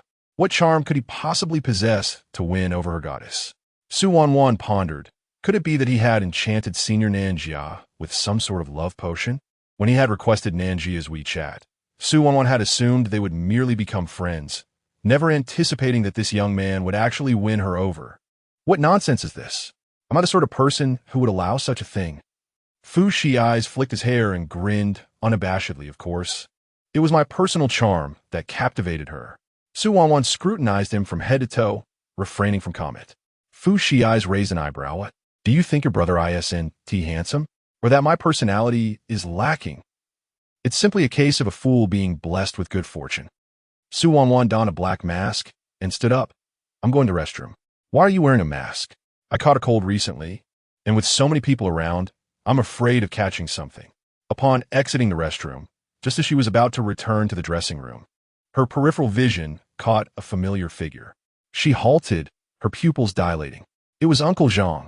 Su Wanwan scrutinized the man in the distance, confirming repeatedly that it was indeed him. What was he doing here? Her heart raced uncontrollably as she saw him begin to walk away, and without a second thought, she quickly followed him. She trailed him for a short distance, but he swiftly turned a corner and vanished from sight. Su Wanwan paused, taking a deep breath, just as she was about to continue her pursuit when a sudden realization struck her. Was it another trap like last time? Su Wanwan finally reacted, swiftly turning back and retracing her steps. She strode purposefully towards the dressing room, nearly reaching it when she spotted a man standing at the far end of the corridor, his expression devoid of emotion as he gazed at her. It was Uncle Zhang. He was holding a gun and slowly advancing towards her. Su Wanwan's steps faltered, her legs feeling as though they were weighed down with lead. She wanted to run, but her feet refused to move. She pressed her hand against the wall, her legs trembling uncontrollably. The man approached her, his dark eyes sweeping over her. Su Wanwan sensed something unusual in his gaze. His eyes held a strange unfamiliarity towards her. It dawned on her that she was wearing a mask. He didn't recognize her. Uncle Zhang brushed past her, and once she was certain he had moved far away. Su Wanwan finally exhaled in relief. He was armed. She absolutely could not act impulsively as she had last time. The priority was to leave this place and ensure her safety. Su Wanwan took a step, turning to leave, only to find Uncle Zhang, who had seemingly departed, now standing less than 2 meters away. He raised his gun, the barrel steadily aimed at her. Su Wanwan's breath caught in her throat. Chapter 55. It seems this young lady holds great importance to Master Fu. Miss, it has been a long time. Su Wanwan fixed her gaze intently on the gun in his hand, her scalp tingling with dread. Did you orchestrate the car accident involving my parents? You are quite astute. He replied. Did my parents wrong you in some way? Why would you resort to such actions? If I did not, I would be the one meeting my demise. He abruptly seized her by the throat, gradually tightening his grip. I once approached your father, pleading for his assistance to save my family. He superficially agreed, but ultimately took no action. It was his procrastination that led to the tragic deaths of my wife and child at their hands. Uncle Zhang's emotions surged as he recounted. They even sent me the severed heads of my beloved ones. How could I not harbor hatred? Suanan struggled to breathe, desperately tugging at his hand. El let go. His grotesque visage loomed closer, the gun's muzzle pressed against her forehead. Since your father cannot pay with his life, let us see how he fares with his most cherished daughter. I intend to make him experience the agony I have endured.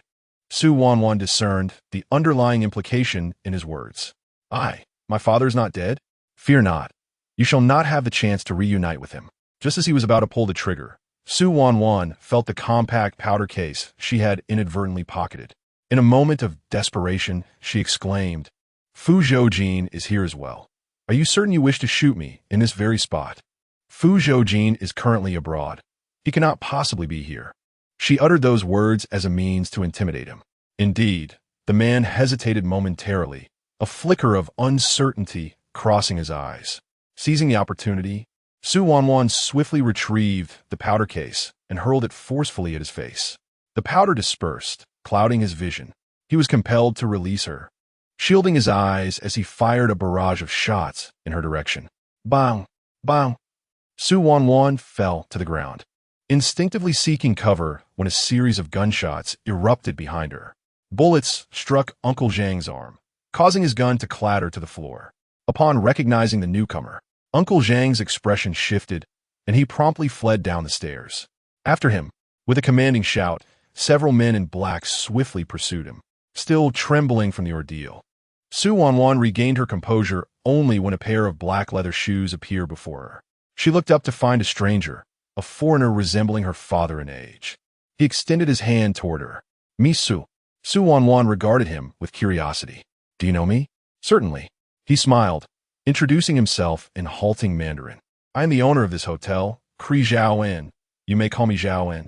Surprised, Su Wanwan realized he was the hotel proprietor. She recalled hearing her teacher mention that the owner was from Myanmar and had recently opened this, his first hotel. Choosing not to extend her hand, she propped herself against the wall to rise. Thank you for saving me. Miss Su, you're being overly courteous. He inquired about Uncle Zhang. Do you require my assistance in locating that individual? There's no need to trouble yourself. Thank you. Very well, the performance is about to commence. Shall I escort you back? No, I can manage on my own. Miss Su, I have been awaiting your presence for quite some time in anticipation of this performance. Su Wanwan was momentarily taken aback. The man's smile did not reach his eyes, rendering it peculiarly sinister. A jolt of unease coursed through Su Wanwan, who immediately recognized something amiss. This individual had intentions directed towards her. This performance tonight. All present were in peril. Su Wanwan strove to suppress her rising panic, maintaining her composure as she lightly tugged at the corners of her mouth. Thank you. I appreciate your assistance, Mr. Zhao. You're welcome, Zhao In replied, leading her back to the dressing room. With a beaming countenance, he addressed everyone. Tonight, the hotel has invited a distinguished guest who possesses a fondness for ballet. I hope you all perform splendidly to delight our esteemed visitor. If everything proceeds smoothly tonight, I assure you that your remuneration will be ample. Nods of agreement filled the room as everyone pledged to satisfy Mr. Zhao. Once he departed, spirits soared among the dancers, who began to revise their routines to avoid any missteps on stage. Yet, as Su Wanwan observed the smiles gracing their faces, a heavy weight settled upon her heart. She noticed several men in black loitering by the entrance. Zhao En's men. If his aim was indeed her, why did he not seize her directly, allowing her to perform normally instead? Nan Jia, noticing her distressed expression, approached her. Wanwan, what troubles you? Su Wanwan grasped her hand, her gaze conveying urgency as she whispered. Danger, we must leave. Understanding her silent cue, Nan Jia immediately nodded in agreement after glancing toward the men at the door. Tonight's performance comprised 3 acts, with their ballet scheduled to conclude the evening. The show had commenced, and the stage was currently graced by a cello performance. Su Wanwan and her classmates awaited their turn below. As Fu Zhoujin ascended the stairs and reached the corridor leading to the private room, Hassan approached him, cautioning, Brother Jean, Miss Su is also here. This evening's clandestine gathering served as an opportunity for them to resolve matters concerning Zhao Laoda. Their comrades lay in ambush nearby, poised to act when the moment was ripe. Fu Zhoujin's expression shifted subtly. Upon spotting him, Zhao Laoda in the private room rose with a broad smile and approached. Fu Zhoujin's demeanor grew serious. Wait for my signal. The plan has altered. Hassan nodded in acknowledgement. Master Fu, we have eagerly awaited your arrival. Zhao and warmly welcomed him inside. Speaking in Mandarin, please take a seat. A splendid performance awaits, and I look forward to enjoying it with you. Fu Zhoujin moved forward, pulled out a chair, and lit a cigarette. Zhao and promptly stepped forward to offer him a light. Fu Zhoujin hesitated momentarily before smiling. Zhao Laoda, you truly embody the spirit of a businessman possessing a broad mind. In business, amicability breeds prosperity, as we both understand. Zhao took a seat beside him, adding, let bygones be bygones. What matters is the future. Wouldn't you agree, Master Fu? Zhao Laodao indeed proved to be astute, which explained his ever-expanding enterprise and the growing loyalty of his subordinates. I am but a nameless pawn, serving those above. Please refrain from elevating me too high. Fu Zhoujin said. Zhao En smiled and said, Master Fu, I have heard that you have a fondness for ballet performances. To express my sincerity, I have specially invited a remarkable dancer to perform for you. Fu Zhoujin turned his gaze towards him, making an inviting gesture. I hope you enjoy the performance, Master Fu. Just as his words fell, the cello performance on stage concluded and the lights dimmed instantly. They sat in a private box on the 2nd floor, with an unobstructed view of the stage, which was the optimal spot for viewing. With a soft click, blue lights gradually illuminated the stage, transforming it into a scene akin to an azure ocean, enveloped in mist and resembling a fairyland. Fu Zhoujin's eyes immediately fell upon a girl clad in a pure white ballet dress. Her long hair was elegantly pinned up, crowned with a tiara, her face adorned with delicate makeup. With graceful arms outstretched and toes lightly touching the ground, she joined hands with other dancers, beginning to dance gracefully to the music. Her movements were light and ethereal, flowing seamlessly in the air. Each gesture was smooth and natural, her skirt billowing like pristine white feathers, gliding through water, spinning and creating beautiful ripples. She resembled a swan gliding over the sea, elegant, noble, and exquisitely beautiful, unlike any ordinary being. Fu Zhoujin's gaze was fixed intently on Su Wanwan, his fingertips brushing against the cigarette in his hand. He chuckled softly. Zhao Laoda, is this your gift to me? Master Fu, it depends on your perspective, Zhao Laoda replied, glancing at the girl on stage. If I recall correctly, she is the daughter of Su Mingsong, is she not? Previously, it was rumored that Master Fu and Su Mingsong were at odds, yet it seemed otherwise now. His words hinted at something deeper, suggesting that this young lady held significant importance for Master Fu. Fu Zhoujin crushed the cigarette in his hand, his gaze fixed upon Zhao In. What do you mean by this? Master Fu, do not be alarmed, Zhao In replied. As long as you agree to collaborate with me, I will ensure nothing happens to you. What sort of collaboration are you proposing? The current situation in Myanmar is tumultuous, and arms are scarce. I hope you can lend me the military forces you have stationed there. Once the task is accomplished, I shall grant you 30% of the profits. If I lend them to you, they will come looking for trouble with me. Fu Zhoujin scoffed. Zhao Laoda, your ambitions are rather grand. Are you starting to openly trick me? Are you suggesting I offer my head to you as a plaything? Zhao en est demi-honneur, gré résolute. If Master Fu refuses, do not blame me for being ruthless. Fu Zhoujin maintained his composure. Have you ever contemplated why it is you who has approached me for this negotiation, rather than anyone else? You are fully aware that this collaboration poses significant challenges. I cannot possibly agree without offending others. Yet, you chose to proceed. Is this not akin to courting death?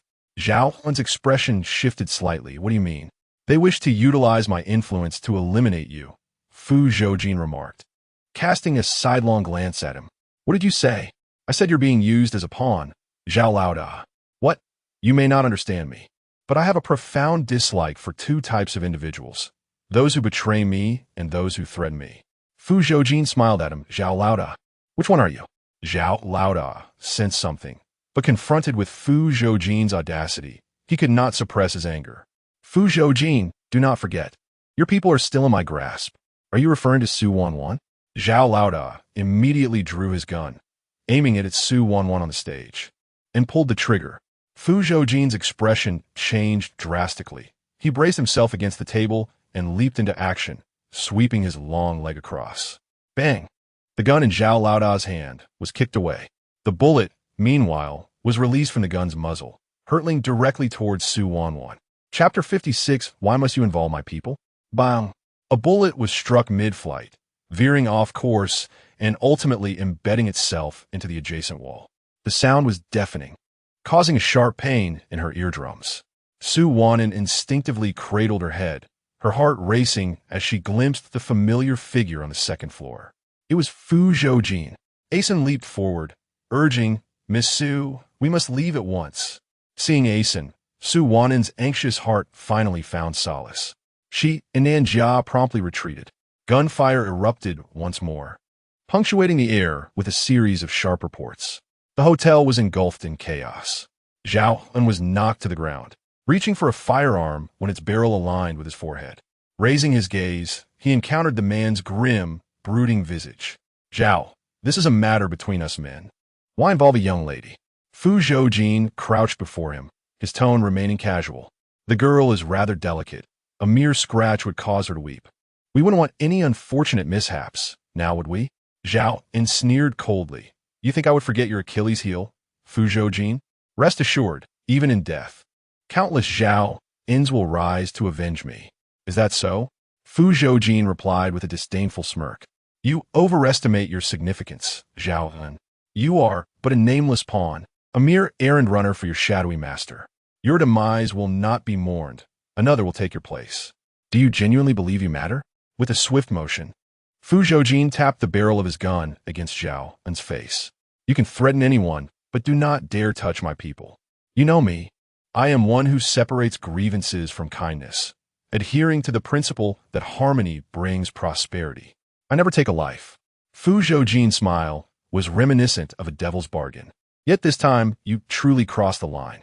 As the words left his lips, Zhao Un was struck in the thigh by a bullet, clutching his bleeding leg.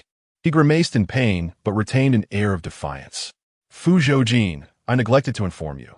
The ship has already reached the Sake Ocean, over 2,000 kilometers from the border. In less than 10 minutes, it will be blown to smithereens. His laughter was maniacal. Even in death, I will drag you down with me. Fu Zhoujin's eyes turned icy as he pulled the trigger. Bang, bang, bang.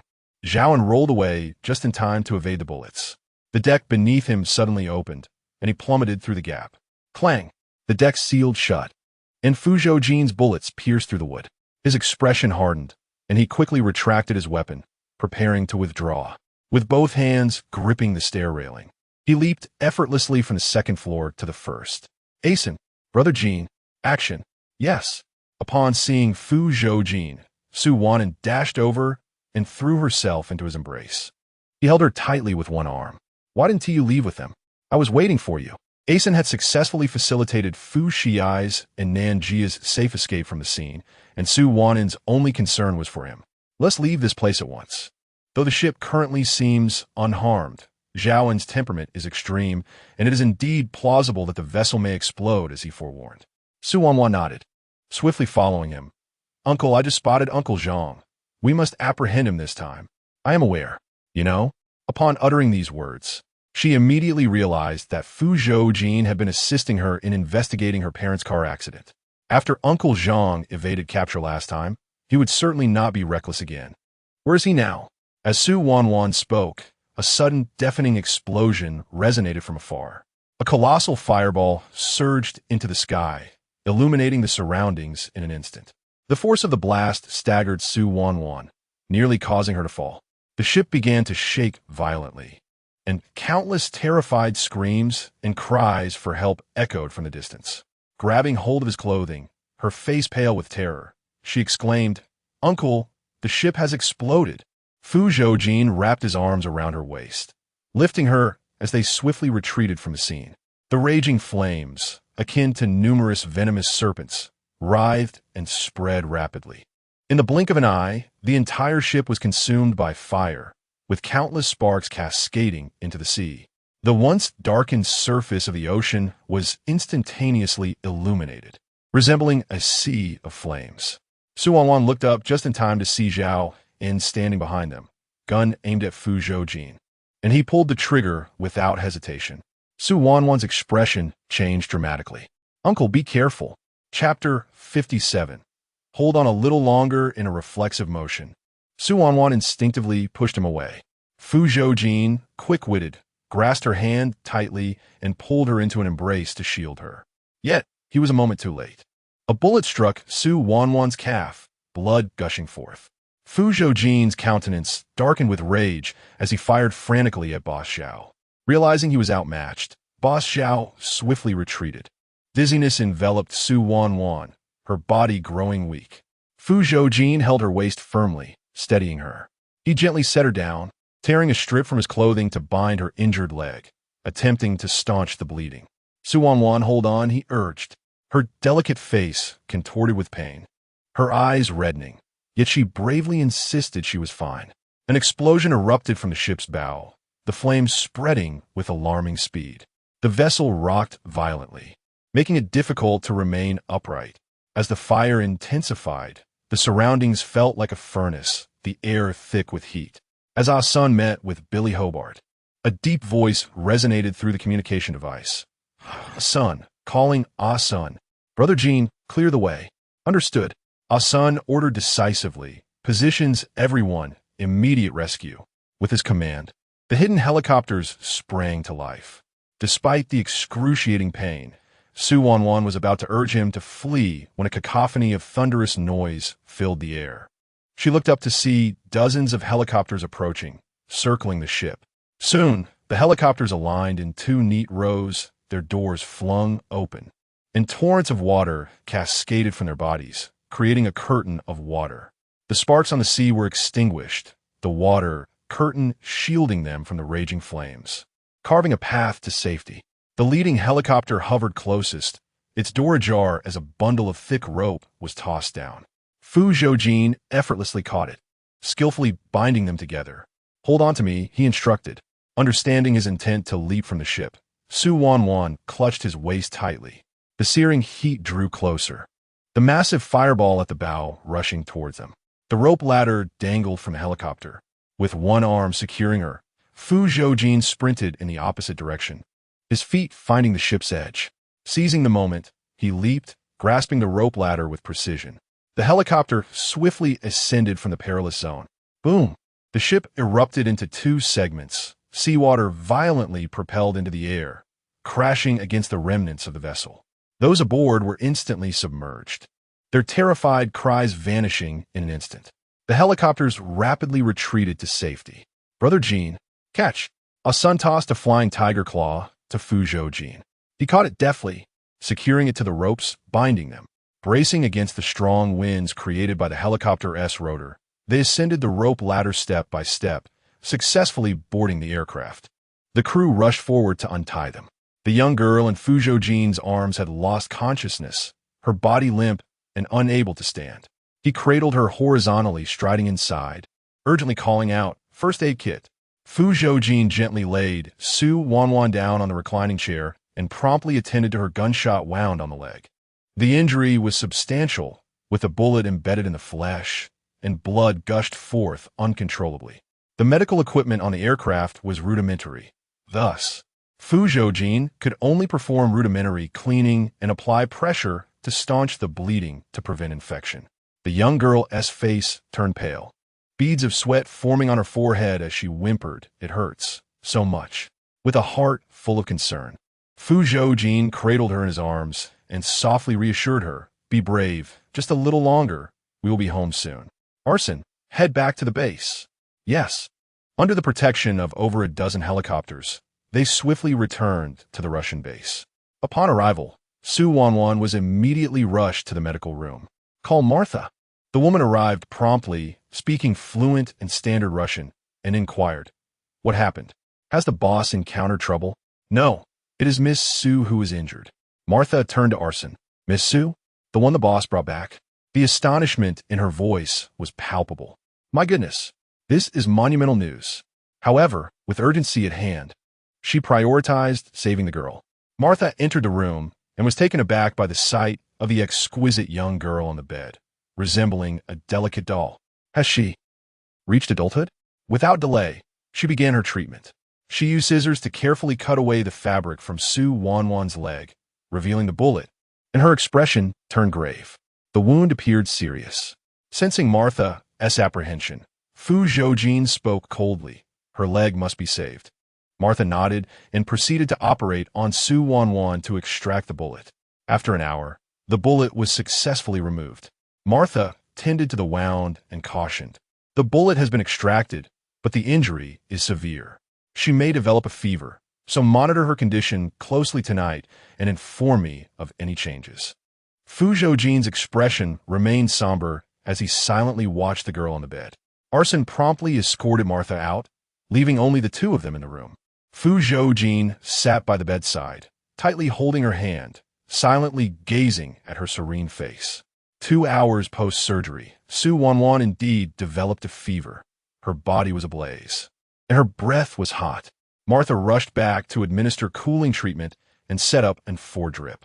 After a restless night, the situation gradually stabilized by 5 in the morning, allowing Wanwan to drift into a peaceful slumber. Fu Zhoujin kept vigil throughout the night and only rose to leave the room when dawn began to break. The others were aware that the boss had returned with a young girl, and they eagerly gathered to catch a glimpse. "Wow, could it be that the boss has truly blossomed?" Darl exclaimed in Russian. "I didn't believe it when she mentioned it, but now it seems real." Martha crossed her arms. "Do you believe it now?" "Not really." "What did you say?" "Unless you let me in to see." He attempted to enter, but Arson warned, "If you wish to live, do not go in there." Darl chuckled. "It's not some precious treasure. Peeking won't diminish its worth. I'll just sneak in for a glance." Dar rushed in, only to be forcefully kicked out the next moment. His back collided with the side of a vehicle, causing him to wince in pain. A man stepped out slowly. Upon seeing Fu Zhoujin, everyone immediately straightened their posture and shouted in unison, "Boss." Fu Zhoujin cast a cold glance at them and commanded, "No outsiders are allowed inside." "Yes." Only Dar, with a limited grasp of Chinese, scratched his head and asked, "Boss, what did you say?" Marta explained in Russian, "The boss said to keep an eye on you and prevent you from entering." "Impossible. How could the boss be so biased? He must have instructed you not to let yourselves in." "Hey, though your Chinese is lacking, it seems your mind is quite sharp." Just as Marta was about to respond, Hobart approached, saying, "Boss, Zhao is on the brink of death. Should we continue?" Fu Zhoujin paused, a cold smile escaping his lips. Marta and Arson exchanged glances, their brows furrowing. They understood that Zhao In had genuinely crossed the line this time. Otherwise, Fu Zhoujin would have hurried back to issue orders to rescue him immediately. Zhao had been captured the previous night and endured a night of brutal torture at the base. He was now barely clinging to life. Fu Zhoujin extinguished his cigarette and tossed it aside. Let us take a look. Upon reaching the warehouse, they were greeted by Zhao's agonizing groans. The large iron door swung open, revealing a scene of blood-soaked chaos. Fu Zhoujin stepped inside. Zhao lay on the ground, drenched in blood, with gaping wounds on his legs oozing crimson. His face was a mask of blood, his features distorted from the beating, and he was on the verge of collapse. The concrete floor was slick with blood, the overwhelming stench of iron permeating the air, inducing nausea. Hearing footsteps, Zhao slowly opened his eyes. Upon recognizing Fu Zhoujin, he managed a weak smile. Fu Zhoujin, do you intend to kill me?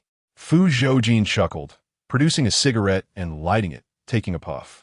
Capturing you isn't about killing you. Why would I expend that effort? Zhao remained undaunted. Fu Zhoujin, do you dare to kill me? I'm one of the council members of the Southeast Asian Arms Alliance. If I die, you would be opposing all of Southeast Asia? Zhao's voice rose in desperation. Your plans to expand in Southeast Asia will never be realized. Fu Zhoujin turned, picking up a nearby baseball bat, and approached him, crouching down to press the bat menacingly against his throat. You are correct. You are indeed a council member, and your death would provide them with a valid reason to retaliate against me. But alas, all I desire now is to extinguish this rage within me by killing you. You dare! His words were cut short as the bat struck his head with brutal force. Fu Zhoujin swung the bat mercilessly, repeatedly crashing it down upon his skull. Crack! Crack! Crack! Each blow was delivered with unrelenting ferocity, devoid of any mercy. Zhao's head was struck repeatedly until he collapsed, lifeless, blood gushing forth. His skull was caved in, rendering it nearly unrecognizable. Fu Zhoujin finally ceased his assault, discarding the bat. Dispose of him. Understood. Chapter 58. Su Wanwan. What are you pouting about? Fu Zhoujin turned and walked away. Asen approached to check on Big Zhao's breath. There was none. Asen exchanged glances with his subordinates and promptly followed suit. Upon returning to the hall, a man sat silently on the sofa, smoking contemplatively. The enormous projection screen on the wall was vigilantly monitoring Su Wanwan's condition. The girl lay on the expansive bed, her body cocooned in a bulky quilt, revealing only her round little head. Despite her diminutive stature, her courage was immense. She dared to shield him from bullets. Asen approached, casting a glance at the girl on the screen. Brother Jean, you've outright killed Big Zhao. There will undoubtedly be a plethora of complications following this. They were already well aware that the obstinate old guards within the Southeast Asian Arms Alliance harbored their own ambitions, each seeking to usurp the power and territory of the others.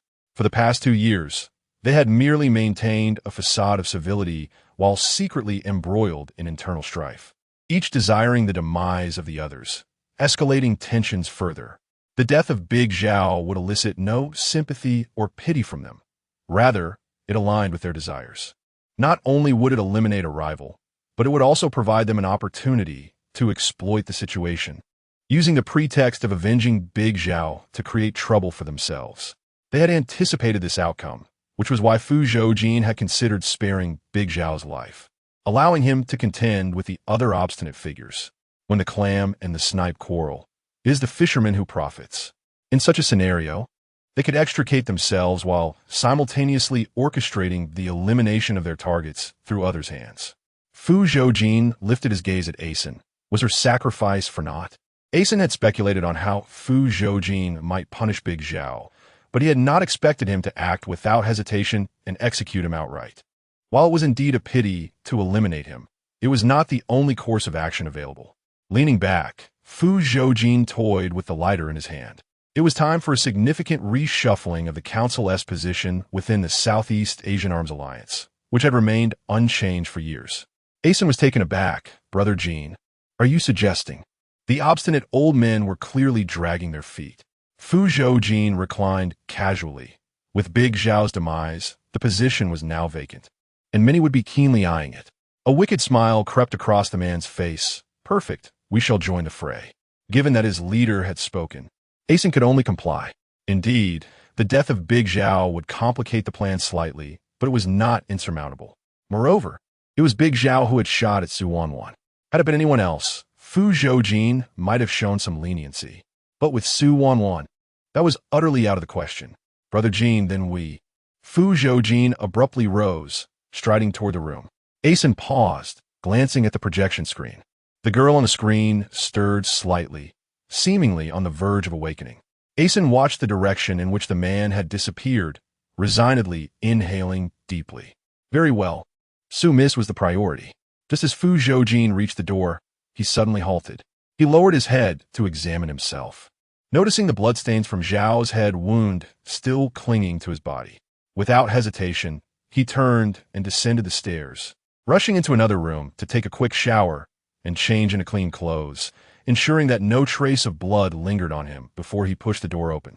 When Su Wanwan awoke, she found the man sitting by her bedside, gazing at her intently. "Uncle," she called out, only to realize how hoarse her voice had become. "Don't move," Fu Zhoujin cautioned, pressing her back and inadvertently tugging at her wound, which would surely elicit tears again. Surprised, Su Wanwan lifted the covers and discovered white gauze wrapped around her right calf, stained with blood. The slightest movement sent sharp pain coursing through her like a knife. Remembering the events of the previous night, her small face immediately tensed. "Uncle, are you all right? Did you get hurt?" Fu Zhoujin curled his fingers and lightly tapped her nose. "Congratulations, you were the only one injured during last night's skirmish. Listen," he continued, "is that something a person would say? Are you hungry?" Su Wanwan touched her stomach and nodded. Fu Zhoujin promptly summoned someone to bring food.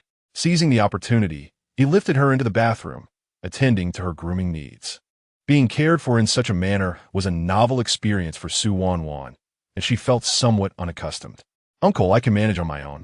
Fu Zhoujin swatted her hand away. "Su Wanwan, can you refrain from causing trouble for once?" She looked at him, puzzled.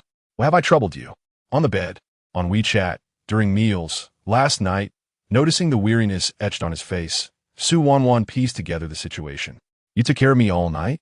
Otherwise, do you think I would have these dark circles under my eyes for fun?" "All right, I can understand last night," but she glanced at the large bed outside. "What do you mean by on the bed, on WeChat during meals? Are you implying that I tempted you?" Fu Zhoujin squeezed some toothpaste on her brush and handed it over. Su Wanwan accepted it with both hands, smiling. "Uncle, thank you for taking care of me last night. I will certainly strive not to tempt you in the future." Fu Zhoujin chuckled softly. "That might be a bit challenging." "What? Enough. Hurry and brush your teeth." Su Wanwan promptly began brushing her teeth and washing her face. Fu Zhoujin leaned against the sink, encircling her with his arms, leisurely watching her as she went about her routine. Stealing a glance at him, Su Wanwan noticed he was fixedly observing her, his blue eyes glimmering with a gentle mirth.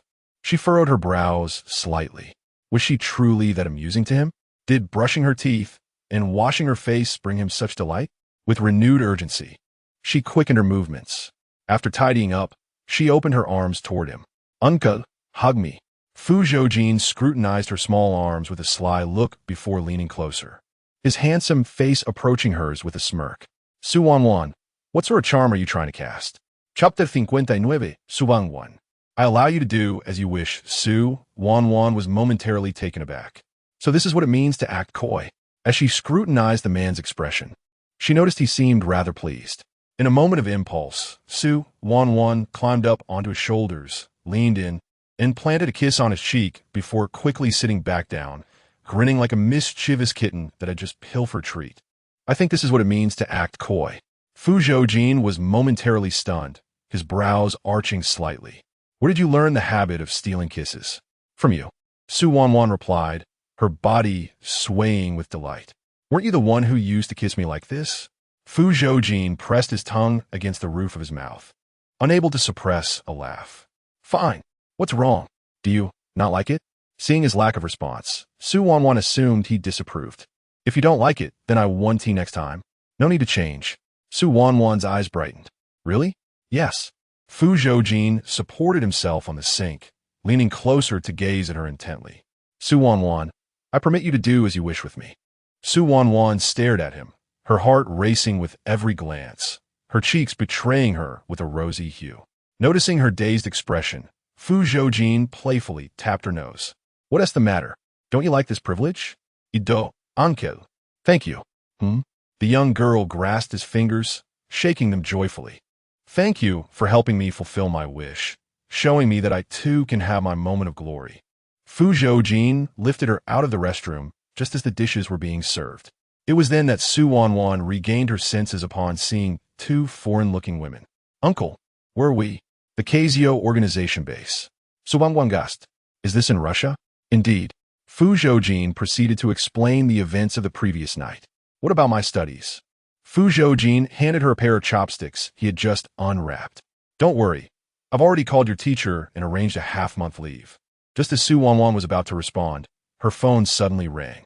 She pulled it out and realized it was a call from Fu Zhoujin. As soon as the call connected, a cacophony erupted from the other end. Damn, Su Wanwan, you finally answered. Are you all right? I'm fine. I couldn't reach you. Why didn't you call Uncle? Before she could finish, the man scooped a spoonful of food and offered it to her. Su Wanwan paused, blissfully lowering her head to eat, and discreetly mouthed to the man, Uncle, you're so kind. Fu Zhoujin chuckled at her little gesture and continued to feed her. Thus, as Su Wanwan relished the food Fu Zhoujin offered, she listened to Fu Zhoujin on the phone, who was in a frenzy. He didn't answer. I was worried all night, thinking something might have happened to you. That Zhao boss, what a piece of work. How dare he threaten us? Trying to trap us on that ship? If you had warned Nanjiao last night, we would have been doomed. Last night, Su Wanwan remained vigilant and swiftly discerned the underlying intentions in Boss Zhao's words at the hotel, realizing that the visitor harbored ill intentions. Moreover, the performance that transpired was a deliberate act orchestrated by the other party. Upon recognizing their aim was directed at her, Su Wanwan resolved to protect her classmates, teachers, and Fu Shiais by feigning compliance with their plans, thus avoiding unnecessary alarm while clarifying the situation to them. She cautioned them to seize any opportunity to escape should they sense danger. However, she was caught off guard by Fu Zhoujin's presence and the fact that Boss Zhao opted to blow up the ship, attempting to take them all down together. Fu Shiais, you performed admirably last night. You safeguarded them, and I extend my gratitude on their behalf. Fu Shiais paused, feeling somewhat embarrassed by Su Wanwan's earnest appreciation. What was there to thank me for? Who would refuse to save their own life? Fortunately, in the end, her uncle arrived, allowing them to disembark safely. Otherwise, they would have met the same grim fate as the guests aboard the ship, reduced to mere fragments. The memory of the brutal and bloody scene from last night weighed heavily on Su Wanwan's heart. She yearned to save the others on the ship, but the sheer number of people rendered her capabilities insufficient for such a task. The more she pondered, the more her indignation grew. Zhaowen's heinous deeds were too grave. Even 1,000 deaths could not atone for the hundreds of lives lost aboard that vessel. On the other end of the phone, Fu Shiais chattered incessantly, mentioning that the explosion of the ship had quickly drawn the attention of local authorities, who dispatched numerous personnel to recover bodies and investigate the scene, treating the case with utmost seriousness. The incident soon made headlines, sparking widespread discussion online. But I heard you took a leave of absence? Where are you now? When will you return? I am in Russia. Russia? Fu Shize exclaimed in shock. Goodness, was the bomb on the ship that powerful? It flung you all the way to Russia? Su Wanwan chuckled, gesturing toward the plate of ribs with a smile. Last night, my uncle saved me, so I'm currently at the base organized by Uncle Casio. What? Fu Shiai's voice was filled with jealousy and resentment. I've lived all this time without ever visiting Uncle Casio's base. Su Wanwan, you are quite capable. How did you manage to convince him to take you there? Su Wanwan replied with exasperation, I injured my leg. The situation was urgent last night, so I am temporarily recuperating here. You were injured? How severe is it? Can you walk back on your own?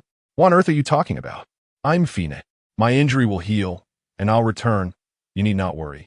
Fu Shize responded. Then take good care of yourself. I don't want to see you return with a limp.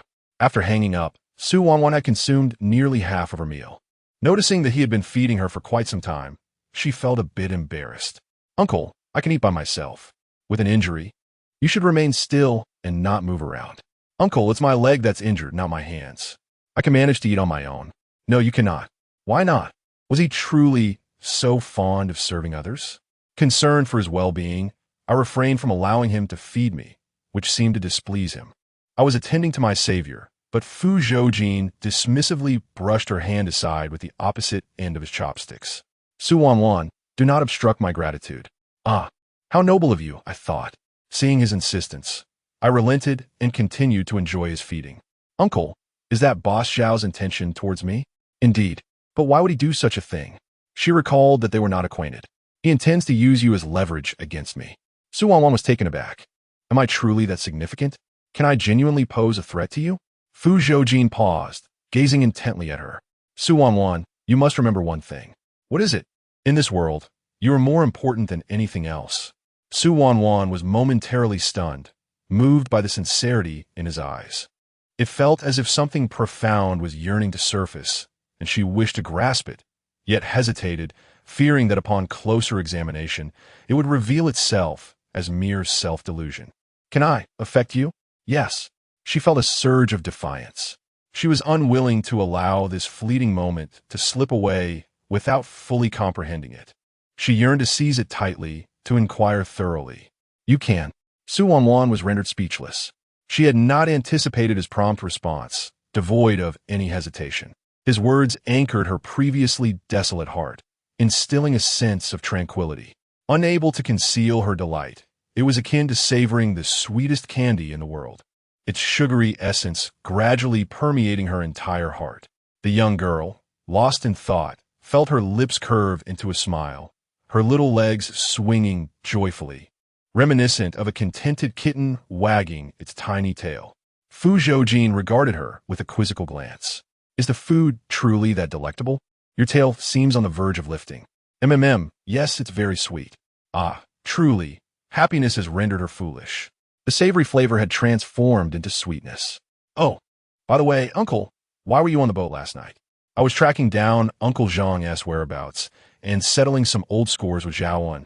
However, he hadn't anticipated Zhao's audacity in using Su Wanwan as a threat against him. Mentioning Uncle Zhang prompted Su Wanwan to recall the matter. What about him? Have they apprehended him? Yes, he is in the basement. Su Wanwan grasped his wrist. Uncle, could you take me to see him? Chapter 60. Let us go. Little cat Fu Zhoujin gazed at her, fully aware of her impending question. There was no rush. They would converse after finishing their meal. Su Wanwan swiftly snatched the bowl from his hands, quickly devouring the remaining rice before placing it down with a smile. Uncle, I'm done eating. Fu Zhoujin glanced at the empty bowl and then at her, extending his hand to gently remove a grain of rice that clung to the corner of her mouth. Let us go, little cat. He lifted her effortlessly and exited.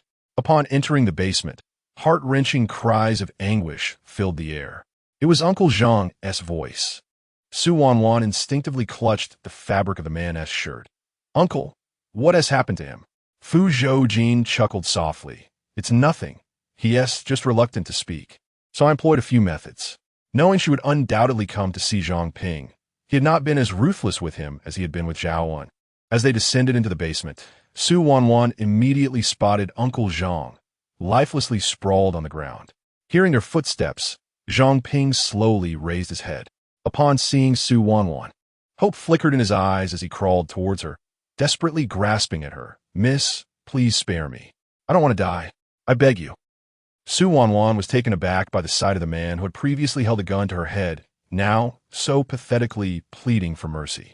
She instructed Fu Zhoujin to set her down. He complied, lowering her to the ground while keeping one arm securely around her waist for support. Su Wanwan smiled. All right, I'll ask you a few questions. If you answer truthfully, I'll have my uncle release you. Zhang Ping glanced at the cold-faced man beside her, recalling the tortures inflicted upon him since last night, causing an involuntary tremor to seize his body.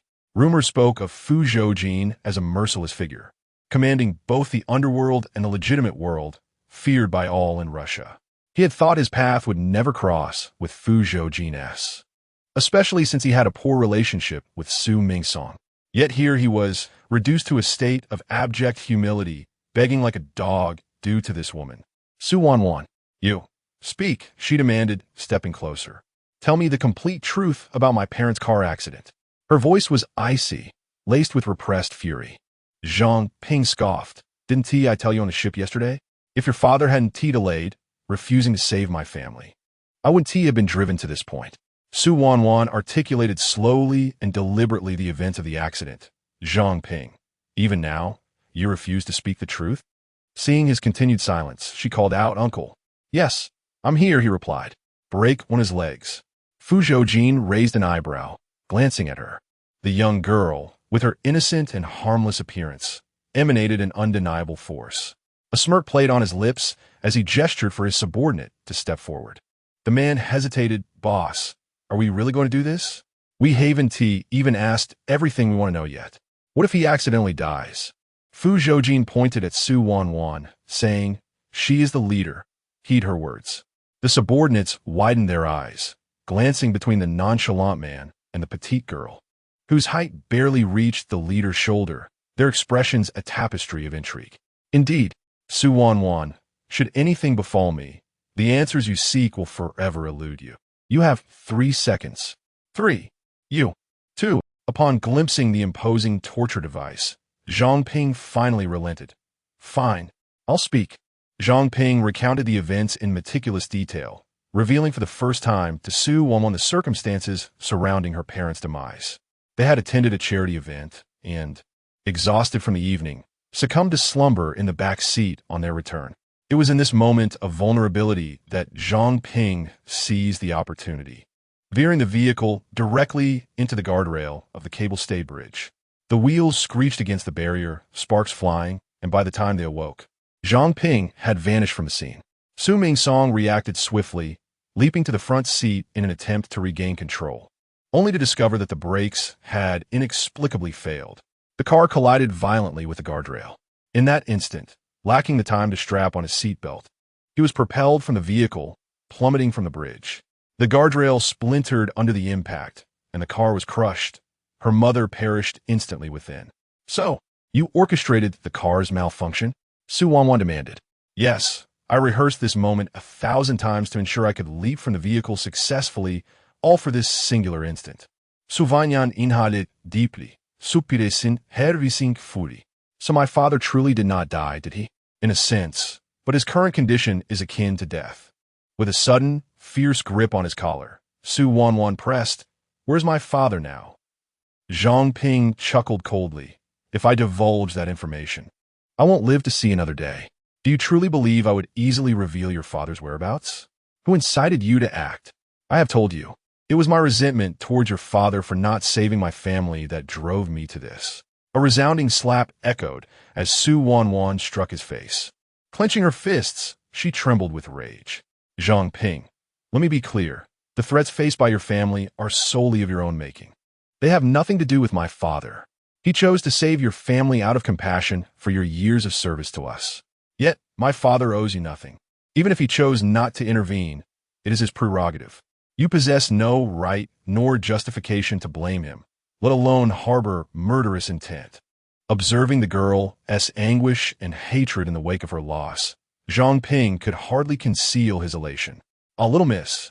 Who would have thought that one day you would also experience the pain of losing a loved one?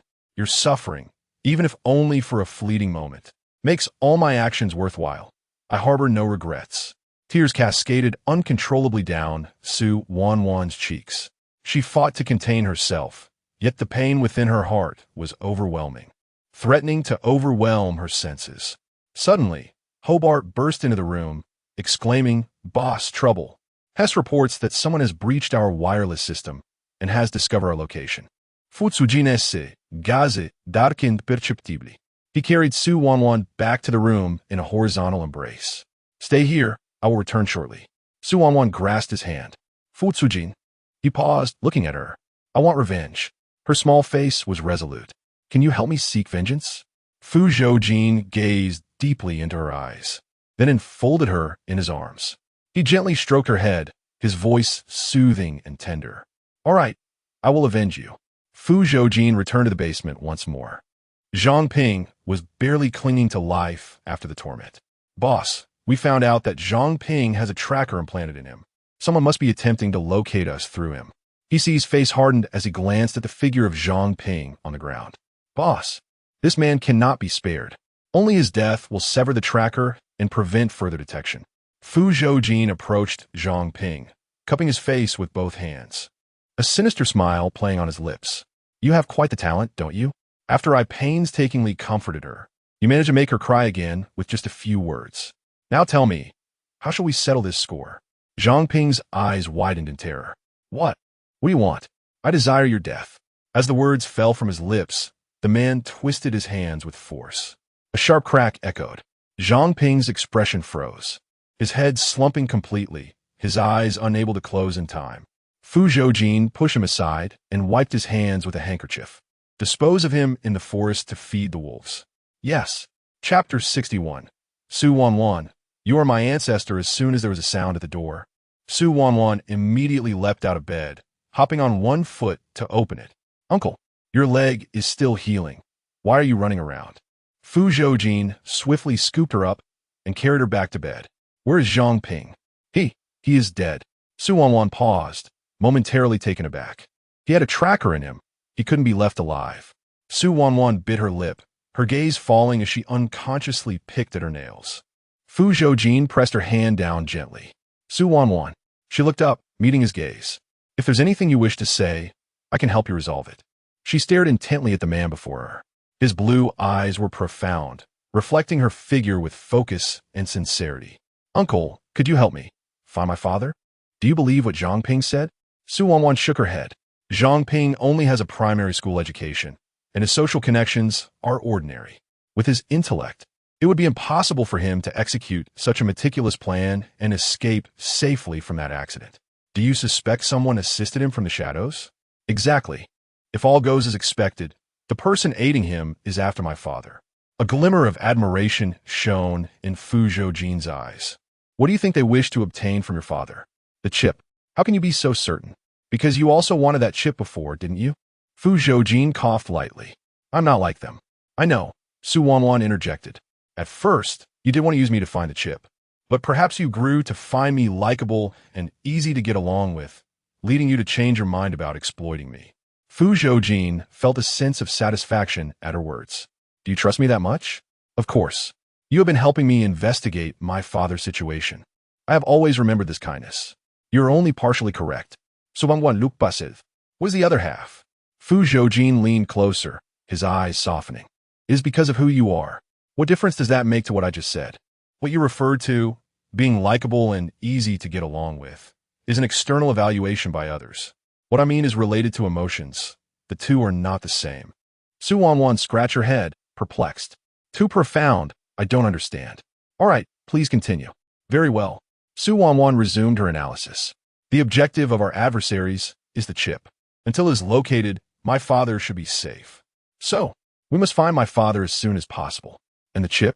We can use a ruse, spreading false information to make them believe the chip is still with me, thus luring them out. Once we draw out the mastermind, we can ascertain my father's whereabouts. Fu Zhoujin silently regarded her. The young girl had a gentle disposition, but that did not equate to foolishness. On the contrary, she was quite astute. She articulated the current situation and the subsequent plan with clarity. The plan was feasible, but it must not be revealed that the chip was in her possession. Su Wanwan was perplexed. I'm the daughter of the Su family. Wouldn't it be more reasonable to say that the chip is on me? This way, they wouldn't suspect anything. She turned to him. Now that you are by my side, do you think they would believe this claim? Why wouldn't they? Fu Zhoujin looked at her and replied, You belong to me now. Naturally, the chip would be in my possession. What do you think? All right. Su Wanwan pondered for a moment and slowly extended her hands. Fu Zhoujin lowered his gaze at her. What are you doing? You said I am yours. So hurry and bind me. Take a few photos, preferably with blood everywhere, looking particularly tragic. That way, they will surely believe the news you release. As she spoke, Su Wanwan grew increasingly excited, almost wishing to seize his hands and compel him to tie her up immediately. You certainly have a meticulous mind. Fu Zhoujin brushed her hands away. Cut the theatrics. Why not? Su Wanwan was baffled. You and my father are natural enemies. Isn't it rather inappropriate to treat the daughter of your foe this way? You are my ancestor, he retorted. Su Wanwan was taken aback. What? The ancestor holds the greatest authority. I dare not oppose. Since I am the highest authority, don't you have to obey me? Very well. Su Wanwan placed her hands on her hips, declaring, as your ancestor, I command you to bind me immediately. After over an hour of discussion, Su Wanwan finally let go of her fixation on the binding play. Fu Zhoujin agreed to her plan, first spreading false information before continuing the investigation. Take a good rest. Su Wanwan grasped his hand. Uncle, can you stay with me tonight? I wish to hold you while I sleep. Her expression was forlorn, her mood somewhat downcast. Fu Zhoujin lifted her into his lap, wrapping his arms around her. What's wrong? Perhaps it was the warmth of his embrace and the tenderness in his voice that momentarily overwhelmed her, causing her eyes to redden. Su Wanwan nestled against him, her small face buried in his chest, her hands gripping his clothes tightly. The anguish she had suppressed for so long finally burst forth. Zhang Ping had mentioned that her father was not in good condition, and she felt an overwhelming concern for him. The car accident had been so severe, and her father had fallen from the bridge. Even if he were still alive, his condition could not be optimistic. Fu Zhoujin held her tighter, gently patting her back. With me here, your father will be fine. Su Wanwan thought this was merely a comforting remark from a man, unaware that it was a solemn promise he made to her, one he would later fulfill with all his might. She stifled her cries, but tears still surged forth, quickly soaking his garment.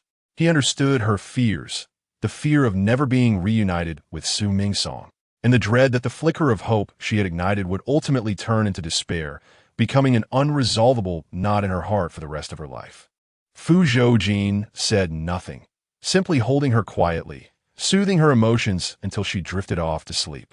Time seemed to stretch indefinitely until a steady rhythm of breath finally emerged from her embrace. She had fallen asleep. Jingu, when is the meeting? As Arson entered, he was met with the displeased gaze of the man. He halted in his tracks, noting that Su Wanwan lay nestled in the man's arms, who was soothing her to slumber in a manner akin to cradling a child. He retreated a step, swiftly turning to leave. Yet, recalling the urgency of the meeting, Arson steeled himself and returned, employing lip reading to communicate with the man. Fu Zhoujin intended to lay Su Wanwan upon the bed, but she seemed to sense his impending departure, clutching his clothing with an increasingly tight grip. Don't go left with no alternative. Fu Zhoujin gestured for Arson to summon the others. Arson, taken aback, mimed his concern like a mute. Will it disturb Miss Su? Fu Zhoujin sent him a message via his phone. Arson glanced at the screen. This meeting will be conducted entirely through lip reading. Arson was astonished that his previously learned lip-reading skills would be employed in such a context for the first time. When the others entered, they beheld the sweetly sleeping girl in the man's embrace, exchanging bewildered glances. Darl animatedly gestured, his lip movements failing to suppress his verbose nature. Boss, do you realize what you resemble right now? Fu Zhoujin regarded him. Darl flashed a broad smile, silently teasing, like a daddy. Fu Zhoujin shot a glance at Arson, who promptly understood and expelled Darl from the room. The silent meeting resumed. This session of lip reading endured for over an hour, successfully keeping the boss's little ancestor undisturbed. It was the most successful meeting to date. In recent days, due to her leg injury, Su Wanwan spent the majority of her time confined to her room. Each day, someone arrived punctually to deliver meals, and Dr. Marcia came daily to tend her bandages. Fu Zhoujin appeared to be exceptionally busy, his presence nearly absent during the day, only to return at night after completing his work, cradling her to sleep. However, he returned late each night, and by the time he arrived, Su Wanwan had already drifted into slumber. This routine persisted for 4 days. Today, as Fu Zhoujin attended to business affairs, Arson knocked and entered. Yin Yi, we have located the surveillance footage from New Year's Eve at Tianhai Cloud Bridge. Chapter 62. Su Wanwan, I have never liked anyone but Yu Tan Sheng, who was reporting on work, paused, and turned to him, inquiring about the surveillance. Ah Sun placed the USB drive on the table, meeting his gaze with a smile, declaring it to be crucial surveillance. Fu Zhoujin inserted the USB drive into the computer and opened the surveillance video. As the video commenced, a cacophony of lively voices filled the air. Ah Sun had preemptively extracted the footage featuring Su Wanwan, zooming in on her presence. Despite the slight blurriness of the frames, Her joyful smile was unmistakable. Rather than fast-forwarding, Fu Zhoujin propped his chin on his hand, a subtle smile gracing his lips as he fixated on the girl in the video, dressed in a thick padded coat, adorned with a pink scarf. She gleefully played with a fairy wand, her bunny ear headband bouncing playfully in rhythm with her delight. In the midst of her merriment, a nearby firework display erupted, filling the screen with vibrant colors, each explosion resonating with blessings for the new year. Wanwan, momentarily entranced by a man in the distance, cupped her hands to her mouth and shouted a message to him. However, due to the distance and the throng of people, her words were drowned out by the crackling fireworks, leaving the surveillance unable to capture her voice. Yet, Fu Zhoujin deciphered her lips, realizing she had proclaimed, "Fu Zhoujin, I like you. I like you very much." In disbelief, Fu Zhoujin scrutinized her lips, replaying the moment over and over, until he was utterly convinced. That night, Wanwan had confessed her feelings to him, not as uncle, but as Fu Zhoujin, "I like you." There was no familial hierarchy, only the pure affection between a man and a woman. She regarded him as a mature man, expressing her feelings as a girl for the one she adored. Unable to contain his joy, Fu Zhoujin let out a laugh. Tan Sheng, wide-eyed, stared at the man before him, who was grinning like a lovesick fool. He glanced at Fu Zhoujin and then at Ah Sun, leaning in to whisper, "Old son, is there something wrong with Jingo?" Gesturing to his head, Ah Sun shot him a sideways glance. "What? Is it wrong to smile at good news?" "Of course not. But he is Fu Zhoujin. What did Jingo see?" Ah Sun urged him, "You can go take a look." Tan Sheng approached Fu Zhoujin, peering over. "Jingo, what are you watching?" With a snap, Fu Zhoujin closed the laptop. Tan Sheng was taken aback. "Hey, what treasure is this? Can I see it?" "It's indeed a treasure." "What?" Fu Zhoujin withdrew the USB drive, patting Tan Sheng's chest. "Tell the brothers, today we have a day off." Tan Sheng was momentarily stunned. "No training today?" "Correct." "Why?" "Today is New Year's." In her room, Wanwan languished in boredom, prompting her to engage in a WeChat conversation with Gu Yao, requesting the class videos from the past few weeks so she could utilize the time for self-study, particularly with regard to her ballet lessons. Despite her leg injury preventing her from dancing, she felt compelled to memorize all the movements in advance, anticipating a return to practice once she healed. As she sat on her bed, diligently recalling the dance steps, a knock at the door interrupted her concentration. "Come in," she called out. Masha entered with a smile, greeting her in flawless Mandarin. "What are you up to, Wanwan?" "Sister Masha, you're here." Wanwan shifted to make space on the bed for her. "I'm memorizing the dance movements." Masha was the only woman in the vicinity and also the most skilled physician. During these past few days, whenever boredom struck Wanwan, Masha would come to keep her company and alleviate her tedium. Their communication was seamless, with Masha resembling a caring older sister who not only tended to her bandages daily, but also took her out for fresh air when time permitted. Masha placed the medical supplies on the cabinet and examined Wanwan's leg. The recovery was progressing well, and in another week, the stitches could be removed. Wanwan glanced at her wound, asking, "Sister Masha, given how deep this cut is, will it leave a scar?" As a ballet dancer, having scars on her legs could indeed pose some complications. Ordinarily, it would certainly scar, but the boss has insisted that your leg must heal without leaving a trace of injury, Masha replied. "Isn't that a bit unreasonable?" Wanwan mused, not expecting her leg to be entirely scar-free, as that seemed unrealistic. She merely hoped for the scars to be minimal and less conspicuous. Indeed, it's somewhat demanding. Yet, you still heed his words? "Because he is the boss," she answered simply. "Why is that?" Masha inquired, her gaze playful. Wanwan both, reflecting. "I know he is the second young master of the Fu family, involved in arms trading in Russia, and commands a large mercenary group known as the KZO organization. That is not all. What else is there?" Masha's smile widened. Wanwan narrowed her eyes, pondering whether Fu Zhoujin might be concealing a second identity from her. "Sister Masha, could it be that my uncle isn't getting married, is he?" At that moment, a cold scoff echoed from the doorway. "Wanwan, are you spreading rumors about me again?" Startled, Wanwan looked up to see a man standing in the doorway, clad in black. His loose black shirt, haphazardly buttoned, gave him an air of casualness. With his hands in his pockets and his shoulder leaning against the doorframe. He smiled at her, though the smile did not reach his eyes and bore an undertone of seeking an explanation. Su Wanwan's heart sank. She had been caught. In an instant, she threw off the covers and skillfully burrowed beneath the sheets. Fu Zhoujin merely stared, while Masha glanced at the girl nestled in the blankets and then at the man by the door. Shaking her head, she rose and took her leave, pausing at the threshold to sincerely advise, "Boss, what on earth did you do to make that young lady mistakenly believe you were getting married?" Fu Zhoujin glanced at her with an impassive expression. "Tan Sheng has returned." "What? He is right outside." Masha discarded what she was holding and dashed out in a single stride. The next moment, her affected voice echoed, "Brother Tan Sheng, you finally come back. I missed you so much." Su Wanwan was taken aback, astonished by this unexpected side of Masha. "Wait, what is her relationship with Tan Sheng?" Su Wanwan lifted the covers, preparing to rise from the bed to indulge in the unfolding drama, when she suddenly remembered that Fu Zhoujin was still present. She noticed him stepping inside and quickly pulled the covers over herself, retreating back into the bed.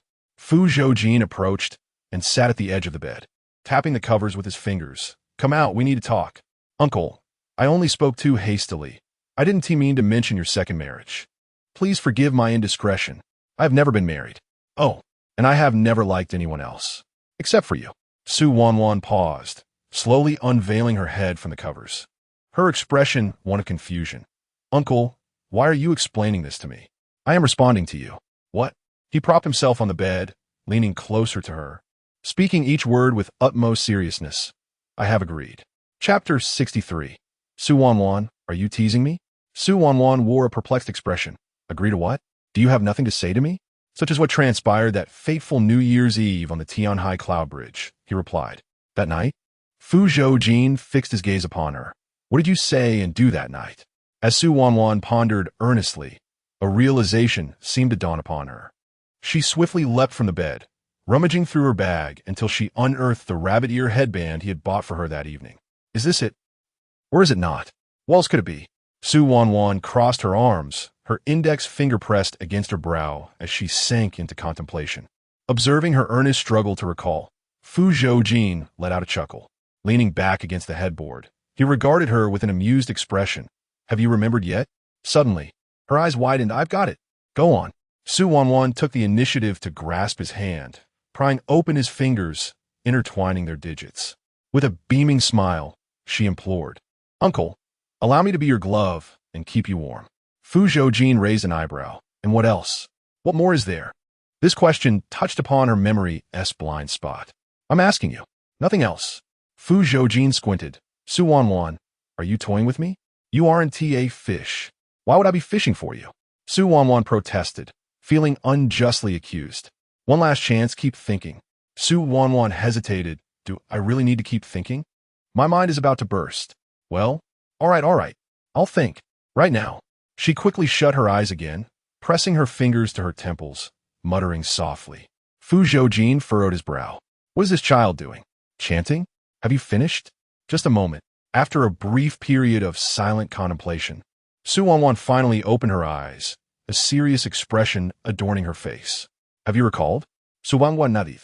"Speak then, what else did you say that night?" "I said." She mimicked her tone from that evening, raising her thumb.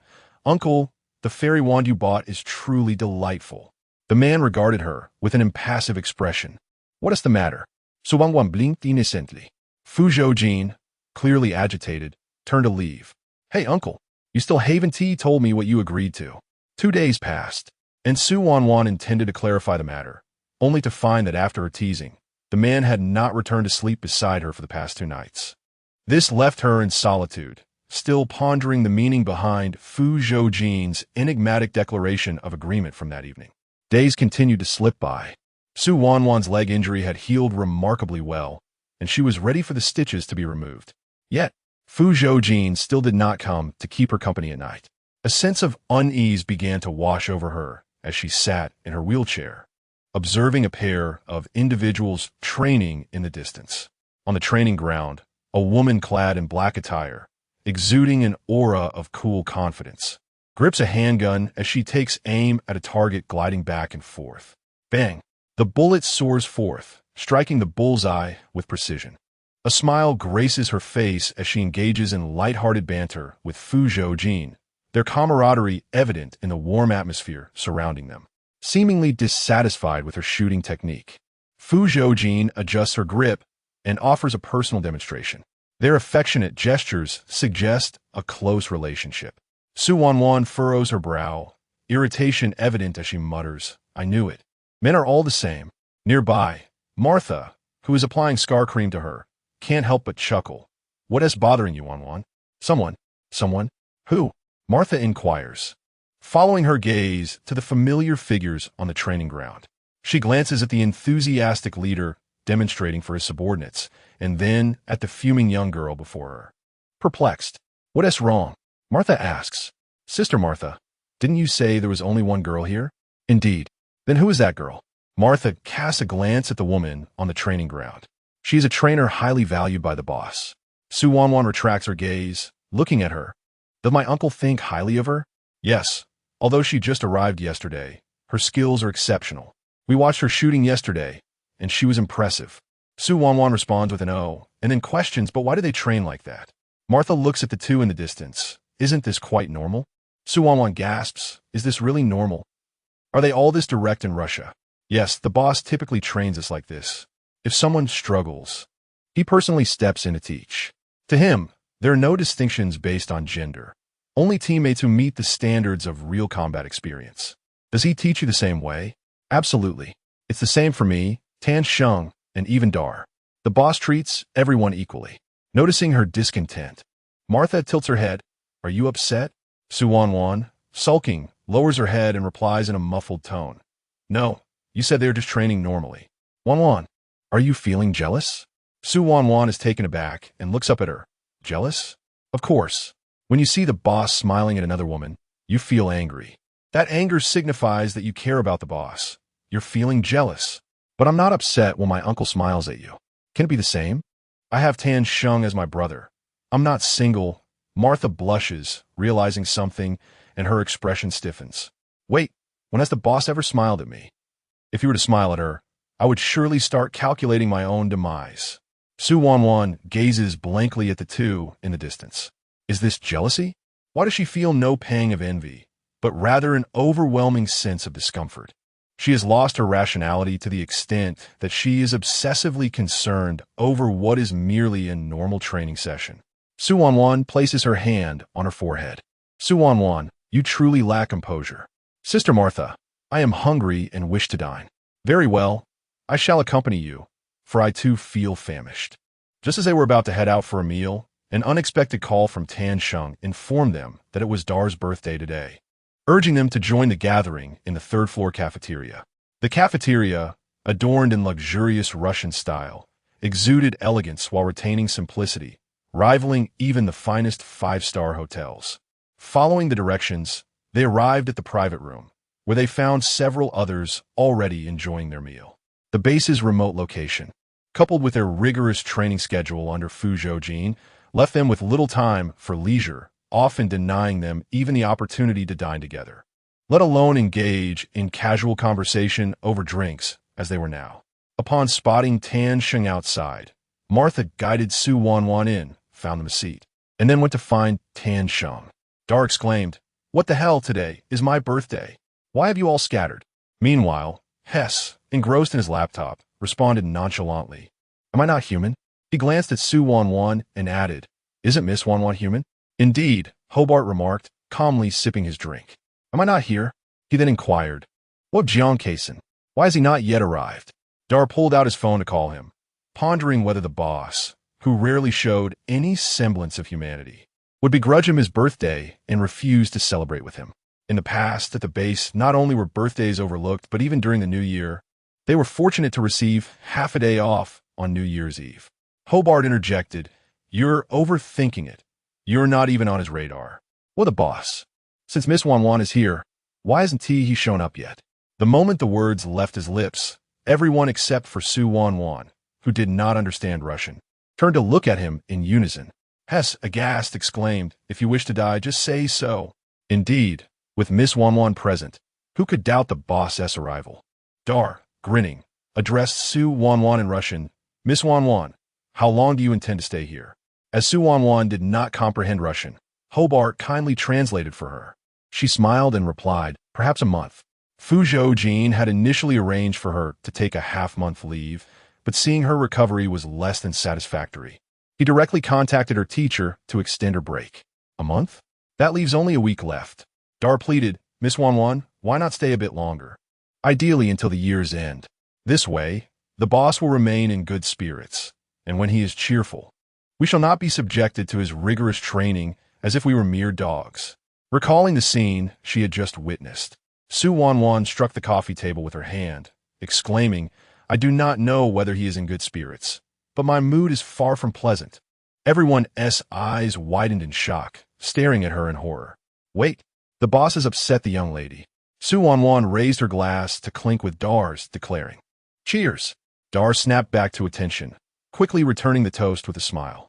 Despite the language barrier, it did nothing to hinder their enthusiasm. They exchanged drinks, reveling in the joyous atmosphere. Dal had not anticipated that the girl, though seemingly youthful, possessed an audacious spirit.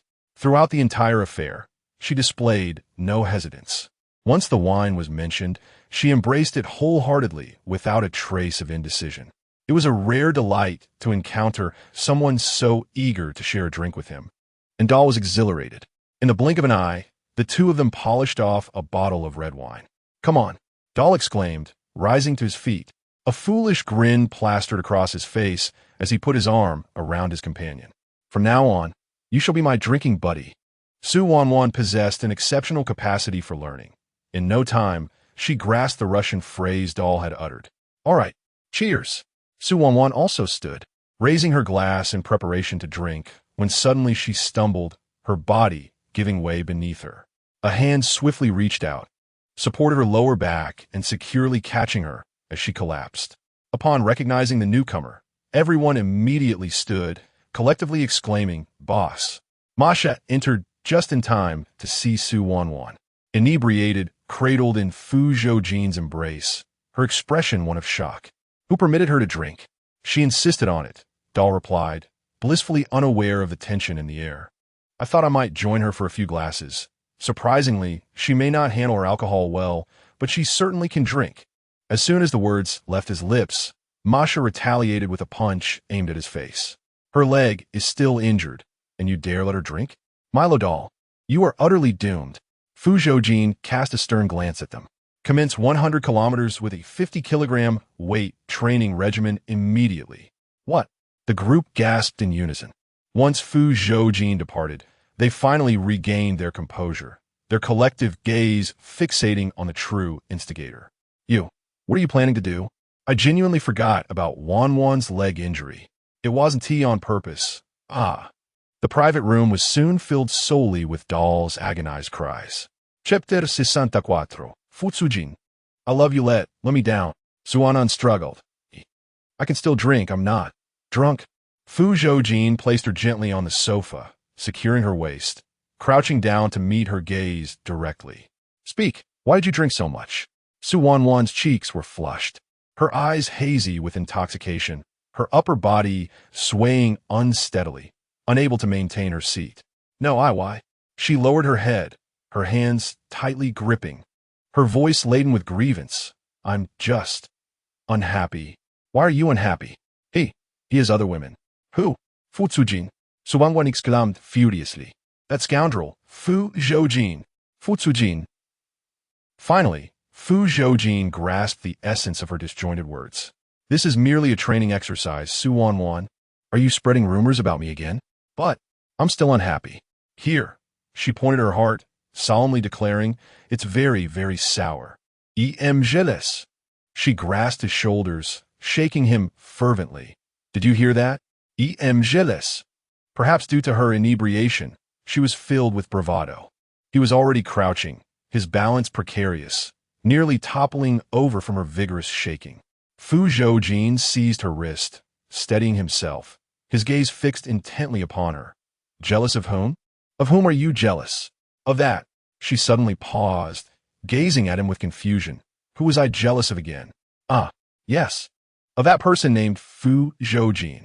Su Wanwan declared with righteous indignation. That jerk.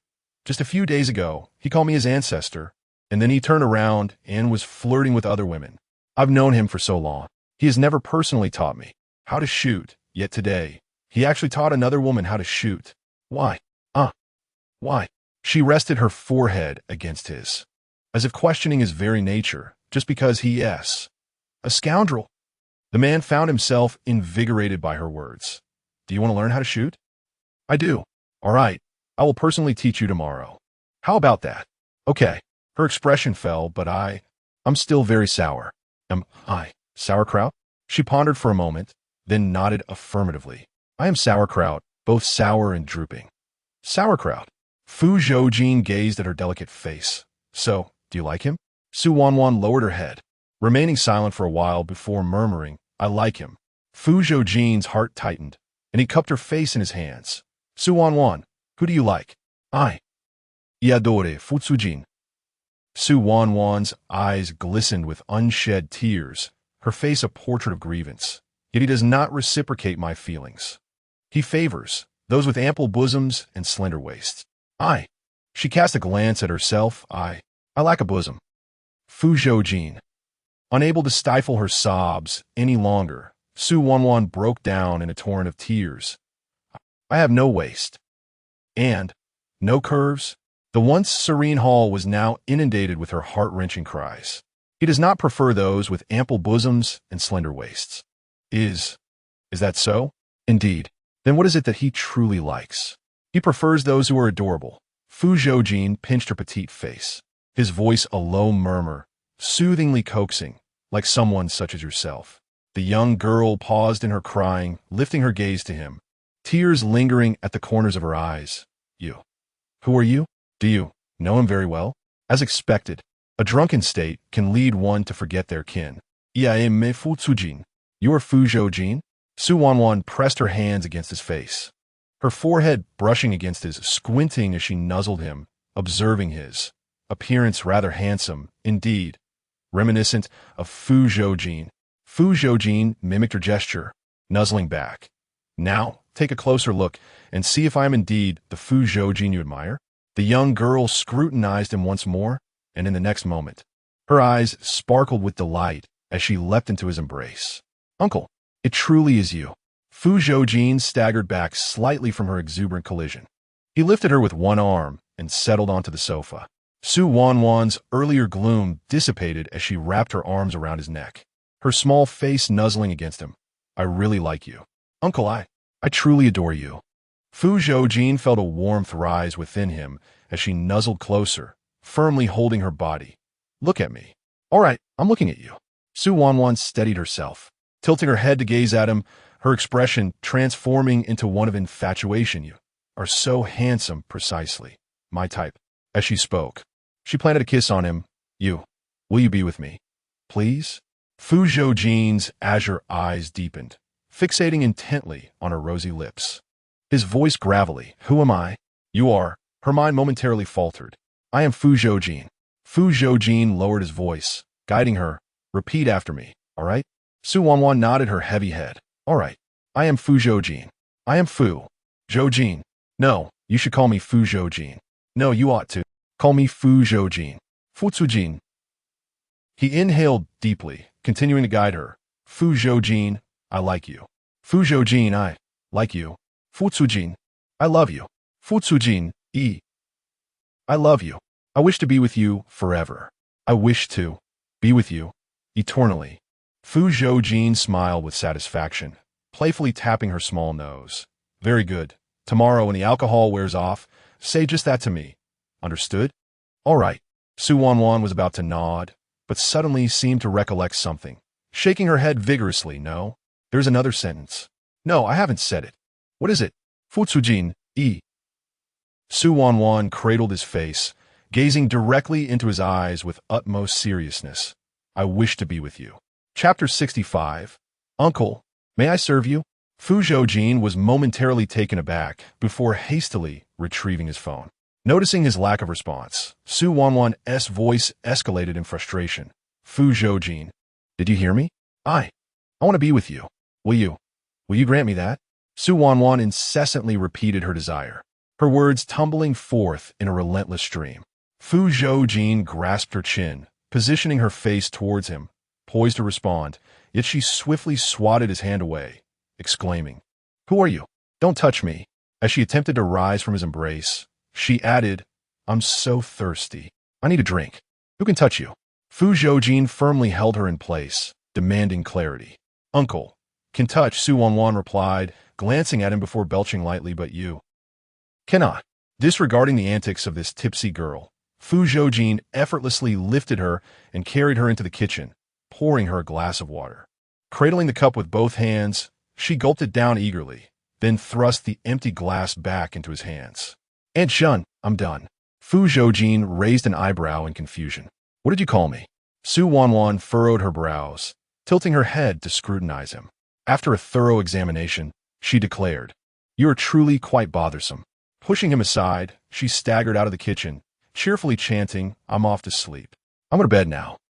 Her melodic refrain echoed from downstairs to upstairs, continuing as she entered her room.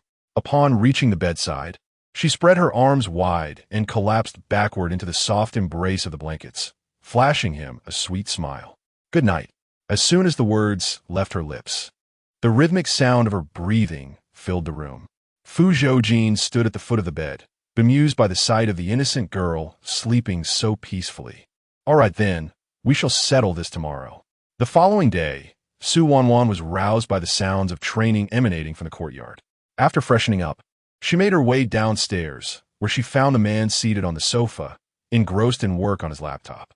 Upon noticing her descent, the housekeeper promptly served the freshly prepared breakfast. "Miss Su, please enjoy your meal." "Thank you." Instinctively, Su Wanwan opened her mouth to inquire whether he had eaten, but abruptly remembered yesterday's events and stifled the question. The previous day's circumstances had indeed awakened a realization within her. If she did not act soon, he might become someone else. Silently, she pulled out a chair and sat down, quietly consuming her breakfast while stealing glances at the man on the sofa. He had repeatedly rescued her from peril and allowed her to engage in such intimate gestures. Did this not suggest that perhaps he harbored some affection for her? After all, he had desired her for quite some time. Even if it was not love, could physiological attraction not count as a form of affection?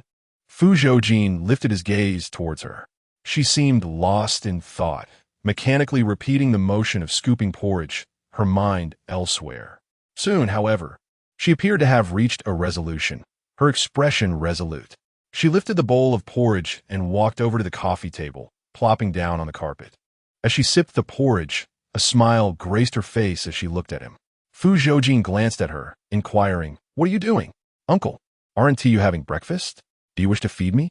"Well, that is not out of the question," she replied, immediately putting down her spoon. Propping herself up on the carpet with both hands, tilting her head and grinning at him like a lovesick fool. "Uncle, I am willing to serve you." Fu Zhoujin narrowed his eyes slightly. "You wish to serve me?" Yes. Su Wanwan nodded vigorously. "I am at your service, and I delight in doing so." "Why?" "Because I like you." Fu Zhoujin paused for a moment, his blue eyes glinting with intrigue. "Oh? In what way do you like me?" "Well, I like to be with you." "Ah." Su Wanwan was taken aback. Fu Zhoujin pulled out his phone, opened a video, and flipped it to face her, suppressing a smile. "You said this last night." As the video played, her familiar voice echoed. "Fu Zhoujin, I really like you. Why are you so charming? Please let me like you, all right?" The tone gradually became more provocative. "Fu Zhoujin, I want to be with you." The voice escalated in intensity. "Fu Zhoujin, are you going to give me what I want or not?" Each word rang clear and resonant, shaking her to her core.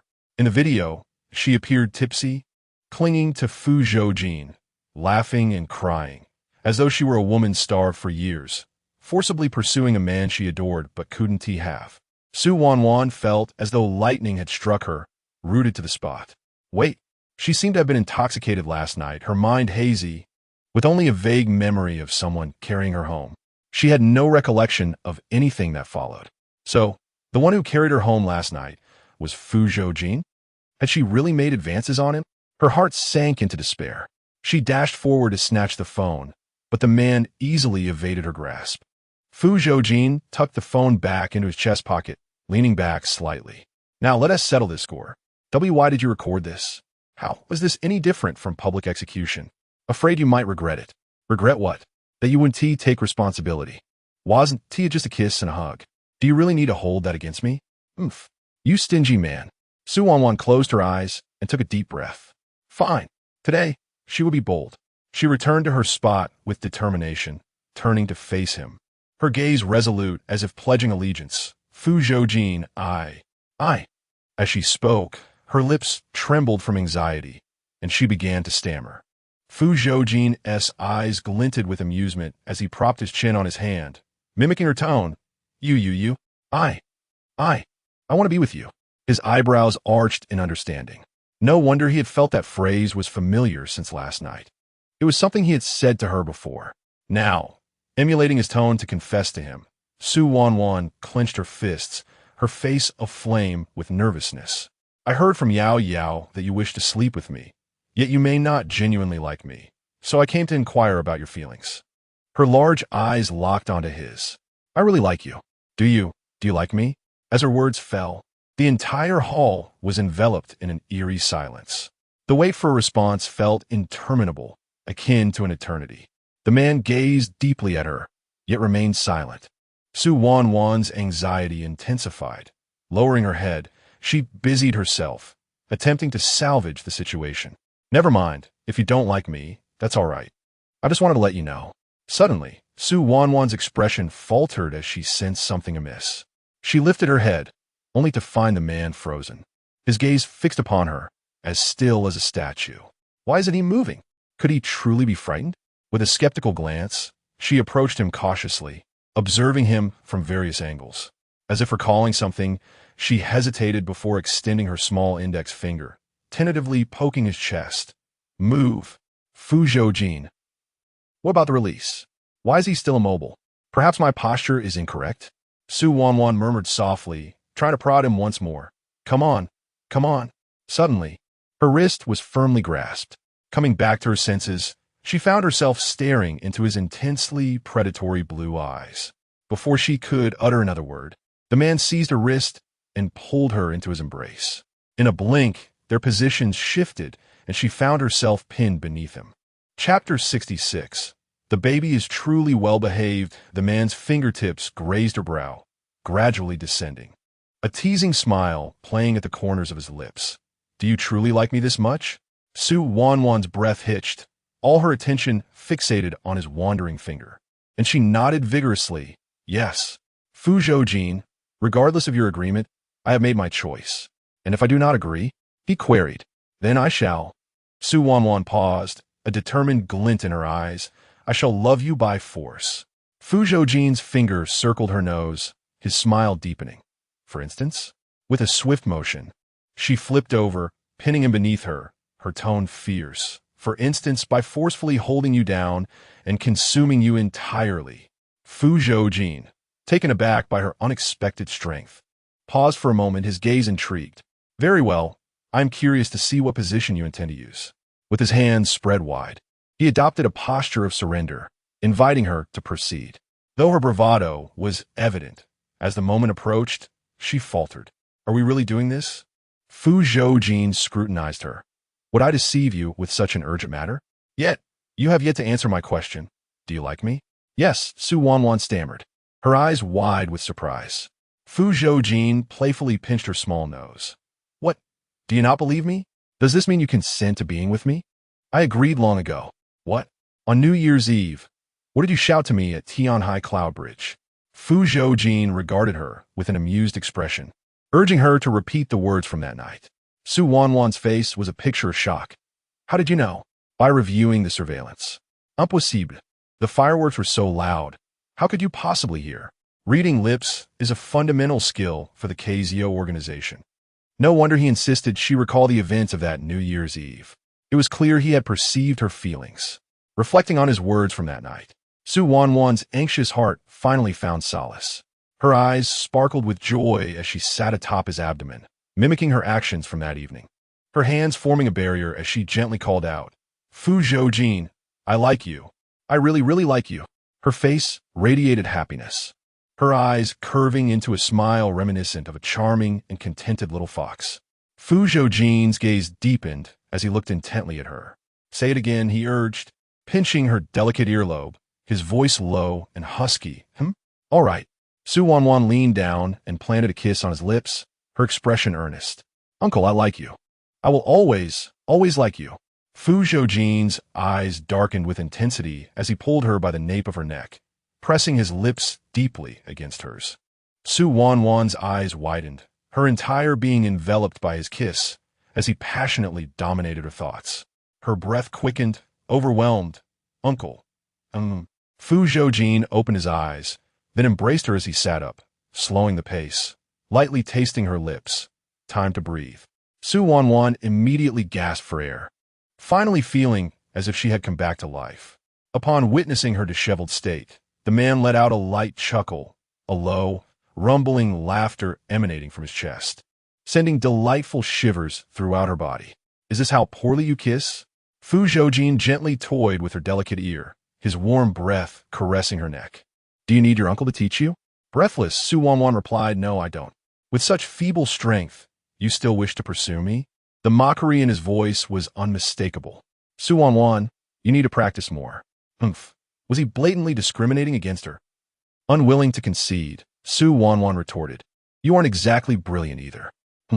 If your skills were commendable, how could I possibly be this exhausted?" Fu Zhoujin narrowed his azure eyes. "You seem quite knowledgeable." "Of course. I have specifically watched." "What did you watch?" "Adult films." The innocent-faced girl inquired. "Haven't you seen them?" "Fu Zhoujin se brows farod."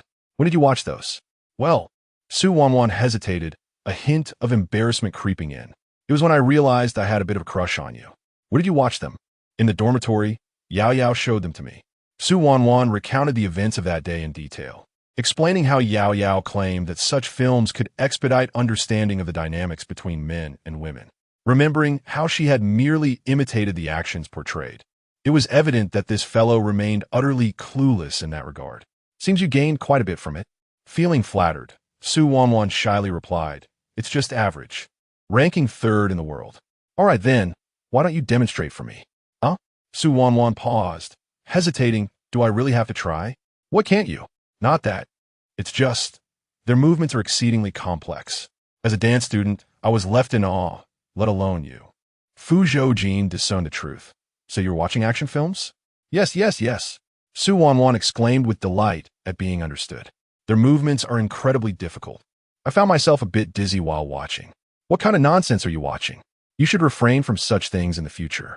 "Why?" "It corrupts the youth." "But I'm not a child." "It pollutes the minds of adolescents." Fu Zhoujin's palm rested on her waist, gently caressing her up and down. "However, you may corrupt me." "Corrupt you?" Su Wanwan's gaze fell upon him, softly questioning. "Uncle, can you handle it?" "You may give it a try." "Then how do I corrupt you?" She had only watched once, and with the passage of time, many details had slipped her mind.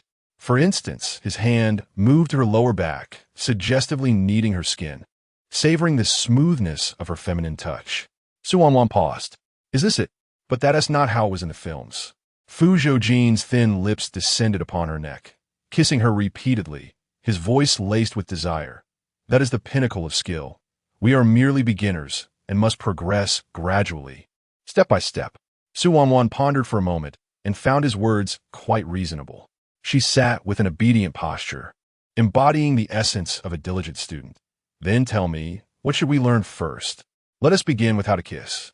Indeed, just moments ago during their kiss, she nearly suffocated due to her inability to breathe properly.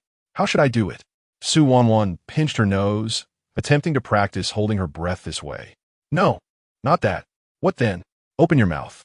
"Suyanyan kompliet, parting herdips." "Kiss me." She leaned in and obediently pressed her lips against his. "Is that acceptable?" "Good girl."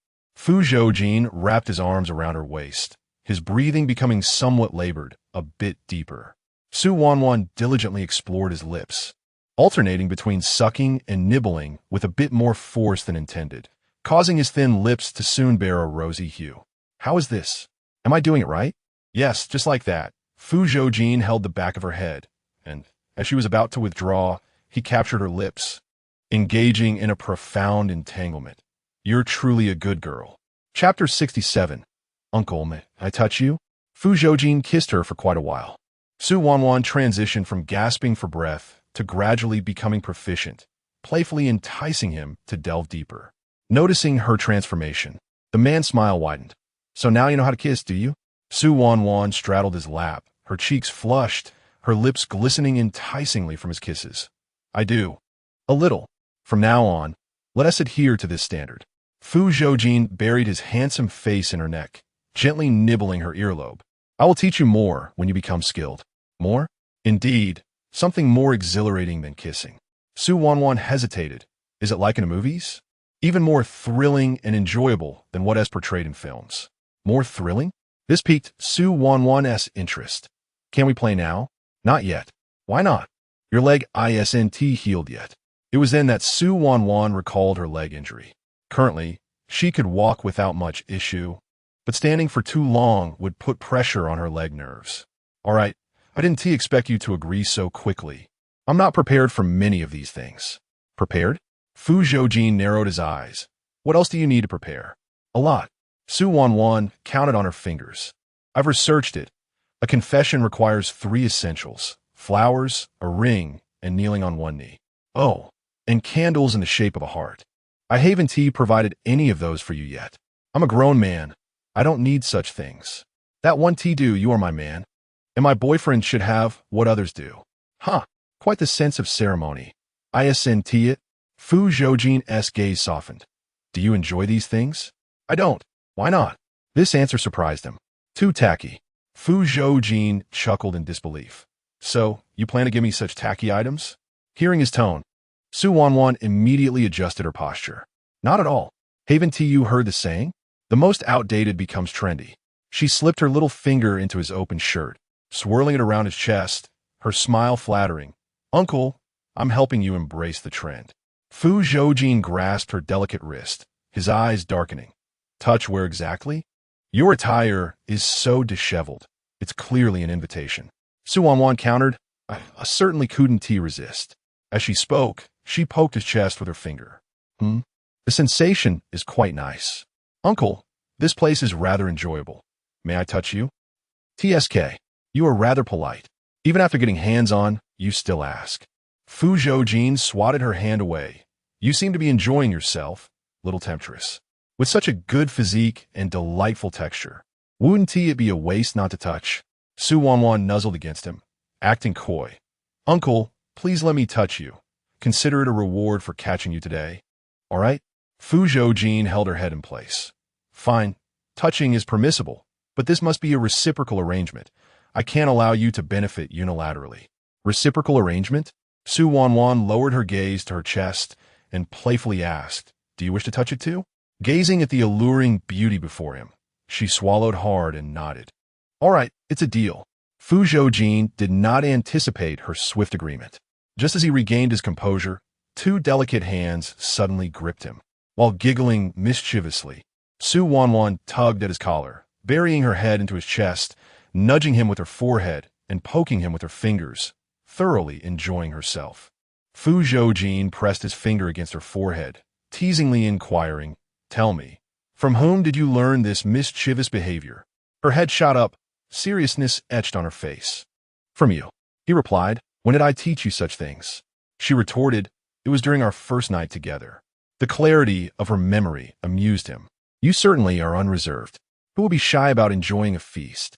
That would be foolish, she quipped. Just then his phone rang. He glanced at it and answered, allowing her to continue her playful antics while he spoke. The voice on the other end abruptly paused before asking, Fu Zhoujin, what are you up to? What's that noise? It's quite loud. With a languid tone, Fu Zhoujin replied while absent-mindedly stroking the girl's back, just enjoying some ice cream. Tan Sheng, perplexed, responded, Aren't you the one who dislikes overly sweet things? Not anymore, he replied nonchalantly. Get to the point, what is it? Dan Sing chuck it. Oh, I just wanted to ask when our 100-kilometer weight training ends. Have you finished running yet? Not yet, Fu Zhoujin replied. It's 100 kilometers. We've been running since last night. All right, take a break, Tan Sheng exclaimed, his eyes lighting up with excitement. Baby, hurry. Don't run anymore. Brother Jean says we can rest. Immediately, a voice from the other end piped up, Boss, thank you. Wishing you great fortune. The voice was piercingly sharp, causing Fu Zhoujin to furrow his brows and promptly hang up. After ending the call, he noticed Su Wanwan playfully poking and nibbling at him. Fu Zhoujin frowned slightly. Su Wanwan, we have just confirmed our relationship. She lifted her head, still reluctant to cease her playful demeanor. What's wrong? Romance should be approached with a degree of purity, devoid of such lewdness, he advised. Su Wanwan paused, contemplating. Indeed, they had just begun their relationship. Such behavior might be deemed inappropriate. She looked at him and asked, What does pure mean? I'm not quite sure. Yet you still have expectations? He retorted, Well, should I perhaps learn systematically online? Fu Zhoujin shot her a sidelong glance. How would you learn? And where? Su Wanwan chuckled awkwardly. To be honest, I have no clue. Do you wish to watch those sorts of films? Her eyes brightened. Oh, right. You wouldn't have mentioned it, and I would have forgotten. One can still learn by watching action films. As she spoke, she attempted to slip away to contact Gu Yao for a film. However, Fu Zhoujin restrained her, his voice low and commanding. Eradicate the notion of watching action films from your mind entirely. Su Wanwan regarded him with utmost seriousness. Uncle, you bear an uncanny resemblance to my father. The consequence of Su Wanwan's remark was that Fu Zhoujin took her to the training grounds. As she observed the targets sliding back and forth, a look of bewilderment crossed her face. Uncle, what is the purpose of this? Hadn't someone cried out the night before, pleading for her to teach him how to shoot? Fu Zhoujin shot her a sidelong glance. Have you forgotten? It seemed. There was a flicker of memory. Su Wanwan pointed at the firearms beside her. Am I supposed to use this to shoot? Indeed.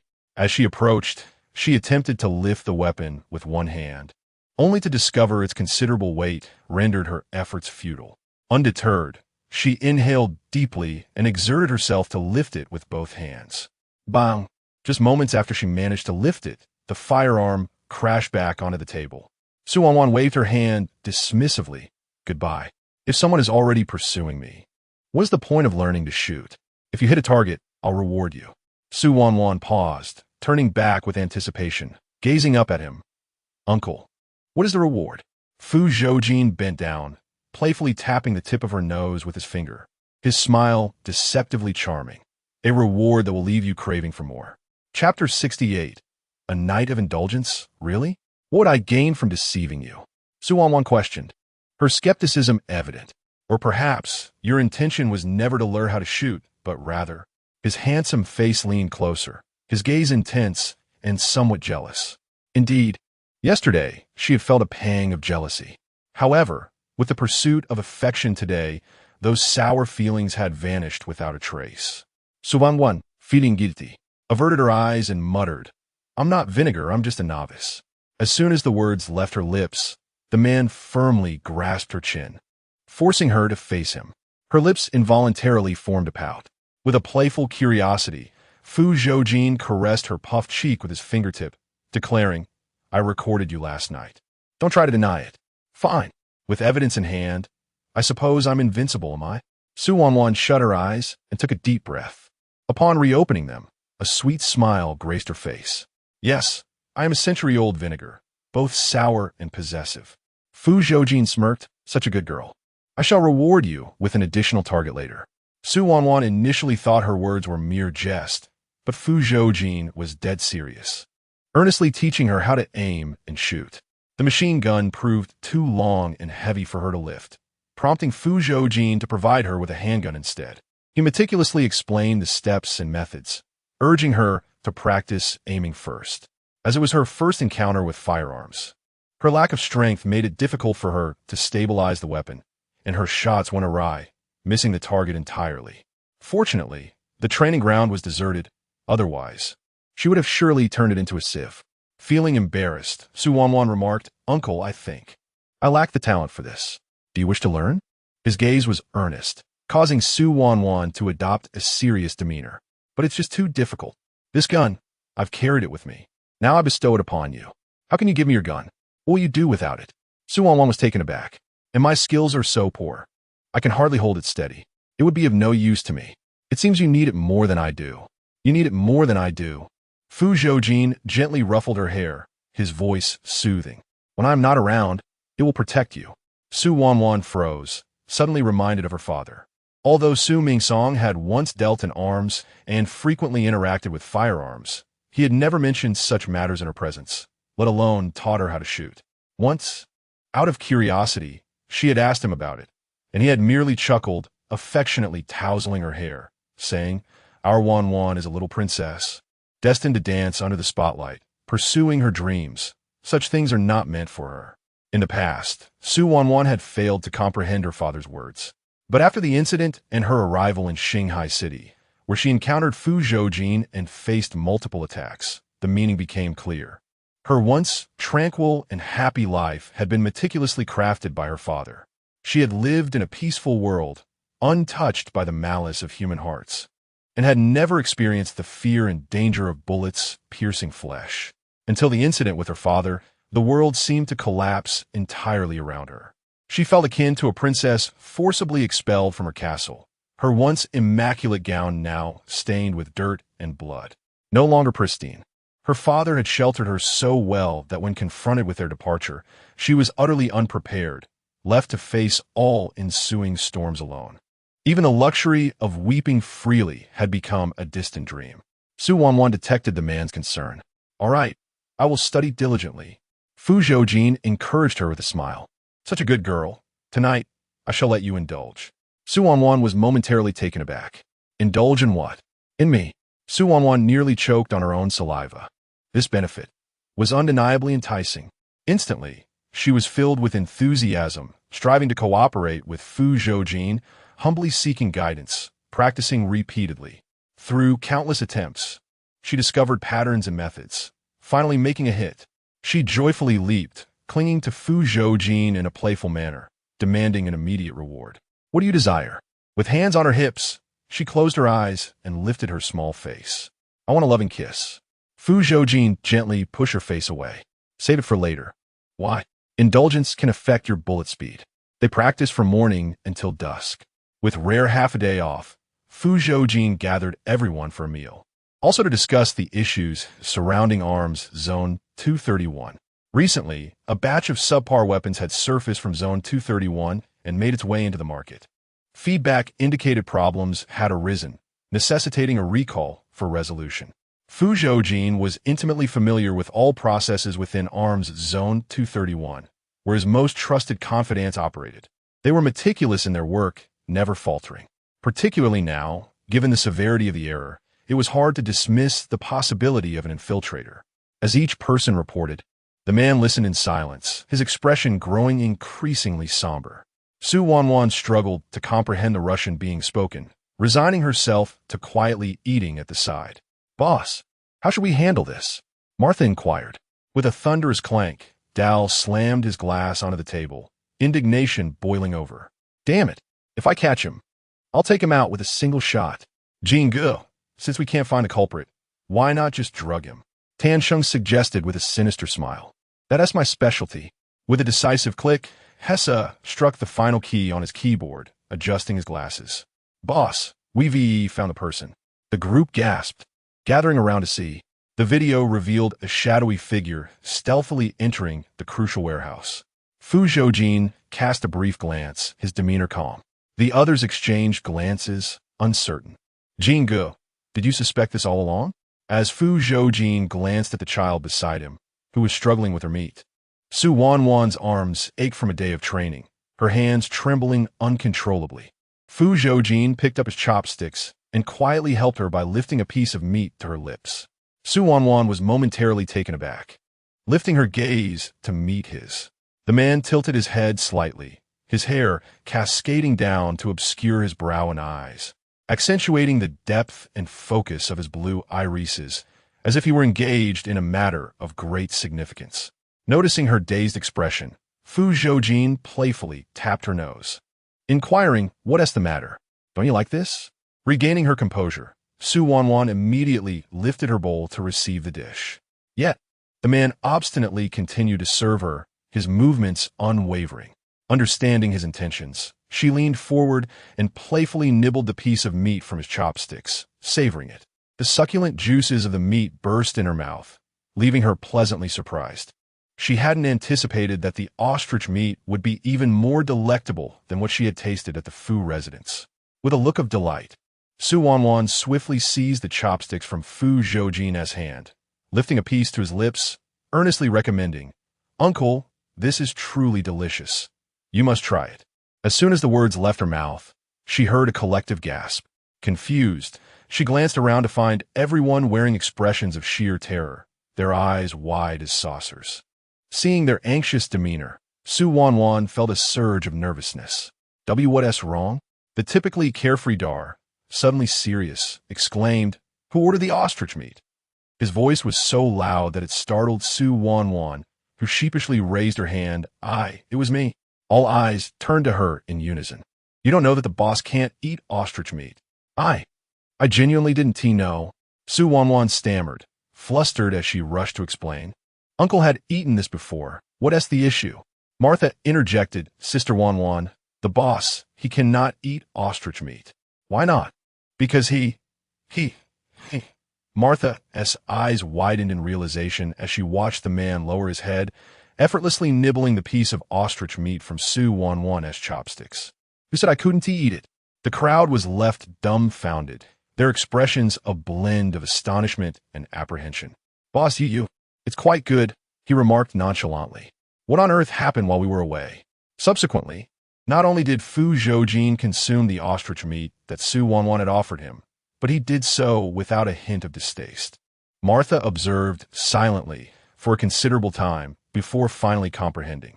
It wasn't that he had overcome his fear of ostrich meat. Rather, it was the fact that this particular ostrich meat had been selected by Wanwan. This meal was undeniably thrilling for everyone present. Afterward, Fu Zhoujin and a few others departed to address matters concerning the 231 Arms District, reflecting on the earlier scene at the dining table. Wanwan couldn't help but ask Martha, "Sister Martha, did Uncle really dislike ostrich meat before?" "It's not that he disliked it, but rather that he cannot eat it." "Why?" Chapter 69. "Darling, would you teach me how to love?"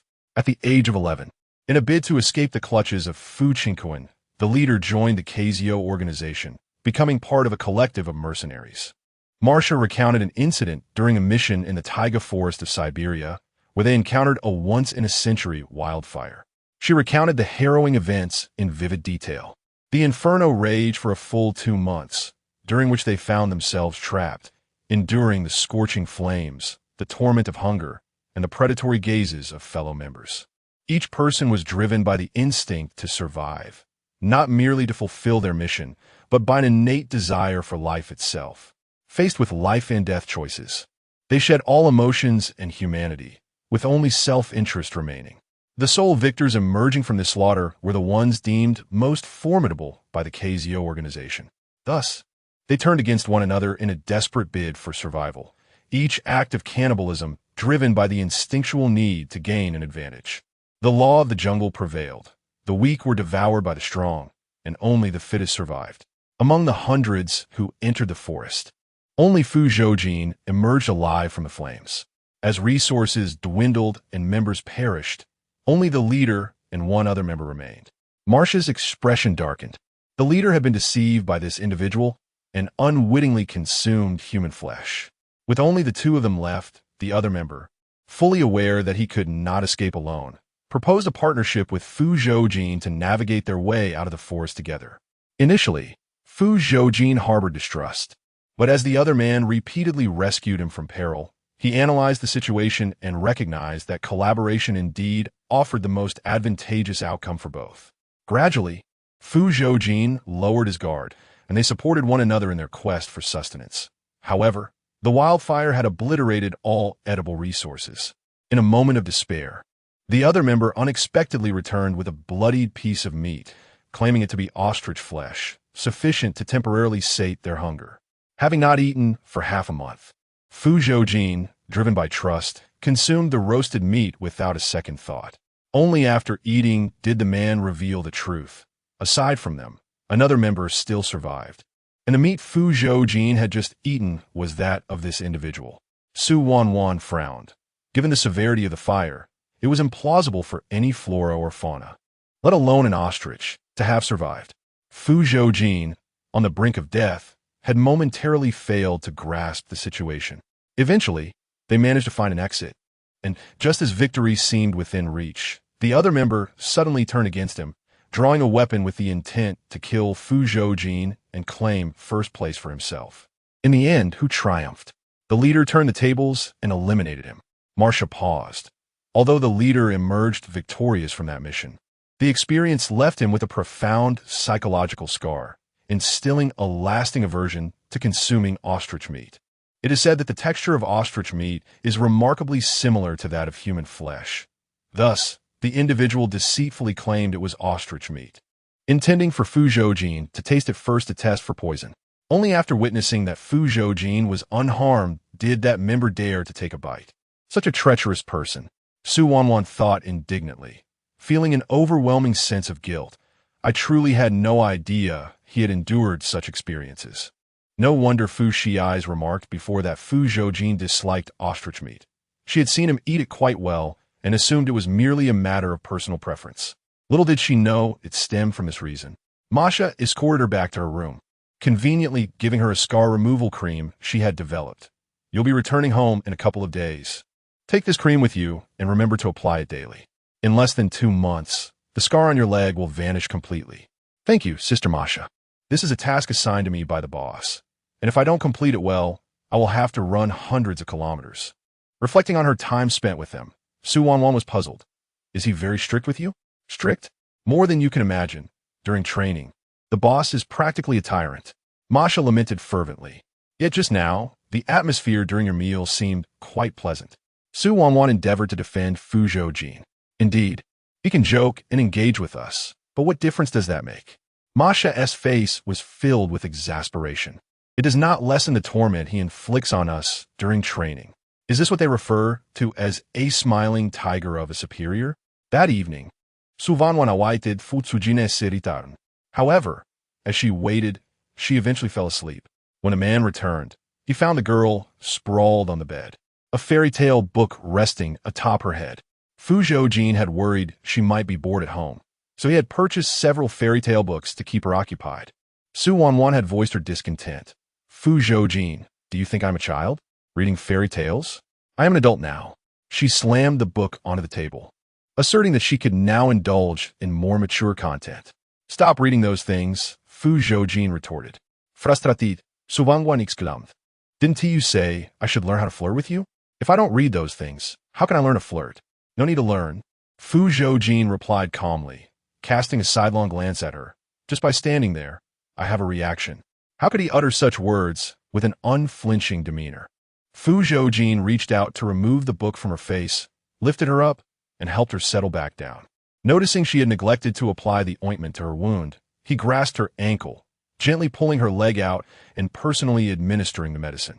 A cool sensation enveloped her leg, awakening Su Wanwan, who then saw the man crouched by her bedside, his head bowed as he applied the scar cream. She remained silent, resting her chin on her arm, stealing glances at him. The bedside lamp cast a warm, orange glow that filled the entire room, illuminating the man as well.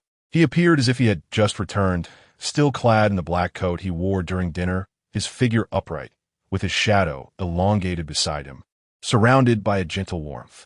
Su Wanwan suddenly realized that as their relationship deepened, the man's sharp edges gradually softened, no longer as menacing as he once appeared. Now, he exuded a hint of tenderness, making it easier for one to become ensnared. How long are you going to watch me? Su Wanwan gust started, and upon regaining her composure, she found herself locked in the gaze of his mischievous blue eyes. Caught red-handed, she instinctively panicked. Aye. After a pause, recalling something, she regained her confidence, declaring, You are my boyfriend. Why shouldn't I look? Saying this, she leaned closer, propping her eyelids open with her hands.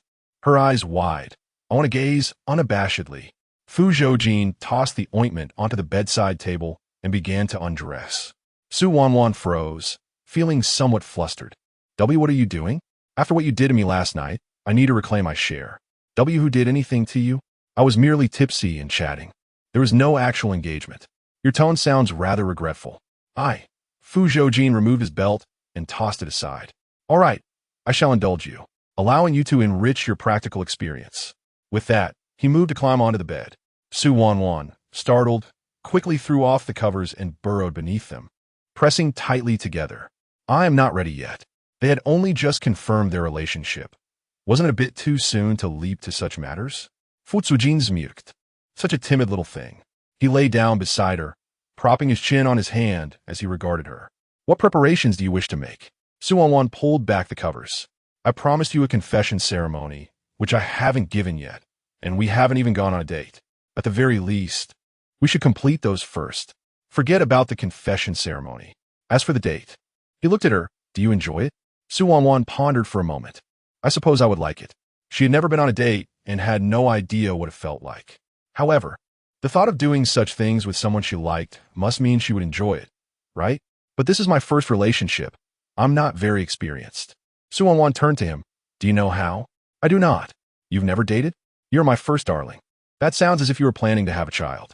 Fu Zhoujin extended his hand, gently tugging at the hem of her clothing. Darling, will you teach me how to date, please? Wait a moment. Was he really trying to be cute with her? Chapter 70. Baby, please take me along. Seeing her unresponsive, the man gently tugged at her clothing, his tone filled with a lingering melancholy. Baby, please take me along. Su Wanwan could no longer withstand it. All right. I will teach you. Is that acceptable? The man smiled faintly, pressing his lips together. Master Wanwan, thank you. You are truly a wonderful person. Ah, indeed, a man who acts spoiled is the most fortunate. Su Wanwan immediately felt overwhelmed and ultimately decided to search for strategies online. There wasn't much to enjoy near the base. If they wanted to have a proper date, they would have to return to their homeland first. However, it would be wise to prepare in advance to avoid chaos later. There is nothing entertaining nearby. Can we schedule a date after returning home? Fu Zhoujin embraced her, holding her close while gently patting her back. Sleep now. We need to rise early tomorrow for shooting practice. Su Wanwan, startled, instantly felt wide awake. Can we postpone it by a day? What is wrong? The little girl stretched out her arms, her voice tinged with grievance. Look, I've practiced all day. My palms are red and swollen, and I feel rather weak now. Su Wanwan's skin was naturally fair, and since she had just begun learning, her grip and posture were not yet refined, resulting in her palms being sore and swollen after a day of holding the gun. Fu Zhoujin felt a twinge of sympathy and continuously massaged her hands. All right, we'll take a half-day break tomorrow and resume in the afternoon. Su Wanwan immediately embraced him tightly, her head burrowing into his embrace as she affectionately nuzzled against him. Uncle, thank you. Fu Zhoujin smiled, one arm holding her close as the other continued to massage her palm. The room sank into tranquility, with only their breathing echoing softly. Nestled in his arms, Su Wanwan drowsily murmured, Uncle, I'm sorry. I won't force you to eat ostrich meat anymore. She understood that his calm demeanor whenever he consumed ostrich meat was not due to his fondness for it, but rather because it was she who had served it to him. Fu Zhoujin paused, gazing down at the girl nestled in his chest, her entire face buried against him. She clung tightly, breathing steadily, lost in sweet slumber. How much did this matter weigh on her heart that she felt the need to apologize before sleep?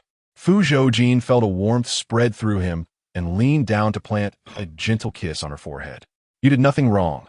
There is no need for apologies. In fact, he ought to thank her. Thank her for helping him overcome the shadow and for allowing him to embrace a completely new version of Fu Zhoujin. Over the next few days, Fu Zhoujin would accompany Su Wanwan for shooting practice. Su Wanwan's marksmanship improved significantly, demonstrating remarkable progress. Through these training sessions, she also gained a deeper understanding of the members within the KZO organization, particularly those loyal aides surrounding Fu Zhoujin. For instance, Arson, whose real name was Jiang Kaisan, was the second most capable individual in the organization after Fu Zhoujin. Then there was Martha, full name Martha Morris, a doctor in the organization responsible for the treatment of the injured, much like Tan Sheng. Lastly, there was Dar, whose full name was Milo Dar, a cheerful and straightforward individual skilled in long-range sniping, and notably, the only one among them who could not speak Chinese. Hobart, whose full name is Billy Hobart, possesses a composed demeanor and is primarily responsible for helicopter flight operations and rescue missions. Hess, formerly known as Jeffrey Hess, is a computer wizard, tasked with managing the wireless networks of the organization and the entire arms sector, as well as erecting firewalls to thwart external reconnaissance of the base. Beyond them, Wanwan has also come to understand the vast and enigmatic KZO organization. With over 10,000 members, each individual exhibits distinct characteristics and plays to their strengths. She has witnessed firsthand the state of Fu Zhoujin on the battlefield. Regardless of the number of practical exercises they undertake, Fu Zhoujin consistently ranks first. She has come to deeply appreciate that Fu Zhoujin is far more intelligent and formidable than she had previously imagined. He is an extraordinary genius, possessing exceptional intellect and physical prowess, with remarkable counter-reconnaissance abilities. Such talents are exceedingly rare on a global scale. Even if he were to abandon arms dealing, he would undoubtedly excel in other fields. Time has flown by, and today marks the day Wanwan departs the base to return to her homeland. Fu Zhoujin will accompany her. Everyone is aware of her departure today and feels a profound sense of reluctance, particularly Dar, who, with his newly acquired rudimentary Chinese. Wales, Sister Wanwan, do you know? The time you spent here has been the happiest and freest period for us at the base. If you leave, our sky will be shrouded in darkness. As Dar howls and approaches, intending to embrace Wanwan, he is met with a kick from Martha. If you wish to die, then go ahead and hug her. The training schedule for the week has been released, and Dar exclaims in despair, I have to participate in the Guilin Challenge tomorrow. I don't want to die, yet I feel I am nearing my end. It is worth mentioning that Dar, fearless of everything else, harbors the greatest fear of being chased by wolves. He once recounted a dream where he was pursued by a wolf in a past life, ultimately meeting his demise at its jaws. While the dream may seem absurd, it does not mitigate Dar's terror of wolves, particularly the coyotes lurking in the eerie woods behind the mountain. Despite this, Dar is considered her drinking companion, and Wanwan approaches him, standing on tiptoe to pat his shoulder, offering comfort in the Russian she has just learned. It's all right. Once tomorrow passes, you will still be a brave man. Bravaman? He retorts, that hardly seems like a compliment. It's enough that you're comforting me. Must you also express disdain? The helicopter soon arrives at the open field, and everyone in the organization comes to bid them farewell. As Wanwan waves at them while boarding the aircraft, a unified, resounding voice erupts, seemingly echoing through the very air. Sister. Wanwan pauses and turns to face them, clad in combat uniforms, their faces obscured by masks and armed with rifles. The formation shouts in unison, their voices clear and resonant. Remember to study diligently and strive for excellence every day. Wanwan stumbles slightly, nearly losing her footing on the stairs. What difference is there between this and receiving a set of mock exams for 5 years of college entrance during one's birthday? She wishes she could vanish into the ground. Who taught you this? Martha replies, unfazed, Dar.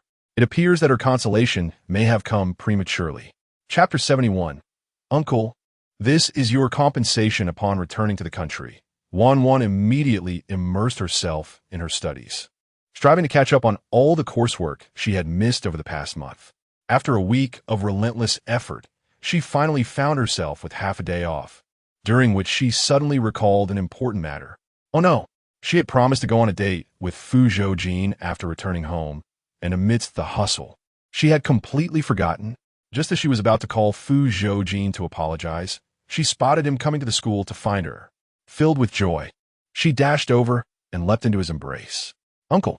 The young girl's voice was bright and cheerful, her happiness unmistakable. What brings you to the school? I need to return to Russia shortly to handle some matters, so I came by to take you out for a meal before I leave, Fu Zhoujin replied, steadying her waist. Have you been behaving in school? I'm an exemplary student. Of course, I've been obedient, Wanwan retorted, looking up at him with a playful expression, as if to say, do you think I'm your little child? Other children don't torment me as you do, he teased. When have I ever tormented you? Wanwan placed her hands on her hips. Fu Zhoujin, don't turn the tables on me. After a week of hard work, she and T even received a small, encouraging kiss from him, yet he claimed she was the one troubling him. She was merely busy with her studies upon returning home. having to schedule time with him via WeChat. His tone was lazily accusatory. Wanwan, you are the first person bold enough to refuse a video call with me. Don't worry, there will be another opportunity. She grasped his collar and pulled him down, planting a gentle kiss on his lips, her eyes sparkling with laughter. Uncle, this is your compensation. Instantly, he felt at ease. All right, let us go eat. Fu Zhoujin had initially intended to take her out for a meal. But since Wanwan still had unfinished assignments due that afternoon, they settled for the school cafeteria instead. He acquiesced to her needs, taking her backpack and leading her to the dining hall. After they had collected their meals and found a vacant table, it wasn't too long before the young girl began to pull out her homework, diligently working while eating. Observing her hurried pace, Fu Zhoujin sighed in resignation. Is there really this much homework for a freshman? Wanwan looked down, munching away as she wrote. It wasn't too much originally, but I took a month off, and with so many classes missed, the assignments piled up considerably. So now, it's several times more than usual. Although they were dance majors, they still had cultural subjects to attend, which came with a fair share of assignments. Do you need my help? He offered. No need, you wouldn't be of assistance. She replied, just as a phone was slid in front of her. Is this sufficient? Wanwan focused her gaze and gasped in disbelief. Isn't this the red diploma from Moscow State University? You have an eye for quality. She picked up the phone and scrutinized the picture of the diploma. It bore the official seal, confirming it was indeed legitimate. The prestige of this university was well known, and everyone who had done their research understood its high standing. Moreover, the red diploma was a rare honor. Typically, less than 10 of graduates received such recognition. So, you possess such an impressive degree?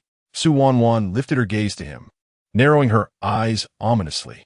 Then why did you calculate 1 plus 1 as 3 earlier? Fu Zhoujin remained imperturbed, immispoke. Suddenly, a voice filled with surprise came from behind. Uncle. It was Fu Shiai's, rushing towards him with a ball in his arms. Oh, my uncle, it really is you. I thought I was mistaken. What brings you here? He turned to Su Wanwan. And you're dining with Su Wanwan. You come to school and don't look for me, but go straight to Su Wanwan. Uncle, you're being rather inconsiderate. Su Wanwan is your niece. I not your nephew? Fu Shiai's rambled on, his words laced with envy and resentment. Su Wanwan, feeling a headache coming on, asked, Aren't you going to meet Nanjia today? Nanjia had recently been busy with her engagements and seldom returned to school. She's been swamped. I haven't seen her in over half a month. Fu Shiai's plopped down, looking like a jilted lover. What kind of company does she work for? Like a vampire, they have her running around all day for announcements without a moment's respite. Why don't you just acquire her company? Su Wanwan, with a straight face, jested. That way, Nanjia won't be so exhausted. Why didn't I think of that? Fu Shiai's immediately pulled out his phone. I'll call my dad and ask him right now. As expected, Fu Chonglin scolded him for his impulsiveness and promptly denied his request. Undeterred, Fu Shize replied, It's fine. I could buy her company with my savings. Su Wanwan was speechless. I was just joking. Are you really considering it? Fu Shiai's, with utmost seriousness, affirmed. I'm not jesting. Indeed, such profound affection. Fu Shiai's grinned at the man seated opposite him. Could you sponsor me a bit of funding? Su Wanwan assumed Fu Zhoujin would refuse, but to her surprise, he smiled slightly and replied, Certainly. Really? Both Su Wanwan and Fu Shiai's exclaimed in unison. Was Fu Zhoujin out of his mind? However, there is one condition. Fu Shiai's, eager, responded, Name it. Whatever it takes, I'll get it done. When I return to Russia, you must take care of her. Who? Fu Shize followed Fu Zhoujin esse gaze tu Su Wanwan. Su Wanwan? Yes. Don't need to take care of Su Wanwan. She would take care of me instead. That is the condition. Fu Shize promptly stood and saluted Fu Zhoujin. I promised to complete the task. Su Wanwan remained silent. With Fu Zhoujin's sponsorship secured, Fu Shiai's happily went to wash his hands and fetch food. What began as a meal for two was now interrupted by Fu Shiai's. In high spirits, Fu Shiai's chatted away while eating, creating a cacophony that was almost unbearable. Fu Zhoujin glanced at him. Be quiet. Why? Am I not allowed to speak?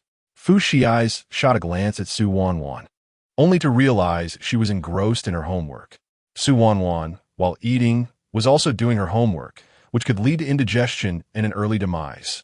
Fu Zhoujin took a bite of his meal, remarking, "If you finish this meal, you might just vanish. A dog's mouth cannot produce ivory." Just as Su Wanwan was about to set down her pen to eat, a spoonful of rice was brought to her lips. She froze, lifting her gaze. The man sat elegantly, his long fingers grasping the spoon, his skin pale and cold, with pronounced knuckles and prominent veins on the back of his hand, exuding an aura of restraint that was mesmerizing. Now, even her face seemed less remarkable than that hand. The man's languid voice interrupted her thoughts. "Are you so captivated by the sight?" Su Wanwan snapped back to reality, her eyes wildly signaling to Fu Zhoujin, who was on a call nearby. "Uncle, what about me? Take it easy, don't let it be discovered." Just then, Fu Zhoujin ended his call and turned to see Fu Zhoujin feeding Su Wanwan. Instantly, jealousy twisted his expression. "Damn, Su Wanwan, how fortunate you are to have your uncle feeding you. Uncle, don't spoil her too much.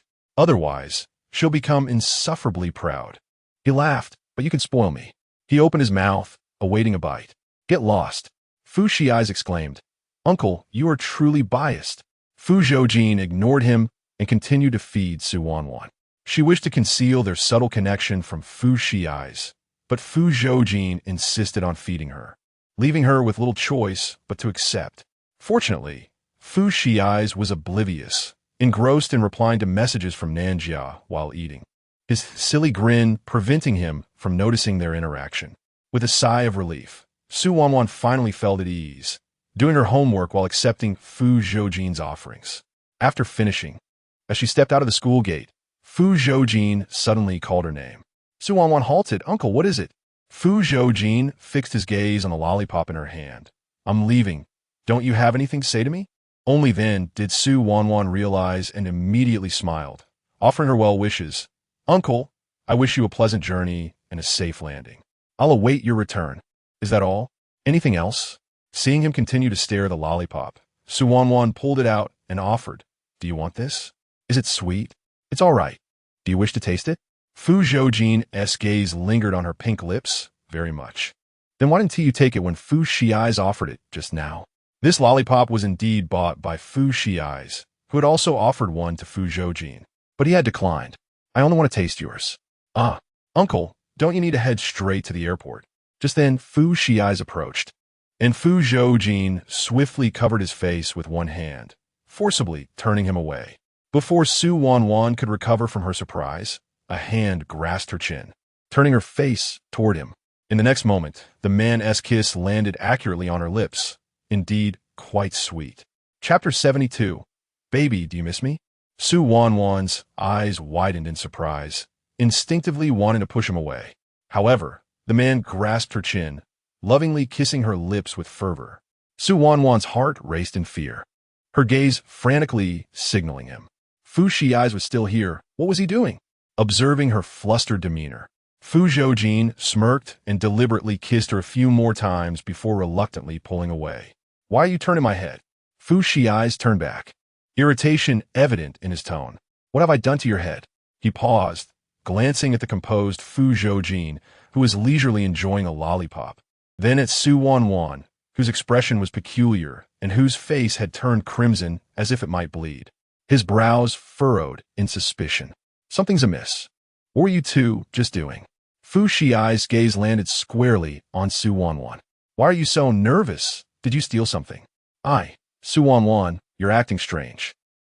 Fu Zhoujin, unfazed, continued to savor his candy. "This candy is quite sweet. We should buy more next time." Fu Zhoujin brightened. "Right? I think this candy is delicious too. You wouldn't believe it. This candy is my dream candy. It's because this candy is what Sister Nanjia likes, isn't it?" "How do you know?" Fu Zhoujin exclaimed in astonishment. "Su Wanwan, you are so clever to guess that."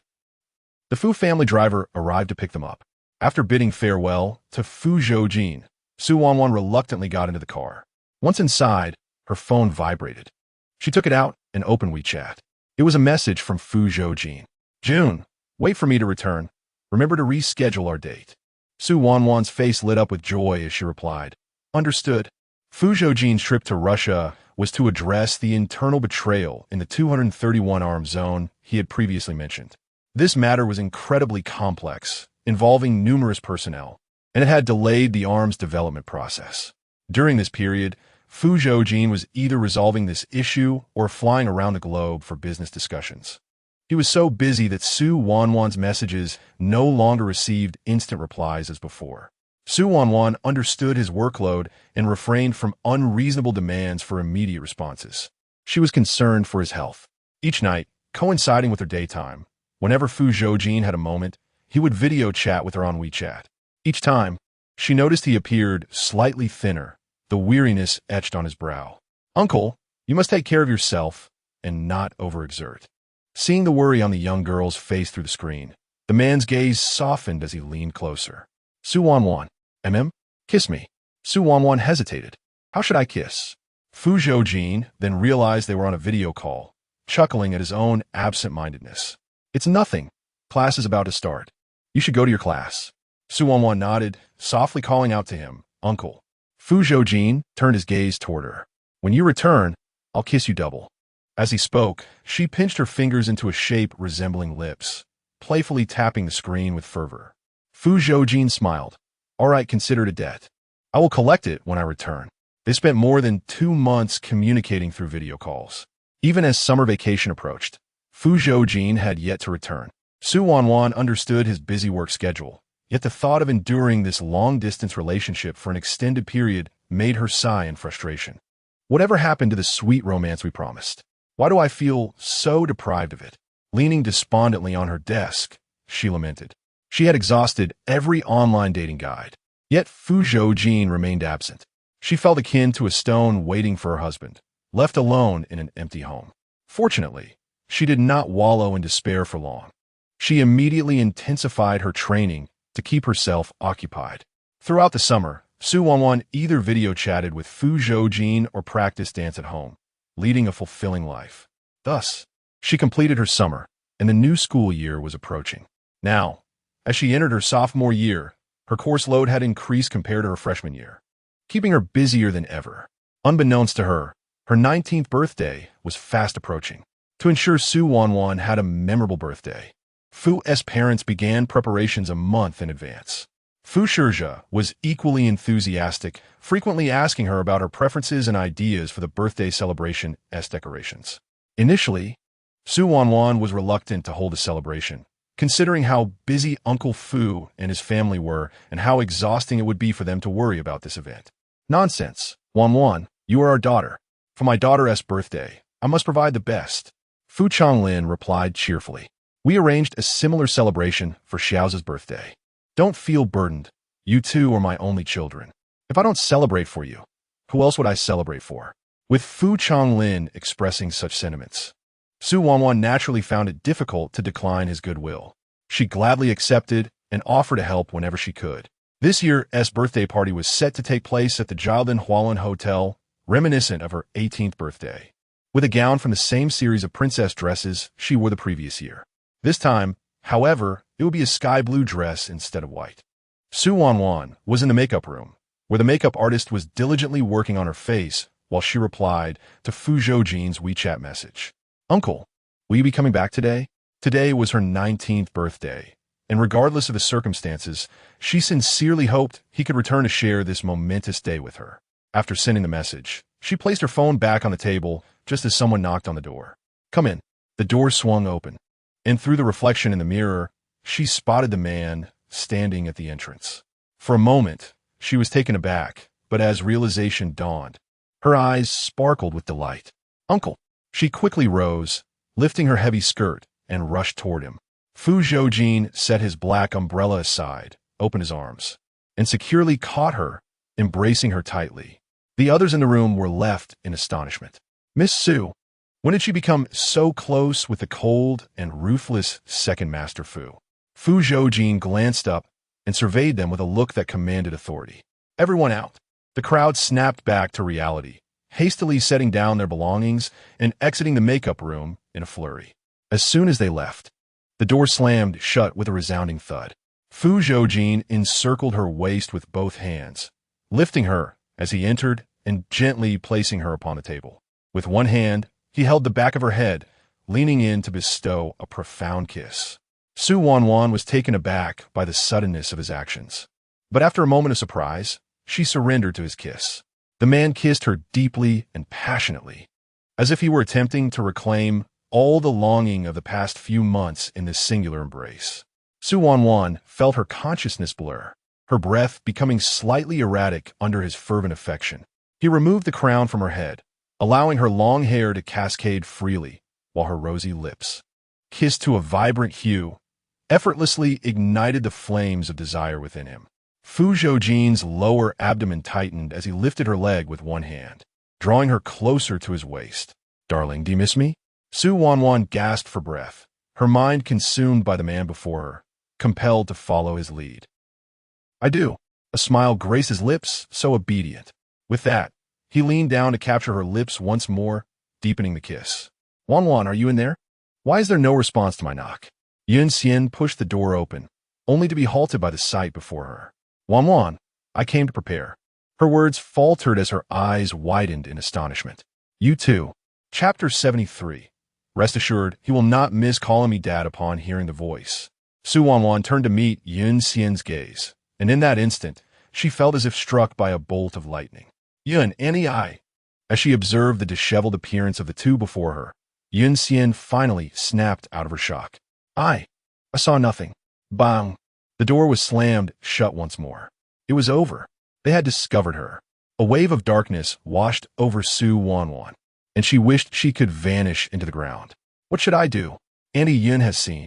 Su Wanwan was in a frenzy. I will go out and explain everything to them." She began to leap off the table. Fu Zhoujin restrained her. "What are you going to explain?" "How you unbuckle my belt." Su Wanwan retorted, exasperated. "Am I to continue evading this? Now that they know, we must face it. When the soldiers come, we shall block them. When the water rises, we shall dam it." She had anticipated this day would come, though she had not expected it to arrive so swiftly. An explanation was feasible, but first, she needed to dress appropriately. Looking down, she realized her dress was in disarray. The straps had slipped, exposing her shoulders. Most alarmingly, there were several love bites on her collarbone, glaringly red against her fair skin. Su Wanwan hastily adjusted her dress. Fu Zhoujin helped fasten the straps. "All right, you stay here obediently while I speak with them." "My dear, the birthday party is about to commence. Where's Wanwan?" Fu Changlin was about to knock when Yun Xian pressed his hand down. "You don't knock yet." "Why not?" Just as Yun Xian was about to respond, the door was suddenly flung open, revealing a man dressed in black. Upon seeing Fu Zhoujin, Fu Changlin was momentarily taken aback, astonished. "Ah, Jin, when did you return?" "I didn't see you just now. I just got back." Fu Zhoujin replied with a smile. "I missed Wanwan dearly, so I came to check on her. Wanwan is inside, getting ready." Fu Changlin paused, finally grasping the implications. "What did you just say?" From behind the door, a small head cautiously peeked out, her face filled with remorse. "Uncle Fu, please don't blame my uncle. It was I." Fu Zhoujin pulled her out, wrapping one arm around her waist and planting a kiss on her cheek. "Brother, allow me to introduce you. This is my girlfriend, Su Wanwan." Su Wanwan's eyes widened in disbelief. "What is he saying?" She glanced nervously at Fu Changlin, who, as expected, wore an expression of shock, alternating his gaze between her and Fu Zhoujin. "You too." Yun Xian, concerned for Fu Changlin's state, urged Changlin, "Please calm down." Fu Changlin turned to her. "You knew all along they were involved." "I." Yun Xian sighed. "I only just found out." Fu Changlin shook her off and stormed down the stairs. Upon reaching the first landing, he halted, suppressing his anger, and turned to face Fu Zhoujin. "Come with me. I have something to discuss." The atmosphere fell suddenly silent. Su Wanwan sensed Fu Changlin's fury. "I shall go and clarify matters with Uncle Fu." Fu Zhoujin held her hand firmly. "He is looking for me. I will handle it. The birthday party is about to commence. You should prepare yourself." However, with such a situation unfolding, how could she possibly find joy in celebrating her birthday? Fu Zhoujin gently ruffled her hair and instructed Yun Xian, "Take good care of her." After saying this, he departed alongside Fu Changlin. In room 211 on the second floor, Fu Changlin stood by the window, facing away from the entrance, hands clasped behind his back, lost in thought. Upon hearing a noise, he turned to look. Observing the face before him, which bore a semblance to his own, Fu Zhoujin felt both anger and helplessness. Jean, be honest with me, when did this all begin? Previously, this young man had mentioned his desire for a girl who was 7 or 8 years younger, an art student. Fu Zhoujin had been pondering how to assist him in finding such a girl, only to discover that this was the bombshell he had dropped. Fu Zhoujin maintained a calm demeanor. Which aspect are you referring to? Which aspect? Fu Zhoulin's voice rose. Fu Zhoujin, it's one thing for Wanwan to be naive. But you, an adult 7 years her senior, should know better. She is not underage. My relationship with Su Wanwan is perfectly normal. It is not as sordid as you imagine. Fu Zhoujin perceived the determination in the man's eyes. Are you resolute in being with Wanwan? Why should it be any different? Fu Zhoujin moved to sit on a single sofa, a faint smile playing on his lips. We share no blood ties, brother. Why are you angry? Wanwan's father is Su Mingsong. Fu Zhoujin feigned surprise. Rest assured, he will not lack for a dad from me. Fu Zhoujin was infuriated. Nearly having a heart attack. Didn't you say you disliked Su Xiong? Now you've directly taken his daughter. How can I explain this to him? I can maintain civility with you. So what is the issue with Su Mingsong? Even now, Fu Zhoujin still felt a sense of surrealism. How could two individuals, who seemed worlds apart, suddenly find themselves together? He took a deep breath, striving to persuade him. Jean, you and Wanwan are not suited for each other. Fu Zhoujin's smile faded. Fu Zhoujin, the only reason I can sit here, calmly conversing with you, is for the sake of Su Wanwan. The man's gaze turned icy. Don't presume that just because I call you brother, you truly hold that position. Fu Zhoujin silently observed him. The man's posture was relaxed, his tone casual. Yet his eyes were filled with a fierce intensity. He nearly forgot that Fu Zhoujin was inherently arrogant. Such a person could never be subservient to others or be easily manipulated. Fu Zhoujin understood the implication of his words. It was merely a reminder that their relationship was one of equals, and he had no right to interfere in Fu Zhoujin's affairs. Have you considered how Su Xiong might feel about your actions? I will persuade him to accept me. Fu Zhoujin fixed his gaze on him, his expression grave. Jean, do you truly care for Wanwan? He could convince himself to accept their relationship. However, his concern lay in the fear that Wanwan might be let down. After all, his younger brother is unpredictable, concealing his emotions, making it impossible for anyone to discern his thoughts. Fu Zhoujin met his gaze, his expression sobering into seriousness. Truly, Fu Zhoujin was rendered speechless. It was the first time he observed such an expression on Fu Zhoujin's face. In his solemn, affectionate, and cold blue eyes, a glimmer of light appeared for the first time.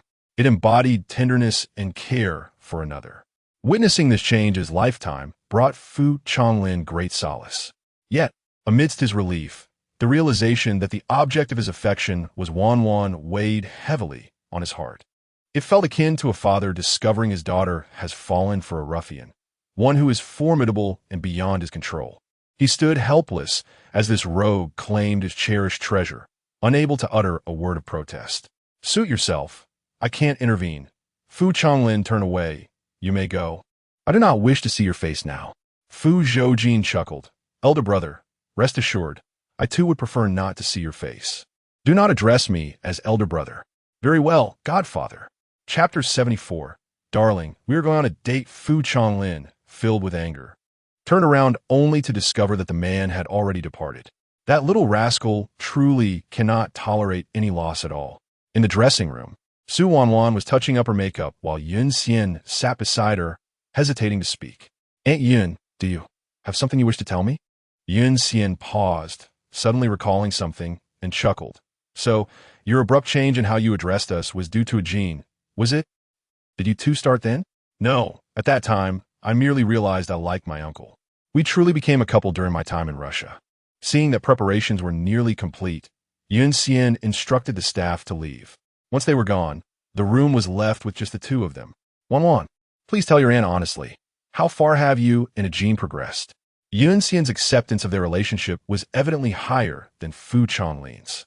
After the initial shock, her concern for Su Wanwan took precedence. She is still young and naive about many matters, and Yun Xian worried that she might suffer in this relationship. especially with Fu Zhoujin. Ultimately, she still harbored doubts about him. Su Wanwan appeared bewildered. What do you mean, how far? Have you too done that? Done what? Yin Xian's eyes fervently gestured, and finally, Su Wanwan understood. No, my uncle said I'm still young, and we will talk about it when I grow up. Ain't Yun? My uncle is not what you imagine. He respects me greatly. Only then did Yin Xian feel reassured. That's good. At least Jean understands boundaries. It was evident that Fu Zhoujin was serious about their relationship. At the very least, he would consider everything thoroughly and respect Wanwan when it came to such matters. Noticing the arrival of family and friends, Yin Xian had to excuse herself to entertain them. Meanwhile, Su Wanwan was applying lipstick in the room. Wanwan, are you not ready yet? Fu Shiai's barged in. The birthday party is about to start. We must hurry down. Has the cake arrived? Fu Shiai's went to fetch the cake just now. Thankfully, he went to get the cake. Otherwise, if he had caught sight of the dramatic scene earlier, it would have caused a commotion. He's back. How tall is it? Just about a meter. Su Wanwan stood up on her tiptoes and patted his shoulder. A promising young man indeed. Let this be the standard going forward. With my brother on the case. Is there anything that cannot be accomplished? Fu Shiai's felt somewhat bashful from the praise. Rest assured, even if the cake is a meter tall, it will surely be sufficient. After all, she wasn't celebrating her birthday just for the cake. Come on, come on. Fu Shiai's urged. Why is this dress so long? Just hold it up for me, so I one tea trip on the stairs later. Su Wanwan held up her dress with one hand while grasping Fu Shiai's arm with the other as they left the room. As they descended a few steps, Fu Shiai's suddenly halted. Wait, what's wrong? I feel like I resemble an old man right now. Su Wanwan withdrew her hand. Then I'll manage it myself. You may leave now, old man Fu. Fu Shiai's clicked his tongue. I was just saying. He paused, lifting his gaze toward the bottom of the staircase. Fu Zhoujin, clad in black, stood tall at the foot of the stairs. His hands adorned with black leather gloves, his unwavering gaze fixed upon him. No, it was directed at Su Wanwan. The suspicion in Fu Shiai's heart was replaced by surprise. Uncle, you're back? I thought you wouldn't return today. Fu Zhoujin ascended the stairs step by step, ultimately halting before them. Come down. Fu Shiai's bewildered replied, What? I'll lead. Why? You're too conspicuous. Fu Shiai's indignant. Was about to argue when unexpectedly, Fu Zhoujin squeezed between them. He was unceremoniously pushed aside, his face a portrait of astonishment. What the hell? Are you still the uncle I know? Why are you acting so childishly? Fu Zhoujin, uninterested in his protests, took Su Wanwan's hand and proceeded down the stairs. Hey, why are you ignoring me? Fu Shiai's followed closely, ready to voice his grievances, only to witness Fu Zhoujin suddenly bend down and sweep Su Wanwan into his arms. He froze in place.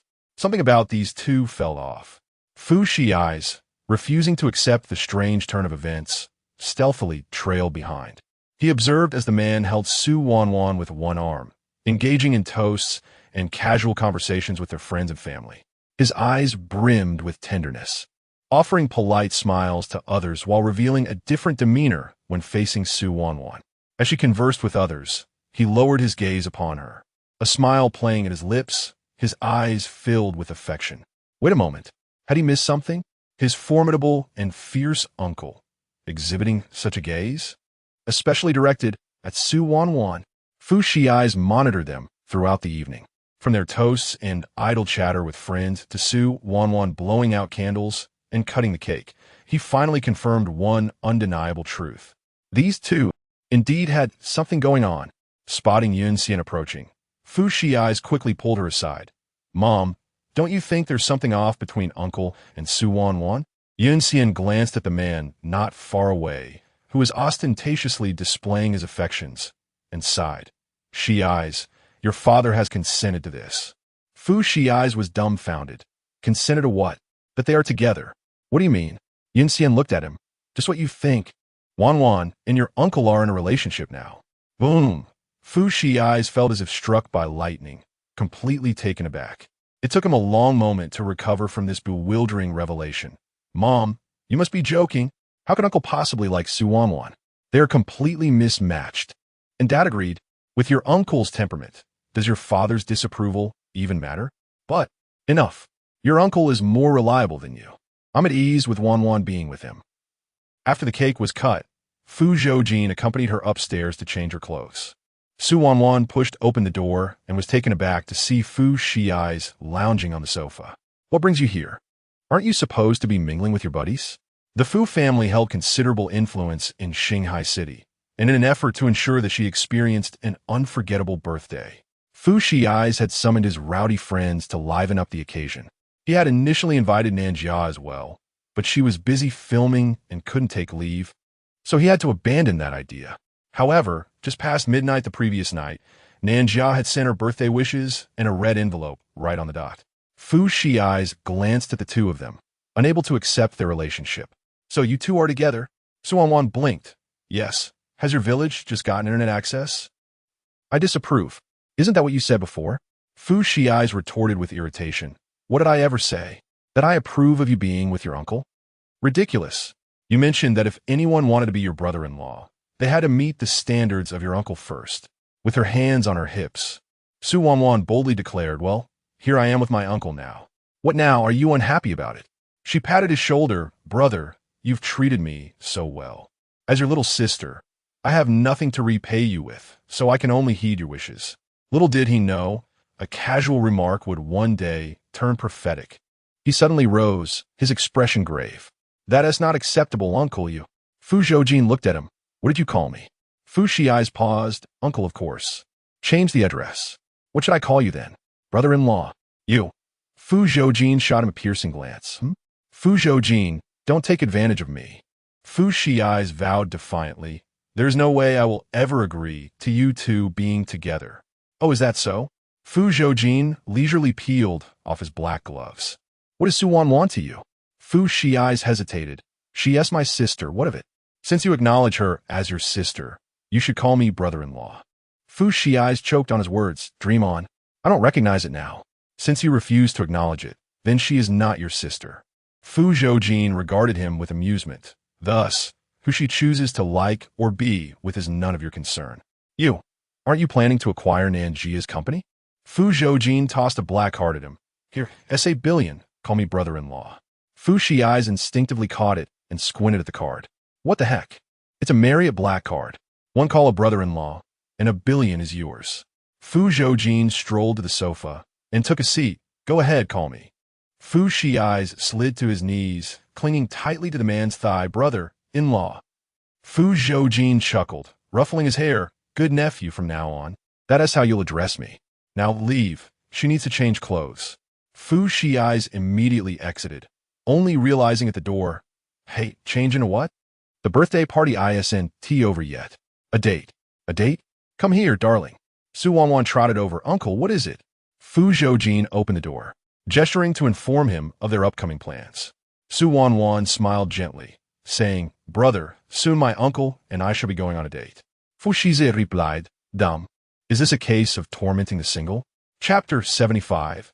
A discomforting scrape. Su Wanwan exchanged a few words with Fu Changlin, who regarded the man behind the young girl with a complex expression. It's all right. Aunt Jean seldom returns, and today is your birthday. If you wish to spend time with him, do so, he encouraged. Su Wanwan beamed. Thank you, Uncle Fu. What do you mean, uncle? Fu Zhoujin ruffled her hair with a smile. Call me godfather. Fu Changlin could only sigh in silence. This evening, Su Wanwan was preoccupied and hardly consumed any food at her birthday party, so Fu Zhoujin drove her to a hotel for a meal. Upon arrival, she discovered he had arranged a candlelit dinner for her in advance. The setting was meticulously prepared, white petals scattered across the carpet, vibrant flowers adorning the white walls, and delicate music filling the air, creating an enchanting, fairy tale-like atmosphere. The room radiated a gentle color palette infused with youthful charm, her favorite style. Su Wanwan was taken aback. Did you prepare all of this, uncle? Indeed, Fu Zhoujin replied, pulling out a chair for her. Do you like it? How did you know I favored this style? For someone of Fu Zhoujin's stature to humble himself and go to such lengths to create this romantic candlelit dinner left her astonished. She hadn't expected him to be so attentive, so well acquainted with her preferences, and to invest such thoughtfulness into this occasion. I am well aware of your dimensions. Not to mention these details, He replied casually. Could we not discuss that? Suanana's cheeks flushed. I'm hungry. With that, she promptly buried herself in her meal. Fu Zhoujin ceased his teasing and silently observed the girl across from him as she savored her food. Baby, he suddenly called out. Su Wanwan paused, looking up at him. What's wrong? I apologize for keeping you waiting, he said, his gaze intense and imbued with profound regret. Yet within those deep blue eyes, a flicker of hope emerged, an anticipation for her forgiveness. His bare, fervent gaze left Su Wanwan feeling somewhat overwhelmed. She hastily lowered her head to conceal her blushing face. It's fine. I understand you're busy with work. After all, she too had been engrossed in her studies. They each had their own commitments, and she could empathize with that. Have you missed me these past few months? As the words fell, a shadow loomed over her. Su Wanwan blinked, looking up to find the man standing before her, having appeared without her notice. It had been nearly 4 months since they last met, and she couldn't deny that she had indeed missed him. She nodded very much. Fu Zhoujin smiled and effortlessly lifted her, switching their positions so she now sat on his lap. He encircled her waist with one arm, his prominent nose brushing against her soft neck. This is my fault. Allow me to make it up to you, all right? While she continued to eat, she nodded nonchalantly. All right. How do you intend to compensate me? I will feed you. Wait, what? Su Wanwan turned to him in surprise. Why would you feed me? I'm perfectly capable. I wish to atone for my shortcomings. Su Wanwan's lips twitched slightly. It's not that serious. His tone was subdued, filled with remorse. I feel truly sorry for you. Su Wanwan conceded. All right, go ahead and feed me. Fu Zhoujin smirked triumphantly. Such a good little one. With enthusiasm, Fu Zhoujin took it upon himself to feed her spoonful by spoonful. After the meal, they indulged in dessert, followed by fruits. Throughout the entire process, Su Wanwan felt like a mere bystander, passively opening her mouth to accept his offerings. She found herself so useless that it was almost unbearable. Uncle, don't you think this meal, is a bit too excessive? What? You don't like it? It's fine, it's just. Su Wanwan carefully chose her words. You're too clingy. She felt somewhat overwhelmed. Fu Zhoujin rested his chin on her delicate shoulder, his hands stealthily slipping around her waist. Drawing closer. Today is your birthday. I should cater to you. Feeling a movement, Su Wanwan glanced down and pointed to his wandering hand. But your hand is moving. Fu Zhoujin remained unfazed. Are you uncomfortable? Not really. Just, could you give me a massage, please? His hand moved like a nimble serpent across her body, its cool touch electrifying her skin, captivating all her attention. Su Wanwan pondered, will massaging you make you happy? Fu Zhoujin leaned in and kissed her cheek. Yes, it would make me especially happy. All right, then you can go ahead. Su Wanwan di eighteenth. But don't apply too much pressure. Okay, I'll be gentle. Su Wanwan nodded and continued to enjoy the fruit on her plate. Yet as she ate, she began to hear the man's heavy breathing beside her. Curiosity piqued. She asked, Uncle, what's wrong? I'm addicted. In a moment of overwhelming passion, Fu Zhoujin lowered his gaze and bit her delicate shoulder, releasing a sigh of relief. Su Wanwan furrowed her brows and gasped softly. Fu Zhoujin snapped back to reality and, upon pulling her shirt aside, asked, does it hurt? Su Wanwan shook her head. Not really, it's just, a bit hard. It's a little uncomfortable. Fu Zhoujin chuckled softly, lifting her and turning her around to sit atop him, cradling her face in his hands. He pressed lingering kisses upon her lips. Su Wanwan was momentarily stunned, then obediently accepted his kiss. His kisses were not forceful, but gentle, like a soft drizzle, gradually soaking in and intertwining with her. Fu Zhoujin kissed her cheeks and forehead before finally relenting. Breathless, Su Wanwan's eyes shimmered with a mist of vulnerability as Fu Zhoujin teased, You can't handle a kiss? Shyly, she averted her gaze, burying her face in his neck, her voice soft and laced with a hint of playfulness. Yes, it's because your strength is too much. In truth, compared to before, this kiss was light and tender. She had been savoring every moment. All right, I'll be gentle next time. Also, it doesn't have to be too gentle. The man gently nibbled her delicate earlobe, his voice unusually tender after indulgence. In this matter, you are the boss. I shall heed your every wish. Is that agreeable? All right, have you finished eating? Su Wanwan nodded. Uncle, aren't you going to eat? He had been so preoccupied with feeding and kissing her that he hardly touched his own meal. I shall forego it. Are you not hungry? Fu Zhoujin pressed a kiss to her glistening lips. Satiation comes from consuming you. The two spent a leisurely hour relishing their meal. Once concluded, Fu Zhoujin took her hand and led her to the bustling Time Bridge in Shanghai City for a stroll to aid digestion. The Time Bridge, tranquil and undisturbed under the night sky, was illuminated by the lights of towering buildings, casting their reflections upon the sea like scattered fragments of gold. The shimmering water danced gently with the evening breeze, creating ripples that sparkled like stars. This was their inaugural date. Su Wanwan had envisioned it might be clumsy due to her inexperience, or perhaps fervent and passionate. Yet, she found the reality to be entirely different. Despite their 4-month separation, their bond remained as intimate as ever, devoid of any awkwardness or estrangement. Su Wanwan reveled in the serenity and warmth of the moment. Uncle I. She was about to express something when her gaze was drawn to the distant Tianyun Tower, which suddenly illuminated with a kaleidoscope of vibrant lights, dazzling in their brilliance. Moreover, the previously dark sky began to brighten gradually, akin to stars twinkling in the night, each one igniting in succession to form a colossal image aloft. The image depicted her, adorned in ballet attire, twirling and leaping with abandon upon a stage. Su Wanwan stood frozen in astonishment, her eyes wide as the words gradually emerged in the sky. Su Wanwan, happy birthday. Thousands of drones hovered above, resembling droplets of water, converging to imbue the tranquil night with a touch of romantic allure. Still in shock, Su Wanwan felt the man grasp her hand, pressing something cool into her fingers. Startled, she turned to look at him. Fu Zhoujin met her gaze with a smile, his lips curving. Darling, happy birthday. Chapter 76.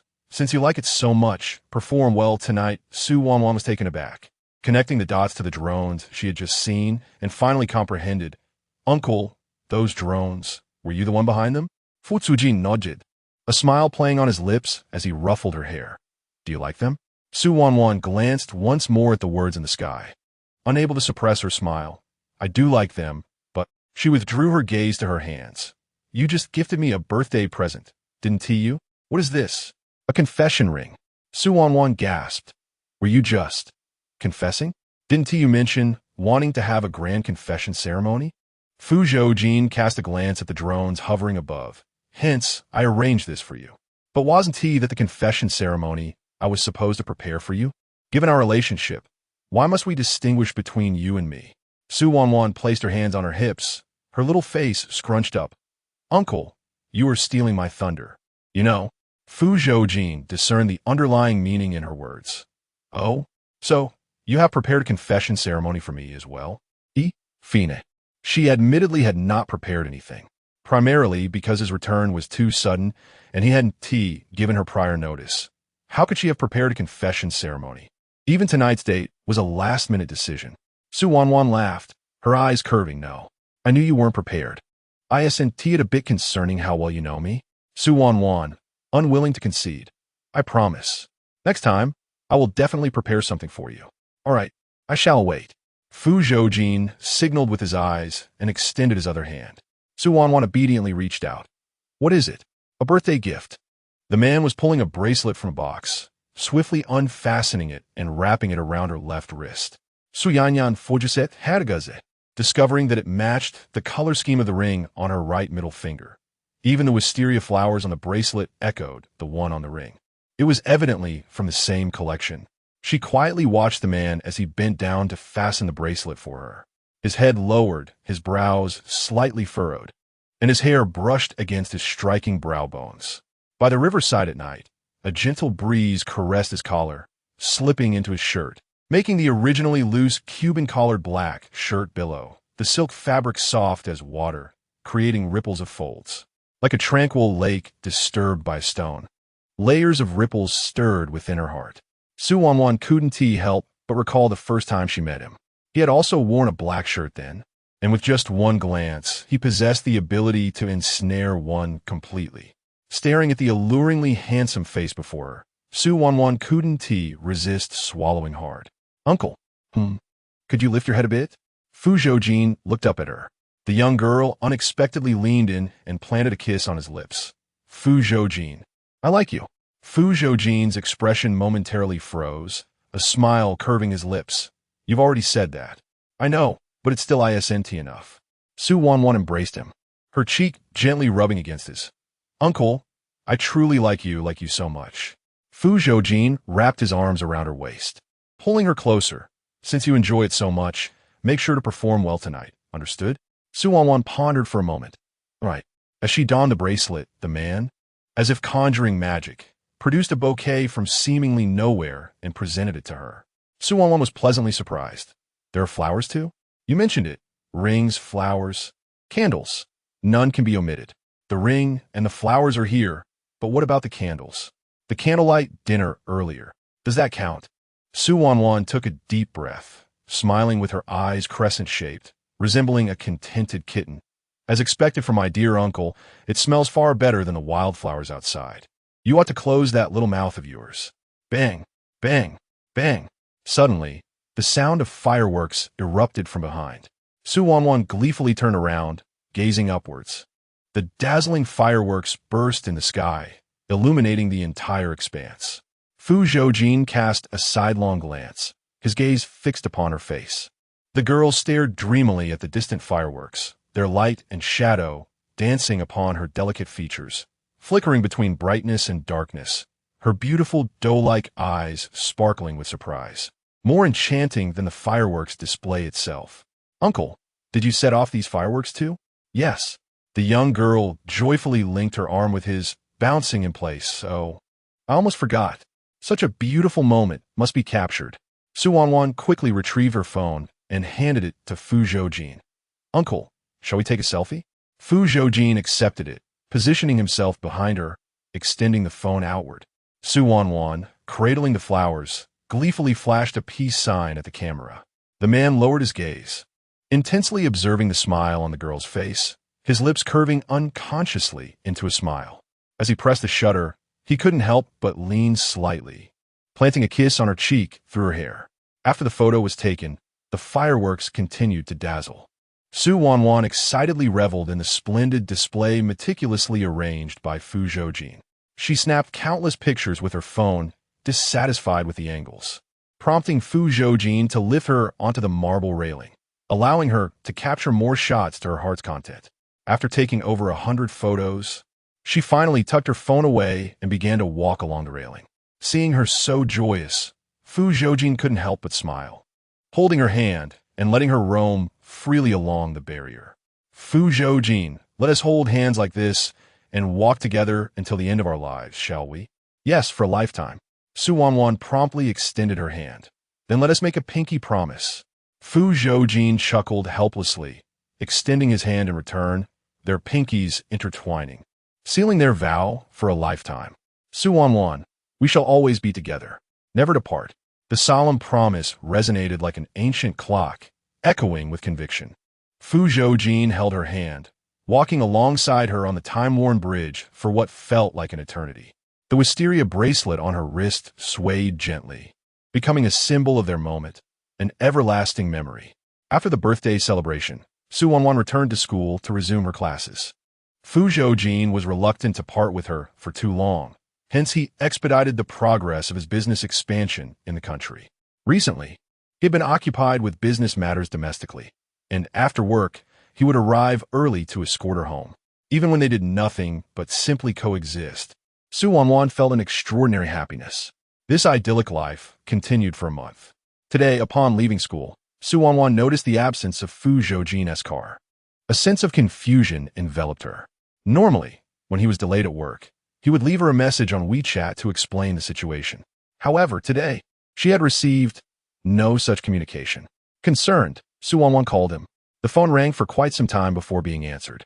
Uncle, where are you now? Aren't you coming to school today? I was held up by an urgent matter. I'm on my way back now. You should head to Hanyu Yending first, all right? The voices of Fu Changlin and Yun Xian could be heard in the background. Oh, she almost forgot. Fu Zhoujin had mentioned last night that the three of them were to attend an event today. Okay, I'll take a taxi back myself. Please be careful. You all. Ah, Jean, be careful. Suddenly, a jarring screech of brakes pierced through the phone, as if attempting to shatter the very eardrum of the listener. Crash! A deafening collision followed, accompanied by the sound of shattering glass. In the next instant, the line fell into an eerie silence. Wanwan stood frozen, her mind a blank canvas. With a thud, the phone slipped from her grasp, and a ringing filled her ears, drowning out all other sounds. Chapter 77. I will always be there. A profound sense of panic surged within me, constricting her heart and prompting it to beat violently with pain.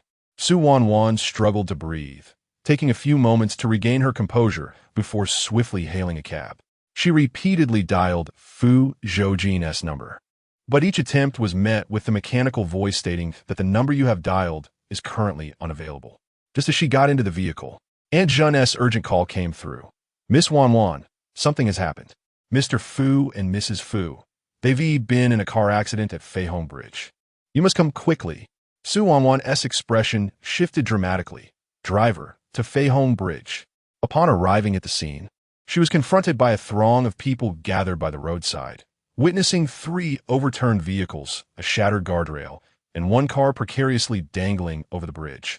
Engulfed in flames and billowing smoke, Wanwan stood frozen, her feet weighed down as if encased in lead. The familiar sight rendered her breathless, and tears began to cascade down her cheeks. Uncle Fu, Aunt Yun. In a state of frantic desperation, she rushed forward. Where is Fu Zhoujin? They are still inside. Let me in. Firefighters blocked her path, declaring, the scene is highly dangerous, a potential explosion at any moment. Unauthorized personnel cannot proceed. Gripping one of their hands tightly, she implored, what about the people in the car? What has happened to them? Just as her words left her lips, she witnessed doctors carrying out the injured one after another. She dashed forward, her heart plummeting as she recognized a familiar face on a stretcher, feeling as though lightning had struck her. Her voice caught in her throat, rendering her momentarily mute. After what felt like an eternity, she managed to call out, Uncle Fu. Aunt Yun. She lunged toward them, desperate to rouse them, but they remained unresponsive. Blood covered their bodies. Aunt Yun's arm was shattered, and blood continued to flow profusely. Wanwan's composure shattered completely, her cries mingling with her tears as she repeatedly called their names. She attempted to approach, but medical staff held her back. The scene was chaotic, with numerous injured individuals being carried out and loaded onto ambulances. Yet, Fu Zhoujin was nowhere to be found. She searched again and again, 1,000 times over, but still there was no sign of him. The wailing of ambulances echoed, a sorrowful dirge growing nearer before fading into the distance. The air was thick with the anguished cries of relatives, a haunting lament that reverberated like a requiem from the depths of hell. Unable to locate Fu Zhoujin, Wanwan hurried to the hospital. The accident had been severe, with countless injured, the hospital overflowing with those awaiting treatment. The operating lights remained illuminated, as if anticipating the grim pronouncement of death. Wanwan stood aimlessly in the center of the corridor, her gaze fixated on the red light above the surgical door. She inquired relentlessly, asking every medical staff member she encountered, but none could provide news of Fu Zhoujin. He'll be fine. He must be fine. Dad, Mom.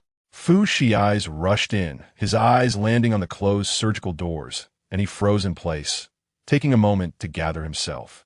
Staggering slightly, he approached Wanwan, gripping her shoulders tightly. What happened? How could they have been in an accident? This morning, I spoke with them on the phone. They seemed perfectly fine. Fu Shiai's eyes were red-rimmed, resembling a lost child unsure of what to do. Why is this happening? Why? My parents, they cannot be in danger. He desperately sought reassurance from Wanwan, asking her if they would be all right, wouldn't they? Wanwan gazed at his anguished face, and before she could utter a word, tears began to flow. I don't know either. The two sat silently on a bench in the corridor, waiting for a favorable outcome.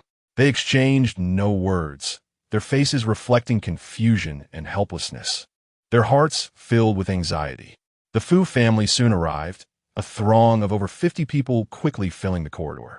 Fu Qingquan leaned on a cane, his gaze heavy upon the surgery doors. The surgical lights extinguished, and the doors opened to reveal the lead surgeon. his expression grave as he shook his head. I am sorry, we have done all we could. Fu Zhoujin staggered, nearly losing his balance. What does this mean? He grasped the doctor's hand, struggling to accept the outcome. They merely sustained minor injuries. It should not have been difficult to treat. Why say you did your best? I don't want your best. Hurry, continue the resuscitation. Fu Zhoujin tugged at the doctor's coat, his emotions in turmoil. The surrounding Fu family members rushed forward to restrain him, urging him to remain calm.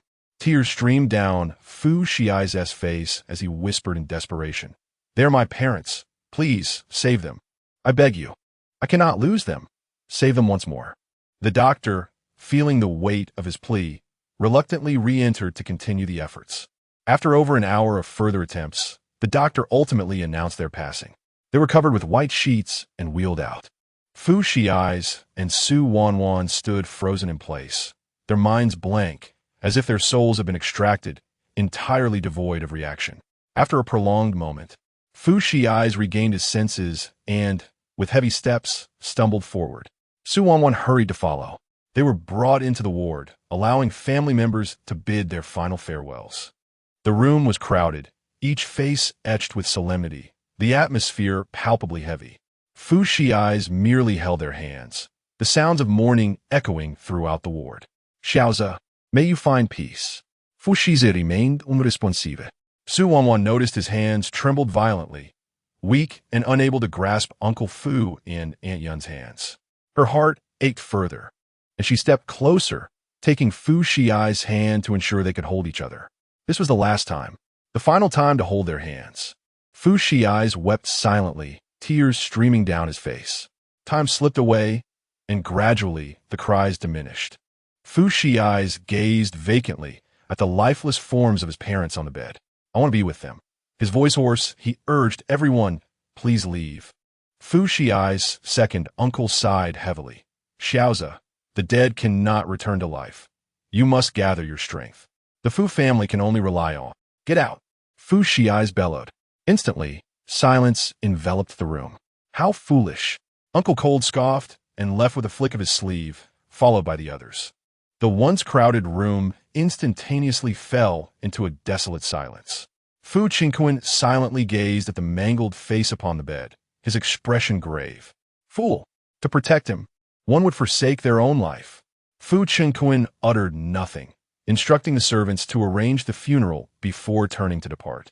Su Wanwan stood by, silent, quietly accompanying Fu Zhoujin. She understood that no one bore a heavier burden than he did.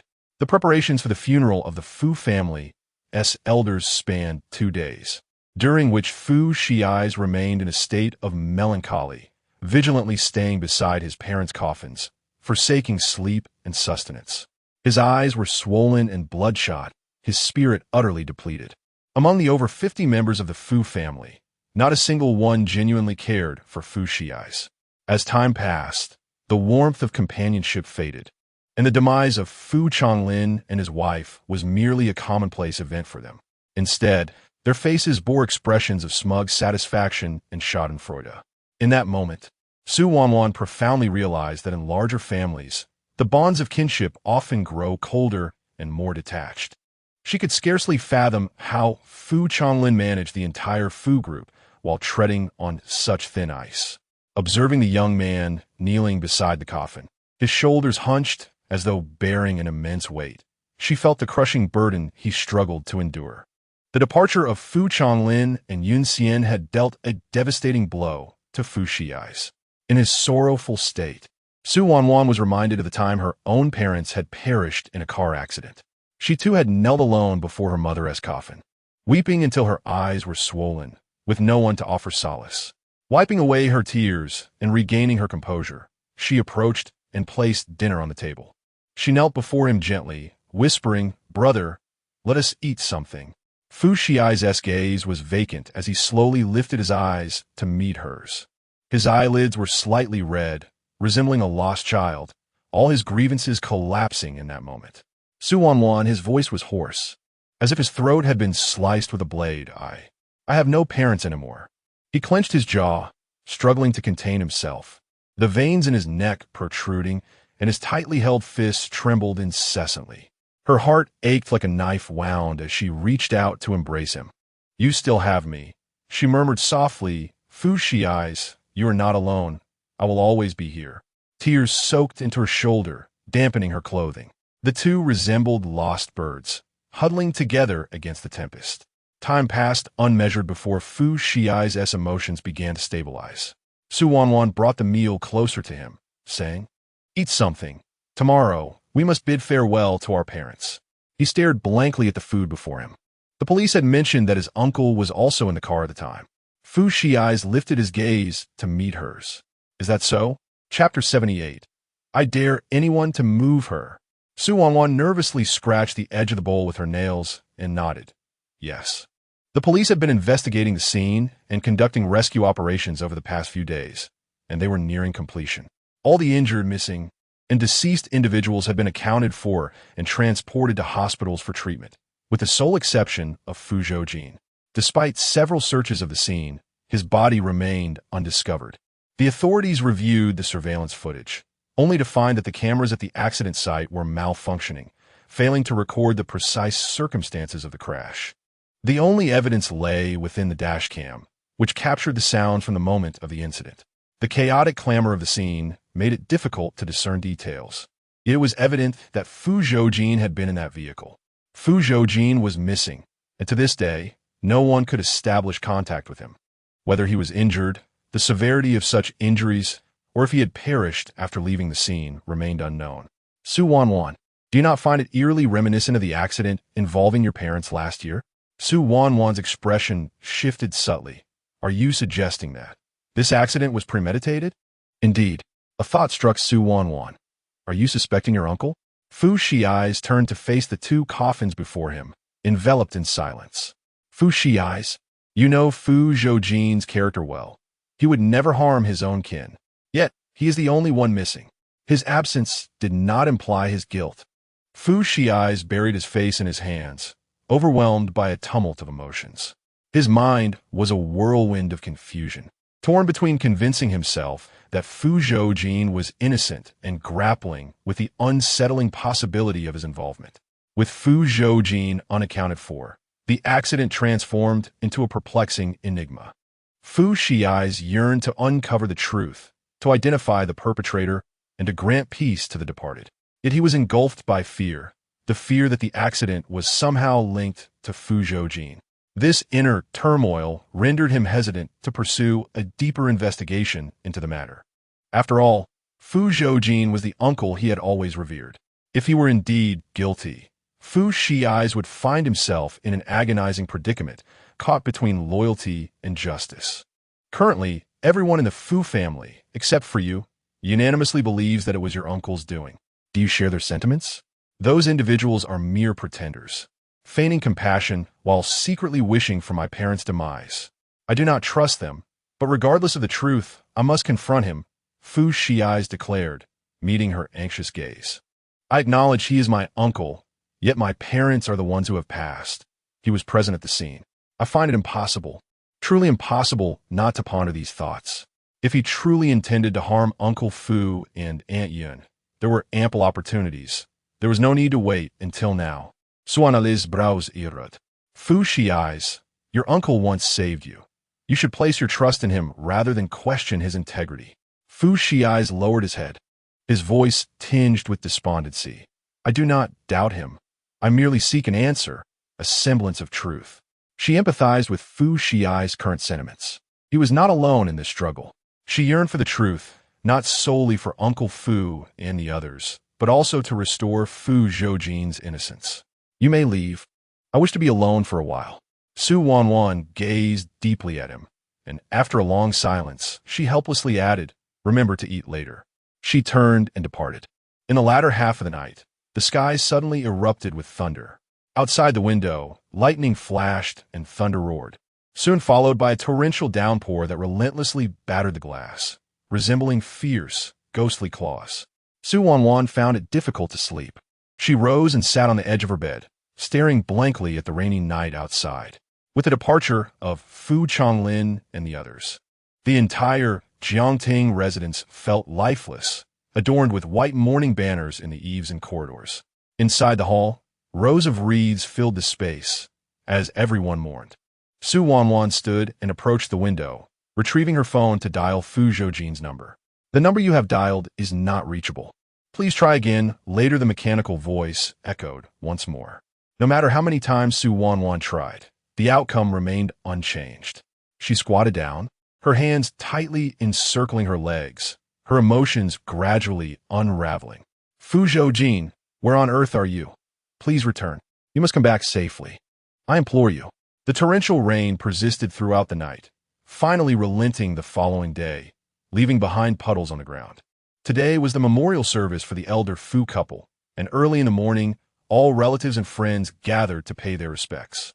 Pairs of black shoes splashed through the water as they entered the hall.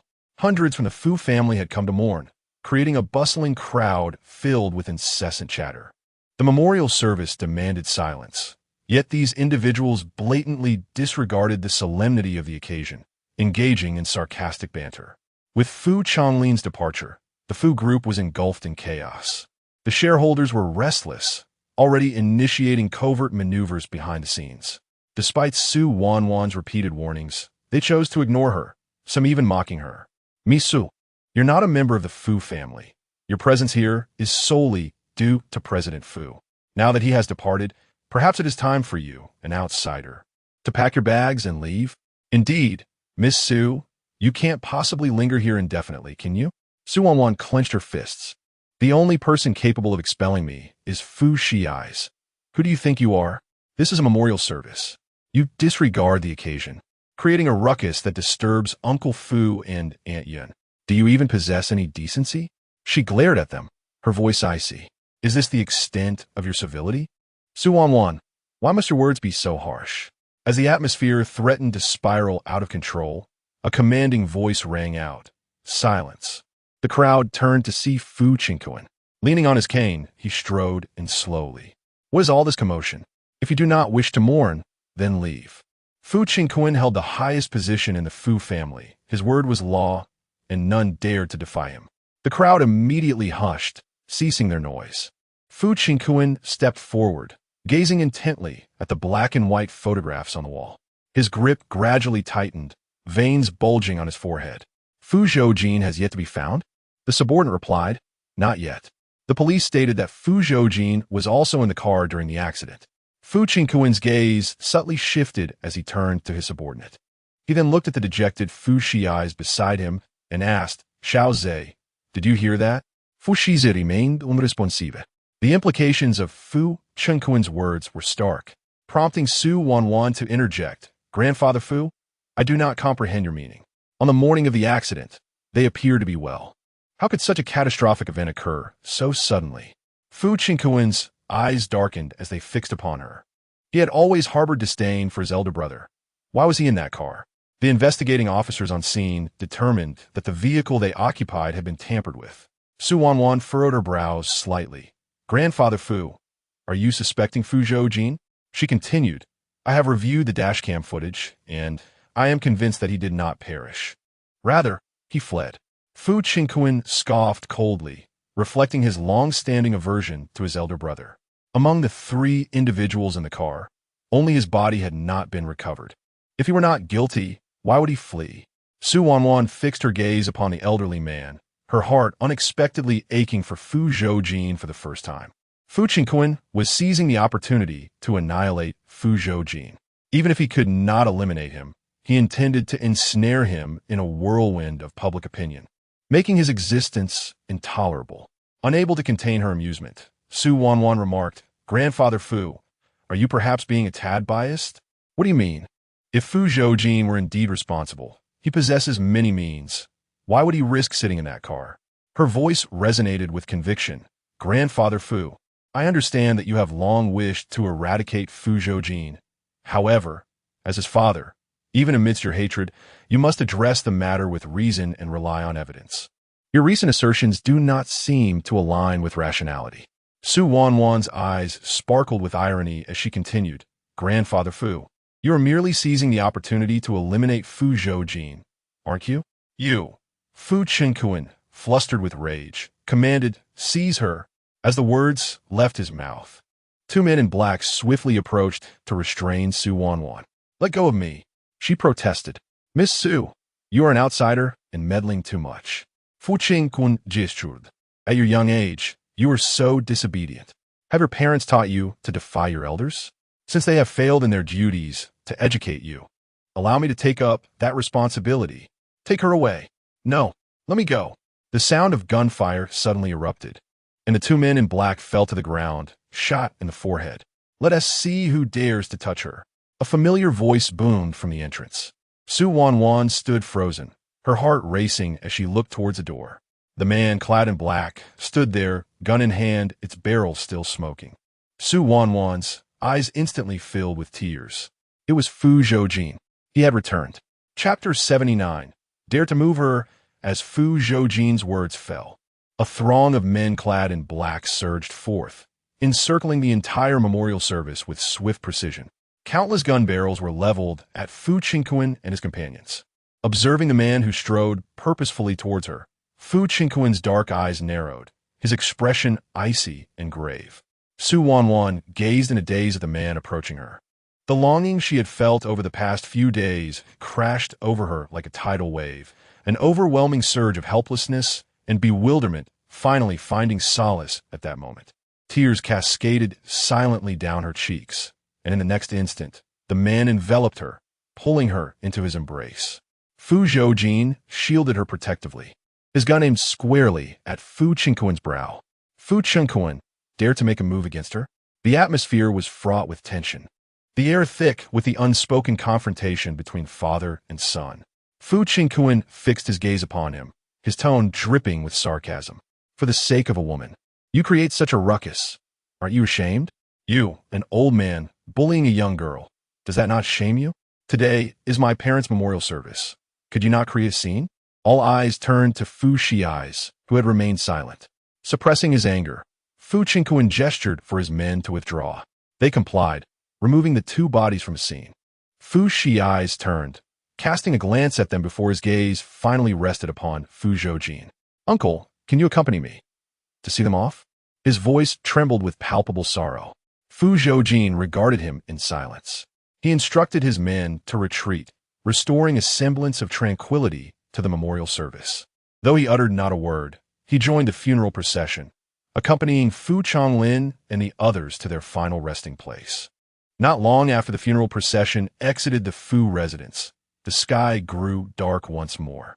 Soon, a gentle drizzle began to fall, akin to the mournful wails of lonely souls, ceaseless and unending. The elder Fu couple was soon laid to rest, and all gathered to pay their respects. The rain intensified, drumming steadily upon the black umbrellas.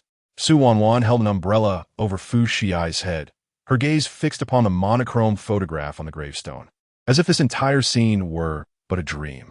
Yet, the stinging sensation of raindrops against her arms served as a constant reminder of reality. They had departed from this bustling world, and all that was associated with them had been eternally buried beneath the rain.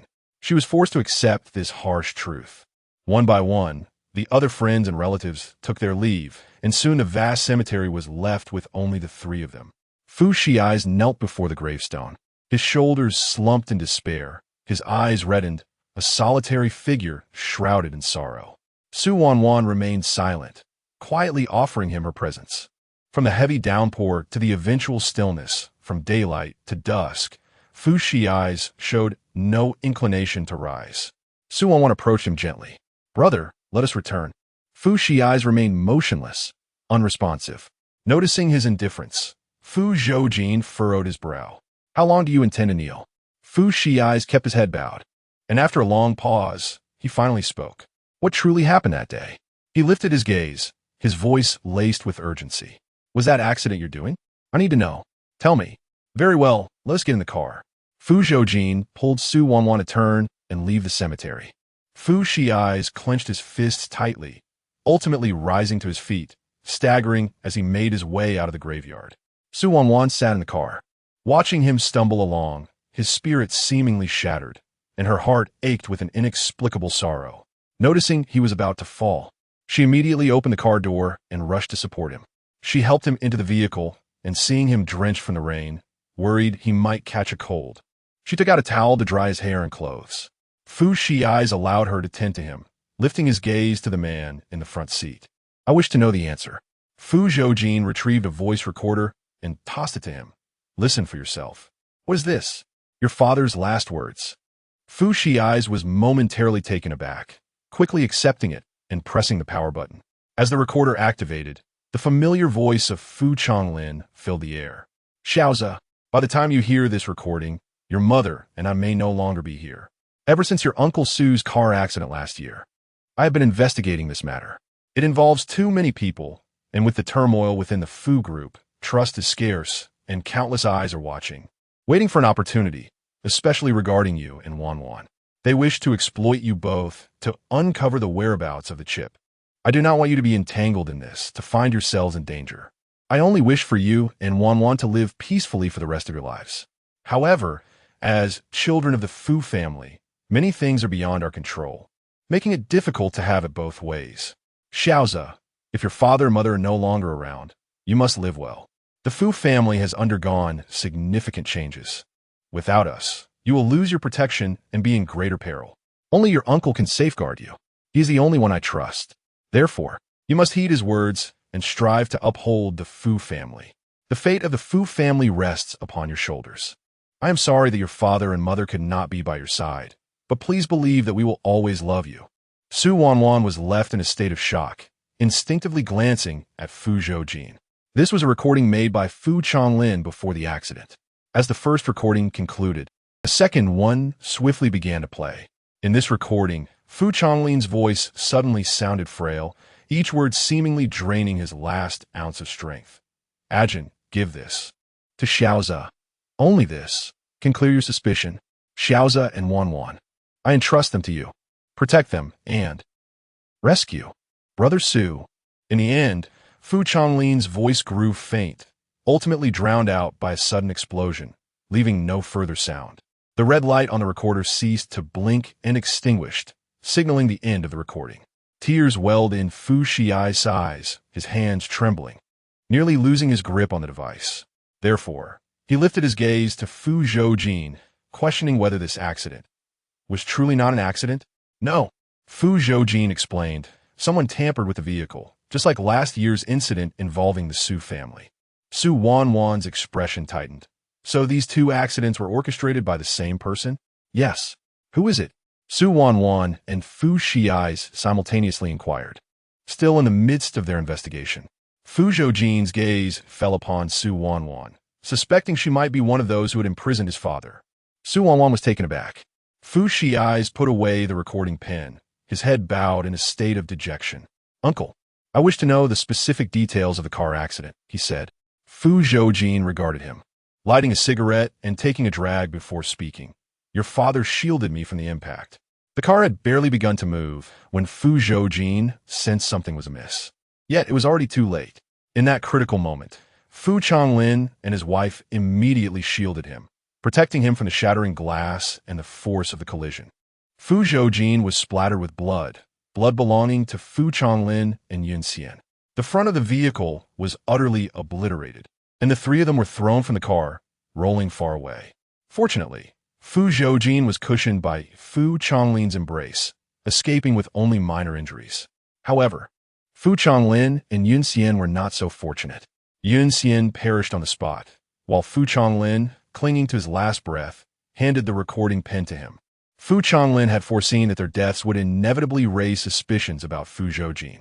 Therefore, in his final moments, he exerted every ounce of strength to record evidence that would prove Fu Zhoujin's innocence. Upon hearing this, Fu Zhoujin clutched the recording pen tightly, tears streaming down his face uncontrollably. Within the confines of the small car, only his suppressed yet despairing sobs could be heard.